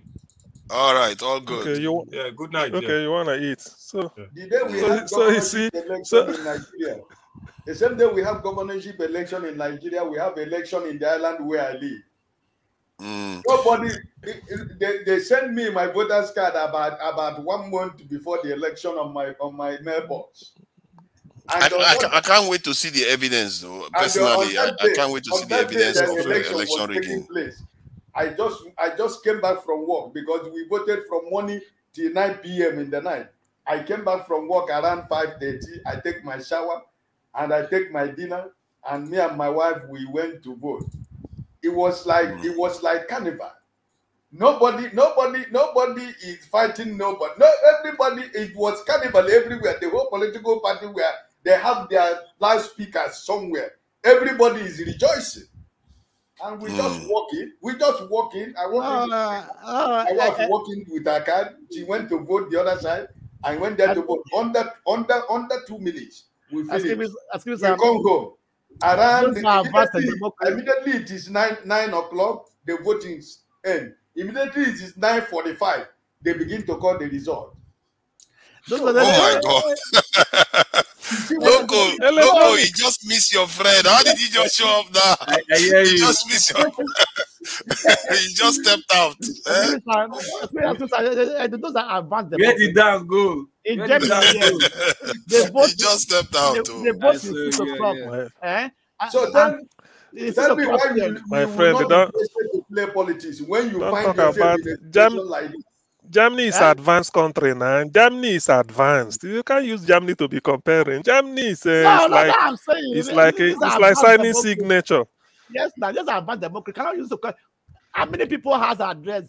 When they send you letter, Papa from DHL, send letter, now letter. The post doesn't even know the street where the street is located in that state, apart from DHL. So how are you going to do all those things? Even so, we are talking about it's really a shame. Something as basic as an election we can conduct. Something as basic as a simple election. I can relate to what Ike was saying in terms of because that's the kind of future we want to create for ourselves now. We want to create a future where people are going for election. It appears almost as if it's carnival, and they want to go and vote for somebody, and they know that the result is not going to tear the country to pieces. I've always wondered why we like to do things where one side is jubilating and the other side is in mourning. I don't get that. It is the because of rigging. It's two things. It's two things that it's because of rigging. Poverty and the politicians, they have used poverty as a weapon against the people. You understand me? And the people the Nigerians are people that just listen to. It's like they don't think for themselves. It's like when they are using this, so when they are talking about these things, they don't even think for themselves. You understand me? Even some of the literate Nigerians, they're even worse than the illiterates. The way they think sometimes, the way they behave. You'd be surprised that Nigerians they know what is wrong because they are. There's a logic now I want to introduce because it's funny. Just let me. We say it and then I will explain. Keyamo said that the money refunded 460,000 is not Tinubu, it is his account. Now what I should have asked Keyamo is, if I go to your account and withdraw the money there, will you complain? After all, it's not you, it's your account I took money from, isn't it? If I go and they deplete your account, are you going to complain? After all, it's not you, it's not your money. It's the money that belongs to social account. Do you see it? So that's why sometimes, yes, how can you say Tinubu's account? It's not Tinubu is involved, it's his account. It's an account, it's separate. Okay, so Keyamo, if I know your bank account, if I go and do Yahoo and remove your money, tomorrow will you say, the money I remove belongs to account number 1, 2, 3, 4, 5, 6. So that is the person that is concerned, not you. So you see, you hear funny things in Nigeria. When you hear this type of thing, you tend to wonder. And this is a logic being made on national television that the for money is not really Tinubu. Tinubu is not involved. It was the account. It was the account. So CM, I'm really surprised that you are lending ears to those kind of, I don't call names, but those characters you are referring to are the people who go look you koro for eye. They will call you John Thomas. In your own eyes, when you know that your name is not John Thomas. Those people would, before you, just think about it. So I'm surprised. Sometimes I'm wondering whether they have conscience. That thing called conscience. No, they don't have it. A bunch of them have blocked out the reality of what makes them human being. I'm sorry to say it. Because anybody who can make that kind of a koro statement, even if all lawyers were liars and all liars are lawyers, that Keyamo of a person, those kind of human beings, when you see them going forward, never regard anything that comes out of their mouth, no matter how intelligent they present it. I fear that it's more benign than that. They don't see themselves going to hell. That's the problem with these things. These people, the reason why they don't see themselves, you think they go to sleep and worrying about their judgment. No. They probably think what they are doing is somehow agreeable or acceptable. They are not seeing it the way we see it. One of them said to me that heaven is here on earth, that hell is here on earth. Oh, you see what I mean? They literally believe these things. No, And asking me, sir, do you know the Nigerians I fear most? The Nigerians that criticize the government when they are not there. And when they are given a portfolio, they become the praise singers. So these are the people I fear most in Nigeria. You know? Because those are the majority. Keyamu was one of the first lawyer that sued Tinubu to court in Nigeria when he was a governor over this issue of fraud and paper and everything. You understand? So when they are talking, when they are not in government, always criticizing the government. So and once they begin to test that money, when they are appointed, giving a portfolio, you see them changing. You know, so that's the worst thing that is happening to Nigerian politicians. Those so-called they are critics of the government. You know, so when you're outside it, when you are on opposition, you talk and talk and talk. But once they bring you in, you become their praise singer. So that's why they don't have conscience. Like you said, they don't have conscience. That's why I like Okech when he came here the other day, when he made it clear that out of 10 Nigerians, 8.5 will take the bag of money. And that is what we forget. Yeah, all these people, they will fight and fight and fight for justice until they get that bag of money. They will forget about justice. 8.5 is even too low. I was 90.5. What are you talking? You know why I subscribed to him to an extent? Because he said he was part of I think NLC or something. They were doing something and the others just backed off and took bribe and everything. They went off. So you can see that if people if that's before they threaten you, you're already accepting money. It tells you that we are very, very few of us that will make it to the top without compromising. And you know, and these people, they don't believe they are bad people, because the politicians, the good thing about the thing politicians do to them is that they'll be like, you know what, take this money, this is what you're going to do. You're going to oppose also. We're not saying you should compromise. They'll make you feel like what you're doing is not too bad. You're doing a good job. And so in other words, they will take this money and they will go to bed fine, like nothing just happened. But while they've sold their country. So it's a very, very insidious, that's why it's so hard to destroy. It's so hard. And okay, go ahead. Let me give an example of a true life story. There was a Nigerian lady. He was appointed to one of this ministry. I think was one of the during that of Yaradua. You understand me? He was appointed and was I think the head of the ministry. You understand me? So when she came there, right? So at the end of the year, they came to her and said, madam, these are the money that we are not spent, the minimum that was not spent during a period that what they normally do, they share it with themselves, and then this is our own portion of the money. The woman said, no, I will not touch this money. It's not for me, it's for the state. They said, no, madam. They pressurized her. At the end, she took that money.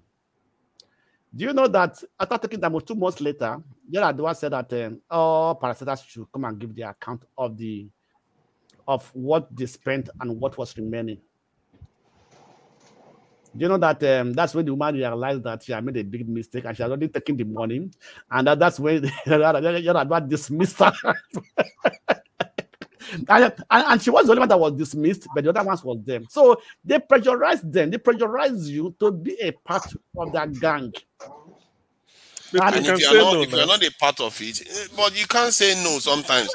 Like, they start working against you. They can threaten you now. They can threaten you too. Most times you can say no. You see what Blackstone just said now. It happened exactly what he said. It happened to the VC, former VC of Futo. No, University of Benin. Professor Oshodi. Right? Normally, in fact, since the inception of University of Benin, let me know, at least I know of Grace Alele Williams then. But from Grace till the last VC, the last two VC, Professor Oshodi, what they normally do is once they've paid all whatever they want to pay, salaries, contractors, whatever, there's this amount that's remaining that's being shared by top cabal in the university.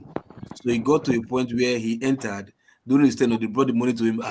Bossa, everybody, like this, how we share the money, your registrar, all of them came.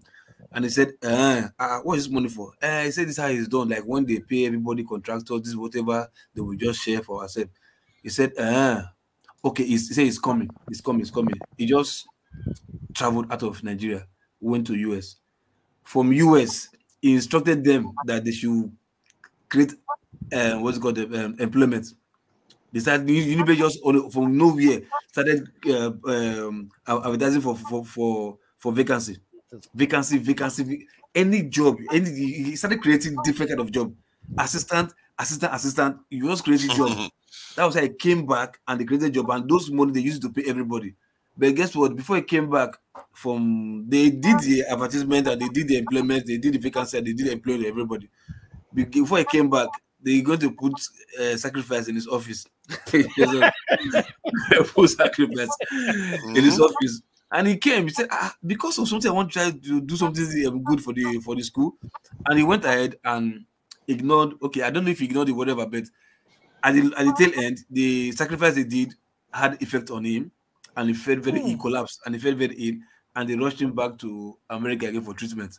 So he got there, he was there for like, I think like a month or two or thereabout, treating himself, and even because he's kind of chubby, he even got to the time he was shrink as he reduced, slim, but he came back and he told them, I will not die. As far as I'm doing the right thing, I will not die. Go and do your herbal jazz or whatever, I will not die. And he came back and he succeeded and he finished his term and he left. The person he trusted that he handed over to, because he was the first Benin man to be VC in University of Benin. See, the history of University of Benin, he was the first Benin man to be VC. And he did the best. The whole money, he built hostels, built theaters and LTs, build new faculties, new halls, whatever, sports center, whatever, conference center, with the whole money. He never took any dime. And this was what befell him. So he left. He thought somebody was going to take after him and continue that, but he was surprised. The person that he anointed did worse than another Benin man that he anointed, did worse than other visits that was there. So, but one of them says that there are people like that who can do, but because we don't announce them, we only announce the bad people who collect money and do the wrong thing. Those who don't collect money, who don't compromise, we don't announce them. Few of them, like Dora, though Dora really was announced anyway. By the long run, she died not because of the threats. She died maybe brief illness or whatever. But we are supposed to tell her story, continuously like a heroine, so that people will learn. We only tell the story of those who get the money and who is Margaret Okadigbo? Do we know who she is? The former wife of Chuba Okadibo, the wife of Chuba Okadibo. Is this his wife? Where is she from? She's from. I wanted to. She attended the University of Nsukka, from what I can see. The husbands. Yeah, I wanted to find out where she was from. The reason why I was asking that question, because you were talking about University of Benin having a Benin or Edo vice chancellor. So I was that took me to whether Nigeria has had a southerner or even a Niger Delta where was that, head of NNPC, something like that. Because recently I was just watching on the channel where this lady was talking about Obaseki. I think Obaseki was the head now. GMD NNPC. Obaseki. Was he? Andrew. Yeah, I just thought I should check. During Obaseki just then. He was the one that bad now. It was not bad. Evil people. We're not the one who so. I'm just saying. When something is not right, you should commend it. Do you know that the VC of Uniben was it not the one who wanted to sell NNPC before? They didn't want to sell NNPC. But at least you cannot now say that a southerner has not been head of NNPC. That would have been bad. Obaseki was there. Do you know Obaseki just tell me? Do you know that Oshodi, the Uniben VC, he has died? The one you're talking about, Sayuki Oshodi. Sayuki is dead. He's dead. Huh? He's dead. I see. I think the way for me anyway, if I'm approaching politics, we have to take this thing out of politics, because I think in a country that is so diverse with different interests, you have to take this thing out, because whenever anybody wins, the other side is crying, and some of them not just crying, they are going to be looking to pull the country the other way around because they don't want the other side to succeed. It's out of greediness and wickedness, because we're very good. If all is fair, if it is transparent, why should you be angry that you lose? You sure? Yeah. No, if all is really fair, why should you be angry that you lose? But sometimes you lose, it's unfair. No. Just by losing is already unfair. It's only in Africa that failure is a bad thing. If you are robbed, you feel bad. If you know that you are robbed, your conscience says you are wrong. Okay, let me give you an example. If you go and do an exam, and you know you wrote and you passed, you give the right answer, and you are giving fail in your mark. Yeah. Will you be happy? Will you say you have won, or you just go out like that and be happy? Also, you feel very bad. If you can fight, but you fight back. Sometimes you go and contest it. Sometimes it doesn't necessarily have to do with justice or whether the stuff was fair. Maybe it was very fair and you actually deserve to lose. But the fact that you lose will still make you feel bad. Nobody deserves to lose. Understand me? If you know you are good, you don't deserve to lose. Nobody exactly. Then you know that what, but you lose anyway because the election makes people you are bad. lose. Do you deserve to lose if you are bad? If you are bad, do you deserve to lose? If you don't do who is bad in their own eyes? Most people are not bad in their own eyes. You know that, don't you? When you say bad, if you are bad in what is it? I think somebody was saying like you write an exam and then you are given a bad. So if you are bad in an exam, is that what you mean? You didn't perform well, then you lose, man. No, if I say you perform very well, you understand me? How would you know you perform very well? Okay. I cannot be the student and the same time be the examiner. Okay, hold on. Let me give an example. Okay. You can know. Wait, my daddy was doing his PhD. I know. Excuse me. My daddy was doing a PhD in the University of Benin, right? Then it's instructor, his lecturer. So they were now discussing. So, and that time, my dad just came back from UK, you know, I think about 3 years later, you understand me? They were discussing about a topic gift and everything. Then my daddy told me that this you are talking now, they already are outdated. Outdated, yeah. The man became very angry. And this man is also, we live in the same area, and so he believe and everything, you know. So he became very angry. From that time, because of that very thing, when he gave a paper for my daddy to answer and everything, he gave my daddy 0/10. You understand me? So normally they have visiting professors. Yeah. So the one I visited when I came from University of Ibadan, you never knew my daddy. No, you never knew my daddy. So he now went through that same paper and gave my daddy 6/10. So how will you feel when you know that because you argue with somebody, he deliberately failed you? Then you said that because he didn't do well or something like that. No, so in this case, we are saying if all is fair, all is being equal, will you accept failure? Yes, will you accept defeat? No, if all being equal, you can accept defeat. You do because you know that. That's just my point. That's my point. If you know all be equal, you can accept defeat because you know that you didn't do well enough. That's why you had the defeat. That person did better than you. If it's all fair. Who is hybrid 10? It says Obasuyi, not Obaseki. Where you from come? If you are hearing me, hybrid 10. It says Obasuyi, head of NPC, not Obaseki. Which Benin city are you living? Or which information do you get that from? Obasuyi. I won't argue, Sha. Okay, you win, Obasuyi. I won't argue with you. You win. Yeah. I see. For me, anyway, lose or win, one side feels bad. I see that in the UK. I see that in America, where the country is so divided. There is something that is crazy. Yeah, it has some advantage where you know ideas clash and all the rest, but it's not doing Switzerland a lot of harm when they are a little bit more collegiate. Yes, sir. I won't argue with you. You win. I won't argue with you. You win. Yes, sir. Who is Ivory? Okay. Don't argue. I won't argue with you. If I argue with you, I'll have it. Sorry, let me not. That guy's funny. Win. That is like Switzerland is not doing Switzerland any harm from not being so confrontational in their politics. Because I fear that if you carry on with this type of politics, sooner or later, look at what the opposition was saying when they thought Buhari won. They were saying they're going to form a parallel government. When you start having that kind of, serious, even this election, it could have gone very, very badly. P2B wasn't so disciplined.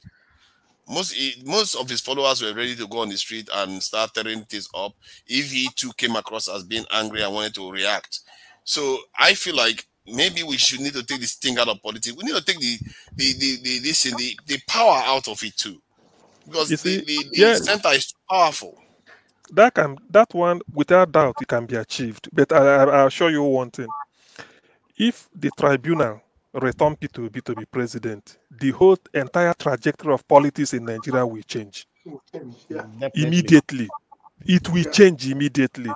Because, I say this because, that people will now say, I don't have this. I don't have this. Why are you explaining? You have time to explain. One more. So he said people will say if P2B can become president by not dishing money out. He said he hasn't got shisha and then he had followership. Just go and verify. You will now see there are some good people that must have done something for their community or in one way or in any society that people will say, go and represent us. He said, I haven't got money. He said, don't worry.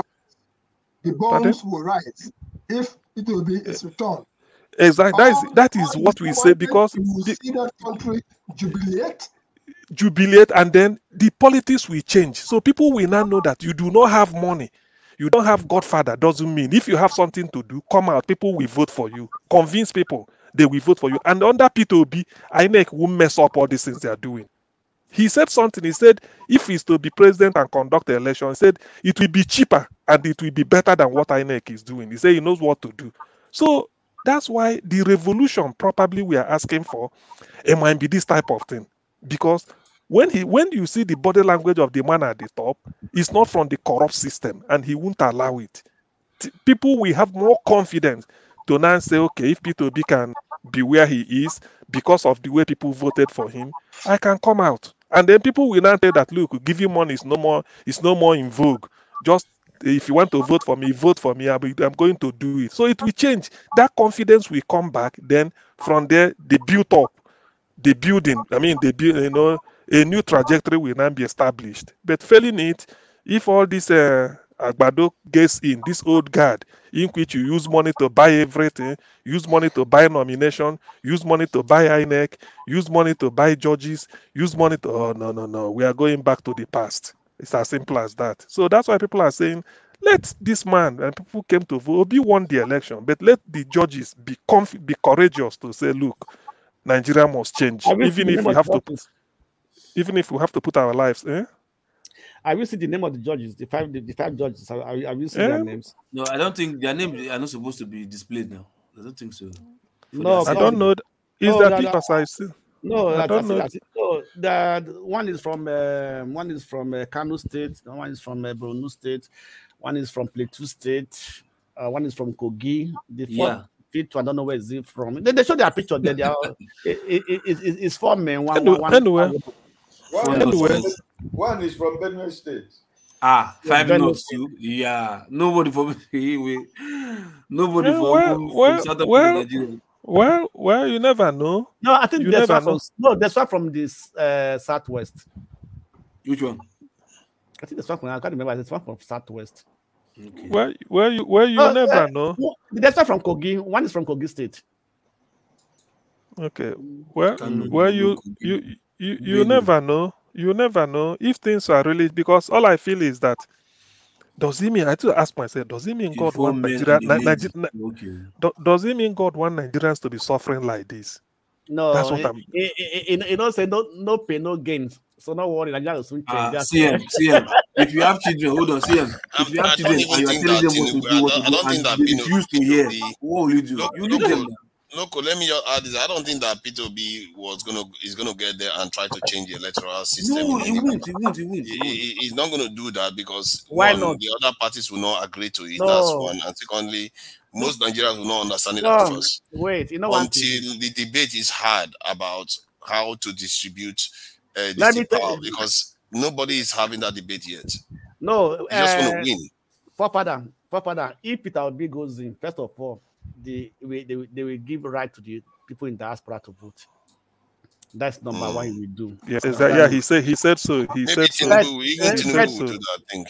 Tinubu will not do it because I think Tinubu will do that. He will not do it because Tinubu knows that he has no more support from the diaspora. So will he do it? No, he will not do it. I think he might do it because he's a southerner. Many Yorubas want to vote too. I say he will not do it. Is it all Yorubas that are supporting him? Nah, he won't. Trust me. Even if he wants to, enough. The advisors will not allow him to do that. Have you listened to this guy's show, Mayegu, something like that? Okay, Mayegu, yeah, I do. Yeah. How is he sorting Tinubu? He's not a Yoruba guy. It's a Yoruba guy. Forefathers, sorry, before I forget, the committee for what's it called? For as in the committee for guidelines for this show. I'm volunteering to join them. Why will I join them? I'm not sure you should be allowed. No, please. No. This guy, you're just going to create anarchy there. No, doctor, what is it you want to fight for? Tell us what you want to fight for. Because nobody has said yes on air. I don't know if I'm permitted to say mine on air. You understand? Because doctor said that yesterday that he thinks that I should join. So I thought of it overnight. Like, okay, yeah. There's some things I really saw that left for me. I really do not want it to happen. So as I said, I'm just volunteering to join. If not, I didn't have it in mind. Sorry. Do you have anything you want to suggest openly? The plenty. So the committee members can take it on board. I think you can. I think you know how to reach Dr. Damages now. So. No, I know how to reach. I know he said that he was who just said local, that, like local committee for what? Committee about what? Okay. Please. For the explainer. Committee to regulate the way we behave on panels. Like some people are not allowed to eat or sleep or stuff like that on panels. And but this thing is this correct? This Mayegun, is it detribalized? Because the guy came across a little bit not when I saw some of his video. But is that true? That is detribalized. Actually, I listened to that guy for 3 hours, 11 minutes, and 13 seconds. I posted that on IgboBasics.com. I believe that's on. Wow, you really got the time down. 13 seconds. 3 hours, 11 minutes, and 13 seconds. He was interviewing David Hundeyin. Okay, then. Yes, and anything that made me to stay that focus, and the gentleman, whatever he's doing, he doesn't care whatever it is, whoever it is. He just lays down the way it is. Yeah. And that's why that I'm able to do that much of a listening. And the day David Hundeyin came up here, I cited that particular interview that he did. And I asked some questions about David's father, who was an incorruptible person, who Tinubu actually sent gifts for. And he turned it down, said we don't do that. Because he has signed up on landed properties that Tinubu, I believe, was the person who got those properties. So in essence, people have a lot to offer. Character, Nigerians have character. It just depends on what side that they display that character. Nigerians can be bad and they can be really good. Some of the people that we sit down here and talk about, sometimes when you meet them, you will wonder, is that the person that they've been talking about? Somebody like UK, Ojus Okalo. I asked the question, any of you ever met the young man? I think he's a nice man. I've not even met him. People just like to hate on him. It's not even a matter. It's not even a big matter of being a nice man. I know that's going to get CM going. No, you see. Look, listen. My interest in any public officer is okay. CF, have you met OUK? No, what for? No. No. I just asked a question. Have you met that young man in person?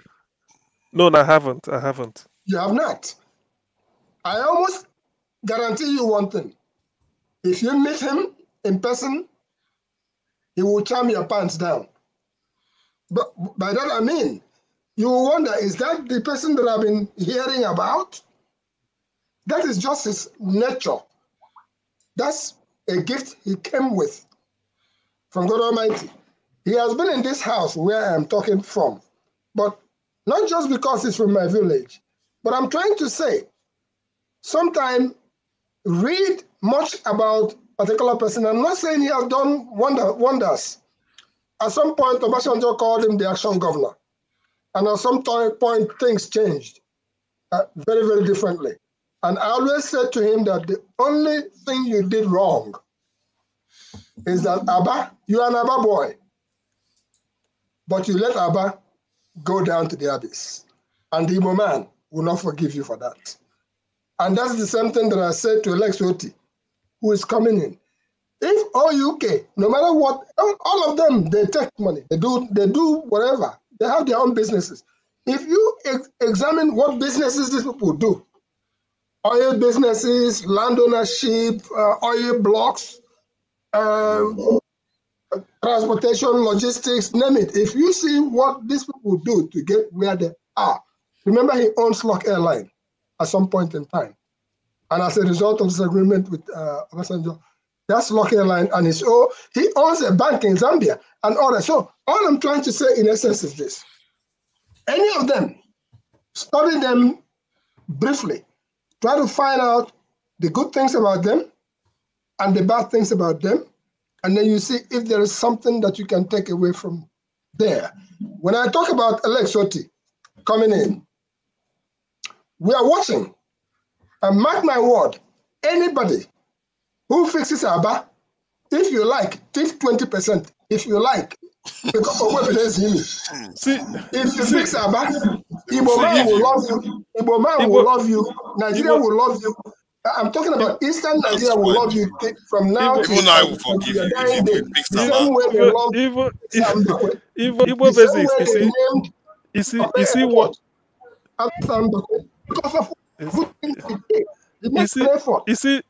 you see the way Igbo basics. Just one more. And I'm not against anybody. I'm just saying. I've not met Ojus or Carlo, and I don't think I'll ever meet him because I don't have the opportunity. But the thing is this, I like somebody when you go into public office. I've seen white people that go into public office, they say you didn't perform well or whatever, maybe or one thing or the other. But what I hate is stealing public money. I don't like it. Owing pensioners is not good because there's something that's some cardinal sin you don't need to commit as a public official. When you go in, the money there is to work for the public. I can understand that you are incompetent, you didn't do anything, but the money is there, such that when the next person coming after you can come in, he can now use the money to do something. But not that when you use the money to, that is, you steal the money and use it for your own business, and then put the state in debt. Pensioners you won't pay. Maybe short you run the state aground. I can't forgive you because it's a public office and it's not a must you will go there. Talking of our banner, the incoming governor, why I feel that the man will succeed, Alex Oti, is that I've never had this before. He said he will have a commissioner only for Aba affairs. What concern a commissioner, ministry, sorry, not ministry, only for Aba. Aba alone, we have a full ministry just to look after Aba. It means that the man wants to succeed. So when that, it means because he knows what it means. rather than putting Aba as this, he said Aba will have a separate ministry, that just like a ministry of Federal Capital Territory. So Aba will have his own ministry only to look after Aba, a budget for it, so that you now know what to do. So that doesn't make sense for me. To me, it doesn't make sense. It makes sense for me. It makes, and I'll tell you how. It makes, because what do you think will be his function? That the function of that ministry. What do you think will be the ministry of Aba is infrastructure, business-wise, anything that you treat Aba as if Aba is a separate this thing. Because there's accountability. No. If you say like Minister of Works, that is for the whole of Abia. We agree. You say Minister of Health, that is for the whole of Abia. But when you say this ministry is for any infrastructure within Aba and everything, health, primary school, education is good. Because that is where the money will come from. If you develop Aba and respond Aba, why not empower the local government? The local government. Okay, if you empower the local government, is that not? Is that okay? If they were performing, why would they have ministry for Aba? That is what you should ask yourself. Okay, so if the chances of the local government is not performing, what is the chances of this the commissioner for Aba affairs will perform? Yes, it will perform. It will perform because the commissioner is part of the cabinet. He will sit around the cabinet with the governor and not as a local government chairman. He will sit around the cabinet. It will going to look over, right?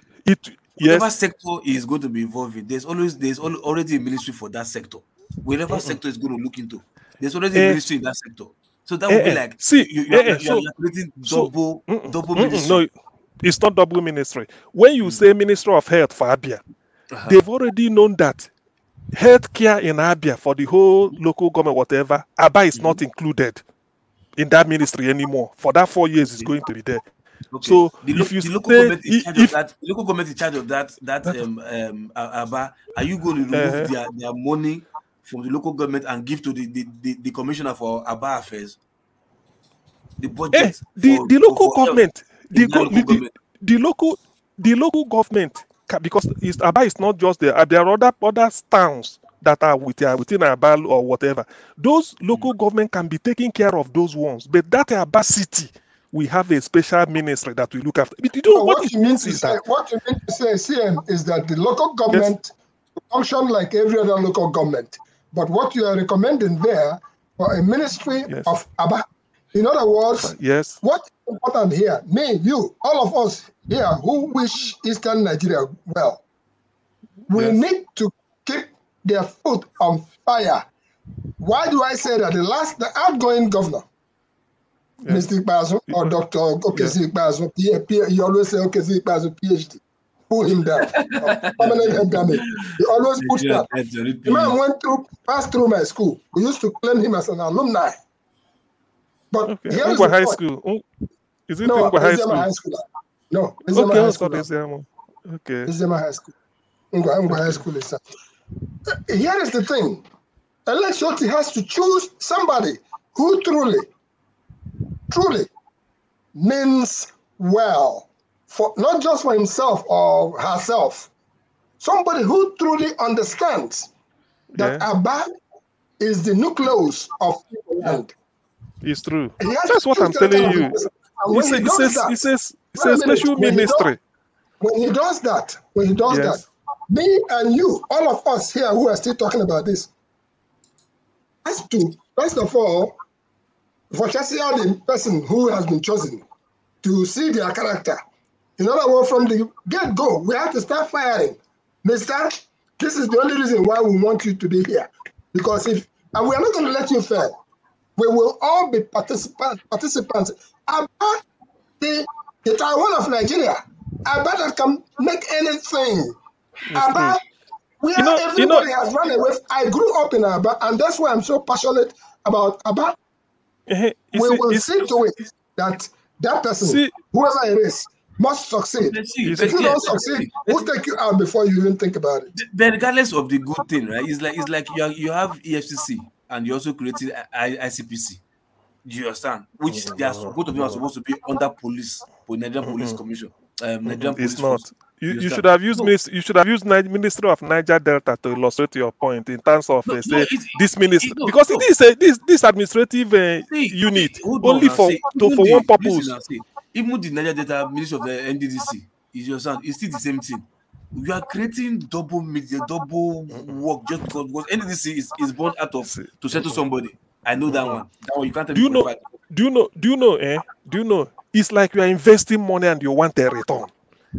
Aba is decayed because if you bring up the infrastructure in Aba and all these things we are talking, Aba will fund Abia State beyond recognition. Okay, why not allow the government itself to face it instead of creating a ministry?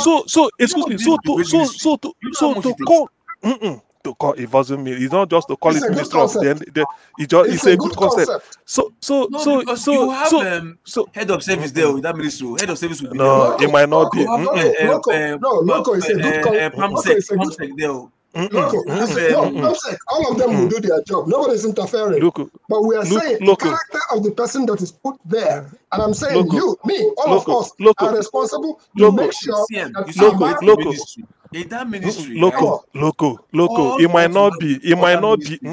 I know. It might not have all the paraphernalia of a typical ministry the way you know ministry. Because this is only ministry only for one city. Only for one city. Remember, the basic thing they want is develop the infrastructure there. Yes, only in that city. When you develop the infrastructure to support business and investment, so that the return will come, because they feel land. That is it. So what about the Ministry of Commerce and Industry? That's fine. The Minister of Commerce and Industry. Okay, there's one here. There is what are the towns? There is a half here. There is a do all those things. Leave Aba alone. That Aba takes. This is the thing. Leave that Aba. Minister of you don't mess up. Not this time. Nobody's going. Okay, hold on. Okay, Zikbazu was commissioner for environmental in Aba. That's how he rose. He went there, he destroyed more than you can ever think about, just in the name of chop. He did not do the work. Sam Bakwe, when he was governor of Imo State, Sam Bakwe brought in Sulu of West Germany. Sam Bakwe made sure that landfills, things were happening. We were proud of Aba. I grew up in Aba. But today, go to Aba. The last time I went to Aba, like I was crying. People are running away from Aba. Let me paint you the picture of Aba. Let me paint you the picture Aba was before. You have Liver Brothers in Lagos. The next branch, Aba. PZ Lagos. PZ in Aba. You have, what is it called? All this industry. ACOA Motors in Lagos. You have it in Aba. You have, I think, there is all it's like whatever you have in Lagos, they will open a branch in Aba. No way, not even Port Harcourt in Aba. So what they are trying to say is this: when you say this is the ministry for Aba, what it means is that this is the money you want to be spent in Aba. Whatever budget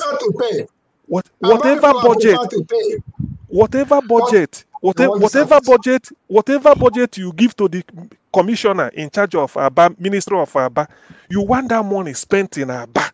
So the commissioner for Aba is directly answerable to the governor. It's not like under before it's the Commerce and Industry, Ministry of Health, the hospital in Aba, hospital no more. This is just like, this is for, if they say 1 billion, that 1 billion to be spent anything concerning Aba. That's all they want, and they want result. Let me tell you, if this model works, so many people, some states might adopt it. If you feel there's something to regenerate, because you are not doing it for Aba alone. I mean, you are not doing it with the intention that you love Aba. It's because of what Aba will generate. Because if you resurrect Aba, Aba will sustain Umuahia in the southeast because of what it is. So that's why they said, let's give it a special care. It's like when you come to a hospital, that's what they call intensive care, and they say there's what they call a executive ward. You know, say rich men will just be in this world, lock them. That is where you treat them. You know, that type of thing. Because have you been to Aba before? The Aba that I've seen, it used to be the dustbin of Nigeria. No, my question is local. Have you been to Aba before? Oh yeah, I've been to. Yeah, I've been to. Which Aba did you go? In all these things, I think No, I don't think I drove past there. Let me know that I drove past there. I don't know the area. You drove past Aba. I grew up in Aba. I went to school in Aba. Excuse me, Igbo business. What I say, in all these things, understand me. The most important thing, not the ministry for Aba, is the ease of business that matters a lot. Yes. That matters a lot. If there are still many bottlenecks, you understand me, no matter what you do, no matter how you invest on it, companies will be afraid to come. You understand? First, the dirty in Abia, Aba, they should remove the dirty in Aba. That's why a separate ministry is good, because can you imagine? Excuse me, local. Can you imagine? You are the commissioner in charge of Aba, only Aba. Whatever comes from the budget is under that. Just you spend it on Aba, use it. See, that effort that the governor wants to use. Why don't the governor put that effort, pressurize the commissioner for environment? Commissioner for environment. You do this thing. Local is more than that. Local is more than that. There is a whole culture. There's a whole culture in the place called Aba. Okay. When I say I grew up in Aba, I'm proud of being from Aba. If Nagota, I go take my leg, enter up to show you, say, I pass am. You understand? Because we are so, if you can survive in Aba, you can survive anywhere in the world. Yeah. And Aba people know the taxi show, they know the play. So you think the governor cannot say, okay, I want to do something. Commissioner for Works, I want to make sure Aba is clean. I give you the mandate, I give you some time, I give you the fund. I support you financially, okay. I give you logistics, I give you everything, material you need to make sure Aba is clean. The commissioner will not do it. Is that what you're telling me? That's not what I'm saying to you. What I'm saying is that commissioners can be there and all that. But we are picking one person and saying you are responsible for Aba. For Aba, I'm saying only. To happen, but the commissioner for works, we need to didn't do it. We need to keep him in front corner. If you didn't do it, in front corner. The issue is that is even if we have if it's set up that ministry for Aba, if what is the continuation of that ministry? Because Nigeria is continuation. No, if it's good, you see, listen, if it achieves results, people will, some of these things, some people have conscience.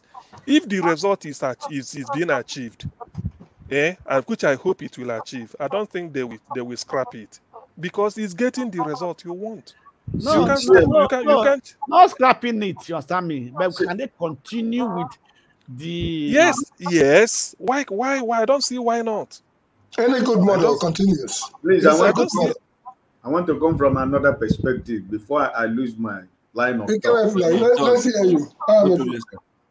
I want to honorably speak to my big brother, big Igbo Basics, concerning Ojus Okano. I do not have anything personal against Ojus Okano. Of course, I don't know him. Yeah. Or any Igbo political elite in the Southeast. I am only angry and against any politician in the Southeast who have used the Southeast money for their selfish political goals. Exactly. Stealing public money, point. That's all. That's just the point. That's me too. Before he became governor, he was a multi-millionaire. There you go. But what did he achieve in Abia State as the governor of Abia State? Politically today, what is Ojus Okalu to any Igbo man? This is the same Ojus Okalu who said that there is nothing wrong with the same Muslim candidate in the presidential election. But now that we are going to the Senate, he's saying he don't want to see a Senate president becoming a Muslim. That's a politician for you. So what I'm trying to tell you is this. Because he's not representing my interest, neither is he representing your interest. It's true. We know. Anything he has achieved politically is for his own selfish interest. For his pockets, yeah. He wasn't doing it for anybody. For example, this Abba, let me finish. This Abba we are talking about right now. Somebody like Ojus Okalu, who is an international businessman, Abi was a governor of Abia State. And he messed up that state. Exactly. And he left Abba, the state that he had left Abba, So, which excuse does he have to tell me that it's only when he becomes the Senate president that they can be able to achieve something for the Igbo man? Who is he trying to deceive? How many governors has come after him? We're talking about Dr. Ibazu right now. Right? Came after him, then Ibazu came after him. Okay, those are the last two. Can you see the people that? Can you see the people that has come after him? Can you see the state of Aba? Abia State. I mean, come on. Because if Aba is what it is today, you talk about Mbakwe. May his good soul rest. The crying governor. Yes. We are talking about Ezekiel Uzog. When Ezekiel Uzog was fighting to become governor of Imo State, his first program was to make Aba to become the Japan of Africa. These are the people that have vision for an Igbo man. All this, and Ibazu is 80 years. What is his achievement in Abia State? What did he do in Abia State? He's following Wike, who is eating oil money of River State. He's following him about. You understand? So I have nothing personal against Oju Zokalo, but it is a disgrace to an Igbo man. And if I see him anywhere, I am going to spit on his face. Because this man made me, I felt so much pain when he said that Muslim candidate is not a problem. And now he wants to be Senate president. And now he's telling us Muslim president, Muslim vice president, and Muslim Senate president. No, it's not going to be good.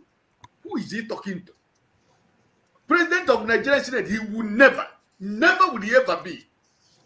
Godwin Abobo is a criminal, but if you come to the worst, let him become the senior president.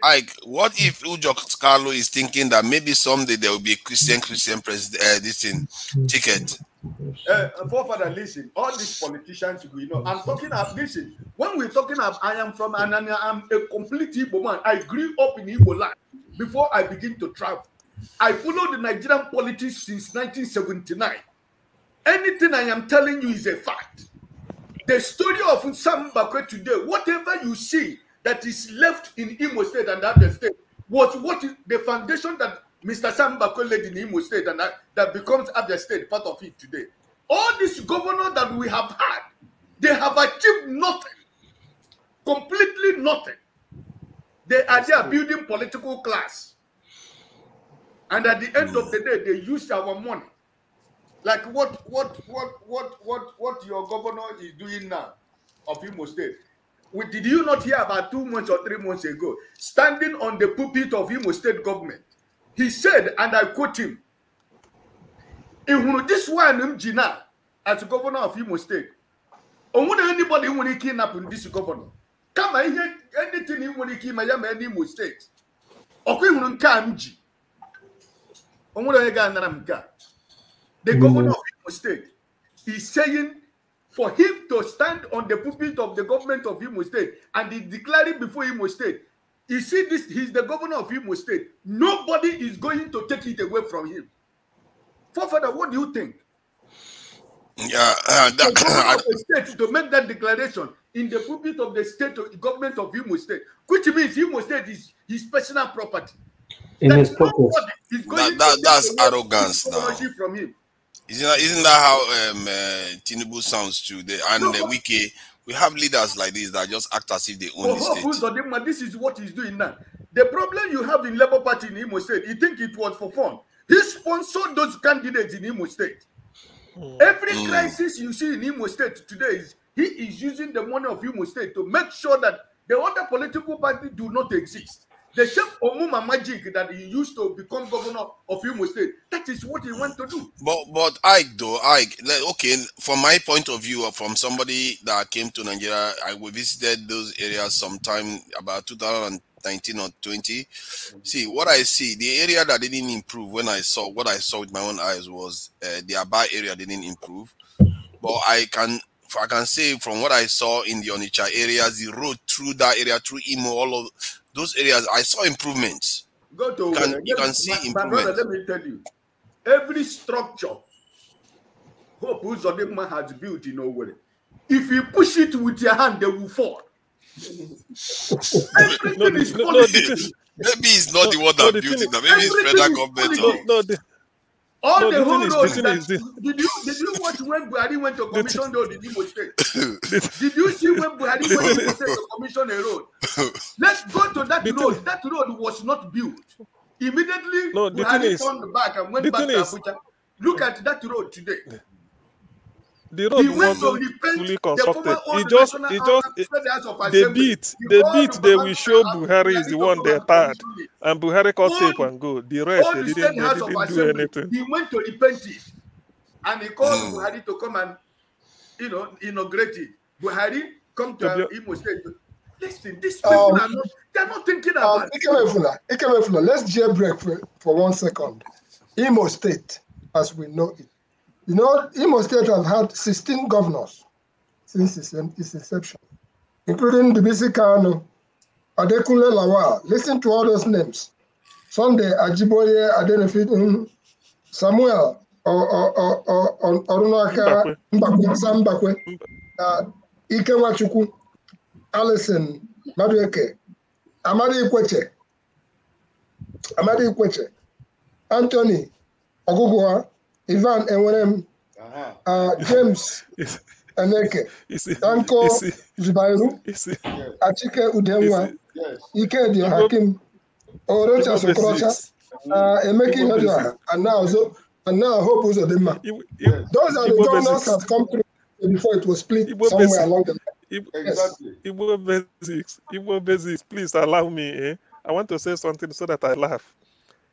The whole of Southeast, the whole Igbo nation, we are always in sympathy with Imo State and Abia. It's a shame on the conscience of the Igbo people. The sympathy, what do you mean by sympathy? Sympathy, you see, that, because they've not been having good governance. To have sympathy for Igbo people, because that's what we are saying. It pains us. I'm from Anambra anyway. Enugu State, you can say this type of thing to some extent, even Ebonyi. The thing is that since Sam Mbakwe, Imo has been unlucky with a good governor. Imo and then Abia, these two states. All you see, particularly Imo State, are fraudsters. Amadi Kwete came after Sam Mbakwe, don't forget. Amadi came after Sam Mbakwe, yes. He came a few governors after Samba. And he was a gentleman to the core. A naval officer who commanded ECOMOS to Liberia. Go ahead. Yes, you see. So in terms of these are characters. It depends on the character or the integrity of the person in the office. When they look at, you see, why I'm saying this is that when Ike said what happened in Imo State, like what Hope Uzodinma is doing, using money to go and destabilize other parties such that there's nobody who won't have opposition. It's true. Imo has never been lucky, to be honest, since that Sam Mbakwe.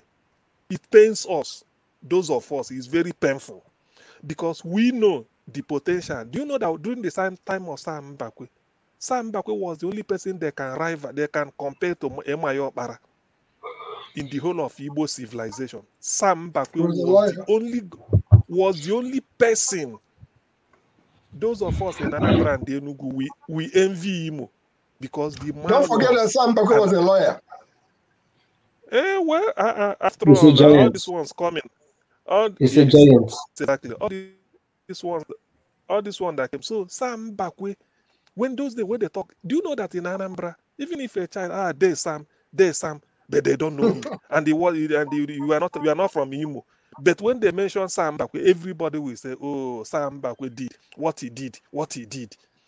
Imo State since then has fallen to the dogs. These are all fraudsters. Who is Hope Uzodinma? Retired fraudster. That's what they are doing. It's very painful. Our happiness, let me say this as an Igbo, is that Elek Soti is coming. Probably when he starts setting our back things, but I know that Elek Soti from day one, the man will succeed. The man will succeed. My senior brother Igbo Bezi. Do you know that the primary election in Imo State, this LP primary election, you know, you know, Dr. Amadi, the analyst at Channel or Arise, Dr. Amadi. Arise, yes. Yeah. Sam Amadi. Sam Amadi, yes. Yes, Sam Amadi, yes, Sam. I had contact with him. PhD. And I tried to get reach to him to understand his mindset, because I confronted him and I asked him, are you a member of PDP or Labour Party? He said he's a member of Labour Party. Then I asked him, do you have interest in being governor of Imo State? I said, because what I'm asking you is that I have been following you for a very long time. And I think you represent a new generation of Nigerian politicians that we want, based on your experience and your kind of decency since I've been following you. But my question is this. Do you want to be part of the primary election? He said, yeah, he's going to go to the primary election. I said, okay. So, you know what happened at the primary election? When, on that day, he stepped down for somebody, the Major General, retired the Major General, one of those Major Generals. Lincoln Ogunlewe. Say exactly. So when I saw him when he was addressing the people at the end of the day, he stepped down for Ogunlewe. So at the end of the day, this Senator Achonu eventually emerged winner. From nowhere. Personally, myself, listen. Personally, myself. You mean the one-armed man? Yes. Personally, myself, I didn't like that he won. But you know what? At the second thought, I said, this is a criminal like Hope Uzodimma. Because I believe that Sam Amadi would have not even been able to stand the Hope Uzodimma in Imo State. So, at the end of the day, after the primary election, we get in touch, and I asked him, why did he step down for the man he stepped down for? Was he a better candidate for you? Do you think he was going to be a better candidate for Imo State? He said, well, my brother, is not that, but it is the thinking. It is the thinking of the Labour Party because of his military background. They felt that he can be able to handle the security problem that we have in Imo State. I said, okay. So what I'm trying to tell you now, my brother, is this. This man who won the governorship candidate of Imo State for Labour Party, he might not be what Imo State deserves. But I think that this man will be able to stand the Hope Uzodimma 1 foot to 1 foot. Do you know the prayer of any Imo man that Hope Uzodimma never see government house in November? Again. That this one, that is, it doesn't matter who wins that election. Even the PDP governorship candidate, if he's better, Imo State is ready to vote anybody, but not Hope Uzodimma. When I tried to go to the profile of the Achonu, yes. When I went through his profile, I saw that he's the same old breed, the same political, political old class, the people with so much money, so much weight, you don't know how they acquire their money, But this is what it is. But at least it's better than nothing, because what I'm telling you is this. In Imo State, I used to use my local government as an example. I'm from Olu. If you go to Olu local government right now, Hope Uzodimma is from Olu. But I am telling you that it is difficult for you to see any young man of the age of 25 to 30 years in Olu senatorial zone. Because everybody has run away from Imo State. Because if they see you, it's either you're an IPOB member, or you are an agent of anybody. the way the people disappear, the way people disappear in Olu senatorial zone and Imo State as a whole, from Olu to Njaba area to around this zone. So this is the situation that Imo State is today.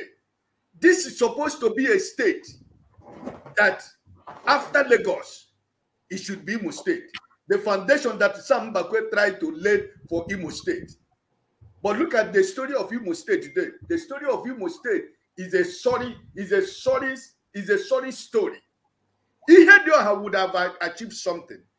But after all that Imo people, the 100,000% support we gave him, he decided to sell himself.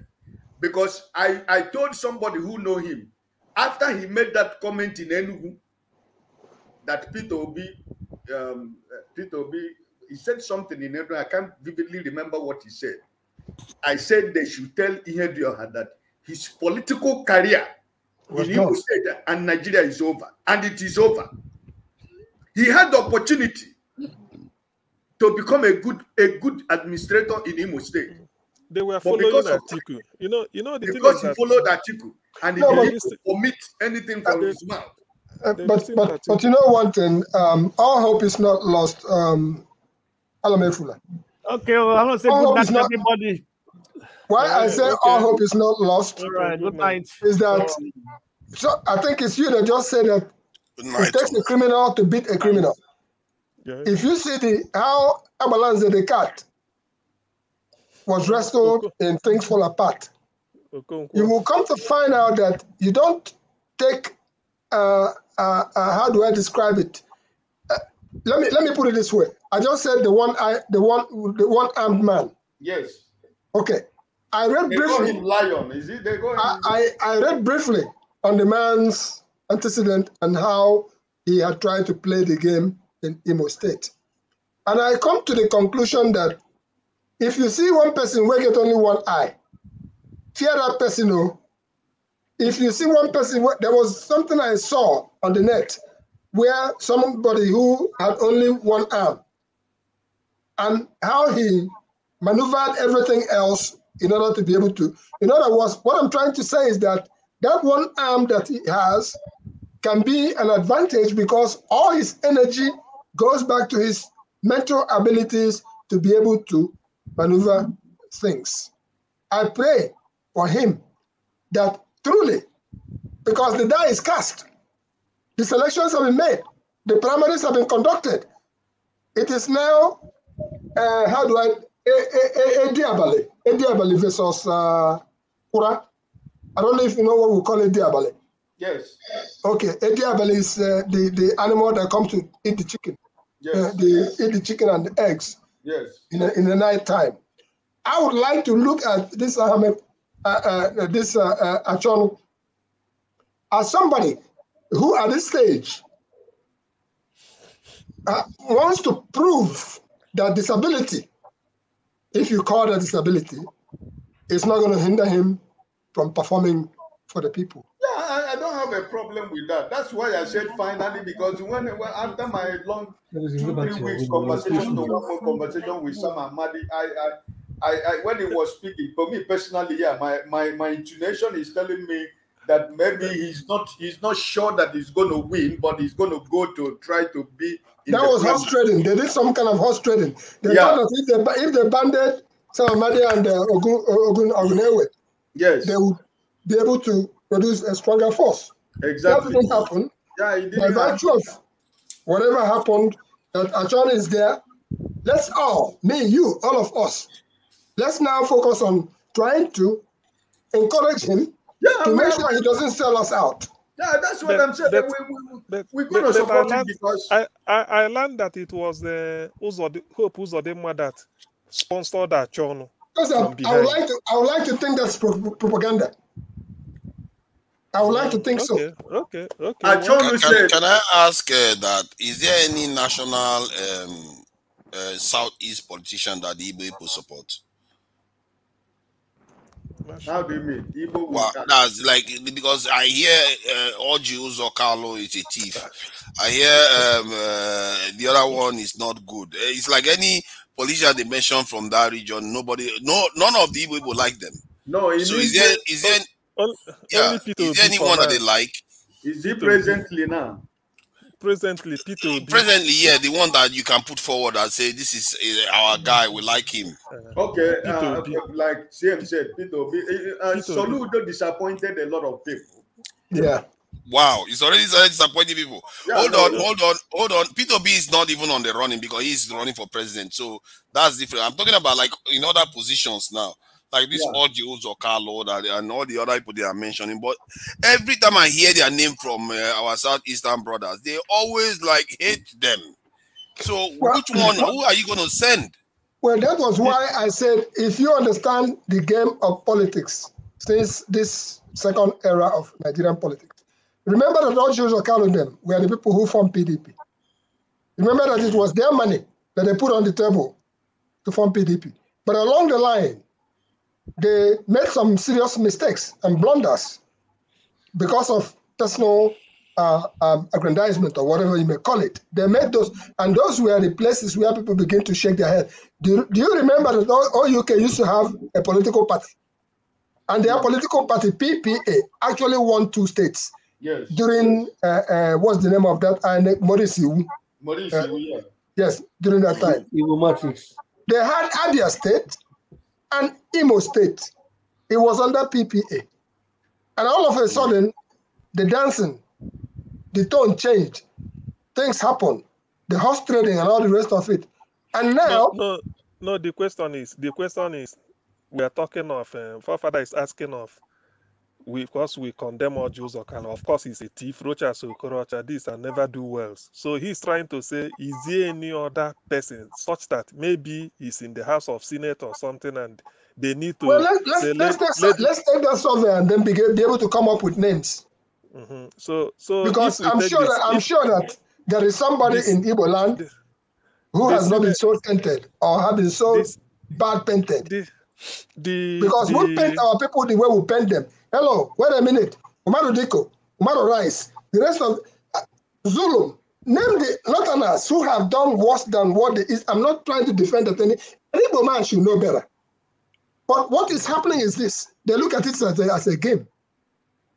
And unfortunately, when they look at it as a game, they get in there. If you followed what they did, when people like OUK was putting the Senate President Alawan to go and contest in the APC presidential nomination.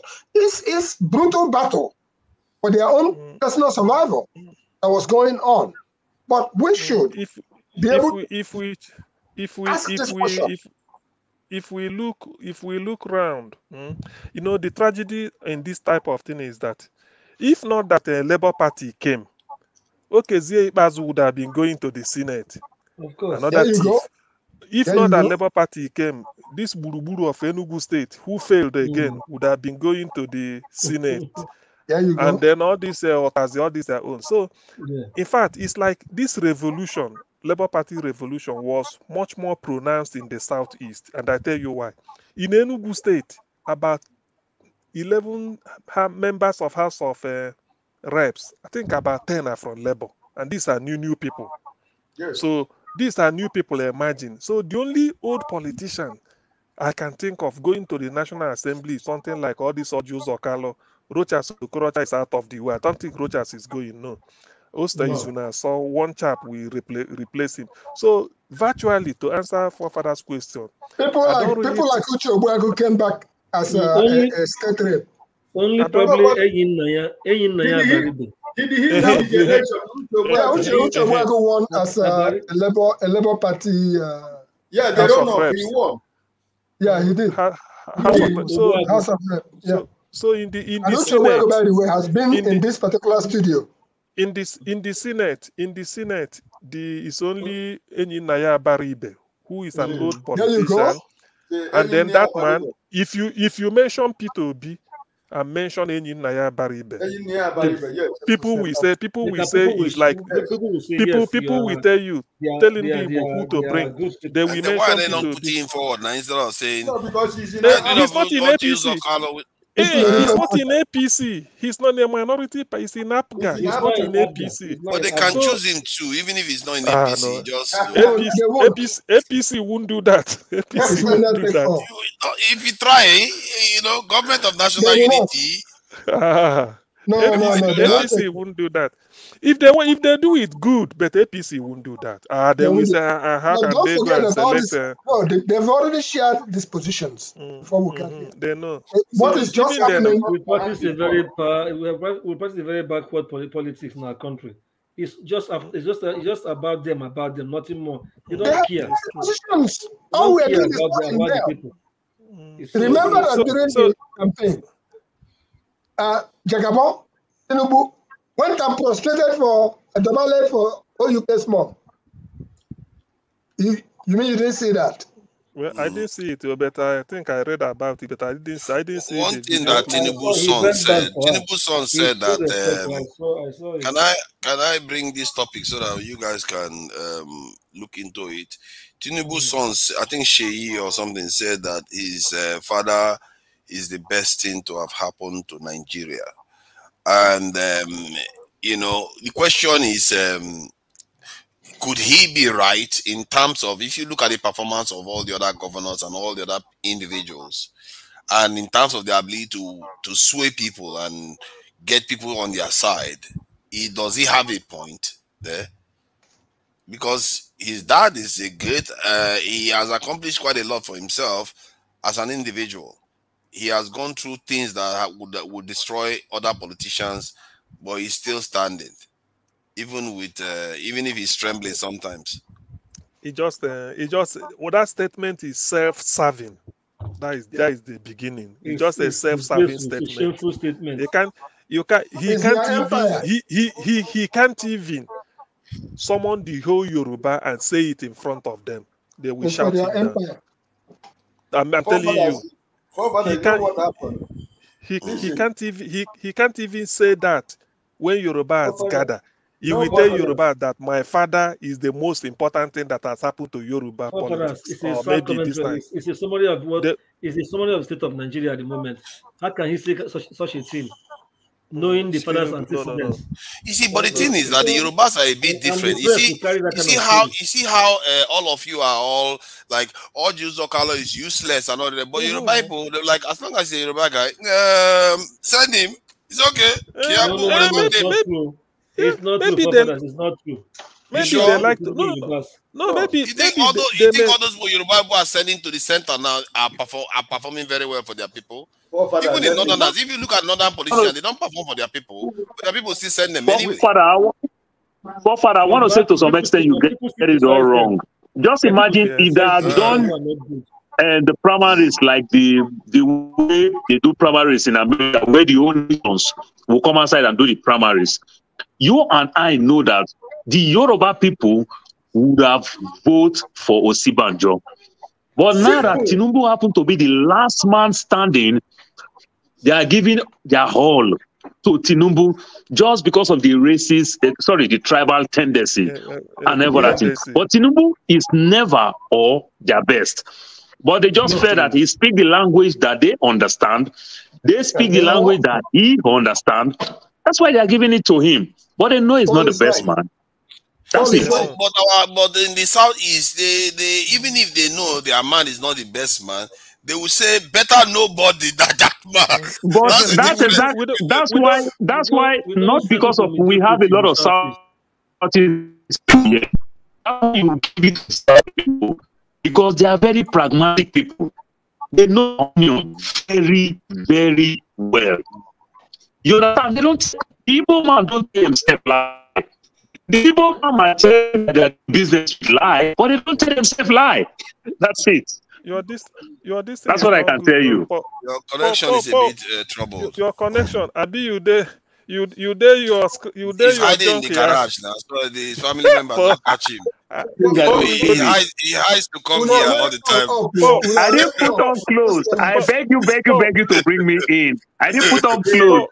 I mean, now that they are talking about the protocol and all the rest of it, I don't know Paul, later you will drop your number for me, Paul. We go to discuss business. I didn't know you are a container man. We go to discuss business later. You go drop your number. Let me tell you something.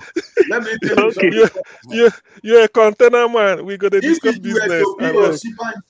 If you were to be a that won the primary election, I don't late. Let me stay off picture, please. I didn't put on my clothes on. I'll put your picture then. Okay, go Thank you. Picture. Go picture. Thank you. If it is Osibanjo that win election of APC, yes, we will not be talking what we are talking here right now. There you go. Exactly. It's true. Yes. True. To be honest, it's true. What I am telling you is the truth.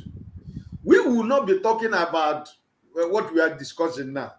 Let me tell you what people. It's not that people fail to understand or recognize the political clout of Tinubu, or people try to forget what he has done with democracy and the rest of them. No, that's not the point, my brother. The point is that this present Nigerian life we have today, first of all, this man is sick. This man is sick. We know what we go through with Buhari for 8 years. You know how much we spend. Every time you, forefather, you stand here, you talk about the medical, you talk about the, what do you call it? Medical trip abroad. Medical tourism or whatever you call it. Every day, that's your campaign. You don't want that thing to happen. But you are trying to show a scene in our mind like, okay, let's leave Tinubu to. Listen, this man is sick. He's not well. It will make no sense I don't support Tinubu now. What am I going to do? Let me finish what I'm trying to say. This man is sick. Yes. It's a fact. And old age is a blessing. My prayer is for me to grow old. And when you get to certain age, you can never cheat nature. I used to tell my kids or my grandchildren, I say, listen, what I did about 30 years ago, if you're expecting me to do it now, I might do it, but it is by the grace of God, because the bones and the marrows and the nerves are no more there. That's a fact. And everything I am doing now, I put into consideration my age. I'm not trying to show off anybody or trying to impress anybody. No, because it's my life. So what we are talking about, Nigeria of a population of 200 million. Are you saying that Nigeria don't have a capable young man of 45 to 50, 60 years that can be president of Nigeria? Is it what you're saying? Come on. We have them. The problem with them is that they've not proven themselves. Second thing, my brother, is that the way he won the primary election in APC. It is fraudulent. Everything is all about Emiloko. So we're in a situation whereby most people who are talking about Tinubu today is based on the fact everybody that has opinion about this man right now is about 75% of the opinion is concerned on his health. The rest 35% is his credibility. There are so many stories. There are so many stories about this man that even you can't explain. Because this man is like a mystery man. Nobody knows actually who this man is. Because everything about him will end up to being a lie. Yeah, but see, let's not see the thing. This is the reason why I try not to have a highly polarized situation, so that we can peer into the other side and try to see what other people see. People that are close to Tinubu, if you see when they are following him, when you look at Tinubu, you don't see him like a dictator. You don't feel like they are afraid of him, but they are enamored by him. They are following him. They are following him. You know the reason why? For money. Money. They're not following him for anything. Money. It's more. It's money. No. The way you know it is this. If you take the Yorubas, Are you not amazed that people who are well-learned, professors, sons, and PhD holders are following him in across the country? It's all because of money, nothing more. They know his past. This time now, it might happen for the first time that somebody whose past secrets have come out, his connection to drugs and all that, and yet he may be sworn in as our president. Something that has never happened before. So it tells you the kind of people we have ruling us, the kind of morality. They have thrown morality away with all the evidence. But are you sure though? If you look at Sean, if you look at also the capable people around him, El-Rufai. Those court records are very clear. They are all there, very clear. No, I call them capable because these people are able to go into. Why I call them capable? They are some brave people. Look at El-Rufai is a brave man. You have to give that guy credit. The man, that guy, them are after money. The man says whatever money. What money cannot do, more money can do it. That is Tinubu's motive. Let me add something now. So, CM, just wait for a second. Wait for a second. El-Rufai gave this Buhari armored vehicle, and because of that armored vehicle he gave Buhari survived a bomb attack. That guy seems to have, he's more powerful than people give him credit for. He's not just the man you see on the road. That is why he is the governor that went and defied the commander-in-chief in Nigeria. That El-Rufai guy is not an ordinary guy. You have to have you been able to tame the security? Let me say this. I don't know. He hasn't been able to do that. That for me, that's a mystery too. Because the guy seems to be very powerful. They do what is convenient for them. They do what is convenient for them. That's what you don't understand. When it serves their purpose, they will do it. That is what all of them do. It's Kwakwaso. Oh my God. Sorry. I think I'm correcting it. Not El-Rufai, it's Kwakwaso that gave it. Oh my God, forgive me, Kwakwaso. It was Kwakwaso that gave Buhari that vehicle. Sorry about that. That's not nice. Can you guys hear me? This thing. Can you guys hear me? Loud and clear. Let's allow someone to talk. He just came in now, please. Igwe Nago. Yeah. So you got it right. Okay.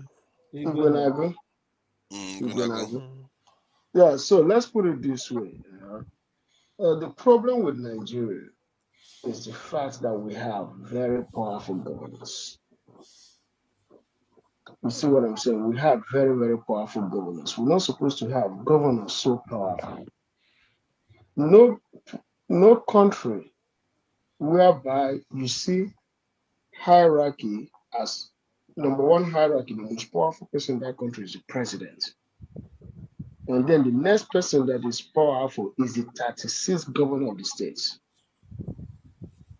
So powerful. But mostly in countries, the hierarchy of strength is usually the president, the vice president, you have the chief of defense staff, or maybe secretary of defense, secretary of state, which is minister of foreign affairs. So you see how they go by. They go by those hierarchy to showcase that the federal executive is the most powerful body. So before you get into state governors being powerful, it's down the road. And in most states, like in America, the governors don't even really have power. Like Texas, the governors don't really have power. But the corruption in Nigeria comes by what you guys said earlier, money. Money is our biggest corruption. And in the sense that you have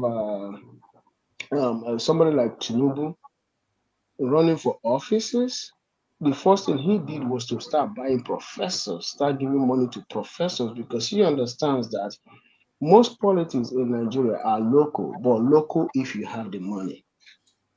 So if you don't have access to money, you don't have access to power in Nigeria. So you can be somebody that is a professor of a university or a vice chancellor of a university, but as long as you have money, you can do the undo.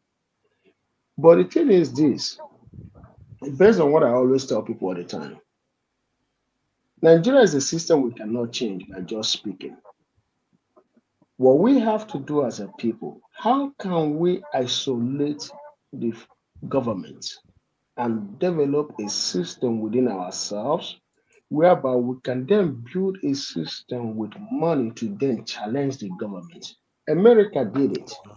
Like in the United States, if you look at the United States, when the federal executive of the United States was so powerful for over a century, what did people like Rockefeller do? They went and started building the commerce system. They built a commerce system, they built wealth within states. They accumulated so much wealth by using what the earth gave them to build financial strength. And then they become very wealthy. So once in a while, the federal government reign on those corporations. But in America today, the United States system work in tandem with corporations. But in Nigeria, the state governors are richer than corporations.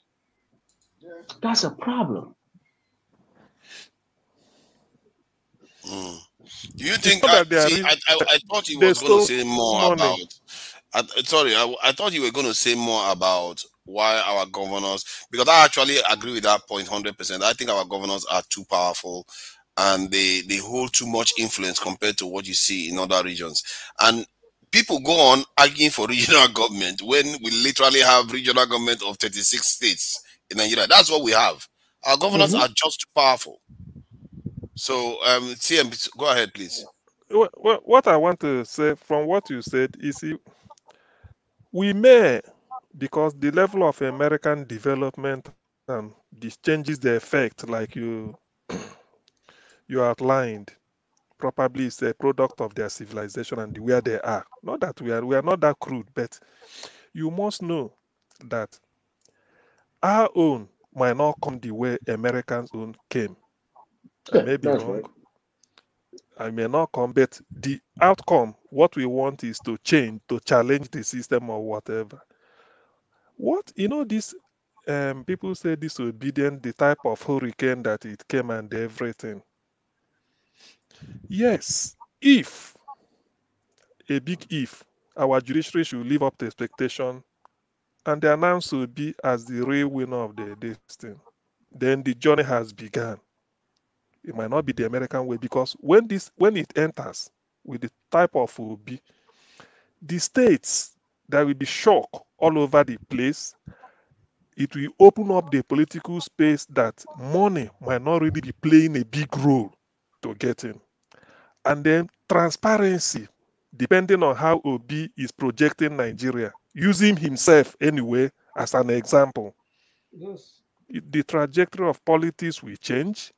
The journey will start, and then we now start having hope that yes, we're going to vote, change the system. For instance, ordinarily, if not because of Obi's movement, Ibazu would have become a senator elect as a former governor.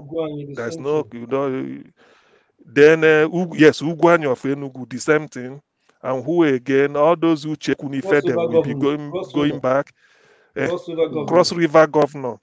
So particularly in the southeast, most of the labor new entrants all knocked out the old people.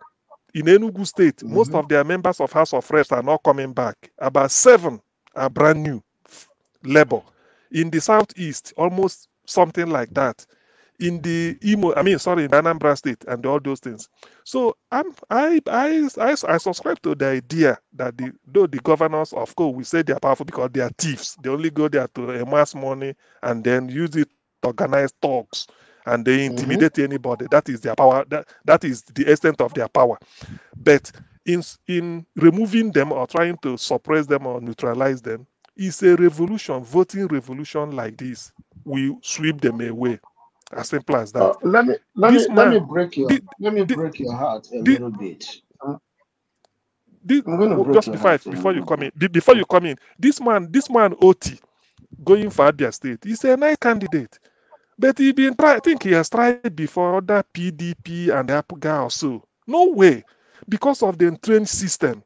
But because of Obedient swept him to power immediately. Elects Oti, the first Labour governor. Enugu State is in the bag because it's in the tribunal and the people are sure that it will be overturned. So, so I feel that the change or the sort of to remove, to challenge the system like you've, and maybe I'm not, the challenge the system like you've outlined. It might not come the American way because we are very poor. Our system is developed to sustain a private enterprise and then produce the likes of Rockefellers who will maybe come in and change. But then we still achieve it through our own way, maybe our own peculiar way. So the change is just like going to a particular destination through different routes. But what we want is to change the situation we meet using our own way or using our own peculiarities. I give way. I yield. Yeah. Yeah. So this is what I'm trying to say. I gotta tell you guys this. This is how it's going. Just see it this way. The Supreme Court of Nigeria overturning Tinubu for P2B is going to be very difficult. I'll tell you why. Nigerians have to understand that Tinubu becoming president was not by accident. It was planned and planned outside Nigeria. There is something that P2B did that I knew right away when he was doing it. I supported what he was doing, but I knew it was going to backfire. When P2B started discussing about turning Nigeria into a production country, that was a threat to countries beyond our shore. You see what I'm saying? These are countries that are seeking mineral resources that's on our shore beyond Nigeria. But for you to have a production Nigeria, that means we have to negotiate with these countries on equal level, shoulder to shoulder. And they are not ready to do that. Because if you look at what happened as soon as Tinubu was declared president, right? What happened? The British High Commissioner to Nigeria congratulated Tinubu. 2 days later, she turned in her resignation, right? Either resigned or recalled to England. It was planned. Catriona Lang, yeah. It was planned because they told her to declare, and they knew that the obedient were going to be pissed off. And as soon as it happened, they told her, come home. Don't stay there because you're going to be the center of attraction. They will call her right away. But that's to tell you, that's what I'm trying to tell Nigerians. We have to understand that the problem we have back home, if it's Nigerian problem, would have been fixed long time ago. It's not a Nigerian interference. So, in order to counter that, when we start finding out that there are people that are actually interfering in our country in different ways, right? We have to then start looking inward. Because I gotta tell you, when you have an external force hitting you hard and you don't know where it's coming from, you can never build a defense, right? The only way you can build a defense is now to recall yourself and build a defense wall within to be able to stop what is coming from outside. So what we have to do right now, if you ask me, P2B being a president is gonna be very difficult. It might never happen on this challenge, right? It's possible. But I know nothing is impossible. Nothing is impossible. Okay, everything is possible. Okay. But while we are hoping and praying that it's possible, we should also now look inward and say, what can we do to better our economy in order to stop external interference? The politicians that benefit in this thing will never relent. They will not come back. They will not surrender. Yes, sir. I agree with you on the things that you've said, and I'll sum it up in one word. That's right. That should be the strategy. That's right. We've learned it seriously. I think we all understand this, and I will speak it in a different language also. On your gamma toilet, you put on you push it around. By the time you get to toilet, or I can afford it again. In other words, we should learn from the things that have just happened. And I sincerely believe on the concept of Yenwoken Medinobi. That's right. You can preach all of that gospel, but bear in mind, because I knew some other things that was going on. as far as this whole election is concerned. But at the same time, you have to balance the act of selling yourself. That was a very powerful message. Consumption to production, consumption. The people down on Abefa, they don't want to hear that. Because the name, they know, but we can still come back at it from a different perspective. That's what we have to start doing. Because it is still very, very possible. Look at let's digress a little bit. What's happening in Ajao Estate today? I don't know if some of you have seen the demolition of properties that is going on there. And we need to actually shed a light to that briefly. These are $1 million or $1 million naira properties that are being torn down in Ajao Estate, and somebody is saying it's retaliation because that's the Igbo stronghold and stuff like that. And the government of Lagos State is coming out to say, oh no, those people, we've been telling them for the last 2 years that we're going to pull them down if they don't. First of all, did they buy those properties? Because I don't think you just go and build a property in any place without buying the land, without getting the certificate of occupancy, without getting permissions, even though Nigeria is a place where anything goes. So we need to kind of sympathize with, I don't know if you've seen what I'm talking about. What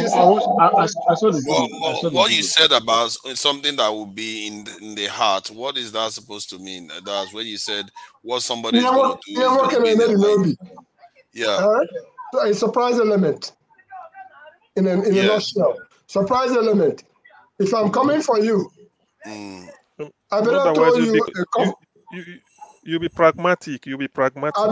You can call it pragmatism, but if I'm coming for you, which is what these people do to us, I might as well come from, hey, it's okay, but I know what I'm supposed to do.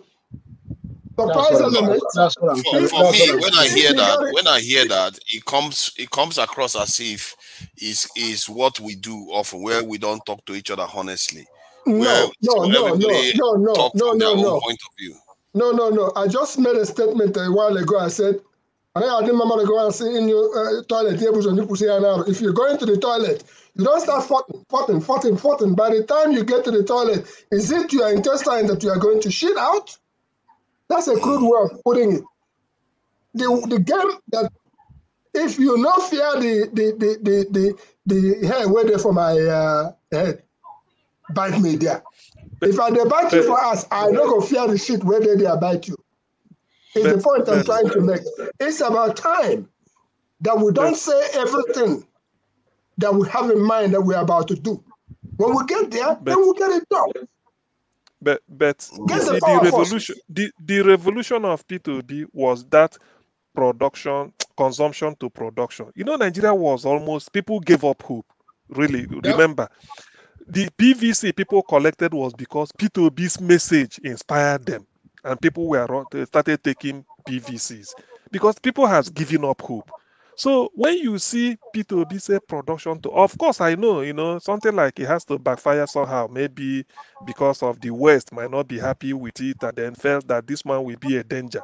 Like they told Chinua Achebe, said after writing Conrad, he said a white man wrote that if they allow Africans reason like this, they will be in trouble, but that is by the way. So,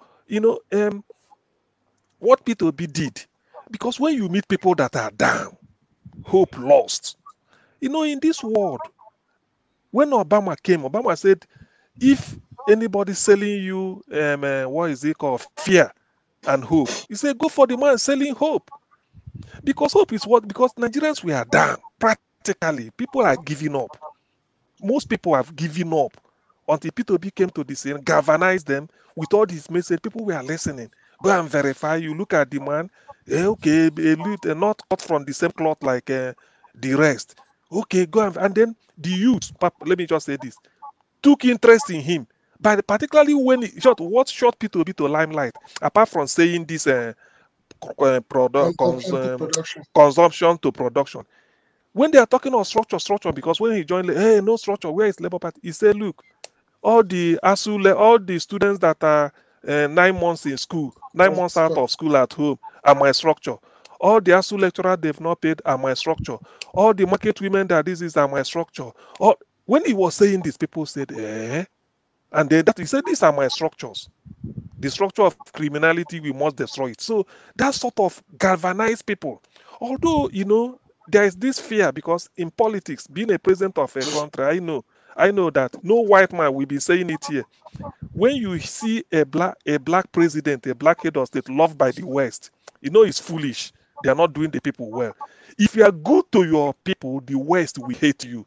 They may not tell you openly, but they know that this man is trying to open up these people's eyes. He's trying to help them. CM, I disagree with you. CM, to some extent, I disagree with you. You started making points. You see, what Ekene said, to some extent, I want to tell you, I want to disagree with him. But because of we've had this perception for a very long time, there's this funny thing we get, like growing up in Lagos. You see a downfall driver, somebody use a Mercedes-Benz to hit the downfall driver. Then the man who hit the downfall driver will sit in his car, will not even come out. The downfall driver will run out of his car and discover that who hit him is in the Mercedes-Benz, didn't come out. The downfall driver will start making noise. Before you know, people will say, you know that man, now the head of Ogboni for this area, the downfall driver will get panic. Sometimes we accept defeat before the battle even starts. Yeah. I will tell you that. How did other countries survive? How did Barack Obama that you use survive? He's a black man. So if you also want to say Barack Obama will not go anywhere, that is the defeat we accept before even start the battle. See, Obi did great.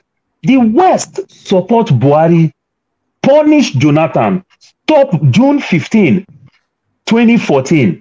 United States of America stop buying our crude. You understand?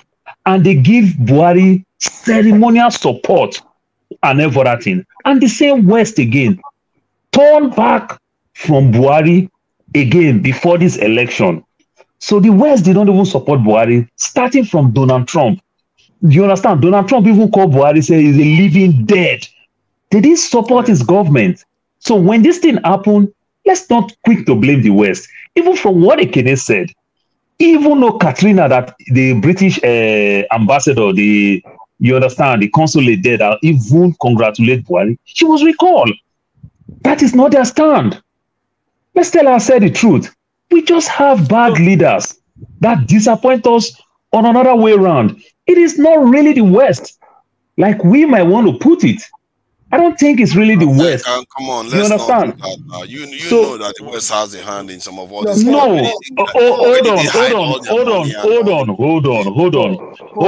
See, hold on. The West on their own, they look down on us. They do everything. But what I'm telling you, with the way the world is going, even the West understand that the greatest black nation in the world with our population, if things didn't work out well for us, it's a threat on them. And you already understand. Look the way we travel. We love to travel. You can't just say stuff. How is it a threat to them? Hold on. The threat that I'm telling you, do you see the proliferation of Nigerians that are bombing UK right now? You understand? Any slight opportunities? How many of our professionals are going back home? You understand? Now our Tom, Dick, and Harrys are coming to the UK. But they are. You understand? It's to the advantage. It's to the UK. It is to the advantage now, because right now you see it to the advantage because they are looking for people. But we're talking about when things get worse, even though the one they are looking for and the one they are not looking for, to still be coming in that direction, in that space, as things is getting bad. Any country that gets Nigerian mass exodus is a country on a hill. You know why? Because it's those Nigerians with talents that will move to those countries, not the very poor Nigerians. That's true. I understand. Yeah, so what I'm trying to tell you is this: I'm not saying that Nigeria should give up hope in terms of the election. No, Peter Obi has to keep going to the Supreme Court, keep banging on that door, try to break that door down. Yes, he should be doing that. We support him, but we also have to start building an economy that is parallel from the federal government so that we can build a strong defense internally by using that word of P2B from consumption to production. Right? The great Dim Odimegu Ojukwu have said that. Sorry, my brother, sorry, I'm so sorry. The great Dim Odimegu Ojukwu said that. I was in Lagos. I was there myself. I didn't even know what led me to that area. When Ojukwu come to trade fair, when Ojukwu was campaigning 2000 you went to 2006. You don't start. You don't start. When Ojukwu came to trade fair, because I used to go to trade fair every year. They moved trade fair from the normal. They used to do trade fair in TBS. So they take it that year, they take it back to the real place, trade fair. You understand? In Ojo there. So when they take trade fair to Ojo, after Tinubu kick the Igbo people from Idumota to trade fair. And trade fair, that trade fair, when you go inside, it used to be waterlogged area. The Igbo people developed that place. Ojukwu went there to campaign to his people. Ojukwu forget campaign. Ojukwu says, see what you turn this place to. And you people have a bar that is your own China. You cannot transform Aba. You cannot transform Onitsha. You cannot transform somebody. Please help me, my brother. Anambra, where Ojukwu come from? I forgot the name. Newi. God bless you. The hub of pharmaceutical. Ojukwu say you cannot transform Inewi. See what people, any place you touch your hand, you touch it to gold. They pursue you in Idumota. You people are crying. Now you come to this place now. You transform the place. Not so long. They kick them again. They started frustrating them in a trade fair. They push them to auto parts. Inside again. These people turn this place and never that thing. So these are the things that I'm saying. So what we are saying is that the Igbo man tried to some extent, and I give it to them. They bring the business to your doorstep. What we call a DoorDash in America. You understand? Home delivery. They deliver your burger to your front door. My brother, is it not time for the Igbo man to go and develop their bar Onitsha, Newi? Make the Yoruba man where they do mechanic. Travel, go Aba, go buy spare parts. Paul, my brother. There was a language I used here. I said, that should not only be a strategy. If you are going to play soccer game or you are going to play football, you don't show the opponent your hands. Doesn't matter whether the opponent is America or Britain or whoever.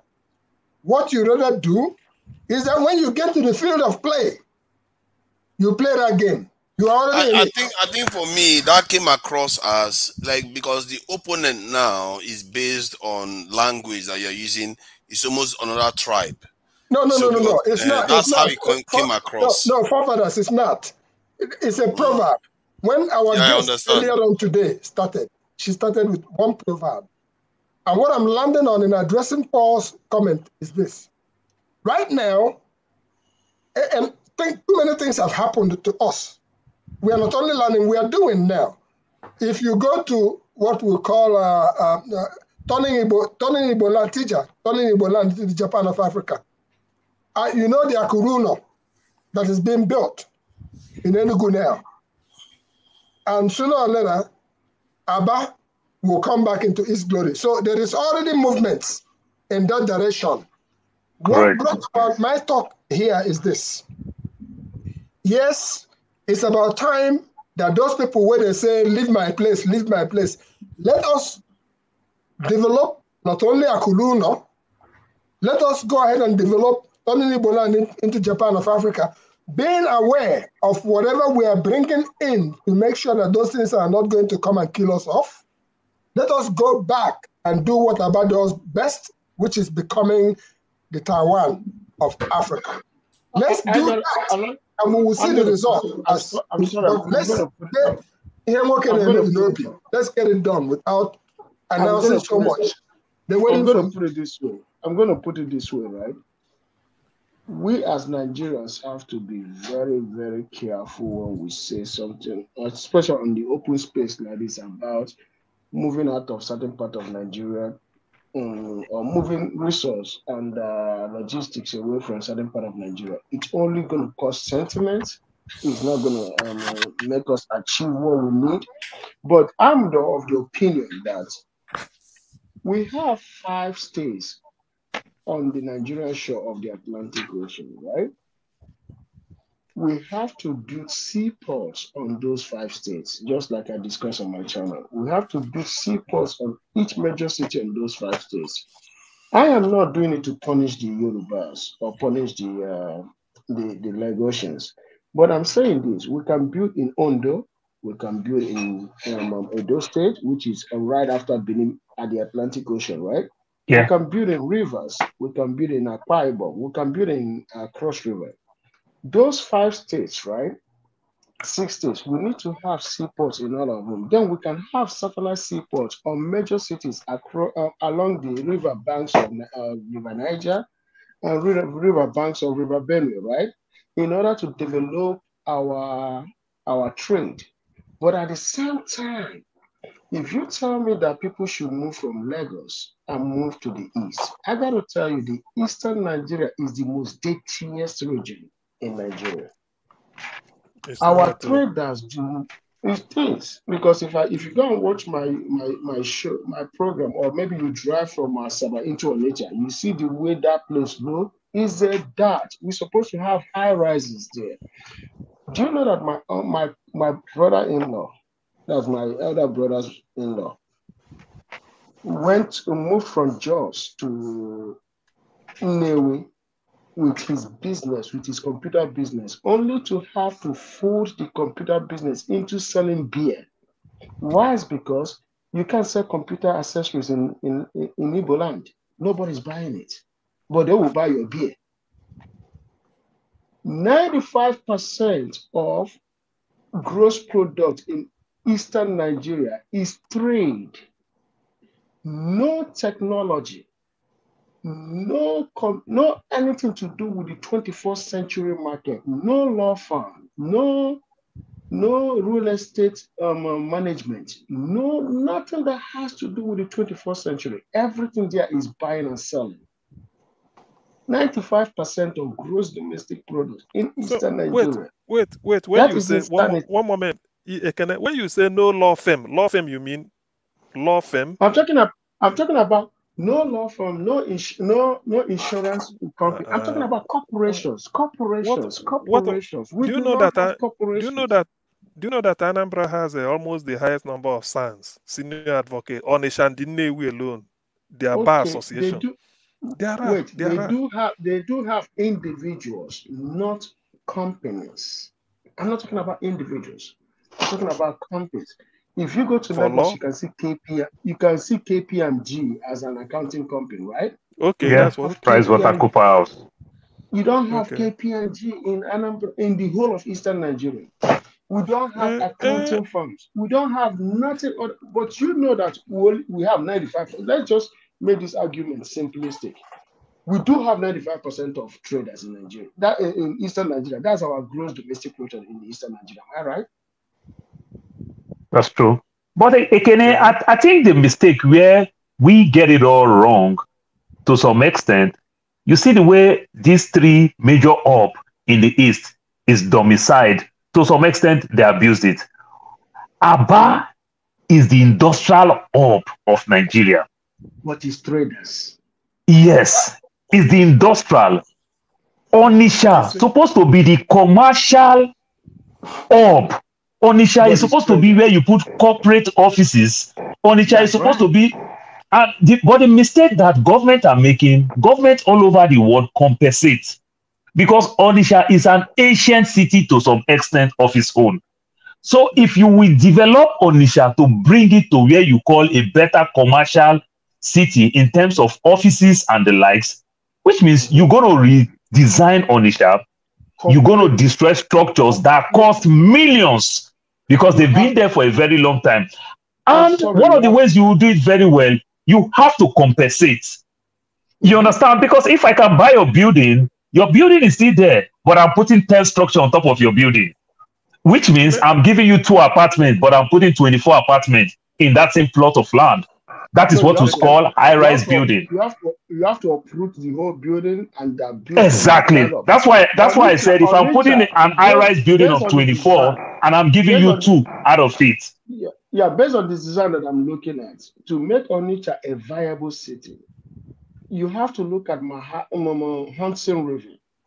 You see how New Jersey on the other side and New York on the other side, right? Correct. On Hudson River. That's what you need. The bridge. Asaba on this side and Onitsha on that side. Onitsha on the other end. High rises. I got to tell you, the transformation is going to be huge because now you have people building real estate that want millions of dollars in that river band. And now they can have hotels, hospitals, offices, and now you have people driving jet ski on River Niger. You have people building houses with where they can park their boats. You see what I'm saying? That Correct. Dubai that you're looking for, we already have it. That's why I said governments don't know how to compensate. Take this land, give the people the property back. Go ahead. Before you take that argument that way, government comes to play. Somebody wanted me to explain a little further about that I had used. Let me clear that. Further, as far as that working in Medinobi is concerned, I try to use the analysis of going to a football game or rugby game. Every team has a game plan. You don't show your opponents your game plan. You come to the field of play, you execute it. You don't say, I'm going to do this as a must. And then before you get there, they'll make sure that you don't do what you're saying, that you don't get there first. So that's the essence of working Medinobi. It doesn't mean that you should not discuss the general good of the people and all that. But the real thing that you are going to do when you get, restructure. Everybody have been shouting, I'm going to restructure Nigeria. And then to my brother Kene, the thing you're talking about, if I drive 10 minutes, I'm right at the Elizabeth Seaport, right here. Mm-hmm. And I know exactly what you're talking about because the airport has just been expanded in Newark Liberty International Airport. Yes, it was. Yeah, $2 billion. Okay. That place is 5 minutes from my place, from this spot where I am now. But even the city of Elizabeth, that airport really should be answering Elizabeth Airport. But because Newark is a bigger city, it turned out to be that way. So all I'm trying to say is that government, even if you want private parties to say, okay, we're going to dredge River Niger down to the Atlantic so that our ships can begin to come in from there, government will not allow you to do that. Don't forget that somebody said that some of the oldest seaports around was around Onitsha in those days. But they killed it and let it die so that Lagos can thrive. Don't forget that Calabar used to be the capital of Nigeria, but they moved everything down to Lagos. And don't forget that while Lagos was doing so good and has become the hub of everything else, they moved to Abuja, where we spent all our money to build a new city. That's all well and good. But coming back to what can we do as people from a particular place? If Aba was good when I was growing up, fiercely competitive. I discussed earlier on that the pipeline that went from Port Harcourt all the way straight down to Kaduna ran through Aba. And I said that my brother's property, where he was supposed to be manufacturing brute for men, brute products, Fabry J, he was supposed to be manufacturing it there. NMPC cut right through there. Up to tomorrow, no compensation. So what are we talking about? We have our good dreams, but would government allow us to do that? And if you're talking about insurance, J.O. Iruku was the person who brought reinsurance to Nigeria. He brought reinsurance to Nigeria. Nigerian reinsurance became so successful, government took it over. Hello? That is what I'm talking about. Some of those institutions you're talking about are already something that is inherent within us. Have you ever wondered who brought military mobile police to Nigeria? Go back to Dr. M. Akpara and check out the history of how that came about. So there are good things that are about to happen, but look, the rail line that was built from to Daura or wherever Buhari said he was heading to. Go and Google Jude Igwemezie, who's in Canada. It's an Igbo man. He's a railroad expert. Those are the people who, come on, we have people who have the ability to be able to think in every way. But let us, again, in these forums, as we keep discussing, appreciate the views that Paul holds on some of these things. But let us know that in these forums, we have a hand in making sure that a proper change comes into play. I just talked about Ajao Estate. We brushed it aside. Meanwhile, I think buildings were leveled, and the government is coming to say, oh, they built illegal structures. Oh, they did this, they did that. Ajao Estate is a Nigerian tragedy. Let me just let's not let it go. Okay? But we might not like what some of us might say, because the reason why I say I want to beg your indulgence. I want to go to sleep. My daughter said, "Are you people going to pay me?" That since I came back from church, I've been sitting talking on. Are you people going to pay me money for me to be? We are not going to have another 4 a.m. announcement. Daddy, go and sleep. It's late. It's late for you. If I come back again, I will break your computer. So please, I'll have to listen to my daughter. I need to go to bed. And please continue with the good discussion. Can we talk again next time we meet? Okay. God bless all of you. And have a blessed week. Okay. God bless you. Yeah, thank you. God bless you too, sir. Like my American people will say, we love you, but you gotta go. Yeah, that's right. That's right. Hey, you went to live in Arizona. Upon all the whole cities in the US, you went to live in Arizona. What are you looking for in Arizona? Okay, so now let me explain to you now, Mr. Hike. Arizona is the 48th state in America. Yes. But Phoenix, Arizona is the 4th largest city in America. Really? There you go.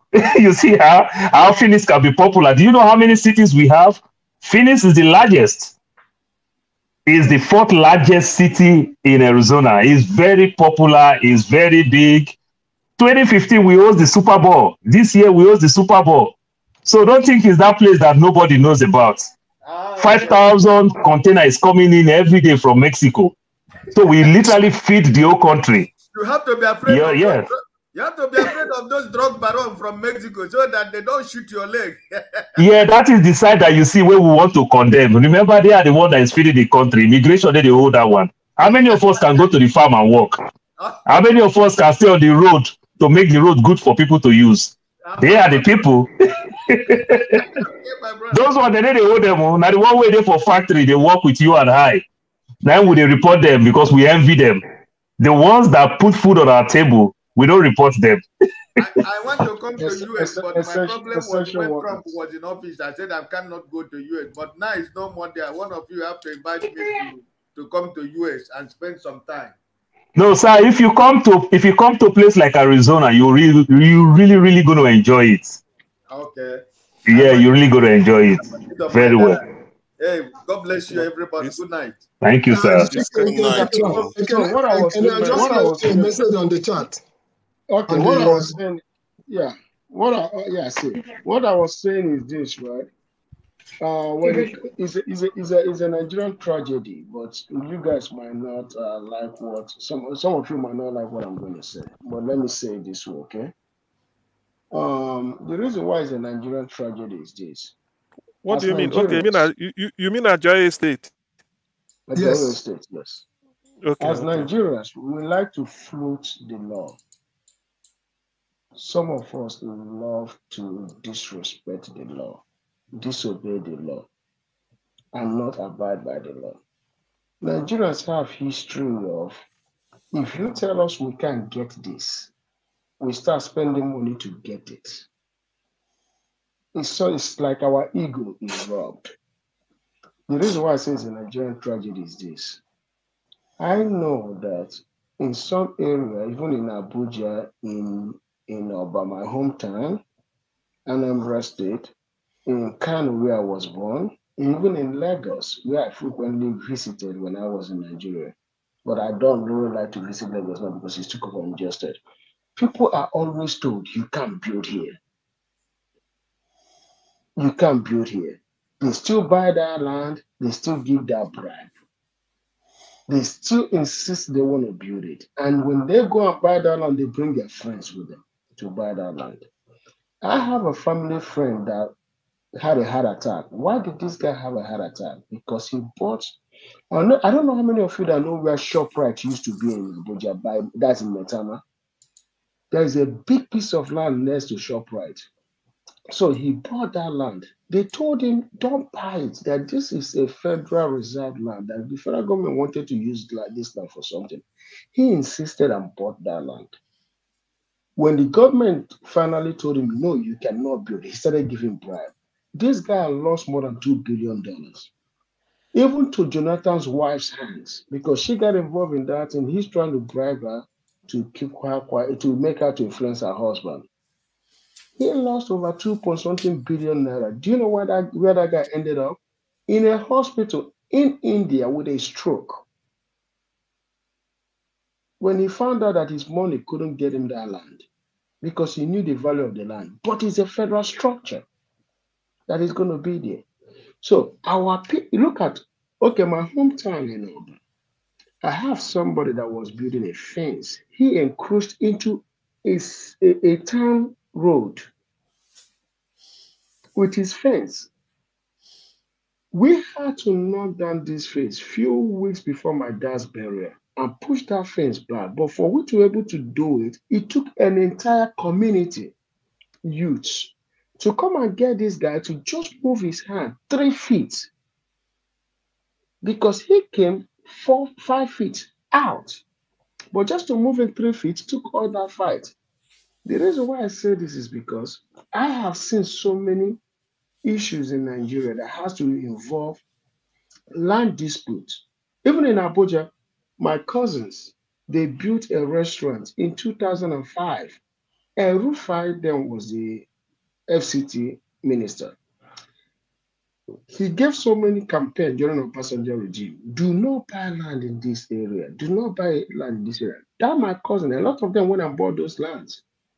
Rufai came and swapped everything. That was what you see in Ajao Estate right now is nothing compared to what happened in 2005.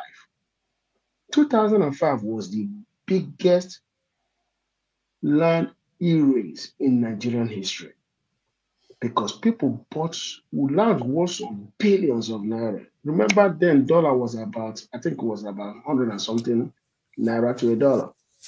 Okay, people lost billions. Okay, can I? They do it this way because it takes two to tango.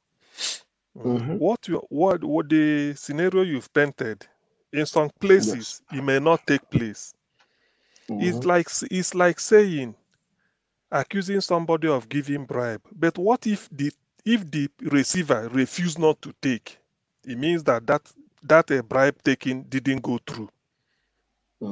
What if this is government land, they've said don't sell it or whatever, then maybe one hooligan we forge one paper and say, come and I sell it, I'm the owner, you buy. By the time you are looking for certificate of occupancy, they will tell you, no, that land is not for sale.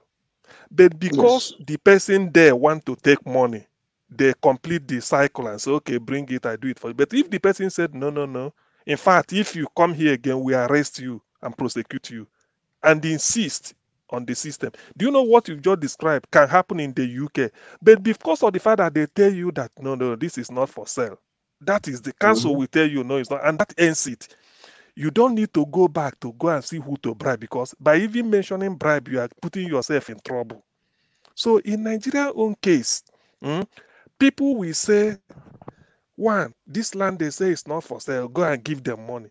If the person try and say want to bribe and the bribe didn't go through, that culture stays. That culture stays. CM, please, I have to contribute from where you stop. Let me just add to what you said. CM, how do you say somebody built a house in an illegal structure? Let's say, for example, even though the state did not use all the ministries and parastatals to come and check anything. You understand? You are paying what we call tenement rate on the house. Are you paying tenement rate on illegal structure? Exactly. How do you explain that part? I've been paying my tenement rate every year for a property. Then the same state is saying that the property that you build is illegal structure and you are making profit from it. It don't make no sense. You see, what? Before you come in, let me tell you what El Capone said when they come to. He said you can't collect a legal tax from an illegal business. You can continue. El Capone, God bless you. In Chicago, the IRS came. He said you can't collect a legal tax from an illegal business. The thing is this: we all know one thing. The both people are playing each other. The people that bought the land and the government that knew that an illegal land was sold to that and they're person. collecting tenement rate. That's what I'm trying to tell you. They're all playing each other. The reason why I have to say this is this. Who is going to lose? You that bought the land. Yes. If you know you're going to lose your money for buying the land and then lose the structure that you built.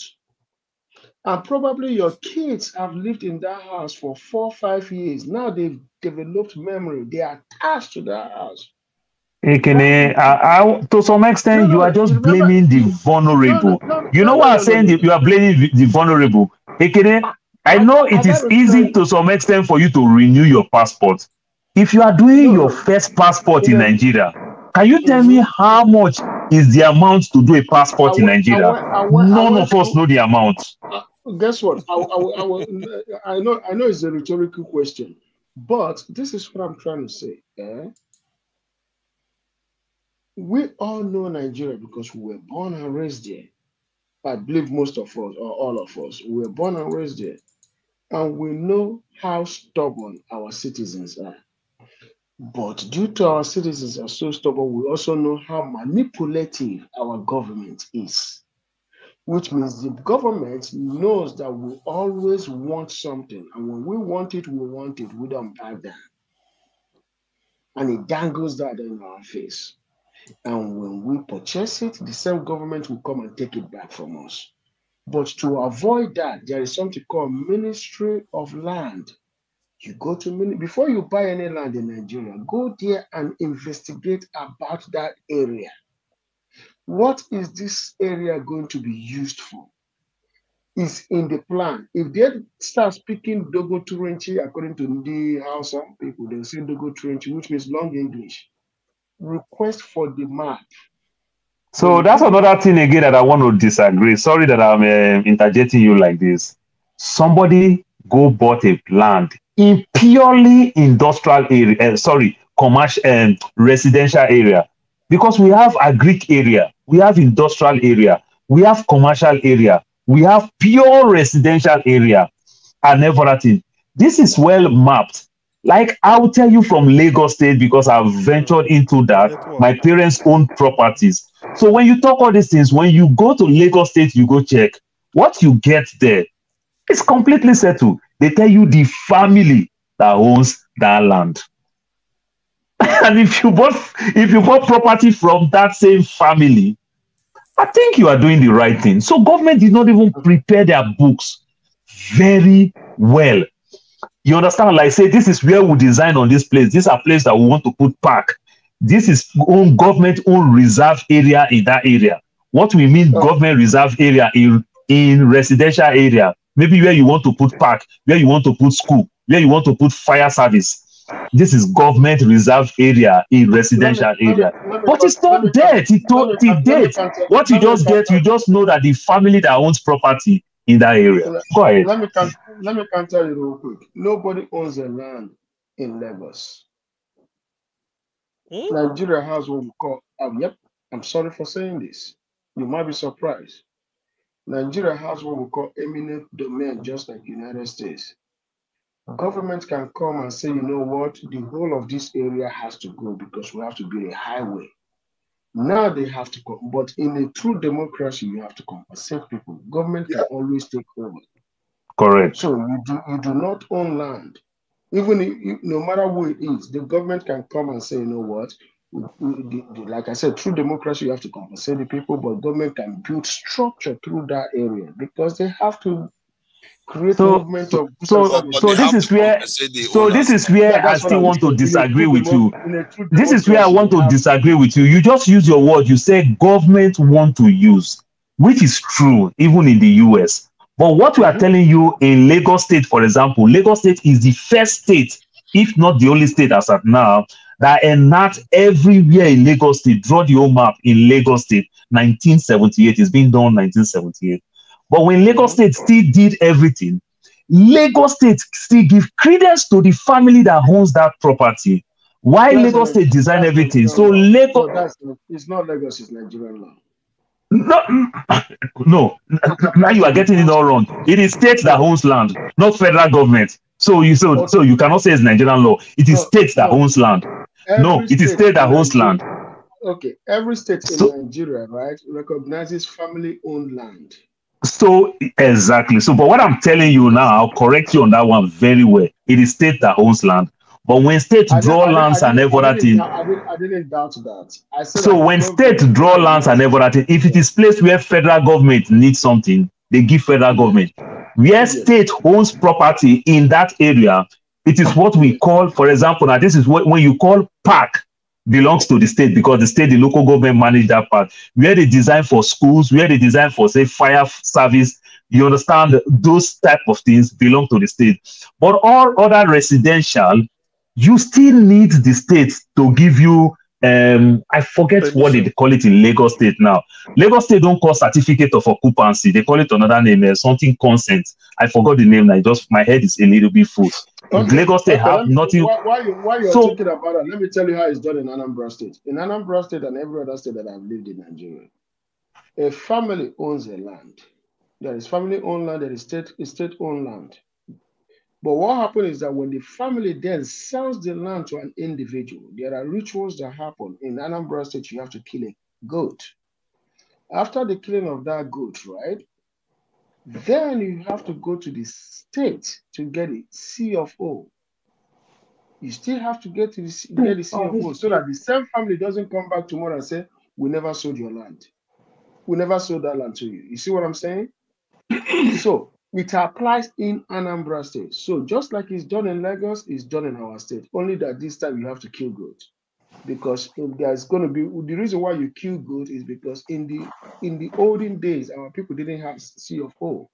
So they use that killing of goat as the C of O because there are witnesses that witness that the goat was killed, which means you sold your land. So going back to what I was saying, yeah, when people buy land in Nigeria, I will tell you, huge percentage of them don't investigate. You might investigate, Paul, but a lot of people don't investigate. Do you know that even in Nigeria, that over 70% of people that buy land don't even own C of O to their land, especially in Eastern Nigeria? They don't have the C of O. Not because they don't want. It's part of what Soludo wants to sort of what is it called? Streamline in Anambra State. The thing is this. It takes forever.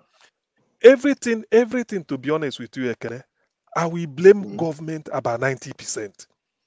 Because government is overriding power. Whether you do illegal land. I'm so sorry. Before I forget, I just remember that it's called governor's consent.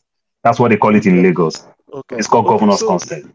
Yeah, that's right. So even if you do any illegal business, you bought from a madman or mad woman or from third party or whatever, as long as you now come for that C of O or whatever, at that point somebody will look at it and say, Oga, that place you are buying land is government reserved area. There's no point issuing you C of O because it's gonna be demolished in future.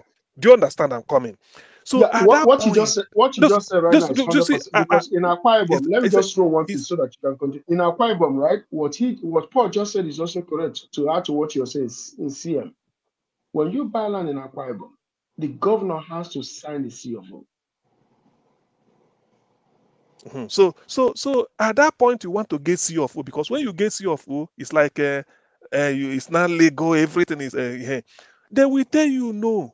So no amount of billions you bring to bribe those officials to issue it, because the person you must have issued it, probably the person must have resigned, give you 1 C of O. In future, even if you are showing it, they said no, you made a mistake. Even when you are showing, but this is C of O, like this Ajao, I got my C of O, this is it. Is it not government? So if in government circle, by the time you come, they say, look, Oga, no need bribing us.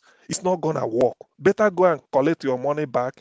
That place is reserved for a teaching hospital or for diseases in future. So when they frustrate you at that level of C of O, and this story goes out everywhere, this thing will self-regulate itself.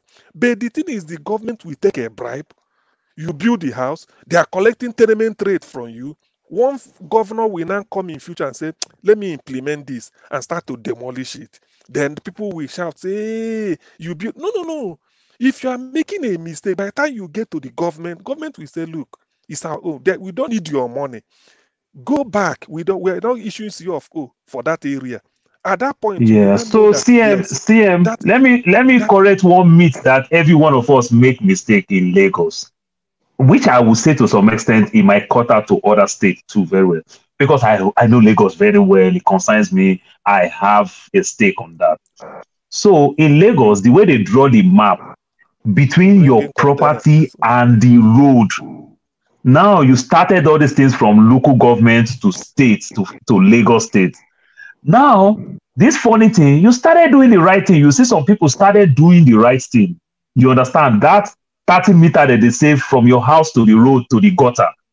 Before you know what's up, anything, you just look like you the wasteland. You start building stuff in front of your house. You start encroaching. So if state now want to break that small structure that you put on your front house, they also assume that it can affect the structure of your house. So what do you think will happen? They demolish the whole of your house. So sometimes it is not illegal property, but it is you build against the state code. Now, like my backyard, they put a small door on my backyard of my house. And me now, they do mbuka, and they buy cars. The back of my house, I can put like 20 cars in the back of my house. But my new property, it is small gates that I can't drive car to the back. Now, I want to break that gate to put bigger gates so that I can drive all the cars, all the chairs, school chairs and computer I put in my backyard, instead of me to be going one by one. What do you think you do? You have to contact city. City will approve it. You understand? For safety, for crime, and everything, so that in case of somebody call 911 or anything, they draw map. They understand the city plan the way it is. You understand? Not like I have gone against the city code, the way they design every structure. So these little things, we abused it. And when the state come for us, they themselves, they make mistakes. They don't explain in details. They just come and they warn you that you break rules, and they break. The reason why, the discussion you just had and what Ekene had just said, the guy who went and threw in his billions and ended up in India with heart attack and stuff like that. That is a consistent thing in Nigeria. Let's not forget, we're talking about eminent domain here. That eminent domain, I have witnessed it. This place where I'm sitting down right now, I've been here for about 30 years in this particular place. And listen to this. About a month or two ago, one morning I got out and there's been a fence that has been there ever since. And I just saw the state, not even the city, marking up the place. And I asked the question what was going on. And they pulled out a master plan, the map of the whole thing. They're explaining to me that what they're doing is that they're going to put an electrical point here for these traffic lights. And therefore, that this fence must go about 3 feet or 4 feet deep into. I said, but what happened? They showed me the map. I shut my mouth up. In other words, they were even kind that they did not want to demolish all the way. They were not demolishing. Rather, what they did with all equipment, they moved that fence.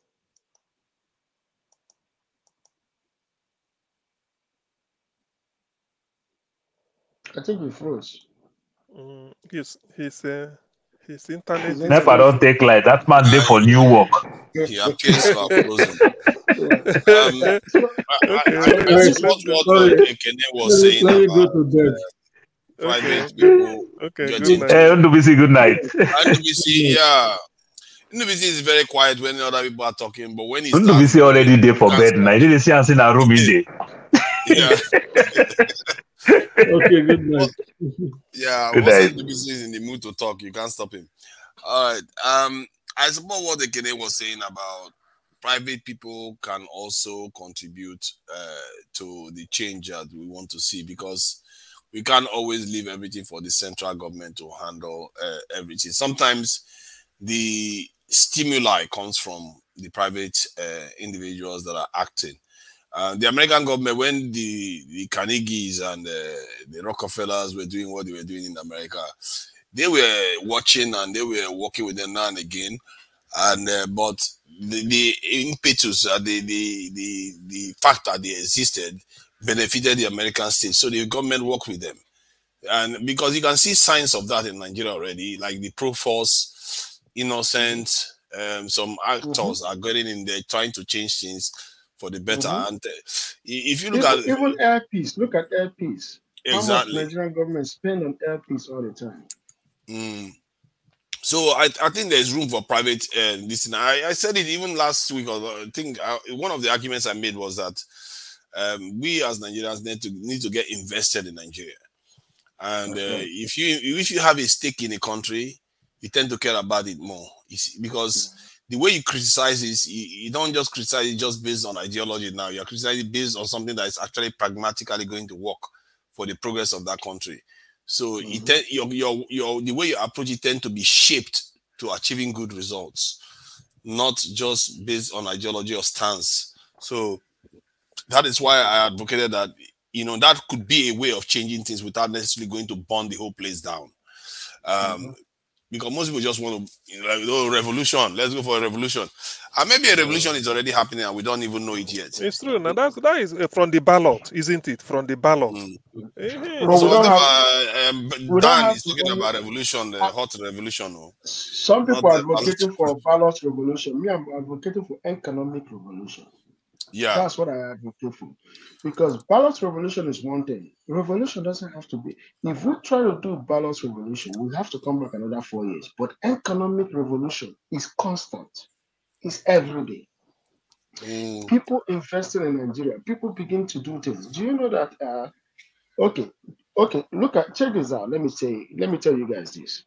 Do you know that in Nigeria, who build most of Nigerian roads? The Chinese company, right? Those are the ones that are building most of Nigerian roads today, Chinese companies. But do you know that the reason why the federal government stopped giving contract to the indigenous Nigerian firms is because most indigenous Nigerian firms don't even go past the first phase of their contract, and they are gone with more than 50% of the money that the mobilization fee and every money that they've given, up to 50%, they've gone with it. They'll come and dump sand on a road and take off. Niger Delta is the worst case scenario. I was discussing with somebody in Ibini. We were going from Ibini. I don't know if you guys know Ibini. Eket area, all the way to Uyo. So we're driving, and this new road is being done by Chinese people. And I was pissed off. Why are Chinese people building this road? The guy looked at me and laughed and said, say this road, they don't give them one Akwa Ibom man. And this Akwa Ibom man, they give us 800 million naira and make it take. That's the first space. That's a disbursement. Make it take build a road. This man carry money, go Abuja, go lodge for hotel. No do a single thing. Federal government still they push the guy up to tomorrow to get the money back. This guy left his wife and children and 2 girls to Abuja. He has been there for 3 years. Government on his ass, and he's using lawyer to stop federal government.